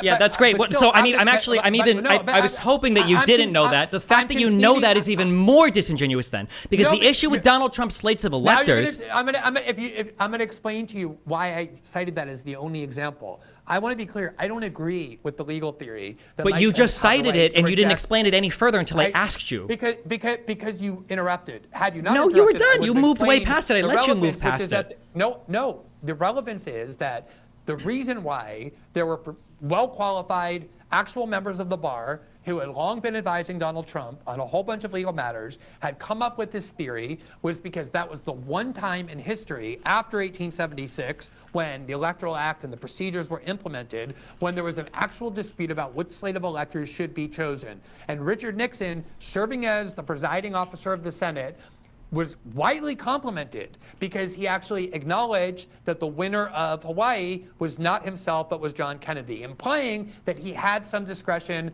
about which to choose. The reason I immediately said that it wasn't comparable, and it's the reason I never thought Mike Pence had the authority to do what Donald Trump believed he had the authority to do, was precisely because Richard Nixon was duty-bound to choose the actual certified winner of Hawaii, which is what he did. Nonetheless, he was complimented because he did have the ability to choose otherwise. If Mike Pence had done what Donald Trump had requested that he would do and that some lawyers told him Mike Pence had the duty to do, I have no doubt about what would have happened, which is that that would have then gone to the Supreme Court and asked the Supreme Court whether or not Mike Pence in fact had the authority to do what he did. The Supreme Court would have ruled there was no inclination that the Supreme Court had to interfere and to make Donald Trump the presidency. They had the president. They had several opportunities to do and refrain.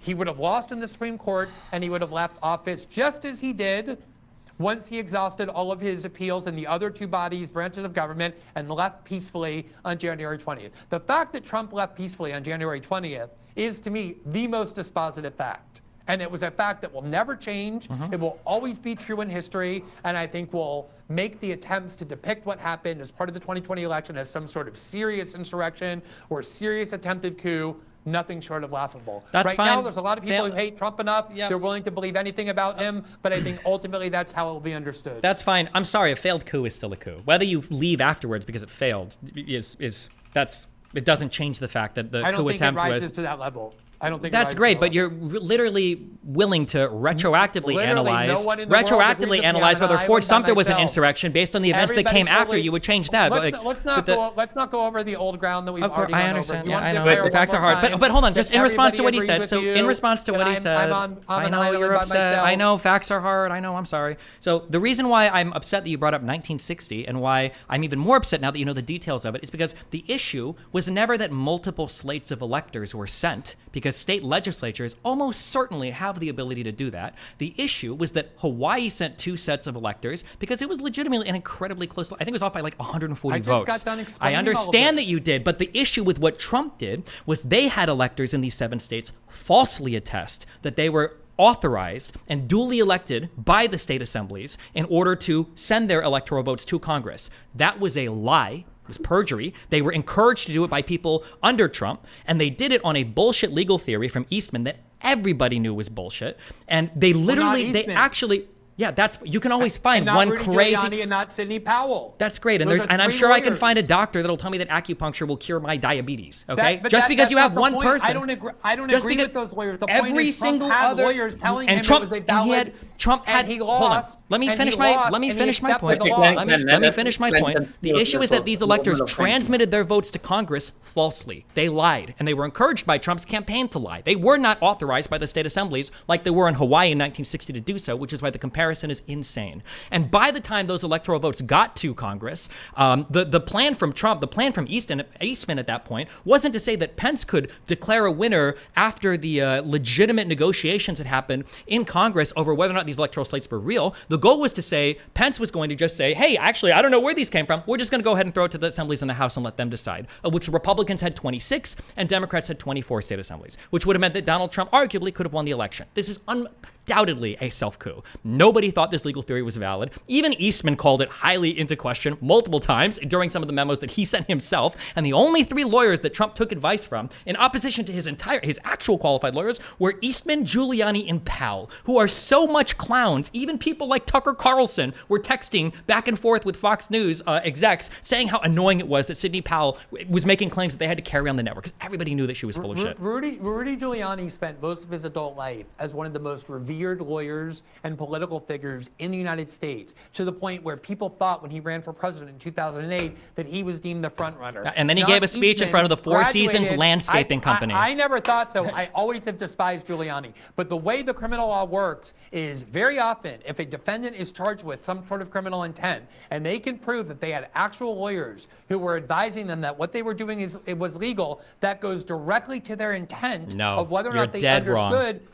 You have no idea what you're talking about. You're dead wrong. Destiny. I practiced law for so many years. If you can prove that you have lawyer letters telling you that what you've done is actually legal, it is highly relevant in a court of law as to whether or not you had criminal intent, because people are expected to rely on the advice of their counsel to understand what the law is. I think Trump's theory, for the reason that I explained well before you took 10 minutes to do so, was baseless. But he thought it was valid because he had lawyers who were telling him that it was. You're right. Okay, that's okay. Maybe you're right there. You're the lawyer and I'm not. Can you tell me what is it called if I do a thing with a lawyer where we both make a plan to break the law? What is that called, Glenn?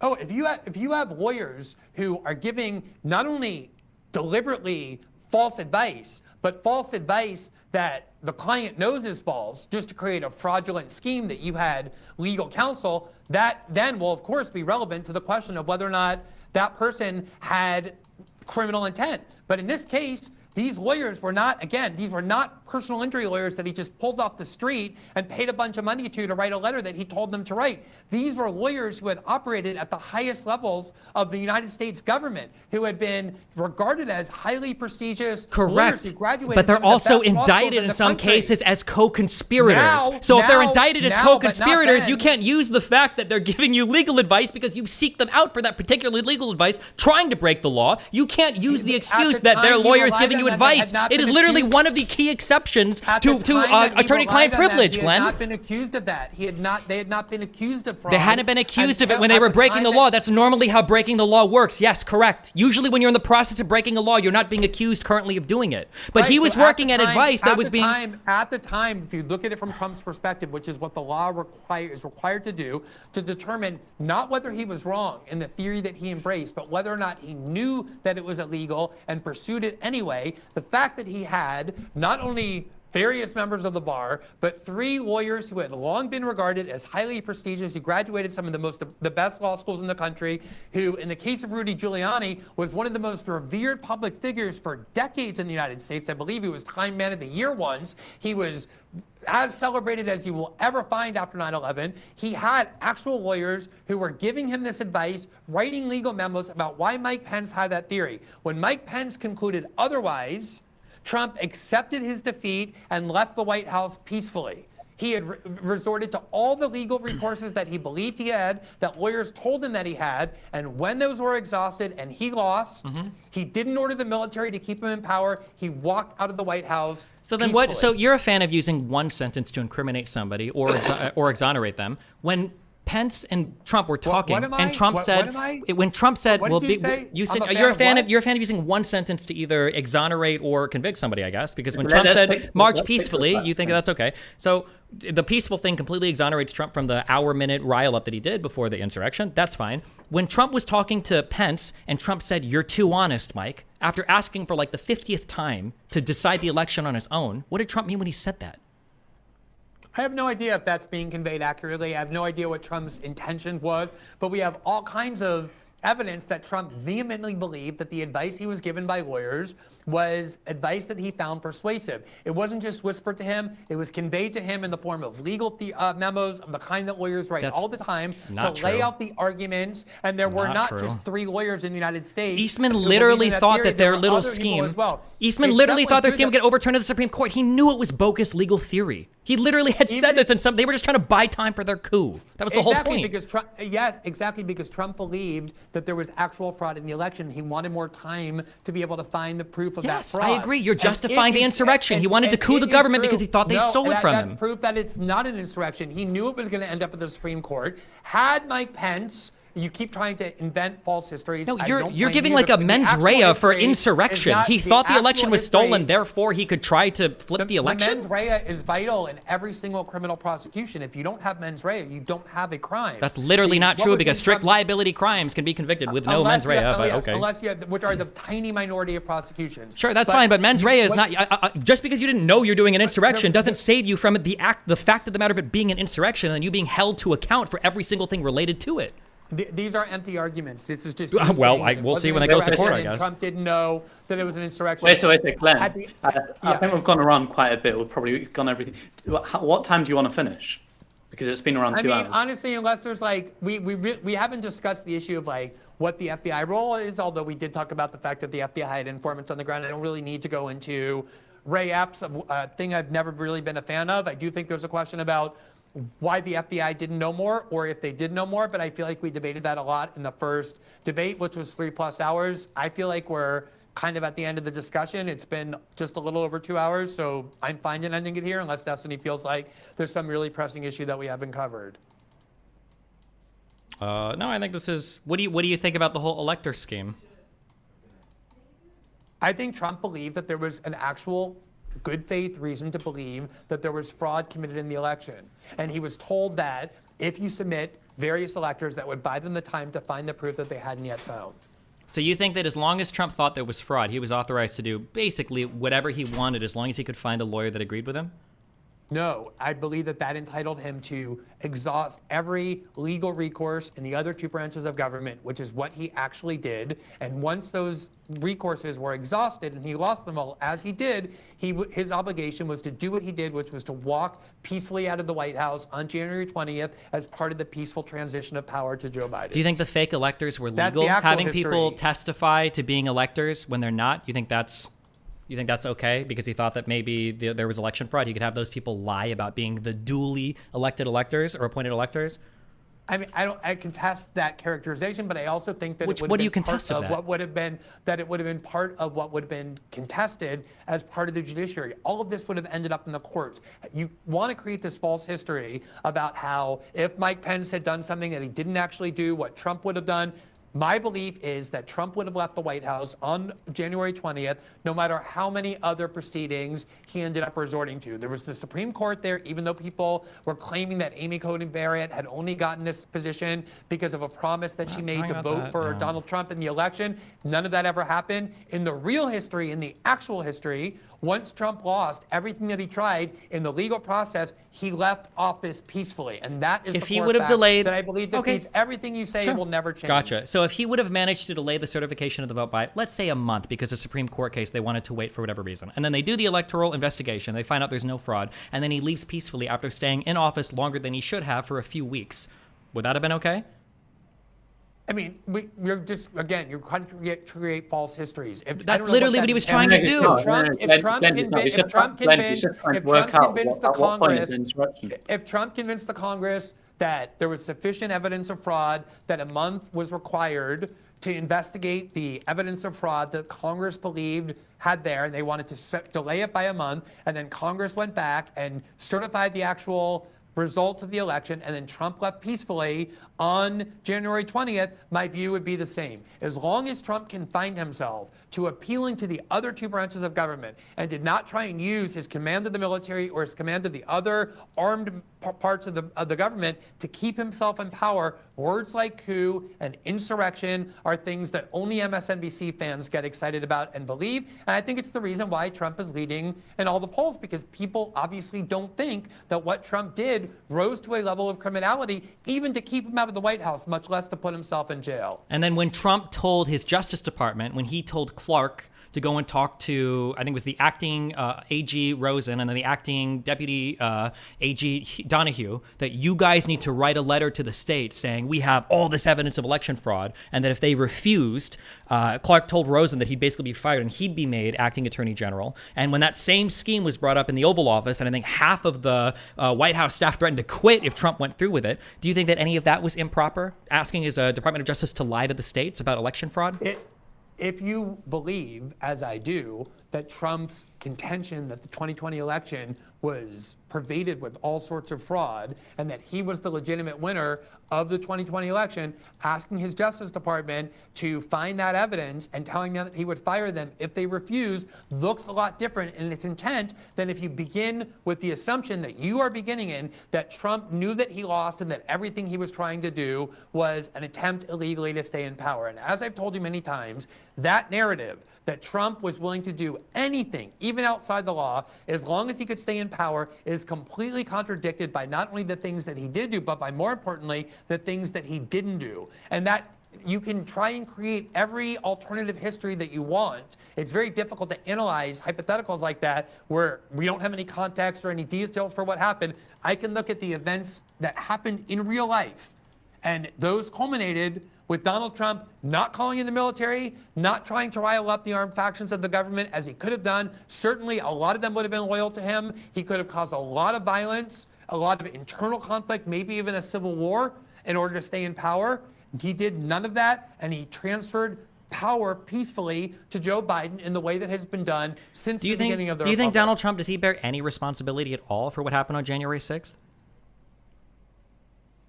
I mean, he has responsibility, but not in a way that could ever be legal. I mean, he clearly riled up that crowd.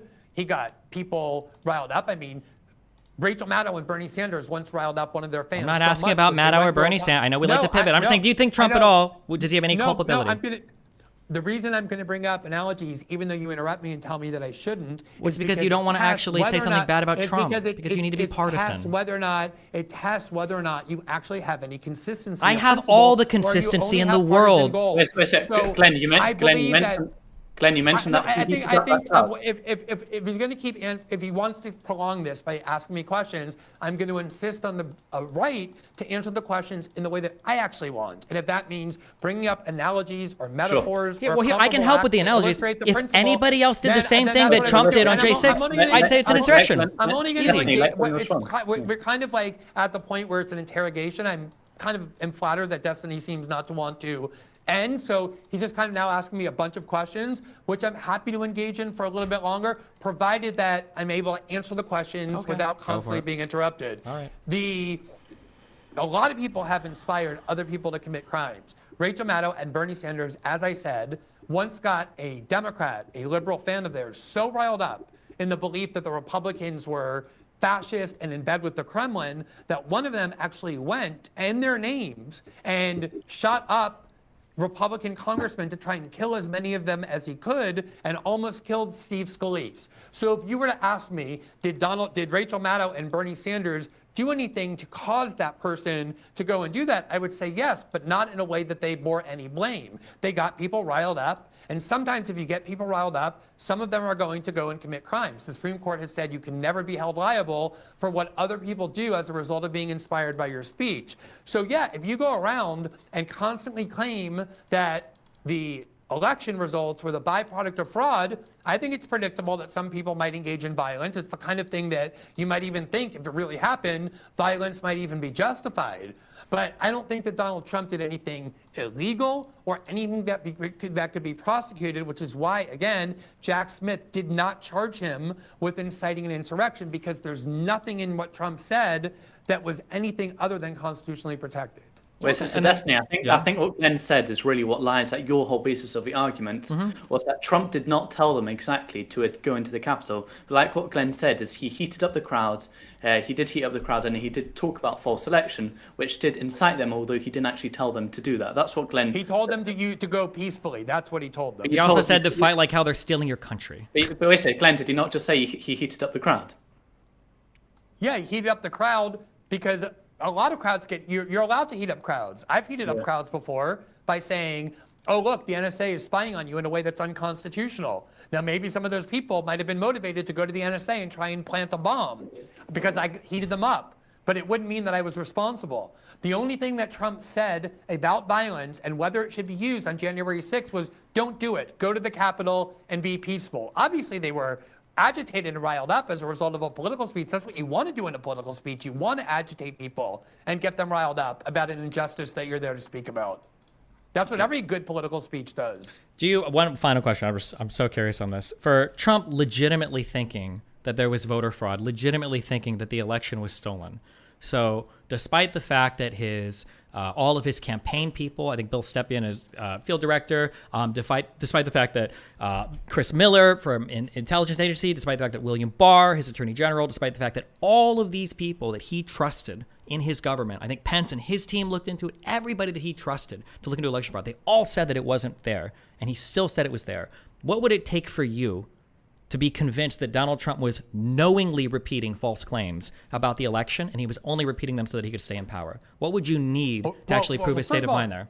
First of all, you were the one who said earlier that the reason why Trump didn't order the military, the intelligence community, to act to protect him is because they were essentially trying to subvert him. You even said that he was basically alone, that no one was on his side in the government, that even the people surrounding him in the military intelligence community didn't actually trust him.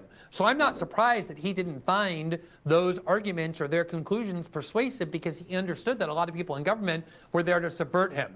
But as Darren Beatty said to you, who worked in the Trump White House and knows a lot of people who knows Trump well and who himself knows Trump well, I don't think there's a single person who knows Trump well who doubts that Trump actually believed that there was fraud in the election. Now, maybe that's because he's so psychologically invested in his ego that he actually can't believe that he would have actually lost an election. Maybe it's because he had really become convinced that the entire American establishment was so corruptly aligned against him and willing to do anything and everything to remove him from power. Maybe it's because Democrats have cheated before in elections, like I said, in 1960. There's probably other times as well. Because they cheated in 1960, the Hawaii thing?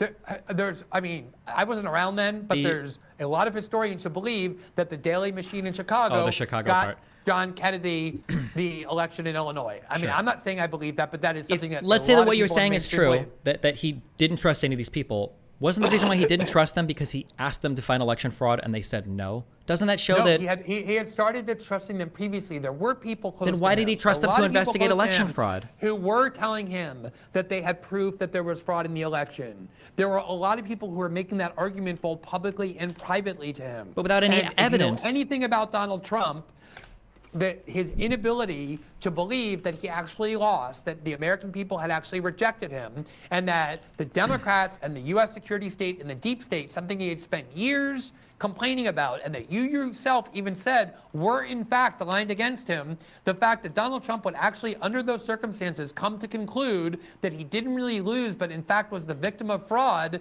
is something that is very easy for me to believe was true. And I think what Darren Beatty said is right on, that almost every person who knows Trump that I've ever talked to, even ones who believe that the election fraud claims are bullshit, were convinced that he was authentic in his belief that that election was stolen. So what evidence would it take to show you otherwise, to convince you otherwise? I mean, ultimately, there's no proof one way or the other about what's going on in somebody's brain. All we can use is circumstantial evidence. Correct. So I'm asking what circumstantial evidence, yes.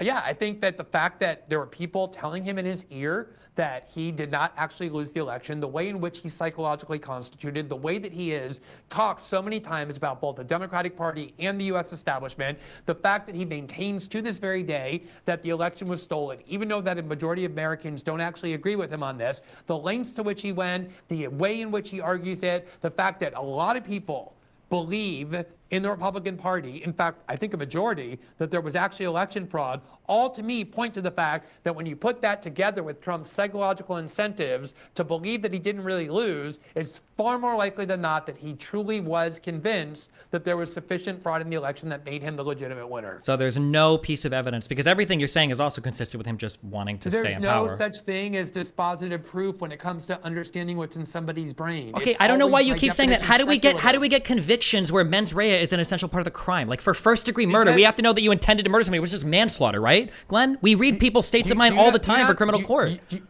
I'm realizing now that you don't understand the difference between evidence and proof. Proof is something that is dispositive. So if someone steals something and they're caught on a videotape stealing it, then you have dispositive proof that they've done so. Usually in criminal cases, there's not proof, there's evidence, and the evidence is often conflicting, and a jury has to decide how to resolve that conflicting evidence. And that's why in a civil trial, they're told they have to believe just 51% or more in order to reach a verdict, whereas in a criminal trial, they have to believe beyond all reasonable doubt. But the way that works is you present evidence of intent. There's very rarely proof of intent. Sure, which I'm is sorry. the thing that you're looking when for. I'm asking you for, you don't have it either. Yeah, you're right. You cannot prove 100%. That's true. Exactly. What I'm asking is, what is the types of evidence that would move you over into thinking, oh, he was probably just trying to hold on to power? Oh, and actually, I think I did say evidence, by the way. But what is the evidence that would convince you that, oh, there's not one piece of dispositive thing, not a written confession or a travel to the past? If Trump had said to people who convincingly relate it, oh, you know what, I actually think I really lost this election. So you need a confession. confession. No way I'm going to let my No, you're asking me for examples of things that I would find convincing, and I'm giving those to you. Besides a confession, obviously.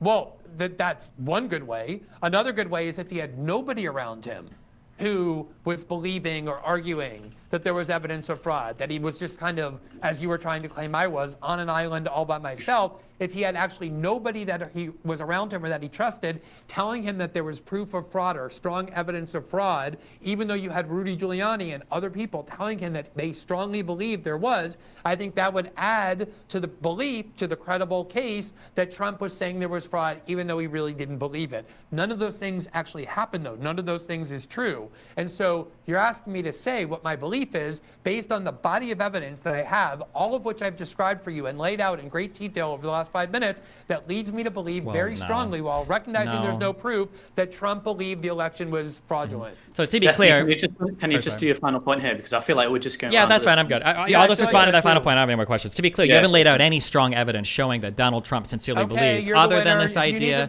Other than this idea, I'm not declaring myself. Other than this idea that Trump has this, that Trump has this psychotic attachment. Well, the American voters are going to decide. The Supreme Court's going to decide. All sorts of people are going to be deciding a whole bunch of things. But this idea. We should participate in a debate, but this need that you have to constantly say, I'm on an island, nobody agrees with me, you're right, I have no evidence. Just let people watch the debate. They can do it, but I think it's important to call people out. will understand that. You have not laid out any factually compelling arguments. Nothing that you say is factual. Okay, well, I have. okay, I can point to exact things. For instance, that Raffensperger call that you brought up earlier. What was he looking for? 11,000 votes. I know you don't want to debate on the facts. You want to talk about the fact that they're partisan and the courts were Democrats. And Pelosi was the first one to put together a partisan body. Okay, I'm done. This is not interesting or helpful. Yeah, I'm above Thanks, this. Glenn. Go ahead. Yeah, Glenn, Destiny, I think that's the best time to finish off. Thanks both for responding. Actually, it was around half an hour ago. I think it was actually around 34 minutes ago. I wrote down the time because you actually both agreed with each other. So I was very proud of that moment 34 minutes ago. But aside from that, I think overall it was a good debate with some heated moments. And thank you both for joining. Yeah, thanks, Destiny, for doing it. Thank you, Eli, for moderating. You did a great job. No, thank you. No problem. Thanks so much. All right, good night. Good night.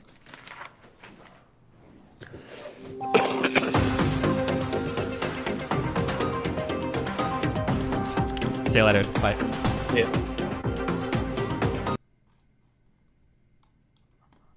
What a waste of my life preparing for this debate. Fuck. We didn't even, I knew we weren't going to go over the 14th Amendment. I knew that wasn't going to come up. It's just the only way that I think you can actually have this debate on the Trump side is what I think I actually said this. Actually, I've said this for like weeks leading into this. The only way you can have this debate is to never, ever, ever, ever engage with the facts.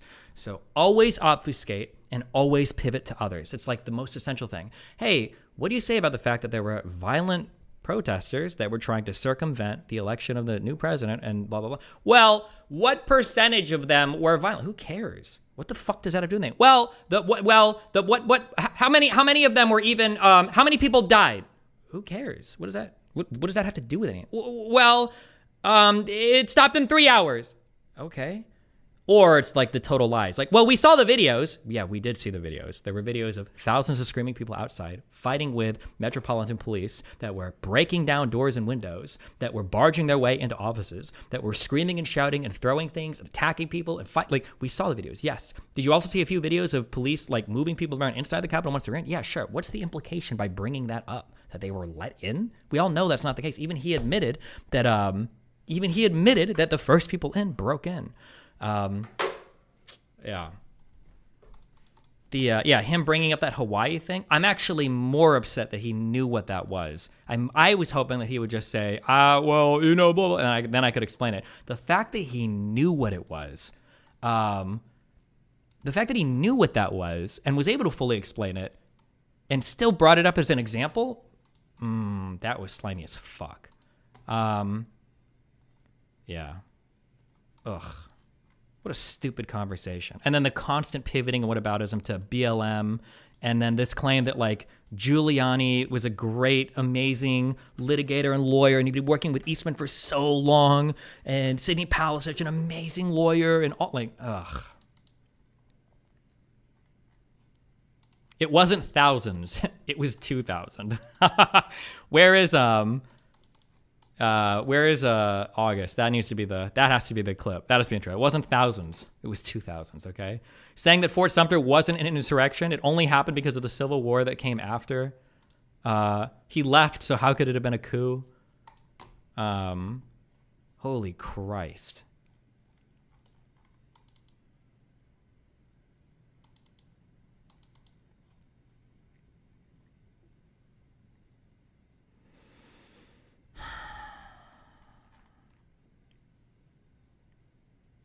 When he brought up, like, I thought we were talking about a coup the whole time. We literally started with insurrection.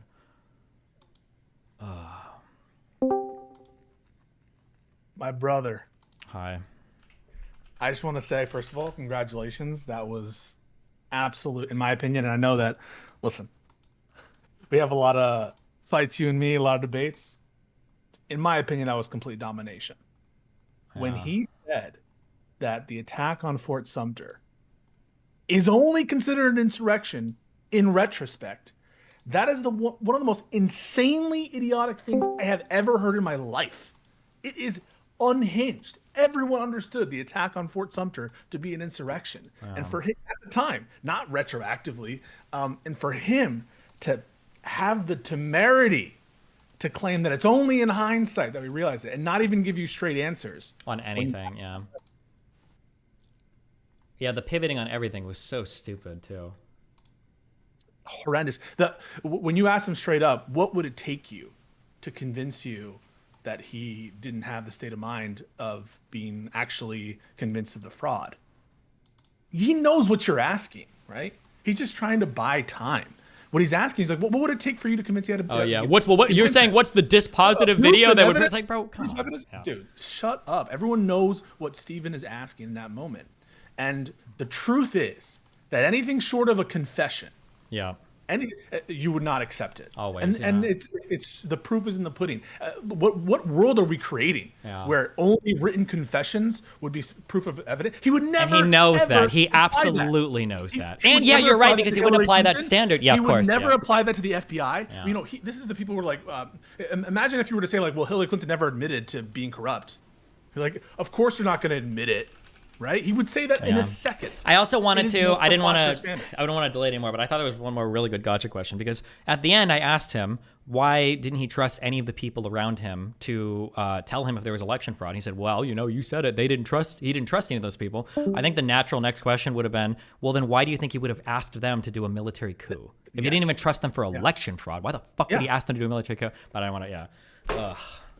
Yeah, like he was trying to live in both worlds at the same time. Like, well, you said he wouldn't ask because of this, and then he was like, oh, well, he should have asked them if that was like. It's like, okay, dude, dumb. And one of the reasons he was breaking with his people was precisely because of this issue, because they weren't supporting him on it. So one of the reasons why on the day of January 6th, he's not going to like risk everything and be a complete sort of reckless person as opposed to just himself sitting and watching chaos unfold, is precisely because they weren't going along with his previous efforts. Which also goes into, and I don't know how to prove this if I start like looking up timelines of every hire. One thing that I don't like, and Glenn presented it, there were so many other things I could have said, obviously, but he wanted to talk a lot and it would have been me rambling and blah, blah, blah. But I don't like this perception. Here's the perception that people have. The perception that people have is that Donald Trump has a collection of legal figures, and, a few of them said that the election fraud and the elector scheme was a bad idea, and a few of them said actually it was a pretty good idea. It would have worked. And those few people, Powell, Giuliani, and Eastman, these are people who work for a long time. You trust him.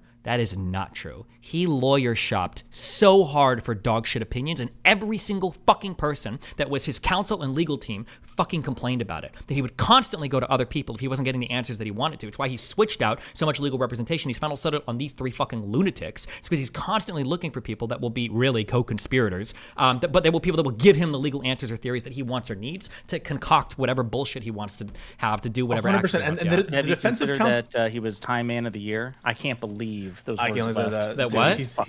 He said Rudy Giuliani was Time Man of the Year. Yeah, not for his prowess. Well, I mean, I guess he did the RICO shit or whatever, but like that was for what, the 9/11 fucking America's Mayor bullshit. I'm guessing? Yeah, and it doesn't fucking matter. Taylor Swift was Time Woman of the Year last year. I wouldn't want Joe Biden to go to her for. People degenerate mentally and physically. Yeah. It's so absurd. The defensive counsel or advice of counsel defense is premised on like good faith. Yeah. That's like the whole notion of it. But typically, ignorance of the law is not a fucking defense in most cases. Yeah. And his argument is an invitation to chaos. Where like, I guess if as long as I can find a lawyer to say me, that what a wildly stupid. But like the problem is like to engage in that argument, I think they have to be operating in good faith to some extent, because he's always going to be able to like give me these weird, well, actually responses. And but again, like he would never apply that to the security state apparatus. Sure. He would never say, well, as long as the CIA has a good faith belief that this surveillance thing could be potentially legal. They have a memo because they have no okay. problem mind reading with 100% accuracy. Everybody involved in the FBI investigation, everybody involved in the Hillary Clinton stuff, everybody involved. Yeah, they'll mind read 100%. Oh, and you saw how that little worm squirmed. He squirmed when you asked him to criticize Trump at all. Yeah, you remember that? It took like 4 seconds. I mean, a lot of people. It was like, what do I think about Trump? Yeah, let me tell you about Rachel Maddow and Bernie Sanders first. It was like, bro, what the fuck? Because his audience. He can't criticize. He has to signal. Daddy. Yeah. He can't criticize Daddy, and that's what's going on here. Honestly, if get him on the record saying, I think it's abhorrent, this Eastman theory. I think it's condemnable what Trump was doing, and obviously he was extremely reckless. I condemn him on the lack of time or the time lag. If he were saying those things and being strong and saying, I just don't think it rises to this level, okay, maybe you can have an argument of good faith. Sure. But when you are going out of your way to not criticize him on areas where you're not even fighting on the merits, to me, there's no good faith. Yeah, for 100%. Yeah, because you're right. There could be a limited good faith exception. Like, well, maybe he thought this or blah, blah, blah, blah. But when he's saying, like, well, Trump maybe thought he lost the election, therefore he can pursue whatever cockamamie fucking act he wants to after, even if it involves staying in office a little bit longer or delaying the vote a little bit, as long as he eventually leaves peacefully. Like, what a wild statement. Yeah, Jesus. Yeah, him constantly appealing to the fact that Trump walked out. He walked out on a specific day is On the 20th. Is so fucking stupid. My So what God. happens if he ordered a military strike on the Capitol on the 19th? On the Would you 19th. say- Well, he yeah, saved exactly. himself because he said as long as he didn't use the military, right? Yeah. No, but that's such a preposterous carbon Standard, I where know. He's like, Yeah. So anything military is automatically, I don't know. That's the thing where he can't have a good faith anymore. So if he had a good faith belief that military were legal to use to subvert the election, why wouldn't that count? What's the limiting principle that says, well, if Eastman writes it in a memo, it's not acceptable? It's utter horseshit. Yeah. It's a standard that only applies for Trump and I for also people that they like. I really liked the whole. We know exactly what Trump was trying to do when he said "go peacefully," and we ignore the entire extra context of that speech. We ignore everything that actually happened afterwards. But then I was like, okay, well, what about when he said to Pence, you're Like, too oh, truthful? well, you don't really know. Oh, who knows what he meant by that line? Like, oh my He God, had the bro, long pause come first. on. He had the world's longest pause first, and that's why when you said August should make the first clip about what thousands mean, I think it should be back to back, because when you had him on that, it was the world's fucking longest pause. Well, I don't know exactly what you're too honest, Mike. Yeah. It was very convenient when he had lapse of memory. I don't know what the insurrection, the Whiskey Rebellion is. I don't know what this is. I know who can tell, but I know for certain when he has one line in there that's like self, bolstering, then I'm going to credit that to the nth degree. Like he would ever give that sympathy to anyone he was against. Yeah. Like he always says, "I speak truth to power. I'm a real journalist." Come off it. We were talking about the most powerful man in the world at that time, and you're not going to speak truth about. You're going to grant him every single possible 50-50 call. It's utter. Yeah, you're being generous saying 50-50 call there. But yeah. Did you catch something Weasley? Well, he did multiple Weasley things, obviously. So but many one Weasley of the things. ones that stuck. Oh wait, jumped out to one me of the at ones end. that, hold on, and I have like this one. I'm sorry, I knew this coming in, but I didn't know if something had changed in like the past 2 weeks, and I didn't want to get like something factual. Like, to be clear, Johnson has not released all the videos from the Capitol, right? That has not happened, right? Okay, because I've seen that before, because they claimed it earlier. And my understanding is he released like less than 1%, whatever. Basically, I think they gave to Carlson and maybe a little bit more, but they have not released all that footage. Or if they have, I haven't seen the link to anywhere. I haven't seen that hosted anywhere.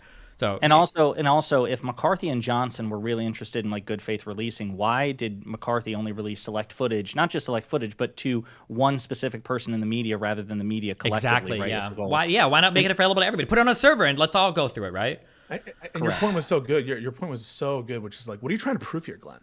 What are you trying to prove here? So what did you want the comps to do at that moment when the Capitol's already been breached? They're in damage control mode. And, cat's out of the what's the phrase? Horse out of the barn. I don't know what the phrase is, but whatever the phrase is, that's what's going on. Did you want them to engage in CQC against what? These thousands of people? Sorry, 1,000 plus people. No, but then his answers were, because I asked why he brought that up, and he's like, well, it demonstrates that it wasn't that serious of an event, and the vast majority of them, didn't have a premeditated plan, and only a small percentage. It's always repeating. It's always like the same 4 or 5 bullshit lines, right? Trump did the peaceful meme. The people there, left after only 3 hours. Not that many people died. Nothing actually happened, and only a small percentage of them were actually violent. And yeah, it's always the same bullshit. Nothing that addresses that. It's all non sequitur bullshit. Yeah. When people watch the VOD, I want them to stop at a very particular point where you ask what you think the mindset would be of someone who didn't call the National Guard or marshal federal services right away to try to address it. He said, I think that Trump thought it was legitimate, that he agreed with it, even though they had breached. He said those words. So he admitted that in his own words, his own interpretation of events, he thinks Trump absolutely agreed with what was going on. That's Glenn's position, that he admitted. And he said that's what Trump's state of mind in his own vision. everyone agrees that Trump was aware there was violence at the time. That ends any question of mens rea. Babbitt was dead, and the note was on his desk, and he didn't do anything. Was it an hour after Babbitt died that he finally made that last tweet or whatever?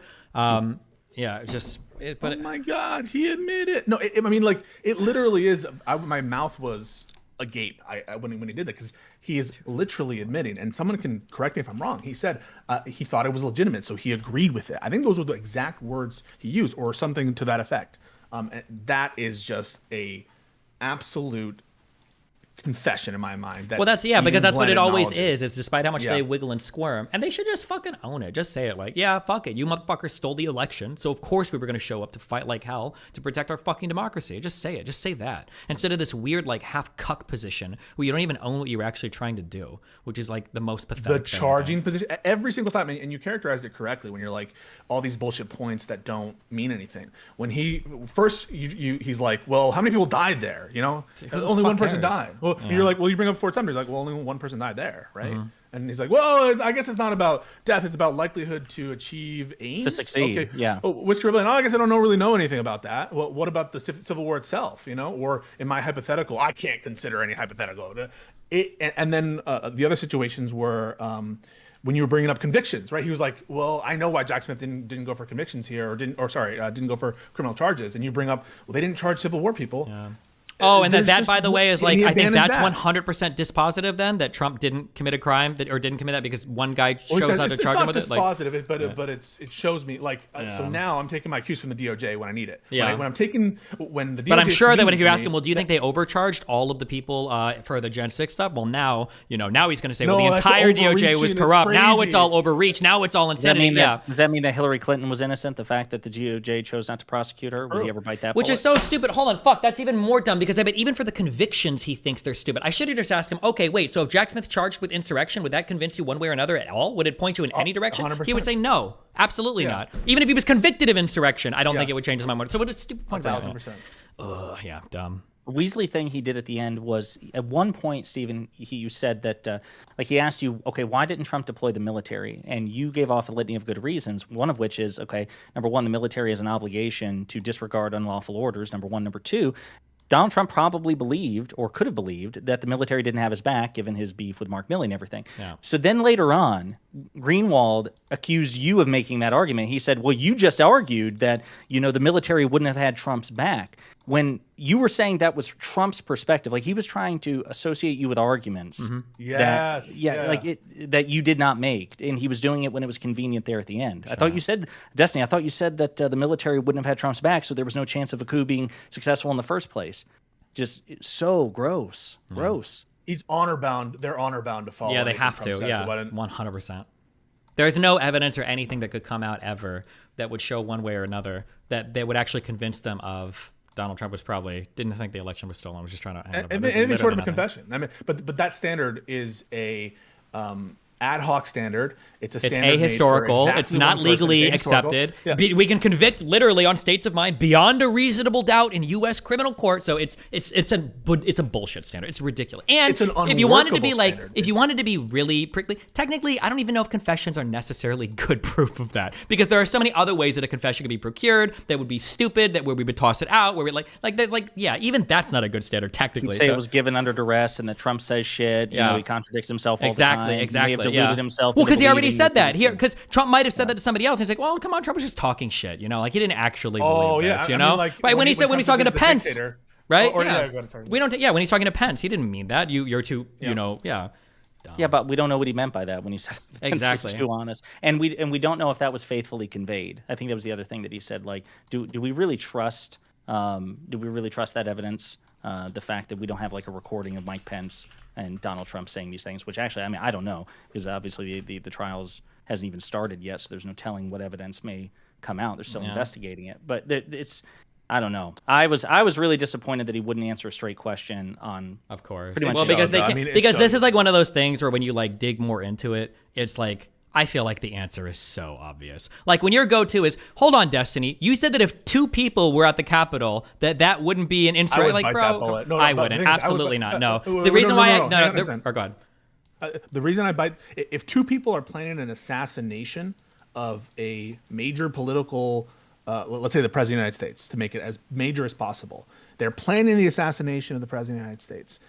More than one person, right? And they succeed in that. For the purpose of obstructing some U.S. law, let's say that you're trying to kill the president in order to prevent passage or signing of some law. I agree. I agree that there is an argument that insurrection. could be made, but I would have to qualify it so much, and he's just going to scream over and over again. You think 2 people would be an insurrection? What about when these 2 people in BLM said this? What about I would have to? The whole argument would go in that direction. So I was like, fuck it. But the burden was always on you, even though he wasn't agnostic on the position. So, like, you were the one who had to come up with, like, either a definitive number or a ballpark number for what constituted an insurrection, like the number of people involved. Glenn, it'd be one thing if Glenn took the position, listen, I'm not sure if it's an insurrection. I'm open to persuasion, but I'm not convinced. Therefore, when you flip the question on him, okay, well, how many people would need to be involved? Then he would be justified to say, I don't know. But instead, he makes a positive claim. Like, he states a definitive claim. This was not an insurrection. He laughs at the notion. But even he can't answer the fucking questions he's asking you. He can't point a single insurrection in American history other than the Civil War.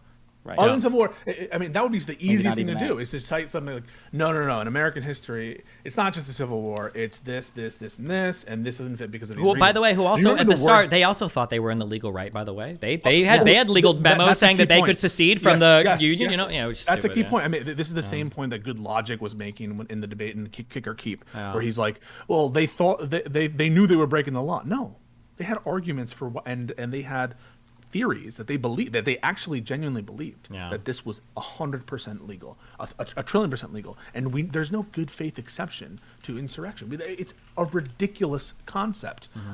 It's just not in the historical record that that's a part of the definition. Just like number of lives lost or likelihood of success. There's no the historical part of it was the absolute worst thing that Glenn has said. I think if we would have gone into the 14th Amendment thing, that stuff would have started to come up way more. But because it is annoying that he's using insurrection in like a hyper specific way. That, like you said, it would literally nothing that's happened. He said Fort Sumter wasn't an insurrection. I mean, like literally nothing is an insurrection. I guess at that point, there is no. You can't say that Fort Sumter at the time of Fort Sumter. You don't have to invent a crazy hypothetical. Just Fort Sumter at the time of Fort Sumter was. If you're not able to give a straight answer that was an insurrection, you are at fucking sea. That is the initiation of the Civil War. The Insurrection Act was invoked right after by Lincoln. Yeah, but that was because Lincoln knew, Pisco. Lincoln was psychic. You could see the future. He knew what was going to happen. He knew everything. It is so fucking stupid. Also, the mental state of Lincoln at that moment, right? Like, if you're not going to credit his labeling of it as an insurrection at the time, but you are going to credit his, his prophecy ability. It's so stupid. And you caught him on it, and you could tell when he's like, I don't want to rehash all the history stuff. It's there. Because he started to realize very quickly no at all history. It was just the headline shit. The Hawaii and Chicago, and it was just all like the typical headline shit. Yeah, embarrassing. Criticisms. I have criticisms. Yeah, go. I think overall you did an extremely good job. I still think and I think this is fundamentally because you want to make it seem, and you have a goal of being responsive, and I think that's generally good, and I think that you do a good job of that I let him lead me around too much. You're too reactive, a little bit too reactive. So I understand what you're saying there 100%. This is the only, and I'll think about this more to figure out how this works.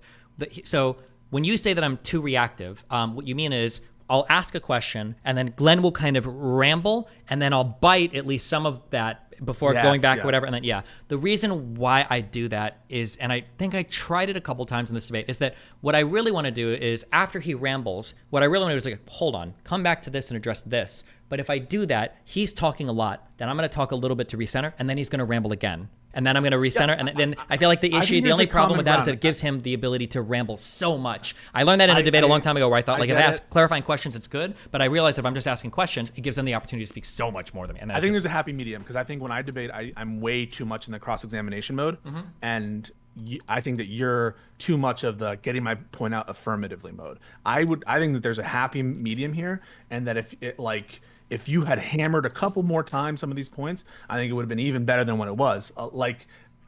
If you had come back every time he would try to be like, well, the Lincoln thing and the Fort Sumter thing, and be like, okay, well, you didn't make it really clear. I just want to, so that the audience is sure. You're a lawyer, right? So you understand these words, insurrections, and I'm sure if you have an opinion about insurrection, it's informed by historical examples. So I'm surprised you don't know anything about Whiskey Rebellion. But just to be 1,000% clear, Glenn, are you saying the attack on Fort Sumter was an insurrection? Yes or no?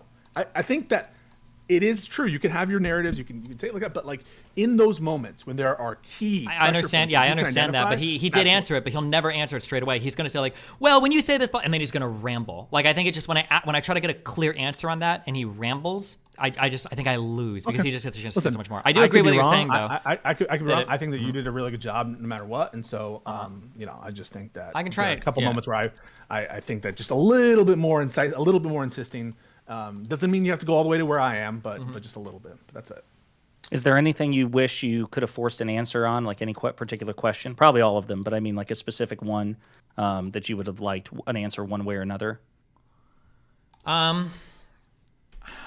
It's all just like, all of this is just like a circle of, it's like a circle of galactic bullshit. So I feel like to do a debate like this, like properly in a way that I would want, I think it would literally have to be like the autistic cross-examination, like we're in court and I'm going to ask you a very specific question, get an answer, and we're going to build from there. Like, did Donald Trump do this? No? Why not? Oh, well, do you consider this as part of that? Or this, like very, very, very, very, very clearly through everything, but it would be so autistic and nobody would ever submit themselves to that level of like examination. Because the problem is that like when you try to argue this, there is so much like vague, stupid bullshit that gets gish galloped out over and over again. Like how many times did he talk about the percentage of people that were violent? Who the fuck cares? What does that do with anything? Or how many times did he bring up how many people died? Who cares? It doesn't mean anything. How many times did he bring out like, only the, 1 or 2 people got shot. They didn't even bring out guns. Who cares? You don't need guns. Like, yeah, it was only 1 hour. It got shorter every time he said it. At first it was 3 hours, then it was like 2.5 hours. Then it was like it was the time was shrinking, I guess, as we became further away from it. So yeah, I don't know. I don't know. I mean, I think I just need to do a good job of making sure that people can see that he's like dancing a ton or not answering questions. And which you did, maybe, for sure. Which you did, for sure. It's just so silly, yeah. But I'm not sure, yeah. Overall, is this the end of the J6 arc? Well, J6 is going to... Exactly, yeah. It's going to come back up a lot then. Yeah. Yeah. Damn, man. But like, yeah, super, super proud. You could tell he was sweating on a lot of those. And it showed, I think, especially on the history, especially when you asked him to condemn, especially when you brought up the Mike Pence thing, it was just really, really fun to see how inconsistent he was being and how, he would try to interrupt you when you start with your conclusion or you start with your little characterization. That's another criticism. When you see him go after that a lot of times, and when you see him be like, declare victory, just like, I understand why you're doing it, and I understand that that's your style. I would just get rid of it. After you see that he's able to distract everyone and talk about you declaring victory and all that stuff, I just would excise that. If someone is making a big deal about it, I don't know. I think that obviously it gives him breathing room. It gives him an opportunity to get away from the merits where you're the most strong. Well, I think I usually just like continue whatever I was saying. Yeah. I guess so. Yeah, you did awesome, bud. I hope you have a good rest of your night. Okay, well, enjoy your night and good job. I hope you guys have fun. Be careful. Oh, peace out. I think I'm talking to Jordan Peterson on the 3rd. That'll be fun. No shit. Whoa. You mean Keffels? About what? I don't know what, but they emailed me. I think. Why spit in one yeah, shot? True. I That's guess. funny. Yeah. Or I don't know. The opposite of what I just said. Do you know what about? Well, good luck. Wait, what it's about?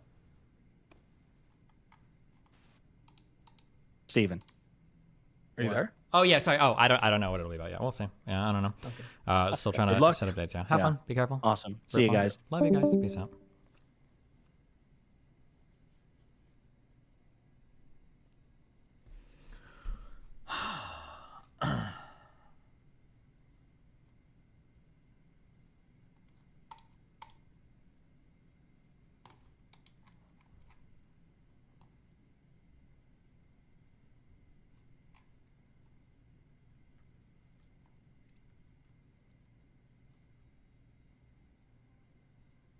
Wait, oh my god. Oh no. Ugh, I just saw where this was. Never mind. Yeah, it works. Okay. Yeah, I love you guys. I'm gonna go. Yeah. My biggest thing, this is just my autism. My biggest thing is that Glenn is seen as this like authoritative, like super intelligent figure, and he's not. He doesn't know anything about the fuck he's talking about. Bro, I had so many of these debates where I feel like I do like weeks or more of research and like none of it even comes up because we're not even like arguing anything interesting or substantive. It's just like, well, not that many people have, and we're violent, and it's like, bro, come on, like you're making the same argument that I would expect, like, you know, like an 85 IQ mentally disabled Trump voter to make. Like, come on, give me something more, Mr. Con Law, Mr. you know Edward Snowden leaker, Mr. you know Duolingo, you know Mr. International, Mr. covers news for a living, and I've only done it since 2016 or whatever. Like, make a real argument, bro. Like, blow me the fuck out. Give me some shit that I don't know about. Don't repeat the same propaganda points I've seen 50 million fucking times reposted to Truth Social. Like, why the fuck am I arguing with you? You could be a stand-in for literally any dumb fuck Trump voter that I've ever argued with in my entire life. There's literally nothing that sets you apart from them, other than the fact that I'm gonna get more views, you know, shitting on you than any of them. Like, God, fuck. God, he's so stupid. I hate that people think otherwise. But when you're a partisan hack, what are you gonna do? Okay, I love you guys. It's been fun. Ripperino, cappuccino, pappuccino, hoppuccino, moppuccino, cappuccino, cappuccino, appuccino, al Pacino, my deuterinos. I will catch you guys next. Sorry, hold on. Actually, I'm so sorry. True, it was the same arguments as the randoms on Discord. That is not true. People like Rob Noor actually do way better in arguments than fucking Glenn Greenwald. Okay? Fuck that guy. Rip. Bye.